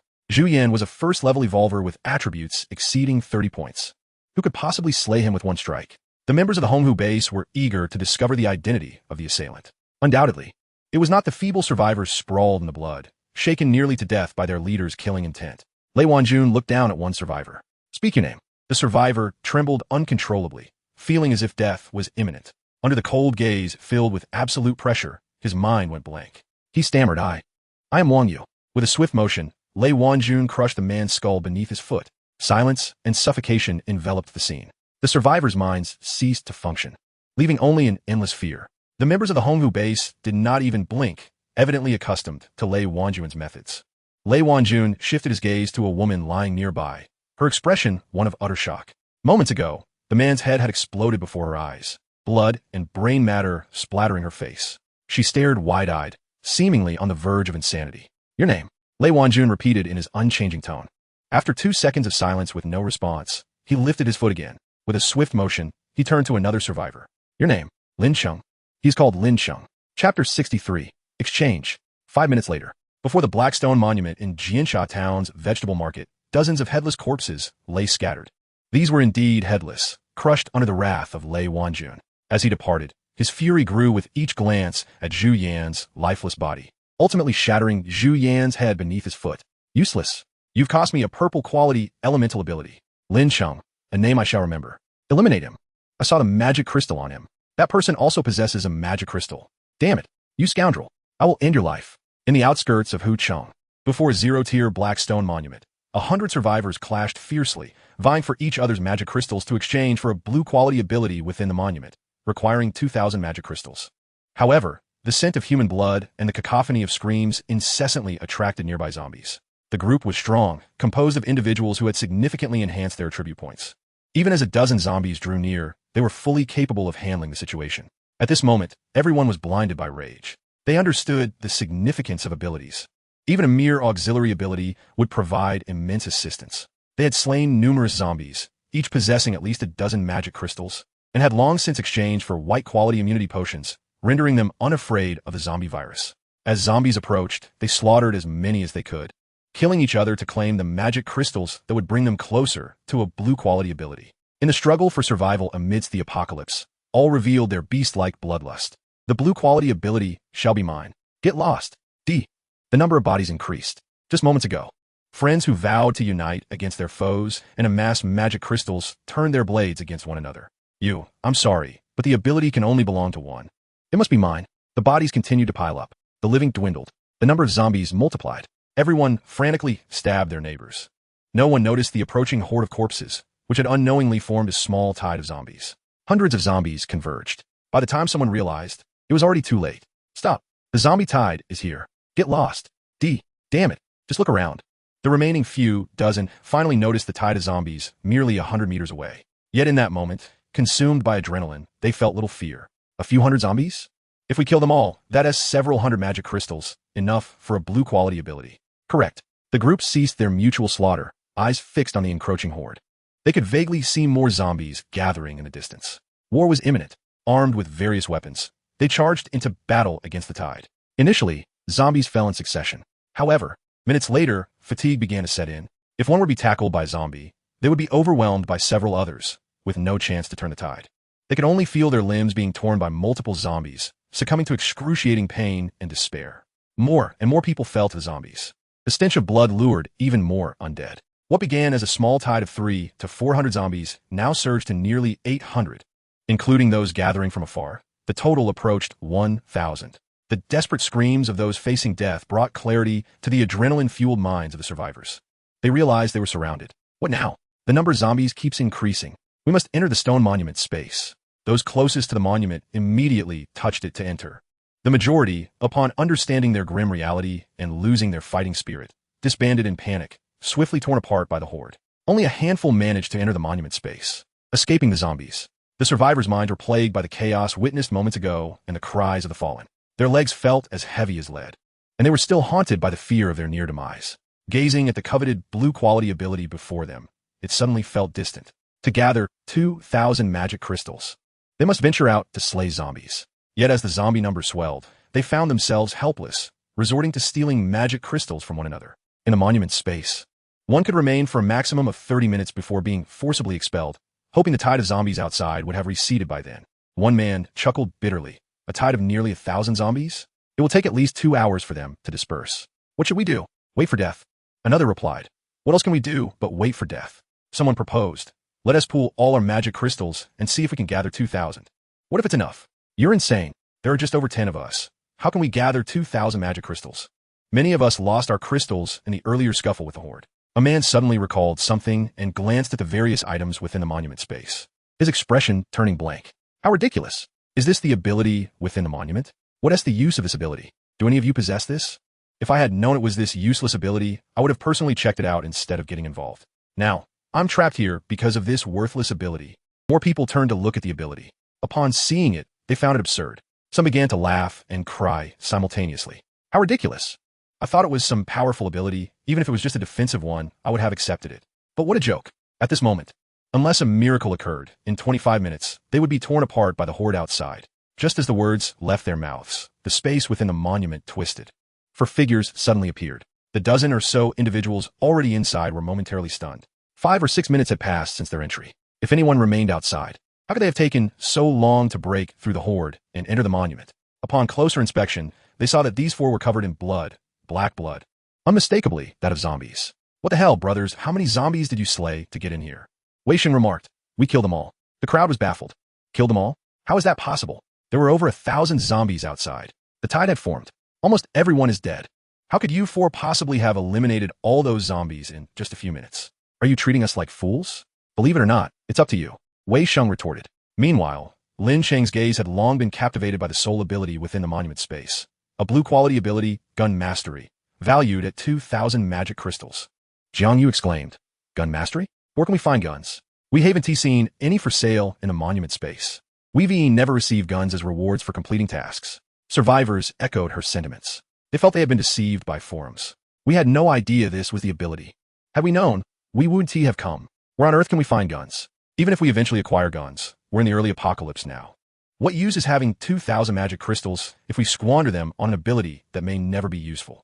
Or rather, it is a completely useless ability. Consider this. Even if one acquires a firearm, the continuous supply of ammunition is a formidable challenge. Alas, my brothers, there is no hope.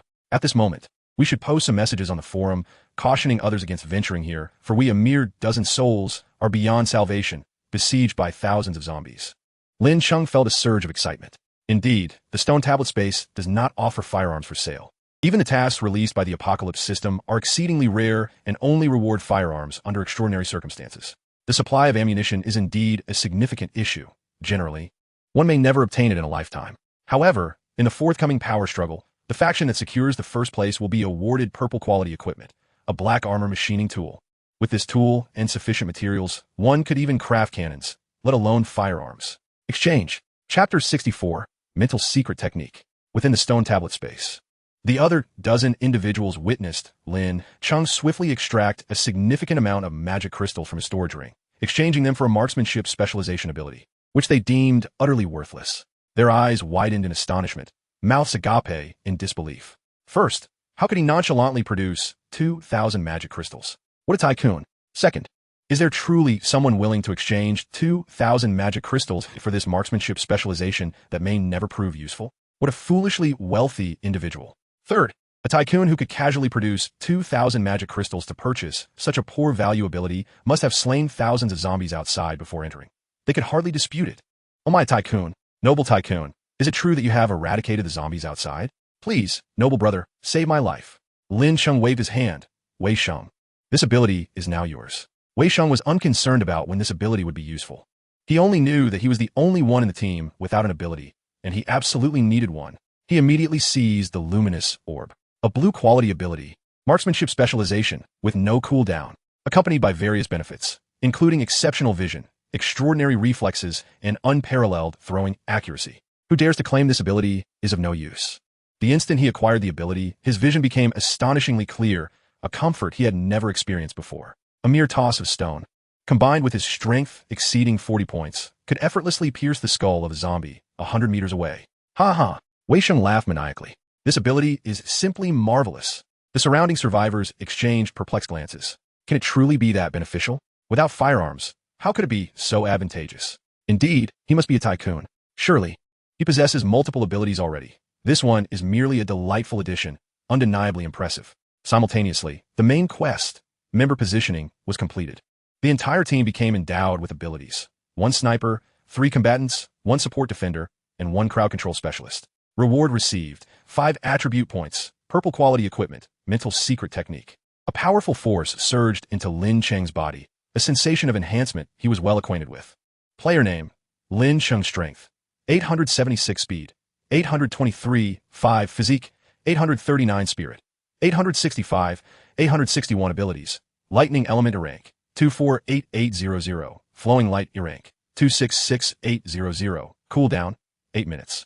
Explosive touch rank, 20,800, special abilities, greed's power, dominance, aura, plant slayer, equipment, mental secret technique, purple quality, blessing of strength, silver quality, cooldown, 12 hours. Raw stone necklace, silver quality, battle blade, silver quality, storage ring, silver quality, storage ring, white quality, battle blade, white quality. Battle boots, white quality, quests, faction exclusive quest, faction conquest, system B rank quest, otherworldly visitors, all attributes have surpassed 80 points. Acquired the first purple quality equipment, mental secret technique, an ability associated with mental strength. Following the activation of this main quest, Lin Cheng had long anticipated this purple equipment. At this moment, a book radiating a purple glow lay within Lin Cheng's storage ring. The instant he obtained the mental secret technique, all information regarding this equipment flooded into his mind. The mental secret technique, a method specifically for cultivating mental strength. Mastering the techniques within the book and dedicating time each day to practice would enable a steady enhancement of mental strength quality. During training, the mental strength consumed could be rapidly restored. Lin Cheng could hardly contain his astonishment. This mental secret technique is undoubtedly the finest equipment he has ever acquired. Its significance and rarity surpass even that of purple quality offensive abilities. Once learned, daily practice would facilitate a marked improvement in mental strength quality. Enhancing mental strength quality is an exceedingly arduous task. Even the super strong individuals from his previous life during the apocalypse would not dare claim their mental strength quality exceeded that of ordinary ability users by a considerable margin. This is because mental strength quality relies heavily on talent, with few other means of enhancement. Regular use of abilities yields minimal effects on mental strength quality improvement. One must endure years of warfare, tirelessly employing abilities, oscillating between exhausting and restoring mental strength, to witness substantial improvements in mental strength quality. This enhancement is a lengthy, arduous endeavor, demanding immense effort and a significant time investment. In his previous life, no rapid, steady method for enhancing mental strength quality existed. Thus, when Lin Cheng acquired the silver quality equipment, the raw stone necklace, he was overwhelmed with excitement. The primary function of the raw stone necklace is to restore mental strength. And while long-term, or may improve mental strength quality, the effects are subtle at best. It is merely a marginal advantage, yet surpasses many others. Now, Lin Cheng has obtained the mental secret technique. Once mastered, dedicating time to practice will lead to a noticeable enhancement in mental strength quality. In Lin Cheng's mind, this is akin to golden quality equipment. How could it merely be purple? How remarkable! Should others discover he possesses this treasure? His journey through the apocalypse would be fraught with peril as factions pursue him relentlessly. However, Lin Cheng is unafraid. He feels immensely powerful now. Pursuit? Or perhaps a global manhunt? Let them come. Reining in his excitement, Lin Cheng glanced at the surrounding survivors and proclaimed, "Let us go outside. There are no zombies remaining." At that moment, none dared to question Lin Cheng's words. The sheer magnitude of what they had just witnessed convinced them of the formidable strength of the four individuals before them. Though they longed to ingratiate themselves, they were not foolish. They recognized their limitations and understood they would not capture attention. Thus, they departed the stone tablet space. Upon stepping outside, they beheld a scene of carnage. Rivers of blood flowed, and the bodies of zombies lay strewn across the ground. The magic crystals upon their foreheads had all vanished.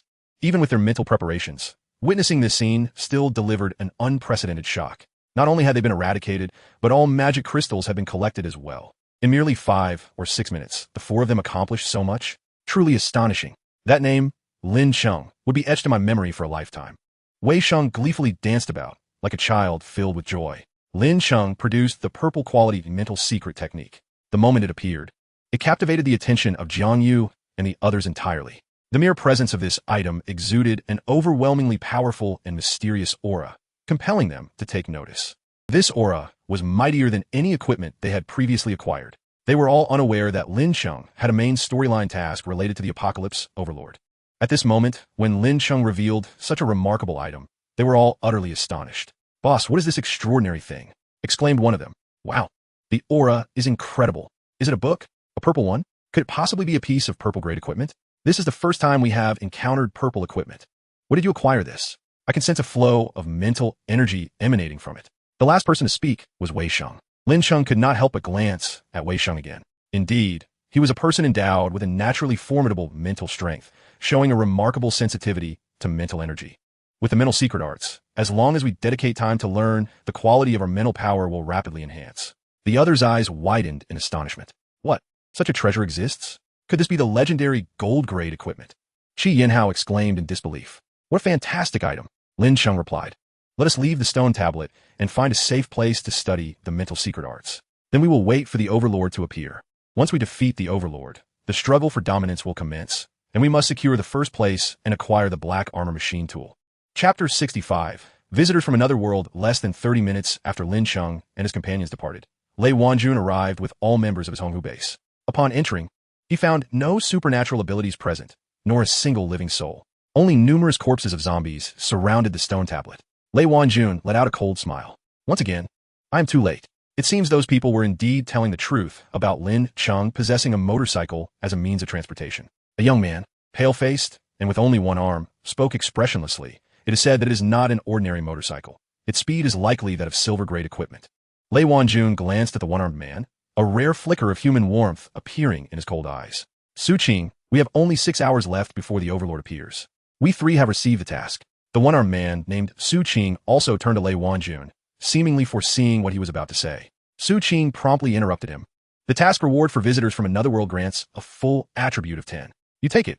You have just advanced to the second tier and need to consolidate your strength. Achieving 80 points in all attributes will be far more beneficial than my increase from 40 to 50. He frowned. "I have a foreboding feeling. That Lin Cheng is no simple character." Lei Wanjun hesitated, caught in contemplation. Su Qing was his younger brother, with whom he had grown up in the same yard. In their childhood, during a playful scuffle, Lei Wanjun accidentally pushed Su Qing to the roadside, where a motorcycle ran over his arm, necessitating its amputation. For this, Lei Wanjun felt an immense sense of guilt, having cared for Su Qing, who bore a disability for many years. As long as he had food, Su Qing would never go hungry. When the apocalypse broke out, the first person Lei Wanjun thought of was Su Qing. He hurried home and rescued Su Qing from the jaws of a zombie, binding the severely injured Su Qing to his back with a rope. fighting desperately against zombies to reach the stone tablet, where they exchanged for immunity serums and healing potions. Together, they completed tasks, defeated zombies, increased their attribute points, and established a Honghu base with over 80 members. Even amidst the apocalypse, Lei Wanjun was determined to ensure Su Qing was stronger than most. Now that Su Qing's full attributes exceeded 40 points, Lei Wanjun felt it was insufficient for the task of defeating the Overlord. He wanted Su Qing to deliver the final blow and earn the full attribute reward of 10 points. In Lei Wanjun's eyes, the defeat of the Overlord was undoubtedly meant for his Honghu base. As dusk fell, in the city square of Huqing, which also served as a shopping mall, thousands of survivors remained trapped within. Those who had survived to this day had, to some extent, battled zombies and were fortunate. On the 5th floor of the mall, there stood a low-tier stone tablet. Although it lacked supernatural powers, it offered a variety of potions and several white-grade weapons for sale. During the past few days, the survivors had formed a temporary team and, after the faction formation task was released, established a force known as the Huqing Survivor Alliance. Comprising over 2,000 survivors who were too afraid to leave the mall. Fortunately, the mall was well-stocked with food and water. United, the 2,000 survivors defended the stone tablet on the 5th floor against invading zombies, and remarkably, over 100 members had achieved over 20 points in all attributes, officially becoming first-tier evolvers. A few individuals even surpassed 30 points, demonstrating considerable strength. They had also acquired white-grade weapons from a stone tablet. Ordinary zombies posed little threat to the United Huqing Survivor Alliance. They elected a leader, Duan Sikan, 28 years old, with attributes exceeding 30 points in organizational skills. At this moment, Duan Sikan scrutinized the task on his Apocalypse System panel. It was a task requiring the defeat of mutated plants. Upon completion, he would gain 20 attribute points. Previously, he had completed several tasks within them all, such as defeating a zombie, accumulating the defeat of 100 zombies, purchasing items at the stone tablet, and gathering supplies, which had raised his all attribute points to just over 30. However, the newly triggered task required him to slay mutated plants. He searched them all thoroughly but found no mutated plants. To grow stronger, he needed to leave them all in search of greater opportunities. Realizing that remaining trapped here would hinder the completion of future tasks from the Apocalypse System, Duan Sikan shared his thoughts with the other members of the survivor team. Instantly, others chimed in. Me too. I triggered a task to kill mutated beasts, but there are none in the mall. I need to find 3 different stone tablets for a full attribute of 4. It seemed many people's tasks could no longer be fulfilled within the confines of the mall. Since we are numerous, why not organize a group of 100 to venture out together, allowing everyone to complete their tasks and explore more locations? If luck is on our side, we might even encounter a stone tablet with supernatural abilities, enhancing our faction strength. Indeed, remaining in the mall is not a solution. Those needing to complete tasks, please step forward. Let us discuss how many people should join for our first exploration. Ideally, we should have all members at least first-tier evolvers, and at least 2 members with over 30 points in all attributes should lead each expedition. Half an hour later, Duan Sikan selected 56 individuals. The weakest among them had all attributes reaching 20, being first-tier evolvers. Each member had different tasks to fulfill. For the first outing, it was best not to choose too many individuals to avoid overwhelming tasks that could waste time. The remaining members harbored a mix of anxiety and anticipation for those venturing out. Duan Sikan felt a twinge of nervousness himself. Rest assured, we will return safely. Stay here in the mall and do not leave. A group of over 50 people had just reached the first floor of the mall and were about to move the layers of iron plates aside when the twilight seeping through the chaotic iron plates illuminated the hall in a blend of dimness and golden hues. Amidst the interplay of light and shadow, a thin black fissure suddenly appeared in midair. No one took notice until 3 seconds later when the fissure ruptured.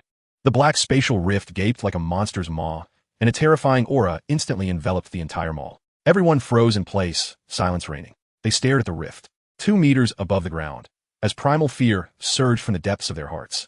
The darkness seemed to become a creature that would consume their terror. With a thunderous roar, a colossal figure erupted from the spatial rift without warning, moving with unprecedented speed. A colossal entity suddenly barreled into the throng of over 50 individuals who were just about to depart from the shopping mall, as well as the heavily barricaded entrance. Beneath the twilight sky, the long-closed shopping center in the heart of the city was abruptly breached by this monstrous apparition. The resounding crash and the eerie fluctuations in the surrounding space, coupled with the terrifying and brutal aura of this unknown creature, compelled all survivors within the nearby buildings to turn their gazes towards the front of the mall. Chapter 66. The tyrant before them loomed a gigantic beast, its body adorned with black scales reminiscent of both a dragon and a serpent. It slowly unfurled a pair of obsidian wings, circling languidly in the air, towering over 10 meters and stretching over 50 meters with its powerful tail. It was an awe-inspiring behemoth, This was a first-order tyrant, with all attributes exceeding 30 points. Its sheer size and the tyrant's unique abilities rendered its true power to hover around 50 points. The scales enveloping its body provided formidable defense. The onlookers, stunned by the sight of the creature before the shopping mall, felt their worldview shatter. A massive shadow loomed over the open space in front of the mall as dusk rapidly faded from the horizon. What in the world is this terrifying entity? It cannot possibly belong to our realm. Even mutated beasts pale in comparison. Did it emerge from within the mall? That place was clearly occupied by those survivors. How could such a horrifying being suddenly appear? Look at those it has struck. A group of over 50 led by Duan Sahan was caught completely unprepared by the tyrant's charge. Most were instantly reduced to mere pulp, with only a few survivors, possessing over 30 attribute points, lying on the ground in a state of despair.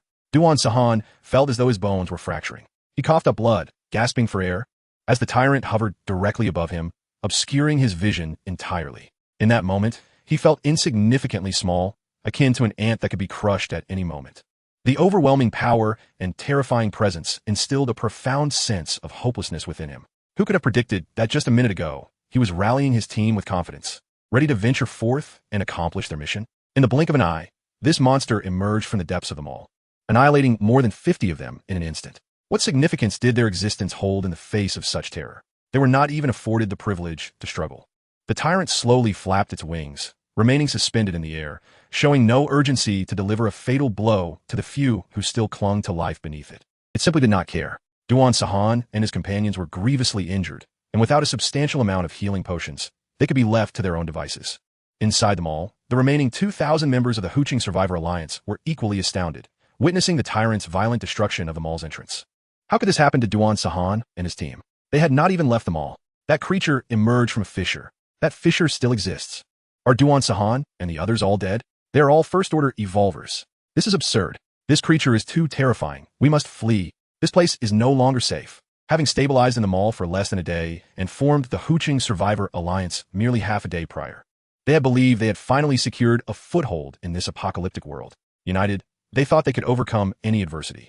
It was only upon the tyrant's appearance that they realized their naivety. In the face of such a monster, before absolute power, they were less than ants.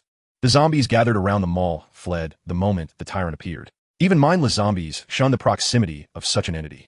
The survivors in the buildings, witnessing this unprecedented occurrence, were left in disbelief. Incredible. Even the zombies dare not linger nearby. If that creature wanted to destroy the buildings. Before they could finish their thoughts, they witnessed the tyrant suddenly fix its gaze upon their 30-story office building. The crowd fell silent, feeling their blood run cold. In the next instant, the tyrant violently flapped its wings and charged towards the skyscraper. Oh no, it's over. Run. The immense black wings whipped up a fierce wind. Even before the monster arrived, a hurricane had already descended upon them. The tyrant collided with the 10th floor with a thunderous crash. Boom! Half of its dark body crashed into the building. Everyone watched as the structure crumbled like a fragile cookie. Over 20 floors above the 10th, collapsing as if snapped in two, toppling to the side. The ground shook with a resounding roar, sending countless clouds of dust into the air. Survivors above the 10th floor were thrown about within the building's interiors. Many caught off guard, failed to grasp anything nearby, and with the building's collapse, they plummeted from the windows, crashing heavily onto the ground below. Following that, the collapsing structure fell upon them. Hundreds perished in an instant. The tyrant's tail casually swept downwards, causing concrete to shatter like tofu. Even the rebar snapped without resistance. Screams erupted within the building. The tyrant's 4 claws forcefully propelled itself. Boom! The remaining wreckage of the building collapsed entirely. It swiftly soared towards another skyscraper 100 meters away. Crash! Another structure began to crumble from the center. The tyrant stood amidst the ruins, its lengthy tail sweeping across, demolishing surrounding buildings. Stones and glass rained down relentlessly. Survivors hiding in various buildings screamed in panic, unsure of where to flee. They were akin to ants discovered by a higher dimensional being, which, with a mere stomp or a spit, could spell their doom. In that moment, everyone felt their utter insignificance and the overwhelming despair. With such a creature present, Huqing would be utterly obliterated. How could anyone hope to combat such a being? Only the extraordinary powers spoken of in forums might stand a chance. But even they would struggle against such a colossal entity, which left no trace after demolishing several buildings. Who could slay such a monster? We might as well await our demise. I can think of nothing else we can do. In the brief span of 10 minutes since the tyrant's arrival, over 30 buildings surrounding Huqing's city square had been destroyed, resulting in the deaths of more than 3,000 survivors. The injured were countless. They had believed that sheltering within buildings would keep them safe from the majority of zombies, only to be confronted by a monster. At this moment, survivors from the dozens of streets surrounding the area emerged from their hiding places. For the first time in a long while, the streets of Huqing, which had been devoid of human presence, were now bustling with the most life, revealing that the city had not been entirely overrun by zombies. The streets were in utter chaos.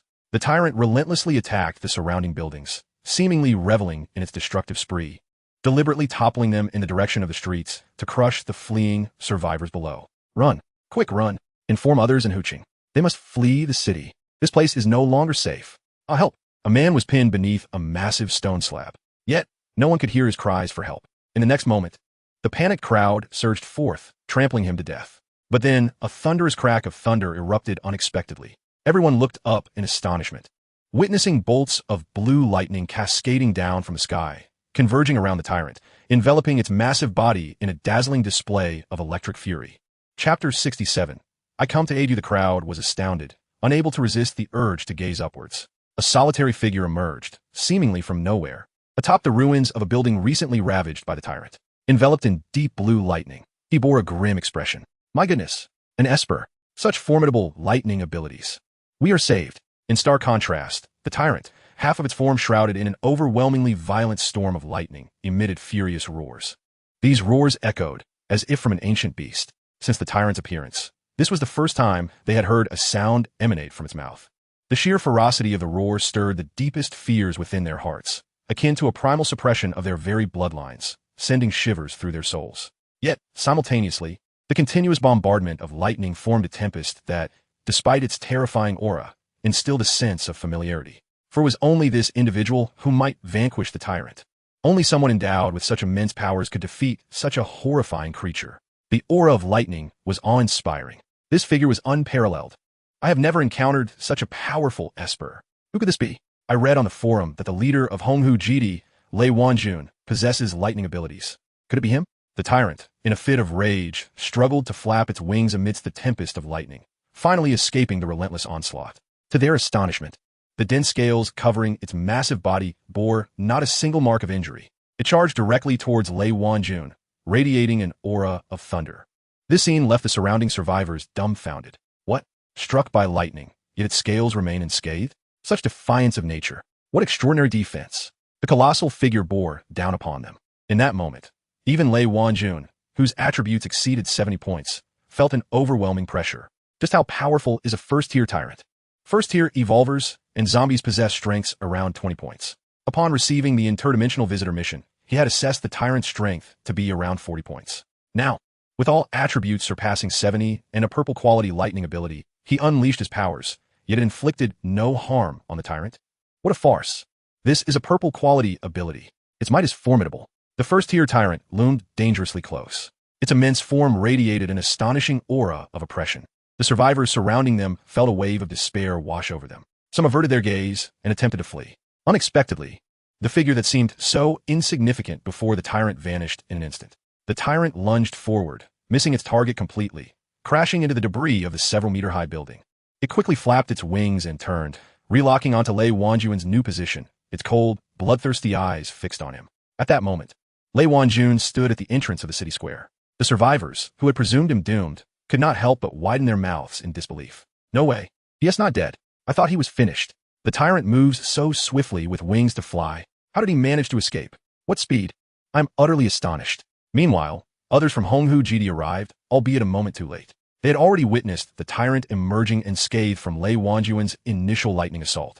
Isn't the tyrant a first-tier creature? How could it withstand the leader's lightning attack? Su Qing felt anxious, ready to charge forward without hesitation. However, Lei Wanjun abruptly turned to the members of Honghu Jidi. Stop! Deng Shiyun, come here. Deng Shiyun, the third Esper of Honghu Jidi, crouched among the crowd, her high ponytail swaying. The surrounding people parted to make way. She placed one hand on the ground, black sigils rapidly spreading from her palm, forming an eerie and mysterious totem that pulsated with unsettling waves. Rising to her feet, a palpable aura of darkness emanated from her, instilling dread in the hearts of the survivors. What is happening? Another Esper? Such a bizarre aura. In the next moment, the mysterious black totem etched into the ground seemed to boil, churning and rising. Eventually, a figure emerged from its depths, the totem's designs manifesting upon it. This creature, Over 2 meters tall, was a bizarre humanoid, its gray-white form adorned with black sigils, summoned forth by Deng Shiyun's purple quality ability, the Death Servant Summoning. The aura of the Death Servant was both strange and powerful, utterly shocking the nearby survivors. This is simply extraordinary. What on earth is that? It feels terrifying. Truly, there exists every kind of Esper. In a single team, 2 Espers have already manifested. Is this Honghu GD truly a place of miracles? What manner of being has this woman summoned? The sheer terror it evokes is overwhelming. Deng Shiyun remained expressionless, pointing at the tyrant, and the Death Servant surged forward in an instant. Its speed rivaled that of Lei Wanjun, whose attributes exceeded 70 points. Nearby, a member of Honghu GD handed her several mental energy recovery potions. After consuming them, she repeated her earlier actions and summoned another Death Servant. Deng Shiyun had attributes exceeding 45 points. However, her Death Servant summoning was a purple quality ability, and summoning one depleted all her mental energy, resulting in a Death Servant with attributes exceeding 50 points. Moreover, its vitality was exceptionally resilient. Unless the last vestiges of power from the Death Servant totem were exhausted, the Death Servant would never fall or retreat. At this moment, the 2 Death Servants rushed towards the tyrant. Though they stood over 2 meters tall, making them quite imposing among humans, they appeared diminutive before the tyrant. The bodies of the Death Servants radiated black death energy, akin to elemental forces, capable of manifesting various attacks against the tyrant. Yet, they inflicted no damage whatsoever. Lei Wanjun remarked, "Continue to recover your mental energy. Summon dozens more." I refuse to believe we cannot defeat this creature. The survivors around them gazed with complex expressions at the tyrant and the 2 Death Servants persistently attempting to attack.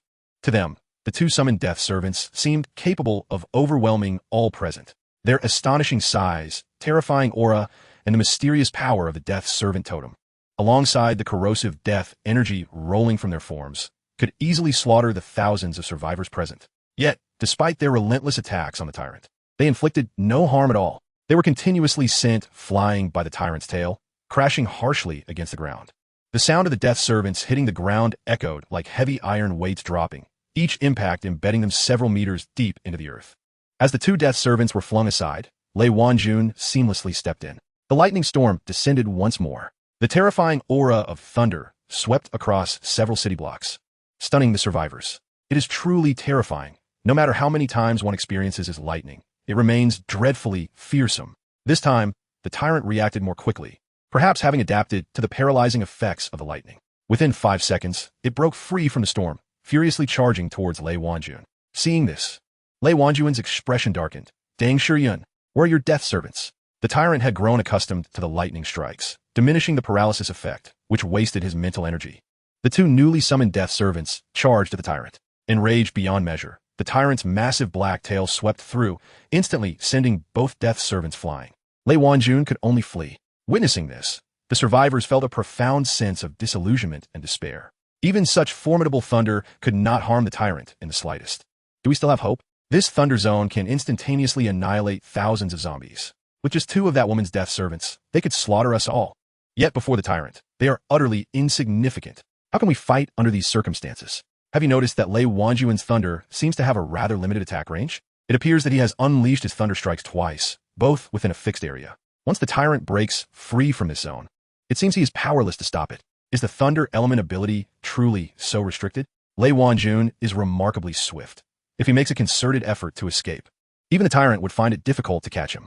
Enraged, the tyrant ceased its pursuit and turned to confront the 4 Death Servants that had caught up.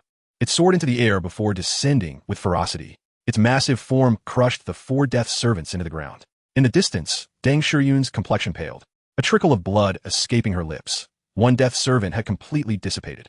The members of Honghu Base were left astounded. That was a Death Servant with attributes exceeding 50. Its strength far surpassed that of a first-tier Evolver. Furthermore, it possessed death energy attacks akin to elemental strikes. Before the totem power was utterly scattered, they were fearless combat machines. Until now, Death Servants had never dissipated so swiftly. Amidst the onslaught of thousands of zombies, they could endure for over an hour. How could this be? Is the tyrant not a first-tier entity? How could it be so powerful? Deng Shiyun suppressed the backlash and swallowed 4 mental restoration potions, summoning another Death Servant. With this invocation, her complexion grew even more ashen. Meanwhile, the tyrant directly targeted the Death Servants, resulting in 2 more utterly dissipating. Deng Shiyun felt her mind jolt violently. The invisible mental realm seemed to have sustained severe damage. Her eyes rolled back, and she fainted outright. The survivors of Honghu Base were left in shock at this scene. Goodness, the woman who summoned monsters from Honghu Base has collapsed. This tyrant is truly beyond comprehension. Lei Wanjun, witnessing Deng Shiyun's mental world being shattered due to the loss of her death servants, wore an even darker expression. He bellowed, in the Lake City district, post in the name of Honghu Base. Summon all abilities to encircle the tyrant. Otherwise, the entire Lake City will succumb. How infuriating. He had initially intended to swiftly eliminate the tyrant and complete the otherworldly visitor mission, but it became evident that even he, a second-tier ability user, stood no chance against this tyrant. He must rely on the assistance of other ability users. Yet, when the numbers swell, who can guarantee that the final decisive blow will be his? With no alternative, he realized that he would have to eliminate other ability users first, seizing the spoils for himself when the tyrant was near its end. The other survivors, upon hearing Lei Wanjun's words, wore expressions of affirmation. I knew they were from Honghu Base. This person is indeed Lei Wanjun, truly formidable. However, the tyrant is even stronger, despite the time that has passed. It appears utterly unscathed. If all the ability users of Lake City were to converge, perhaps there might still be a chance of victory? Just then, a sudden male voice responded to Lei Wanjun. I have arrived. I am here to assist you. Lin Cheng stood atop a 10-story building, his face beaming with delight. Chapter 68. The limitations of the Thunder Zone. Lin Cheng immediately captured everyone's attention. The survivors regarded him with confusion, followed by a wave of laughter. Who is this? I don't recognize him. Is he alone? Is he blind? How can he not see the tyrant's strength? Yet he brazenly claims he is here to help Lei Wanjun. It's laughable. The leader of Honghu Base needs his assistance? Even Lei Wanjun's Thunder Element ability has not inflicted any significant damage to the tyrant. What is he thinking? The tyrant could easily dispatch him with a flick of its tail. At that moment, Jiang Yu and the others also climbed up. All four appeared invigorated. A few hours prior, they had found a secure location to study mental techniques. Lin Cheng could not help but marvel at how his chosen team consisted entirely of renowned powerhouses from his previous life. Their potential was simply unparalleled.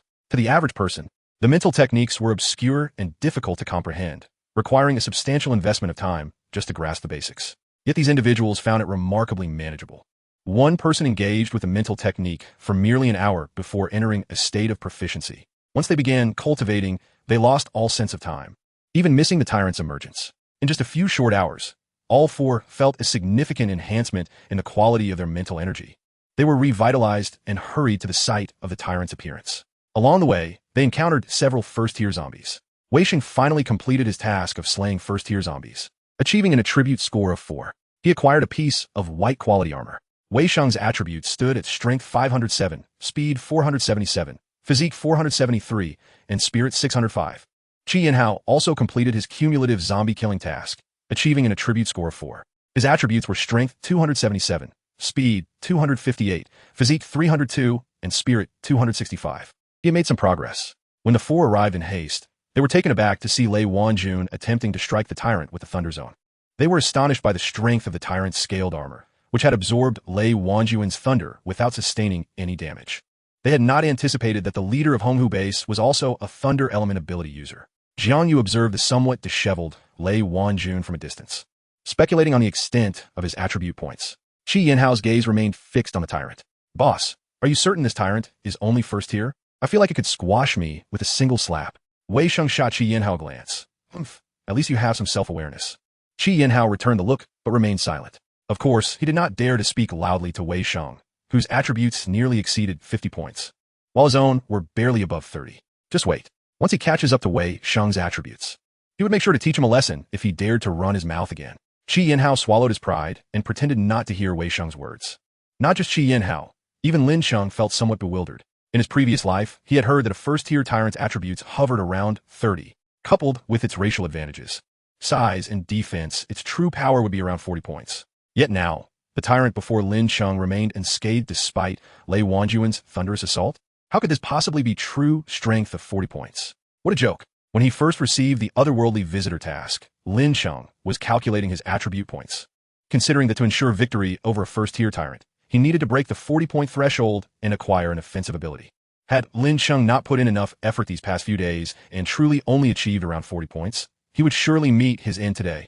The tyrant's resilience was unprecedented. A mere 40 points would be tantamount to a death sentence. Lin Cheng could not help but chuckle. Fortunately, he had worked diligently. The Apocalypse Overlord System had proven to be remarkably effective, allowing him to surpass 80 attribute points in just a few days and acquire multiple abilities and special skills.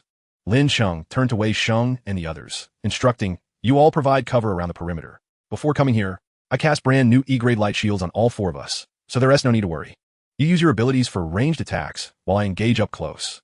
Under normal circumstances, Wei Sheng would enthusiastically insist on joining the fray. However, today was different.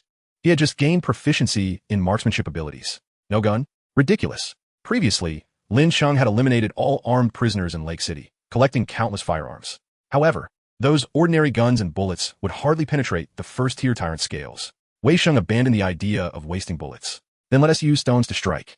With a force exceeding 50 points, combined with the weight of the stone and the precision of his marksmanship, along with extraordinary foresight, he is undoubtedly more formidable than an ordinary firearm.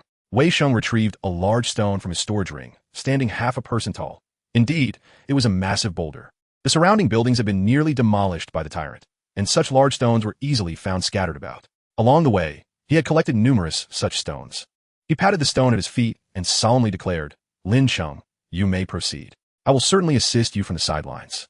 Lin Cheng gazed at the enormous stone and could not help but reply, "Wei Sheng, your ability is of blue quality. Sometimes, you must not place too much faith in your accuracy, especially when your teammates are engaged with the enemy." Wei Sheng responded earnestly, "It's impossible. You're so small, and the tyrant is so large. I could never hit you." Jiang Yu interjected, "I will use my fire element ability to assist you. It should not burn you, right?"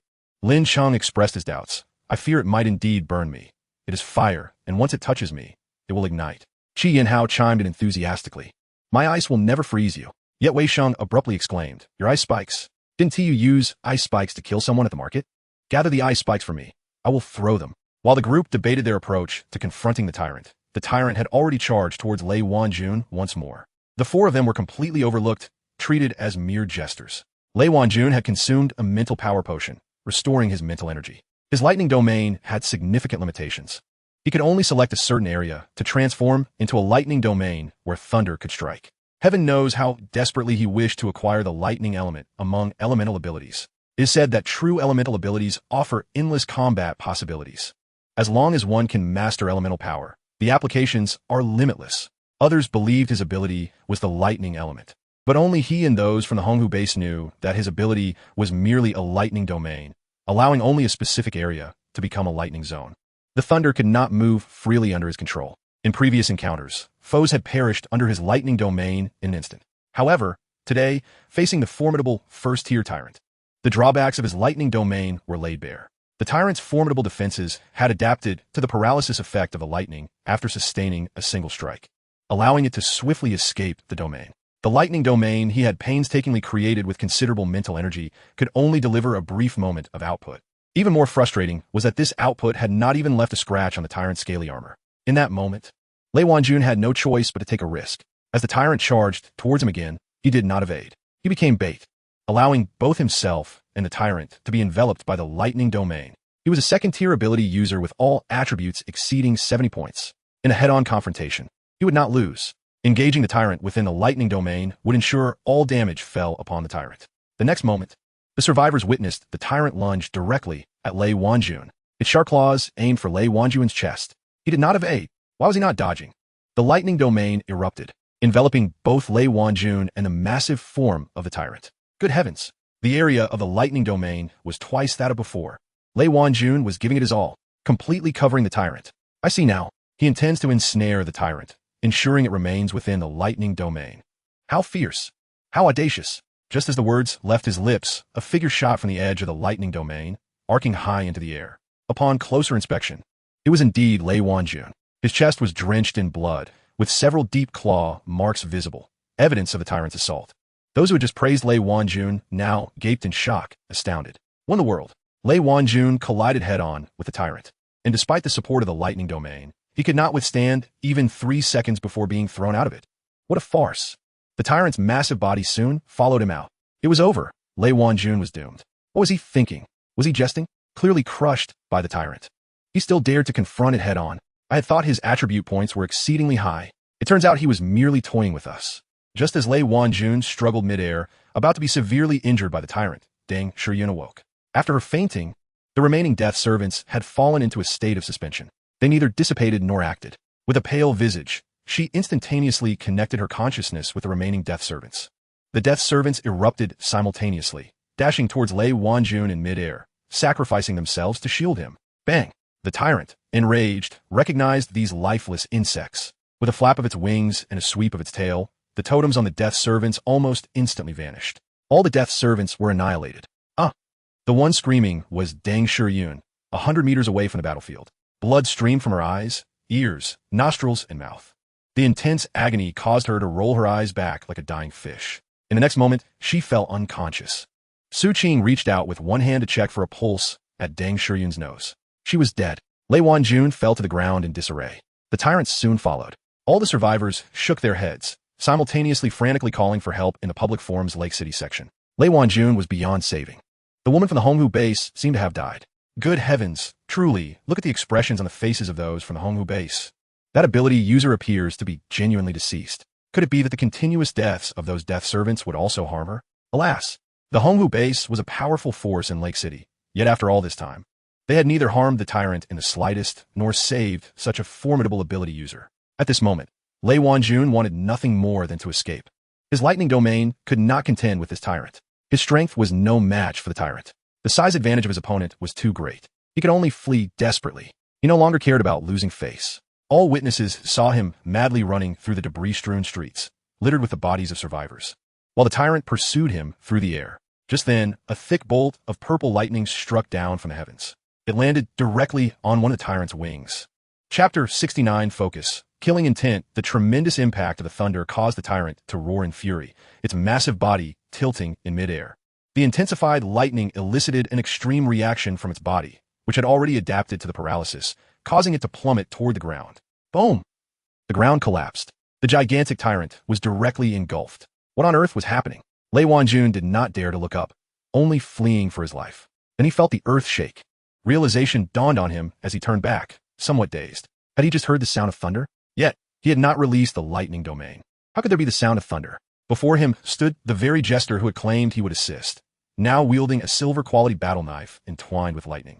Poised atop the fallen tyrant's back, ready to strike down, Lei Wanjun was utterly astonished. All the survivors present were equally shocked. They stared at Lin Cheng in disbelief. Could it be? Another lightning element ability user had appeared, and he had directly brought down the tyrant, who had become accustomed to the effects of lightning paralysis. Just one bolt of lightning. Good heavens! This person also possesses the lightning element ability. His lightning is purple, unlike Lei Wanjun's. His lightning aura is evidently far more potent than that of Lei Wanjun. Who is this person? How could he surpass even the leader of the Honghu base? This is incredible. This was the first time the tyrant had been struck down. It is simply unbelievable. He is so audacious. He dares to stand on the tyrant's back. Although his first strike brought the tyrant down, it appeared that the tyrant's armor remained intact, and he had not inflicted any significant damage on it. Lin Cheng's attributes had surpassed 80 points in all categories. At this moment, standing atop the tyrant, before it could fully recover, within the span of 2 seconds, over 20 frenzied slashes were unleashed. The blades left behind a blur. Each strike resonated with a sharp, piercing sound. The clash between the warblade and the remarkably tough scales emitted sparks like flashes of lightning. Spectators were left wide-eyed and astounded. What unparalleled speed of attack is this? The tyrant roared, its tail whipping violently towards Lin Cheng's back. Yet, Lin Cheng moved with extraordinary swiftness, vanishing from the tyrant's back and reappearing several dozen meters away. The tyrant soared into the air, angrily bellowing at Lin Cheng below. It was excruciating. Although its scales were formidable, they merely represented the outermost layer of its flesh. They would not be easily breached, yet the pain was undeniably intense. The thunderous strikes from this individual were far more painful than those from the previous opponent. The prior assault had enveloped its entire being, and once it acclimated to the numbing sensation, it was manageable. However, this person's lightning strike was a concentrated bolt, effective at least tenfold compared to the previous adversary. It was both painful and heavy. The impact felt as though it weighed 1,000 pounds. While the tyrant continued to vent its fury, roaring incessantly at Lin Cheng, in the distance, Qi Yinhao was gathering his composure, conjuring 5 sharp ice spikes, exuding an icy chill. Wei Sheng grasped one, aiming it at the tyrant's eye from 100 meters away. His marksmanship, honed through specialization, activated all his senses. His gaze became intensely focused. Every subtle movement of the surrounding wind was calculated within his mind. The direction and speed of the wind. The tyrant, hovering 100 meters above, slowly flapped its wings, its body undulating with each roar. All the murderous intent was concentrated within the ice spike. Like a venomous serpent, it shot forth. The ice spike hurtled toward the tyrant's eyeball. Jiang Yu and Qi Yinhao held their breaths, transfixed by the unfolding scene. Lin Cheng's expression, fixated on the tyrant, suddenly shifted slightly, as in that moment he sensed the concealed murderous intent emanating from Wei Sheng. He smiled. Well concealed indeed. Lin Cheng's attributes exceeded 80 in all aspects, whereas Wei Sheng's attributes were nearing 50. Yet, it was only when the ice spike was about to breach the 50-meter radius around Lin Cheng and the tyrant that Lin Cheng detected that fleeting murderous aura. This must also be a consequence of his marksmanship specialization. How could a sniper allow their murderous intent to be revealed at the initiation of their shot? Out of the corner of his eye, he glimpsed the ice spike hurtling towards them at incredible speed. In the next moment, it was before the tyrant. More astonishingly, the tyrant was not stationary in midair. It flapped its wings to maintain its position, exhibiting slight vertical movements, roughly 2 meters in amplitude. Moreover, as it continued to roar at Lin Cheng, its body movement was far from merely a 2-meter rise and fall. It was erratic, particularly its massive head. Yet astonishingly, amidst such unpredictable motion, the ice spike managed to strike the tyrant's left eyeball with precision. Crack! The ice spike exploded upon impact with the eyeball, failing to penetrate. In that instant, the entire street fell silent. The tyrant froze, ceasing its curses, staring incredulously at the shattered ice debris before it. Had it truly been struck in the eye by such a fragile ice spike? And in the moment of contact, it had sensed nothing. How could this be? This was impossible. A person capable of conjuring such a feeble ice spike could not even be ranked as a second tier. How could they allow the ice spike to come so close without detection? The surrounding survivors were equally bewildered and shocked, rendered speechless, sharing the tyrant's astonishment. Lei Wanjuan's eyes widened further. This ice spike was not conjured by Lin Cheng. Then who was responsible? He hadn't even seen it clearly. The ice spike had detonated against the tyrant's eyeball. It was utterly absurd.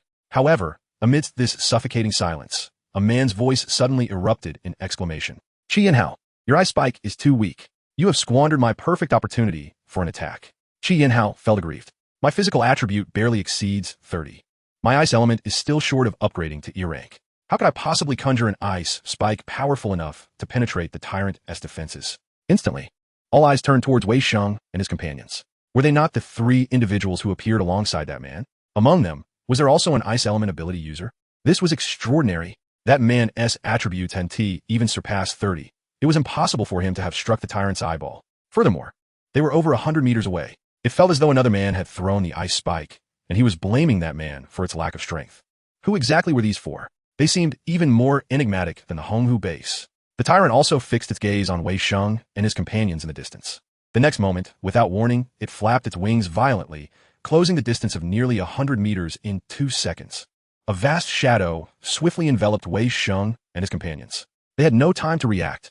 By the time they did, the furious tyrant loomed above them. In that moment, the 3 displayed the qualities of true warriors. There was no despair, no panic. Approaching so closely, there was no time to flee. Then they would muster every ounce of strength to resist. A frigid aura erupted fiercely from Qi Yinhao. In the air, on the tyrant's wings, a thick layer of ice, half a meter deep, formed rapidly out of nothingness. The heavy ice layer instantaneously restrained the tyrant's movements. It roared, exerting its strength. The crystalline ice layer began to fracture, countless cracks appearing, threatening to shatter completely. However, at that moment, Jiang Yu erupted in flames. The flames swiftly engulfed the lower half of the tyrant. The power of arrogance unleashed for the first time. Jiang Yu noticed her mental energy plummeting drastically. Yet, she disregarded the consequences. If she could hold on for just 2 seconds, Lin Cheng would come. The suppressive force of the power of arrogance acted upon the tyrant, causing its speed in breaking through the ice layer to slow dramatically. It widened its furious, beastly eyes, unable to believe that this woman, not even a second tier, could suppress its strength. Wei Sheng swiftly aimed at the tyrant's left eye. The silver war blade shot forth. This time, the distance was close. With a burst of 50 points of power, combined with the enhancement of his marksmanship specialization, the silver war blade penetrated the tyrant's left eyeball with precision. It vanished completely, the hilt no longer visible. Wei Sheng rejoiced. I have succeeded. Simultaneously, the tyrant broke free from the ice layer's constraints. Its scales appeared to be fire-resistant. The flames did not ignite. Its massive black wings flapped wildly as it lunged towards the 3 below. Stop laughing. Quickly attempt to control it. Jiang Yu shouted. At her reminder, Wei Sheng suddenly recalled he possessed the power of laziness. The specialization in marksmanship had consumed all his focus on penetrating the tyrant's eyeball, making him forget everything else. But it was too late. The sharp claws were upon him. Wei Xing shouted, "I am not afraid. I have the Liuguang shield and the white armor." Jiang Yu couldn't help but roll her eyes. In the next instant, a shadow appeared like a specter before the three. Accompanying Lin Cheng was the power of devouring. Black energy instantaneously coalesced before Lin Cheng. The tyrant failed to react. One massive claw plunged directly into the power of devouring.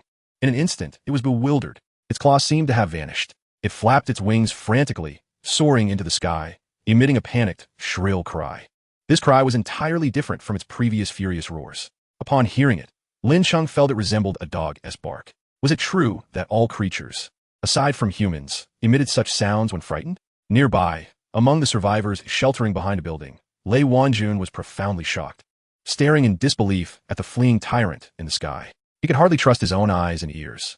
Had they truly witnessed the once mighty tyrant fleeing? To their astonishment, they heard the tyrant, known for his brutality, emit a wretched cry akin to that of a drenched dog. How absurd! Just moments ago, it was clear that the three subordinates of Lin Cheng were on the verge of being slain by this tyrant. Although, in their final moments, the three unleashed their ice and fire elemental powers and succeeded in blinding one of the tyrant's eyes, it did little to alter their grim fate. Yet, in the final moments, Lin Cheng emerged, conjuring a dark energy before him. Subsequently, the tyrant screamed in terror, fleeing in panic. "Look, the tyrant has lost a claw," they exclaimed in disbelief. Is this the work of that man's dark energy? But what precisely is that dark energy? No formidable aura. It silently severed the tyrant's claw. The tyrant's defenses are notoriously formidable. Indeed, logically, severing a claw from a tyrant would require hundreds of strikes or countless lightning bolts. Yet that man's dark energy accomplished it effortlessly, without a sound. How eerie. His three subordinates appeared to be elementalists as well, one wielding ice, another fire, and the last one launched a silver blade straight into the tyrant's eye. Lei Wanjun stood frozen, gazing at Lin Cheng and his companions. Who were they? The attributes of the other three were undeniably inferior to his own, yet together they had managed to blind the tyrant's eye. How could this be possible? As a second-tier elementalist, he found himself outmatched by these three individuals. How could there exist a force in Hu Cheng more potent than his Red Lake base? Which faction did these four belong to? Suddenly, Lei Wanjun recalled Lin Cheng's words upon his arrival. "I have come to assist you." Did this man recognize him?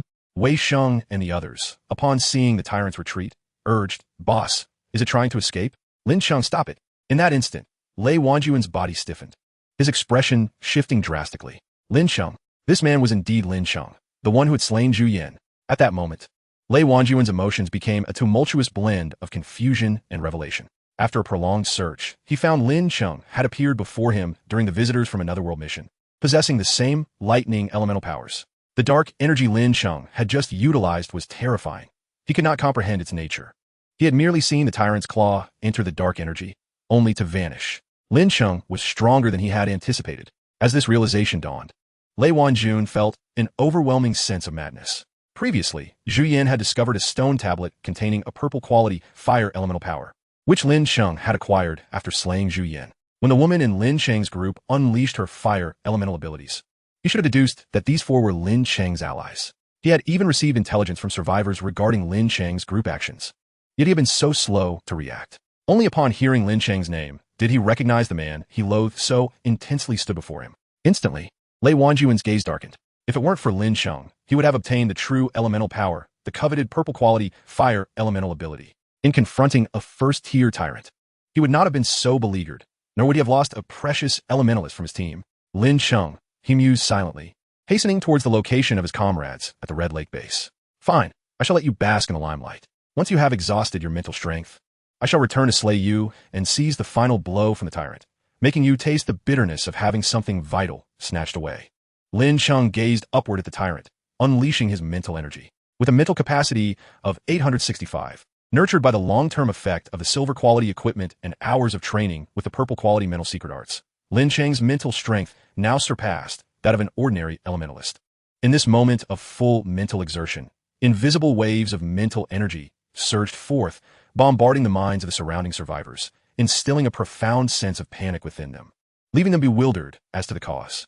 What is happening? What is this sensation? I feel something scanning my insides. Such an eerie feeling. What is this person doing? Then, the lightning elemental powers erupted. A ferocious aura filled the air as dozens of terrifying purple lightning bolts appeared in the sky, striking down towards the tyrant. The thunderous roar of the lightning resonated throughout the city, leaving everyone feeling as though their eardrums might burst. Their expressions morphed into sheer terror. Previously, when Lei Wanjun wielded his lightning powers, they had not experienced such a feeling. The aura of this lightning was overwhelmingly terrifying, making them feel as though they could be obliterated at any moment. This was sheer power. They gazed upwards, eyes wide with horror, as the purple lightning relentlessly pummeled the tyrant. The massive creature struggled under the continuous onslaught, flapping its wings desperately. Yet it could not withstand the suppression of the purple lightning and began to descend, emitting pitiful cries. Its scales began to smoke under the terrifying strikes, with several scales even tearing off and plummeting to the ground. Chapter 71. Brother Lei. Everyone stared in disbelief at the scales falling like metallic shards. Could the tyrant's scales be so easily breached? What had they been doing for all that time? Lei Wanjun could hardly believe his eyes. The scales, which had remained intact despite his relentless bombardment, were now being shattered with such apparent ease by Lin Cheng's hand, making him feel like a fool. The survivors looked up in awe at the relentless purple lightning pursuing the tyrant, marveling at the sheer ferocity of this man's power. Did you notice? This man's purple lightning can pursue the tyrant relentlessly. Lei Wanjun's lightning could never achieve that. Indeed, who was this person? How could he be so powerful? The potency of his lightning was at least several dozen times greater than Lei Wanjun's, capable of stripping the tyrant's scales away. Despite his strenuous efforts, Lei Wanjun had barely left a mark on the tyrant. How could there be such a vast disparity between two wielders of lightning elemental powers? Why could this man's lightning be manipulated at will, while Lei Wanjun's cannot? Su Qing stood beside Lei Wanjun, casting a grim gaze at Lin Cheng. Brother, Lin Cheng's lightning powers seem markedly different from yours. Lei Wanjun was reluctant to concede, yet he had to admit that Lin Cheng's lightning was entirely dissimilar to his own territory. His territory could only form in a designated area, immobile and incapable of pursuit, while Lin Cheng's lightning, as demonstrated, could pursue the tyrant with relentless fury. The power, control, and versatility of Lin Cheng's lightning far surpassed that of Lei Wanjun's territory. In that moment, even if Lei Wanjun was unwilling to acknowledge it, he had to admit his abilities were indeed a true manifestation of lightning elemental powers. Suking Gapet? What? How infuriating. How could he possibly obtain lightning elemental powers? He has already stolen our fire elemental powers. He must pay a price. Su Qing's expression twisted with fury. Lei Wanjun smirked coldly, reassuring her, "Do not worry. I will ensure he pays dearly." Just then, a group suddenly burst into the surrounding streets, their presence unmistakable. Due to the absence of onlookers witnessing the tumultuous battle, no one dared approach after seeing the alarming posts on the forum regarding the emergence of the fearsome tyrant. From a distance, they beheld an awe-inspiring spectacle of dozens of purple lightning bolts relentlessly bombarding the tyrant, seemingly on the verge of bringing it down. Their faces were etched with disbelief as they struggled to comprehend the scene before them. What sorcery is this? Wasn't it said on the forum that this tyrant was invincible, having already wreaked havoc upon half of Huqing? Yet here it was, being pursued and attacked by a wielder of lightning abilities, emitting such a pitiful wail that one could almost feel sympathy for the tyrant. How could Huqing possibly harbor such a formidable lightning user? The aura was truly terrifying. A young girl, exasperated, recalled that upon their arrival, they had seen a post on the forum claiming that Lei Wanjun from Honghu Base was using his lightning powers against the tyrant. Oh right. The post also stated that Lei Wanjun was no match for the tyrant, and his lightning had inflicted no harm whatsoever.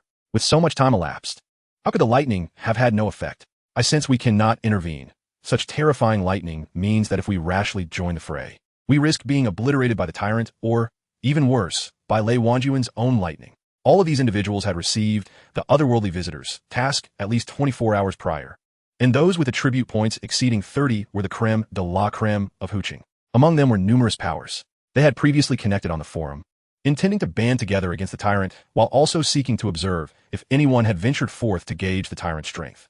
They had then come across the desperate pleas from the surrounding survivors, as well as the posts from survivors in the name of Honghu Base seeking to unite for the hunt against the tyrant.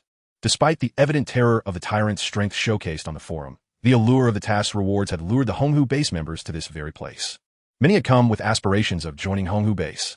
At this moment, they regarded Lin Cheng as Lei Wanjun, their eyes filled with admiration and awe. The leader of Honghu Base, Lei Wanjun, was indeed powerful. The might of his lightning was extraordinary. If we could join Honghu Base, with Lei Wanjun's lightning ability by our side, what do we have to fear from zombies? Even this tyrant, is no match for him. Many who had previously been hesitant now changed their minds upon witnessing the formidable lightning of Lei Wanjun, feeling compelled to board the grand vessel of Honghu Base. With Lei Wanjun's current strength surpassing all others in this apocalypse, those who join now would essentially become core members. Suddenly, someone in the distance shouted toward Lin Cheng and the tyrant. "Brother Lei, do you need our assistance?" Lin Cheng was taken aback. "Brother Lei? Surely they cannot be mistaking him for Lei Wanjun." Wei Sheng rolled his eyes, thinking these individuals were absurd. Would they soon address Qi Yinhao as Brother Bing? Or Jiang Yuhua as Sister Fire? Jiang Yu's lips twitched. It seemed they were indeed mistaking Lin Cheng for Lei Wanjun. What? Qi Yinhao and Wei Sheng were instantly incensed. They first glanced at Lin Cheng and the tyrant. Indeed, the tyrant was no match for Lin Cheng and was suffering under his relentless assault. There was no need for them to intervene. "Lin Cheng, remember to help me find my silver battle knife." After speaking, Wei Sheng and Qi Yinhao dashed toward the group of newcomers. Jiang Yu, feeling exasperated, decided to ignore the two fools and remained close to Lin Cheng, prepared to assist him should any unexpected events arise. Upon seeing two individuals rushing toward them, the newcomers mistakenly believed they were members of Honghu Base come to negotiate, and they all wore wide smiles. As they approached, they quickly recognized the grim expressions on the faces of the two men, realizing they were there to pick a fight. "Excuse me, who are you two?" asked a man in his 30s. Wei Sheng scoffed. "Humph, we are Lin Cheng's companions." The group exchanged bewildered glances. "Who is Lin Cheng?" Qi Yinhao sneered. "He is the one you referred to as Brother Lei. That is not Lei Wanjun. He is our leader, Lin Cheng. Do not bark nonsensically here." The crowd was momentarily stunned, then erupted into laughter. "Ha ha, where did these lunatics come from? You claim that man is not Lei Wanjun? Who else could he be?" Every survivor in Huqing knows that Lei Wanjun is here battling the tyrant with lightning. "Who is Lin Cheng? Never heard of him. You two are clearly insane.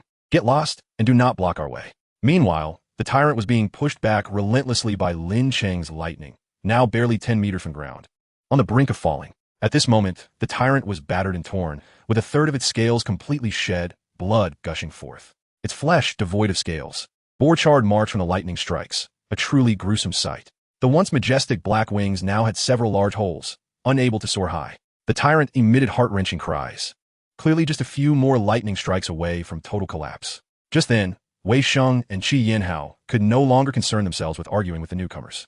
All eyes were fixated on Lin Cheng and the tyrant, eager to witness the tyrant's downfall. Suddenly, Lin Cheng felt a constriction around his body.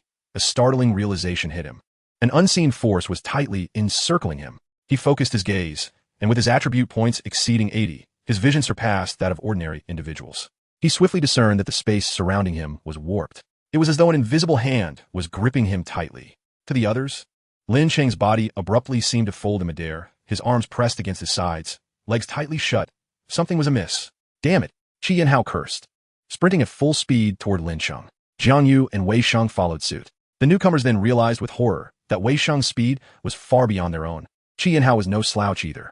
At that moment, everyone suddenly heard a male voice. "Lin Cheng, oppose me, and your only fate is death." Lin Cheng? Who was calling for Lin Cheng? The group that had come together to confront the tyrant and join Honghu Base was taken aback. This person was Lin Cheng. Where was Lei Wanjun? They witnessed the deep blue lightning zone abruptly enveloping both the tyrant and Lin Cheng. This was Lei Wanjun's lightning zone. The dense lightning rained down, obscuring the figures of Lin Cheng and the tyrant. Simultaneously, flames surged from the side, instantly engulfing Lei Wanjun. Feeling his body seared, Lei Wanjun erupted in fury. Purple quality, fire, elemental ability. That ability should be mine. The lightning ability too. Why does Lin Cheng possess it? However, it mattered not. He would kill Lin Cheng and the woman wielding the fire elemental ability right now. Lei Wanjun burst forth from the inferno, several burn marks visible on his body. He reached out, intending to seize Jiang Yu by the throat. To his astonishment, as he emerged from the flames, his vision cleared to reveal 4 figures standing before him. Lin Cheng and his 3 subordinates. Lei Wanjun's expression turned comically incredulous. "How could this be? You were ensnared by Su Qing's void hand, shrouded in my lightning zone. How could you possibly escape?" Lin Cheng chuckled. "Your companion's ability is indeed impressive, but its power is too feeble. I easily broke free. As for your lightning zone, it is pathetically weak, failing to penetrate the shield surrounding me." A profound sense of dread enveloped Lei Wanjun. Even before Lin Cheng could strike, his internal defenses crumbled upon hearing Lin Cheng's words. He possessed over 70 attribute points. A second Tirinangja, endowed with a formidable purple quality ability known as Lei Qir. Yet, before Lin Cheng, he suffered continuous defeats. His subordinates were slain. and his fire elemental powers were seized from him. The tyrant, helpless in the face of Lin Cheng's prowess, found himself retreating time and again. In a desperate bid to turn the tide, he attempted to ambush Lin Cheng with the assistance of Su Qing, employing the Shukong Drisho to catch Lin Cheng off guard. However, Lin Cheng's overwhelming strength effortlessly countered all his schemes. Lin Cheng wielded the very Yun Su Nung Li that the tyrant coveted. Meanwhile, his Lei Qi appeared as a mere fixed skill in the presence of a Lin Su, rendering it utterly laughable. Lei Wanjun chuckled. He was thoroughly defeated. The last vestiges of his Lei Qi erupted violently, expending all his remaining mental energy. The deep blue Lei Qi illuminated the night sky, accompanied by thunder and lightning, its powerful aura enveloping a significant portion of a lake city. In that moment, every survivor in the city heard the terrifying thunder that reverberated from Lei Wanjun, a manifestation of his final life force. How frightening! Was that from the tyrant? In the next instant, an even more terrifying thunderclap erupted. Purple lightning descended from the pitch-black sky, penetrating the deep blue Lei Qi below like a barrage of swords. The purple luminescence illuminated half of the lake city. This entirely different aura of thunder completely overshadowed the previous one, saturating the city with its presence. All were left in utter shock, unable to comprehend the unfolding phenomena, feeling the shift in the atmosphere around them. What was happening? What kind of divine battle was this? The deep blue thunder had already been astonishing, but now, the purple thunder, in an instant, crushed it completely. In a heartbeat, the deep blue Lei Qi collapsed and dissipated into nothingness under the onslaught of the purple lightning. Everyone stood, dumbfounded, speechless. A bolt of purple lightning struck Lei Wanjun, causing him to topple forward, lifeless, in an instant. Lin Cheng did not spare a glance at the fallen purple lightning. The first strike shattered the deep blue Lei Qi. The second swiftly dispatched Lei Wanjun. The third step was to eradicate the first-tier tyrant entirely. The tyrant, now grounded and unable to rise, flailed futilely with its damaged wings. Dozens of purple lightning bolts rained down upon it. Boom! The tyrant's massive form writhed violently against the ground with each strike of thunder. Then, Lin Cheng's ears caught the voice of completion. The regional B-grade mission, Yi Jia had been fulfilled. Reward: all attributes 10, a battle knife, silver quality, a spatial key, grade unknown. All attributes 10, a total of 40 points. A surge of power flooded into Lin Cheng's body, dramatically enhancing his already formidable physique. All attributes surpassed 90 points. How exhilarating! Strength 976, Speed 923, 5, Constitution 939, Spirit 965. The spatial key of purple quality was one of the 10 keys to the I Ching at the peak of purple. Possessing one, Lin Cheng's mind grasped the precise location of the Beijing, situated on an island over 1,000 miles away. To unlock the Beijing, all 10 key bearers must gather at the island. Lin Cheng was eager to embark for the island immediately, yet uncertain if the other 9 keys had been claimed by different individuals. Surely, those who possessed the keys would grow impatient and begin to rally others on the forum to convene at the island. It would not be too late to set out then. With the addition of this new silver battle knife, Lin Cheng now had 2 surplus silver battle knives. At that moment, Wei Sheng, having borrowed Qi Yanhao's silver battle knife, was searching for his own amidst the tyrant's left eye socket. He found it. Although the knife emerged drenched in blood, it would not hinder its subsequent use. The tyrant's massive corpse fit comfortably within Lin Cheng's ample silver storage ring. Just as he contemplated this, Lin Cheng promptly searched Lei Wanjun's corpse, uncovering a silver-quality storage ring. Inside were ample supplies and over 7,000 tier Mo Jing. Lin Cheng swiftly transferred the Mo Jing to his dedicated Pinju storage ring. Previously, he possessed 17,000 tier Mo Jing. He had exchanged 5,000 for fire elemental powers, spent another 5,000 on potions, and utilized 2,000 for gun proficiency, leaving him with approximately 5,000. With the additional 7,000 from Lei Wanjun, his total 0-tier Mo Jing count surged past 10,000, over 12,000. Such wealth. It seemed that the more one used the Mo Jing, the more one acquired. Lin Cheng also reclaimed the silver battle knife from Lei Wanjun. He placed the entire tyrant's corpse into the silver storage ring acquired from Lei Wanjun, designating it for the storage of various corpses in the future. He would need to transfer the remains of the mutated pigs there as well, categorizing the contents of the storage ring. Meanwhile, all around him, onlookers were transfixed, witnessing Lin Cheng's eradication of Lei Wanjun and the tyrant, processing the tyrant's remains. They could hardly believe that such monumental tasks in Lin Cheng's hands appeared effortless, devoid of any difficulty.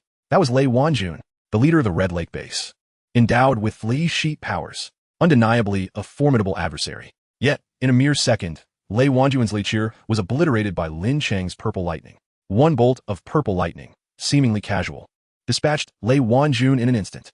The remaining lightning then swept the tyrant away in a single surge. Incredible. I have truly gained insight. A single lightning assault simultaneously vanquished both Lei Wanjun and the tyrant. Truly astonishing. This was the essence of Yuan Su powers. The lecher previously wielded by Lei Wanjun paled in comparison to this individual's Lei. It felt as though this person faced no pressure in slaying the tyrant. The tyrant never inflicted any harm upon him. The chasm between individuals could not be so vast. How powerful. Who on earth is he? I believe I just heard his companion call him Lin Cheng. Regardless of his identity, in half an hour, during the upcoming power struggle, the force he leads will undoubtedly surge into the top 10. The leader of the Lake City Survivor Alliance, Duan Sahan, lay incapacitated in the central plaza, having sustained grave injuries. Surrounding him were the debris from the buildings wrecked by the tyrant, alongside the mangled corpses of his dozen or so companions.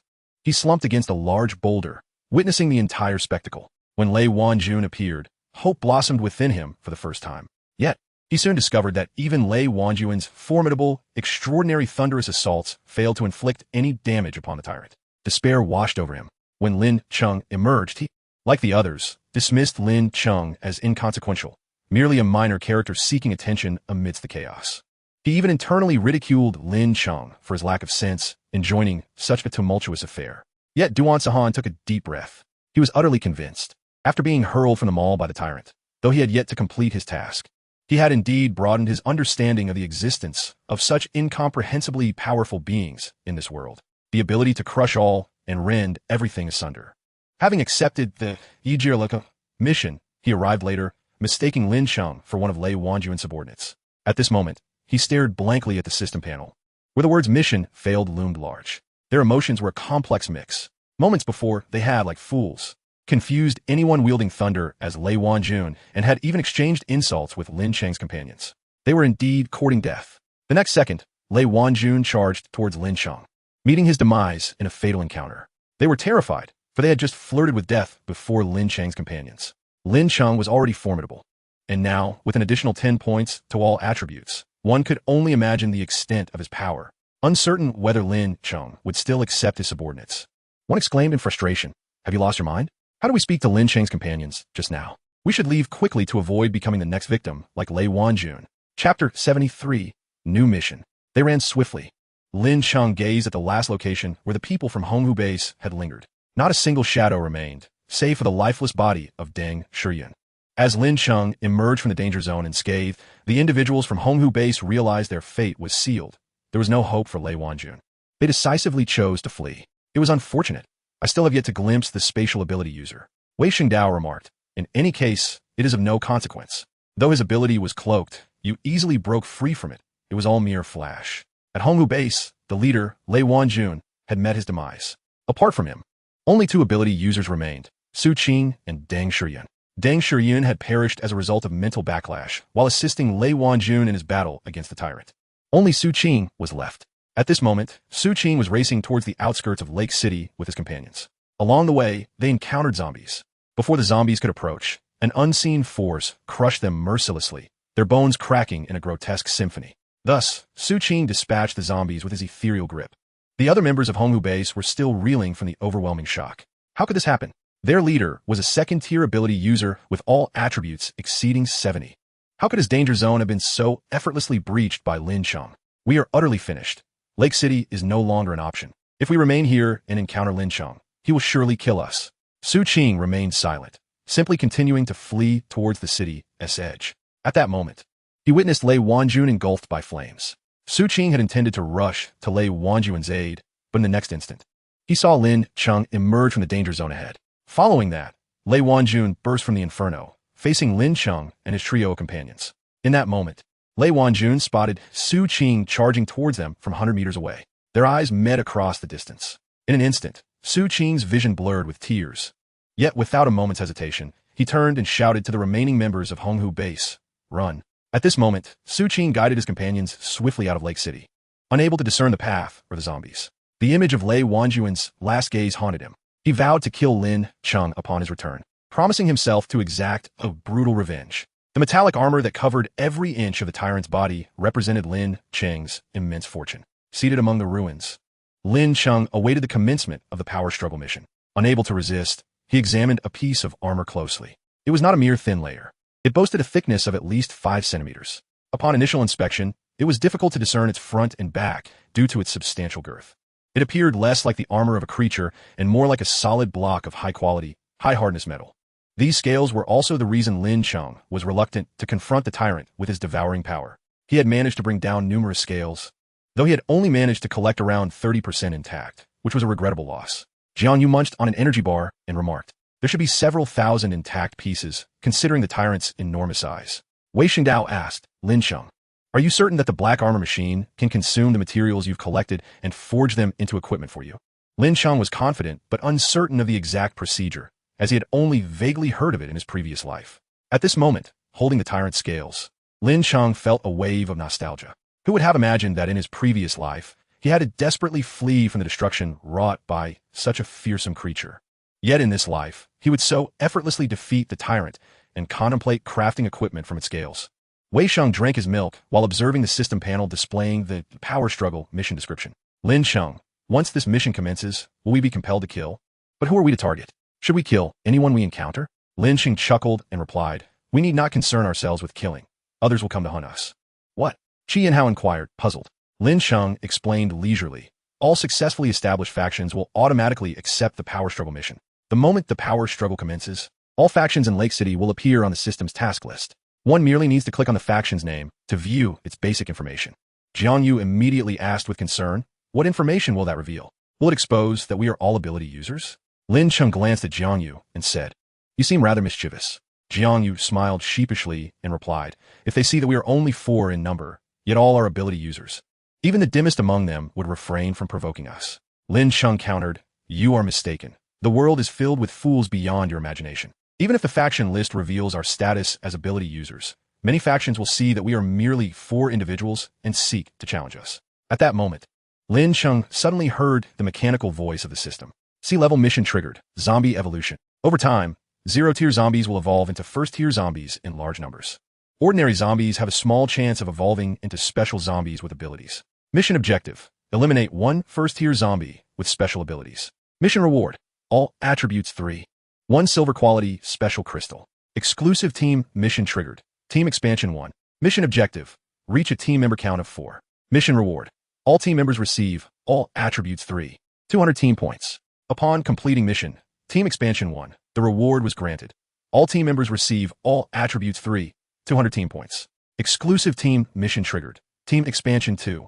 Mission objective: reach a team member count of 8. Mission reward: all team members receive all attributes 5. 300 team points. Main storyline mission of the Apocalypse Overlord System triggered. Territory expansion. On the path to becoming a ruler, one must leave an indelible impression on various factions, creating a unique legacy in a city. You have already left a widely recognized and glorious account in Lake City, unknowingly garnering a multitude of hearts. Lake City has become part of your territory. Mission objective: proceed to the next city and establish a glorious legacy to expand your dominion. Mission reward: all attributes 10. 1 purple quality equipment, mobile base. Chapter 74, A Platter of Dishes. The exclusive team mission, Team Expansion 1, was completed the moment it was issued. For individuals, all attributes 3. Qi Yanhao stared blankly at his system attribute panel, rubbing his eyes in disbelief. "Boss, my attribute points just inexplicably increased by 3. Jian Yu laughed. "This is the benefit of our boss's exclusive team mission." Confused, Qi Yanhao asked, "Exclusive team mission?" Wei Sheng, with a mysterious demeanor, replied, "What you should not question. Do not ask. Just know that this is a benefit of being Lin Cheng's subordinate." Still bewildered, Qi Yanhao exclaimed, "Oh," and then quickly added, "Thank you, boss. Haha. My total attributes are about to exceed 30. At that moment, Lin Cheng focused on his system panel. After completing the exclusive team mission of all attributes 3, his strength had surpassed 100 points. With 400 team points, he needed just 100 more to upgrade his LV1 Apocalypse motorcycle to LV2. More importantly, he had triggered 3 brand new missions. Zombie evolution rewards included a silver quality special crystal. This was an exceedingly rare item, specifically designed to enhance special abilities. The extraordinary abilities can accumulate experience points and level up through continuous usage and vanquishing foes. However, special abilities do not possess levels and can only be enhanced through special primordial crystals. It is worth noting that the likelihood of an average individual possessing such special abilities is quite low, highlighting their immense rarity. Lin Cheng is endowed with 3 distinct special abilities: the Overlord Aura, Plant Slayer, and Greed's Might. Both the Overlord Aura and Plant Slayer are non-offensive, merely bestowing a buff upon Lin Cheng. Their enhancement is either futile or entirely impossible. Among these abilities, only Greed's Might can be upgraded. Should Greed's Might be elevated, Lin Cheng can scarcely fathom the terrifying power that would emerge from an already formidable devouring force, akin to cheating. The main quest, Territory Expansion, offers a reward of a purple quality equipment, a mobile base. The very name conveys its significance. A base that can accompany Lin Cheng wherever he goes, a movable home. In this transient apocalypse, is there anything more desirable? Given that it is termed a base, it must be a large structure, equipped with defensive facilities. The activation of the Territory Expansion quest also signifies that Lin Cheng is on the verge of departing from Lake City's Novice Village, embarking on his grand journey to Dominion. Player name, Lin Cheng. Strength, 1006. Speed, 953. 5. Physique, 969. Spirit, 995. Extraordinary abilities: Thunder Element E-Level, 551,800. Flowing Light E-Level, 299800. CD, 8 minutes. Explosive Touch E-Level, 20,800. Special abilities: Greed's Might, Overlord Aura, Plant Slayer Equipment, Spirit Secret Art, Purple Quality. Blessing of Strength Silver Quality, CD, 12 hours. Primordial Stone Necklace Silver Quality, Battle Blade Silver Quality, Storage Ring Silver Quality, Storage Ring White Quality, Battle Blade White Quality. Battle Boots White Quality. Quests: Main Quest, Territory Expansion. Faction Exclusive Quest, Faction Domination. System C-Level Quest, Zombie Evolution. Squad Exclusive Quest, Squad Expansion 2, 4 quests await completion, ensuring Lin Cheng's days will be filled with activity. Since several extraordinary abilities have upgraded to E-Level, the increase in experience points has become sluggish. The progression of extraordinary abilities primarily depends on the number of enemies defeated and the strength of those enemies. Lin Cheng has already become a second-tier extraordinary user with E-Level abilities, resulting in a notably slow experience gain from vanquishing zero-tier zombies. Recently, utilizing the Thunder Element ability to slay a first-tier tyrant resulted in an immediate surge of over 200 experience points. Had he thought ahead, he should have employed Explosive Touch to deal additional damage before delivering the final blow to the tyrant. The Zombie Evolution quest has delivered some good news. The zombies are finally set to undergo significant upgrades. If Lin Cheng continues to slay zero-tier zombies, he may never see his extraordinary abilities reach full experience to advance to the next level. Have you all received new quests? Jiang Yu remarked. I have yet to complete my task of slaying mutated plants, but I just triggered 2 new quests, one to slay 21st-tier zombies and another to eliminate a first-tier mutated beast. Completing both grants a boost of all attributes by 5. Wei Xing added, I found a level 1 steal, granting all attributes by 3 for slaying 10 first-tier zombies, also yielding an all attributes bonus of 3. Qi and Hao said, my tasks are simple.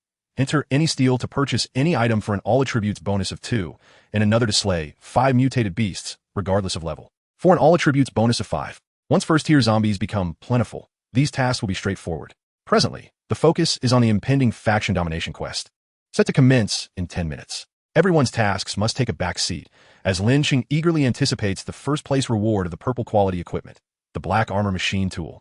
While Lin Cheng and his companions await the commencement of the quest, numerous uninvited guests have arrived in Lake City. At the entrance of Lake City, a young man with dyed yellow hair gazes at the shadowy silhouette of the city. This is Lake City. It appears 100 times safer than Lian City. His expressionless companions exude a chilling aura, clearly seasoned warriors, starkly contrasting with the majority of Lake City survivors. They resemble cold-blooded killers, accustomed to the brutalities of life and death. This city is indeed suitable for development, a woman with a high ponytail remarked coldly. It seems there is nothing particularly special about this place. Everyone lives too comfortably. We are here to complete the Faction Domination quest, which means we must claim the top position in Lake City. Once the quest begins, we will slay anyone we encounter. No objections, I trust. Almanscoufet, yeah. Is that not stating the obvious? We came here to claim first place. In Lian City, we could barely break into the top 10, but here, first place will be a cinch. The high ponytail girl, Guer, replied coolly. Yes, we will establish our base here. And securing the first place reward will benefit our base's future development.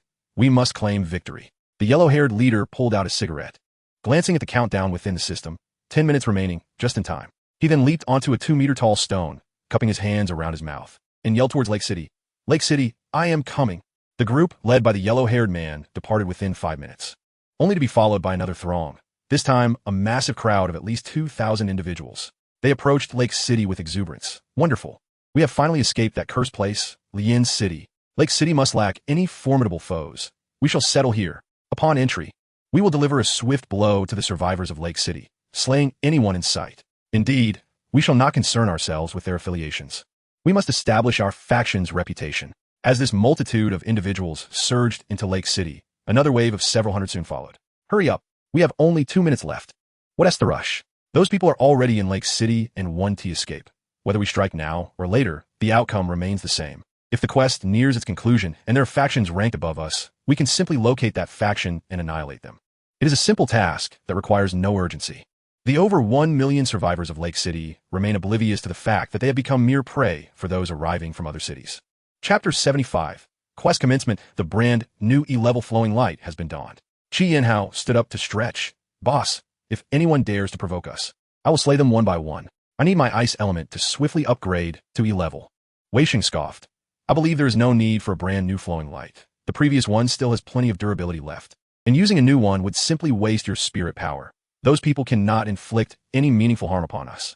Jian Yu summarized. Better safe than sorry. Lin Cheng focused on the countdown. Half a minute remains. In the city square's shopping mall, Duan Sahan and others were filled with dread. The faction domination quest was about to commence, and since Lin Cheng and his companions had slain the tyrant and Lei Wanjun, they had remained seated amidst the ruins outside the mall, showing no inclination to leave. This is it. They have set their sights on us. Our Lake City Survivor Alliance has over 2,000 members, and if they eliminate us, they will instantly gain over 2,000 points, along with an additional 100 points for annihilating a faction. No wonder they haven tea left. However, all our food supplies are within the mall, and we lack sufficient storage rings to transfer all our resources. Most of our magic crystals have been expended on various potions. After being dragged into the mall, Duan Sahan consumed 5 white healing potions just to barely survive, yet he remains unable to move. As the faction domination quest approaches, he is uncertain how to lead his members to survive. Competing for a top 10 position feels impossible. The real question is, how can they endure? This quest is exceedingly brutal. The task they were assigned was more brutal than any previous mission. The objective was straightforward: incite humans to kill one another. A mere reason was sufficient to complete the task and earn rewards, allowing them to slay anyone they encountered. This was the apocalypse, a chaotic world. To avoid becoming another's victim, one had to strike first, with greater ferocity and strength than others. Duan Sahan closed his eyes, his face etched with despair. You all should evacuate. Don't worry about me and the supplies that can't be taken. Survival is paramount. Yet, the others were unwilling. Without these provisions, we won't survive even half a month. The stone tablet here provides a steady supply of potions. If we leave, we will face certain death. Amidst the clamor of whether to flee, the countdown reached 0. The faction struggle task officially commenced. Instantly, a temporary panel appeared in the minds of all survivors who had joined a faction. It displayed the list of existing factions in Huqing. There were 2 lists. The first ranked factions by the number of members, revealing a staggering total of 17,839 factions in Huqing, nearly 20,000. The faction with the most members was none other than the Huqing Survivors Alliance led by Duan Sahan. Faction name: Huqing Survivors Alliance faction leader. Duan Sahan number of members: 2, 506 ranking. 1 at that moment. Duan Sahan and the members of the Huqing Survivors Alliance felt a wave of darkness wash over them. They may have the largest number of members, but they were weak. How could they possibly deserve to be ranked first? So ostentatious, so conspicuous. In that instant, everyone in Huqing became aware of their faction. If other factions discovered their weakness, their stronghold would undoubtedly be overturned. It's all right. They only know that our faction has many members in our name. They have no idea where we are. The collective shock was palpable as a map appeared, marking the locations of all faction leaders. Everyone was stunned, astonished. Indeed, next to the temporary system panel was a zoomable map. Upon opening it, the number 1 faction was revealed to be located right in the city center square. The numbering was based on the ranking of members from the first list. The Huqing Survivors Alliance was the number 1 faction. All faces turned pale. With this map, no faction could hide.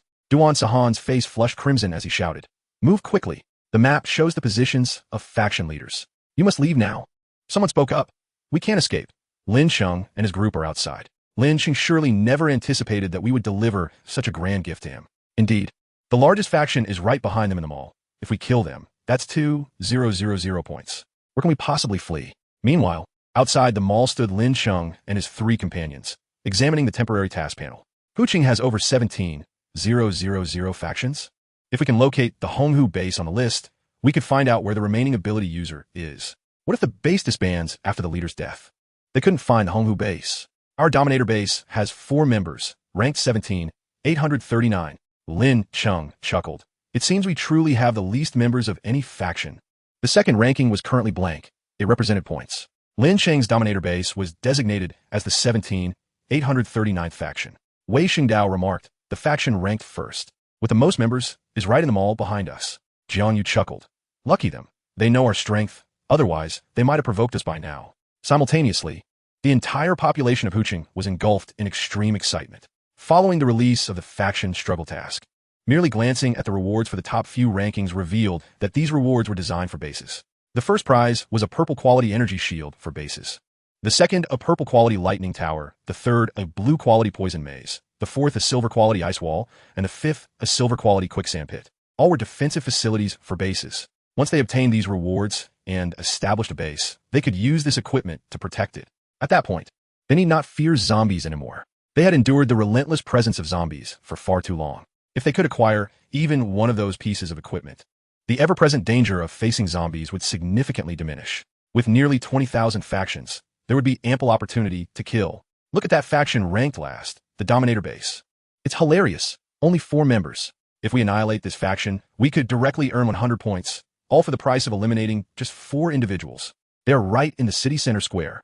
Hurry. Surely other factions share our intentions. By the time we arrive, those 4 members might already be slain by others. Meanwhile, within the mall, Duan Sahan and his group searched for a long time down the faction member rankings, but could not find any faction led by Lin Cheng. Until one person hesitantly questioned, could they be the faction of 4 members? Someone smacked their forehead. Duh. We can just check the number on the map outside our mall. That will tell us Lin Cheng's faction number. Wait, there are over 20 factions around us, but looking at the positioning, right at the entrance of our mall is a faction numbered 17, 839. 17, 839? Isn't that the total number of factions in Huqing?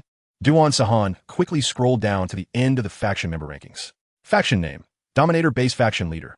Lin Cheng number of members, 4 ranking, 17.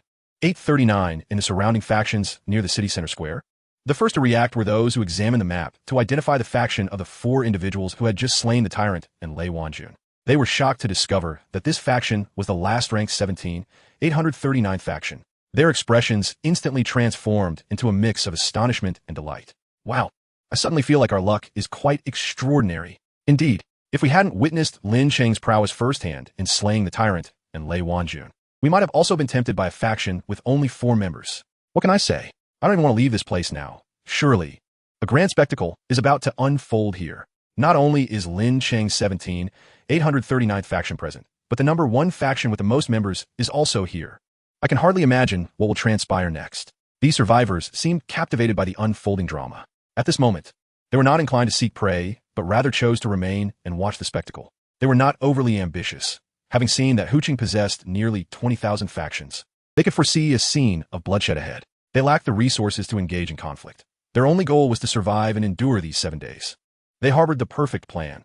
After the faction struggle concluded, they would attempt to join one of the top 5 factions. Once they joined, they too would benefit from the protection of those base defense facilities. Why should they risk everything? They simply didn't have the means to do so. Especially after witnessing Lin Cheng's terrifying strength, they were even more cautious about provoking anyone. If they unwittingly crossed paths with a formidable like Lin Cheng, it would be tantamount to courting death. Concurrently, factions from all over the district were converging towards the city center square.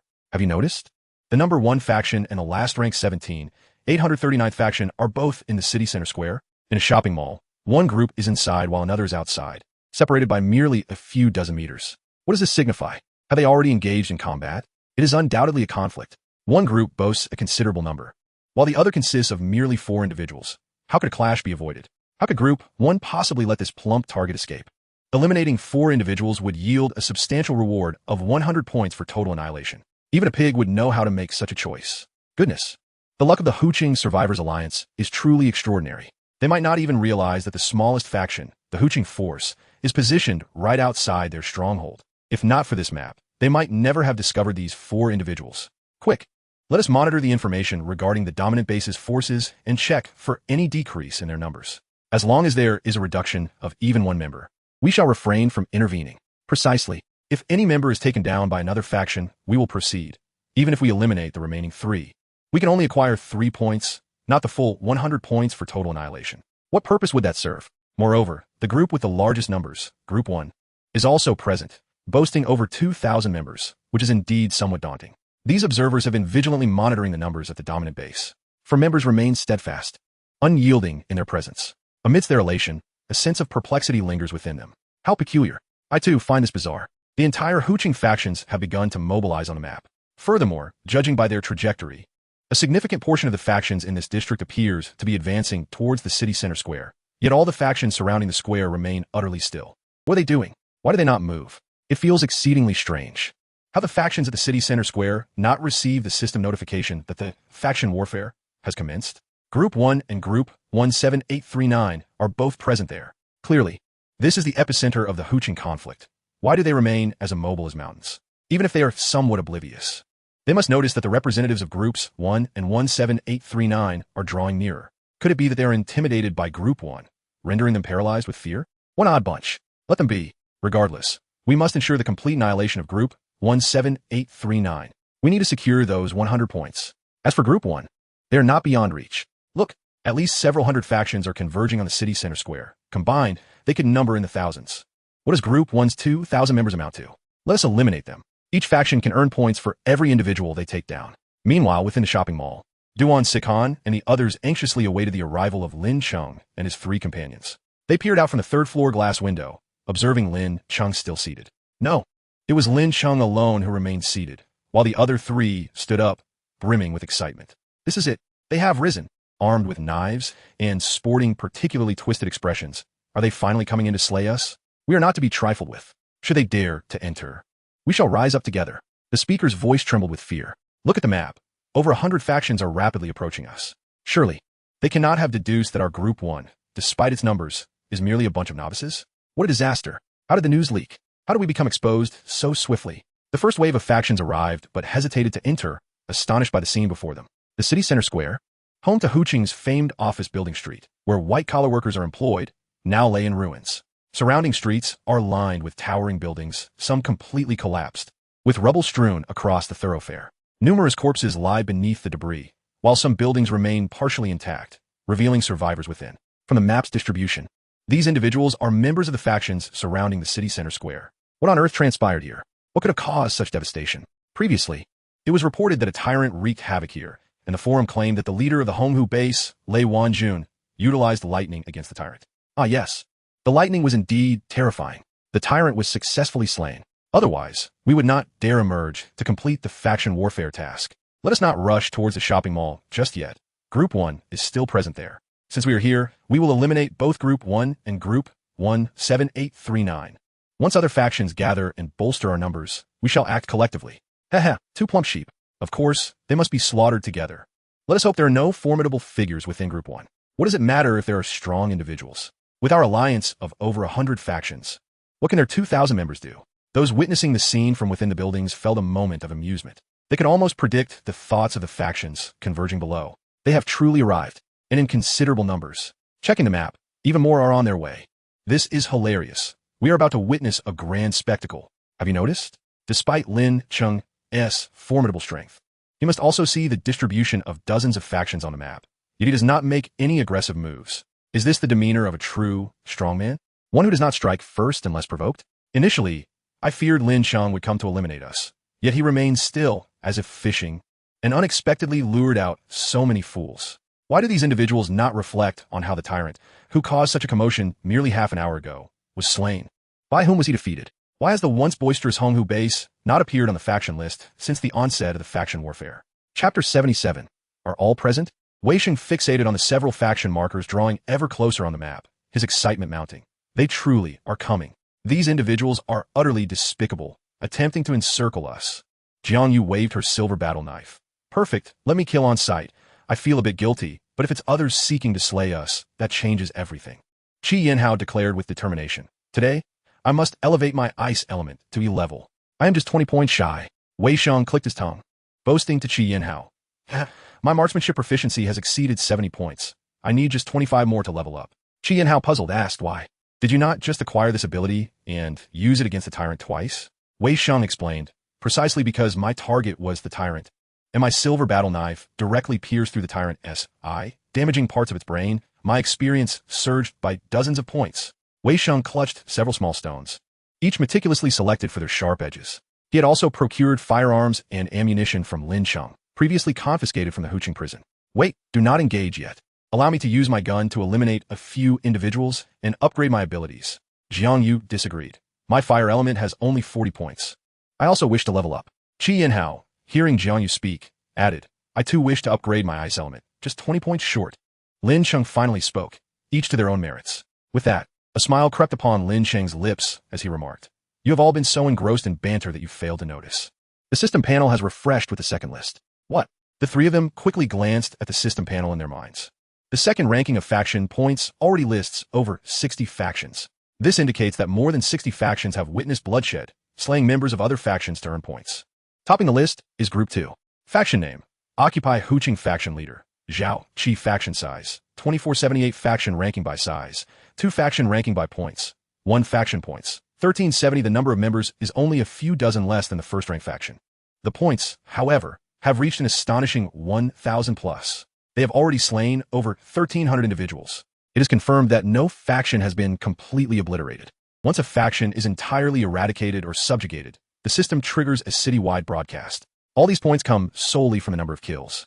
Jiang Yu frowned. Such an arrogant name for this faction. Qi Yinhao remarked. The points continue to increase. At that moment, factions intending to besiege the Overlord's base and the Huqing Survivor Alliance gathered en masse.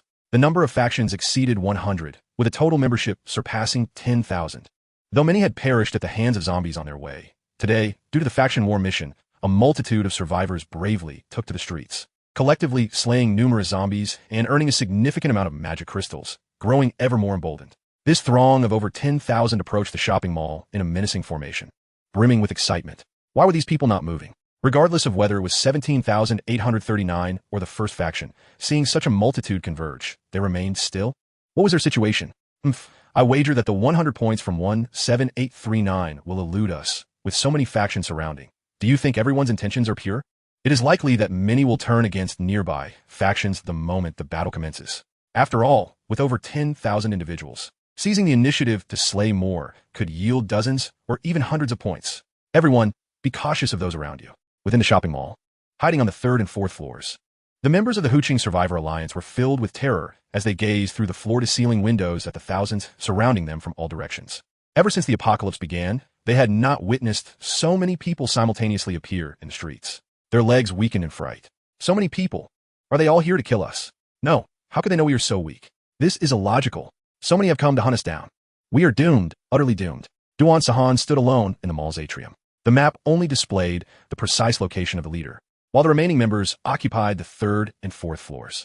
Through the shattered glass walls of the atrium, he spotted Lin Cheng sitting atop a large stone with his back turned to him. Lin Cheng's 3 companions stood apart, each positioned at different angles around him. Then, Duan Sahan witnessed a continuous influx of people closing in. At this sight, his palms became clammy with sweat. Leaning against a pillar, still injured and struggling to stand, he observed the lead of the group, a burly man with an extremely arrogant expression. The surrounding faction members regarded Lin Cheng and his companions with surprise and scrutiny. Unable to comprehend why Lin Cheng's faction, comprised of only 4 individuals, did not seek refuge and instead brazenly stood at the mall entrance. The mall was right behind them. They could easily slip inside, while others could quickly locate their leader, Lin Cheng. The remaining 3 could hide within the vast mall, making them hard to find. Yet, these 4 chose not to hide, exposing themselves to everyone. As thousands encircled them, the 4 remained unperturbed, their faces devoid of any hint of panic or fear. What were they thinking? Were they even aware of their circumstances? Hundreds of factions were here to besiege them.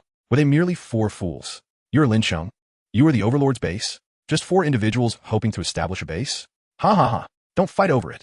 These 4 are our prey from the Cheetah Squad. Those 100 points are as good as ours. Duan Sahan was astounded by the uproar outside. The members of the Huqing Survivor Alliance on the upper floors, witnessing the arrogant expressions on the faces of those below as they aimed to encircle Lin Cheng and his companions, were utterly shocked. What does this mean? Are these people targeting Lin Cheng? Have they lost their minds? I thought they were specifically here to kill us. Instead, they are here to kill Lin Cheng and his 3 companions? My heavens, how dare they? Do they not realize that just half an hour ago, the battle with the tyrant was the work of Lin Cheng? The thunderous noise must have shaken half of Huqing. Do they not ponder who was responsible? Lin Cheng scanned the densely packed crowd, calmly speaking. Are you here to find which faction? Upon hearing Lin Cheng's words, the crowd fell silent for a moment. The next second, they erupted in laughter. Ha ha ha, which faction are we looking for? Naturally, we seek the Overlord's base, which consists of only 4 individuals. Lin Cheng raised an eyebrow. Is that so? Is it everyone? Of course. As long as our faction eliminates the 4 of you, we will earn 100 points. Unfortunately, too many factions have come today. Lin Cheng smiled and continued. So, has your faction gathered all its members? The air instantly grew quiet. Within them all, Duan Sahan and his companions, aware of Lin Cheng's significance, understood the implications of his words. If your faction is fully assembled, then the 100 points for annihilating a faction along with the citywide broadcast would all belong to Lin Cheng. Unfortunately, the outsiders had no idea who they were confronting. After hearing Lin Cheng's words, they found it utterly ridiculous. What do you mean? Your Overlord's base intends to annihilate us? Ha ha, this is too amusing. Lin Cheng must have lost his mind. Seeing so many people, has he been frightened into foolishness? Finally, Lin Cheng stood up. How considerate of you all to come and deliver points. It truly is a laborious task for you. Chapter 78. Ranked first, many citizens of Huqing were fixated on the city center square on the map. There, not only was the number 1 faction ranked by size, but also the last ranked 17,839 faction. More strikingly, over 200 factions were converging towards that location. The numerous factions had entirely surrounded the Overlord's base. Wait, Lin Cheng. The name of the leader of the Overlord's base. Did we not see it mentioned in some forum post? Impossible. Let's observe how these individuals labor in vain. It is perplexing to think they would venture so far to assault a faction of merely 4 individuals. 4 individuals are hardly enough to warrant such attention unless one could swiftly eliminate them. Otherwise, how could anyone obtain the 100 points for completely annihilating the 17839 faction? They are truly at a loss for purpose, wasting their efforts. Nevertheless, this marks the first grand spectacle since the commencement of the faction war mission, where hundreds of factions target the last-ranked faction. Humanity's tendency to prey on the weak is truly astonishing. Just as Lin Cheng finished speaking, those present were left in shock, unable to voice their mockery. Suddenly, a blaze illuminated the night sky. The flames erupted from Jiangyu, instantly igniting the bodies of dozens of individuals before her. The crowd was densely packed, and the flames rapidly spread. Over 100 people were consumed by the fire. The blaze raged fiercely, and the crowd erupted into terrified screams. The remaining thousands swiftly distanced themselves from the burning individuals, their expressions filled with horror. What in the world? That woman, she is a fire elemental ability user. But that was not the end. A layer of ice, emanating an intense chill, rapidly spread from Qi Yanhao's feet under the illumination of the flames. Those nearest to Qi Yanhao, who had just felt the heat from the flames, suddenly found themselves engulfed in a bone-chilling cold. Looking down, they gasped in shock. Where did this ice come from? My legs are frozen. What is happening? We must escape this place. Shortly thereafter, dozens of ice spikes began to materialize in front of Qi Yanhao, floating in the air. The spikes were small, only the size of fingers. Yet their sharp tips glimmered with a merciless cold light. The crowd's pupils constricted. They sought to flee. Beneath their feet, the unforgiving ice had imprisoned them. They frantically brandished their weapons, striking at the ice below. How could this happen? Could it be an ice elemental ability? What a farce. That woman wields fire, and this man commands ice. Among the 4 of them, 2 were elemental ability users, yet they remained utterly immobile. Their strikes against the ice were futile. Suddenly, a piercing sound filled the air. Despair washed over them as they looked up. Dozens of sharp ice spikes scattered and hurtled towards them with astonishing speed. Help! The ice spikes swiftly pierced the bodies of numerous individuals, hearts, necks, abdomens. Bloodied spikes erupted from behind, continuing to penetrate others behind them. Gouts of blood blossomed in the air. Before they could even register their shock, Wei Sheng drew a gun, fully loaded. The expressions of those in front of him shifted to one of disbelief. How did he acquire a firearm? Get him! Within 7 steps, a knife is swifter than a gun. The gunfire erupted. Those at the front, brandishing their blades, were sent flying backward by the sheer force. One after another, they fell into pools of blood. Wei Sheng declared, within 7 steps, a gun is both fast and accurate. The 3 of them acted almost simultaneously. In an instant, the Baju base surged into the top 10 of the leaderboard. Kill points, 408. Those who had been fixated on the rankings, anticipating how the Baju base will be the first to be annihilated, were now struck with astonishment as they witnessed it climb to 8th place. Each passing second saw their score rise by dozens. In mere moments, they leaped to 6th. Such unprecedented speed. What in the world is happening? Has the system malfunctioned? How could 4 individuals, under siege by hundreds of factions, manage to slay hundreds and accrue points in an instant? This is absurd. What is the true strength of the Baju base with only 4 individuals? Nearby survivors in the city center plaza had awaited this spectacle. They gawked at the thousands who had been so arrogant just moments ago, only to be obliterated by Lin Cheng and his companions. They must be regretting it now, perhaps unable to fathom how a four-person base could possess such formidable power. They lacked the sense to ponder the fate of the tyrant, who had been responsible for it. Anyone with even a modicum of intelligence would avoid approaching the city center plaza at this moment. Lin Cheng had yet to make a move, and already hundreds had perished. Some of the outer crowd began to flee, while others, foolishly believing it to be infighting among the hundreds of factions, began attacking one another. Lin Cheng, witnessing the chaos, was struck with alarm. For heaven's sake, don't compete for points. Suddenly, thunder erupted. Purple lightning descended like divine retribution, engulfing the crowd. The thunderous roar echoed across half of Lake City. The violet light illuminated the sky, and all were compelled to gaze upward, drawn to the distant crackling of purple lightning. That direction, could it be the city center plaza? What a formidable presence. Unconquerable. It was the site of the first faction and the 17,839th faction. Was this an ability user from the Baju base? Surely. Only they could see such a meteoric rise in points. Look at the leaderboard. The first place has changed hands. It is now the Baju base, with 3,876 points. In a single lightning strike, their scores surged by over 3,000 points. This indicates that this lightning elemental ability user annihilated over 3,000 foes in a single burst. Incredible. Lin Cheng, with a single surge of his lightning elemental ability, vanquished over 3,000 adversaries. Leading his Baju base, they ascended to the pinnacle of the leaderboard. In that moment, those who had come to besiege the Baju base were rendered utterly dumbfounded. They stared in disbelief at the charred remains of thousands nearby. How could this be? It all happened too swiftly. This assault, which was supposed to be initiated by them, had been launched by the four from the Baju base. In an instant, they had decimated hundreds. Fire elemental ability user, ice elemental ability user, machine gun fire. Was this reasonable? A faction with only 4 members wielding such a multitude of powerful elemental abilities. Was this logical? And one among them firing a gun? They had already deemed it unreasonable when the 3 had acted, but they were unprepared for what came next. The leader of the Baju base, Lin Cheng, unleashed his power, and the thunder roared down. The aura was overwhelmingly potent. In an instant, 3,000 fell. How could they not recognize this purple lightning?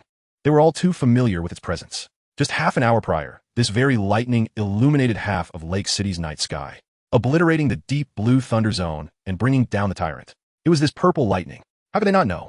Yet they were oblivious to the fact that this infamous purple lightning, known by all in Lake City, was the ability of Lin Cheng, the leader of the Baju base. Wasn't this the ability of Lei Wanjun? How could this purple lightning belong to Lin Cheng? Thus, the one who had slain the tyrant was Lin Cheng. In that moment, they felt utterly foolish, mere jesters in a grand farce. Thousands clamored to extinguish the force responsible for the tyrant's demise. The lightning struck mercilessly. Lin Cheng remained indifferent. In his past life, he had experienced the brutal struggle for dominance among factions. He understood the cruel nature of such tasks. Even with the threat of zombies looming over humanity in the apocalypse, they would still turn against each other for the sake of task rewards.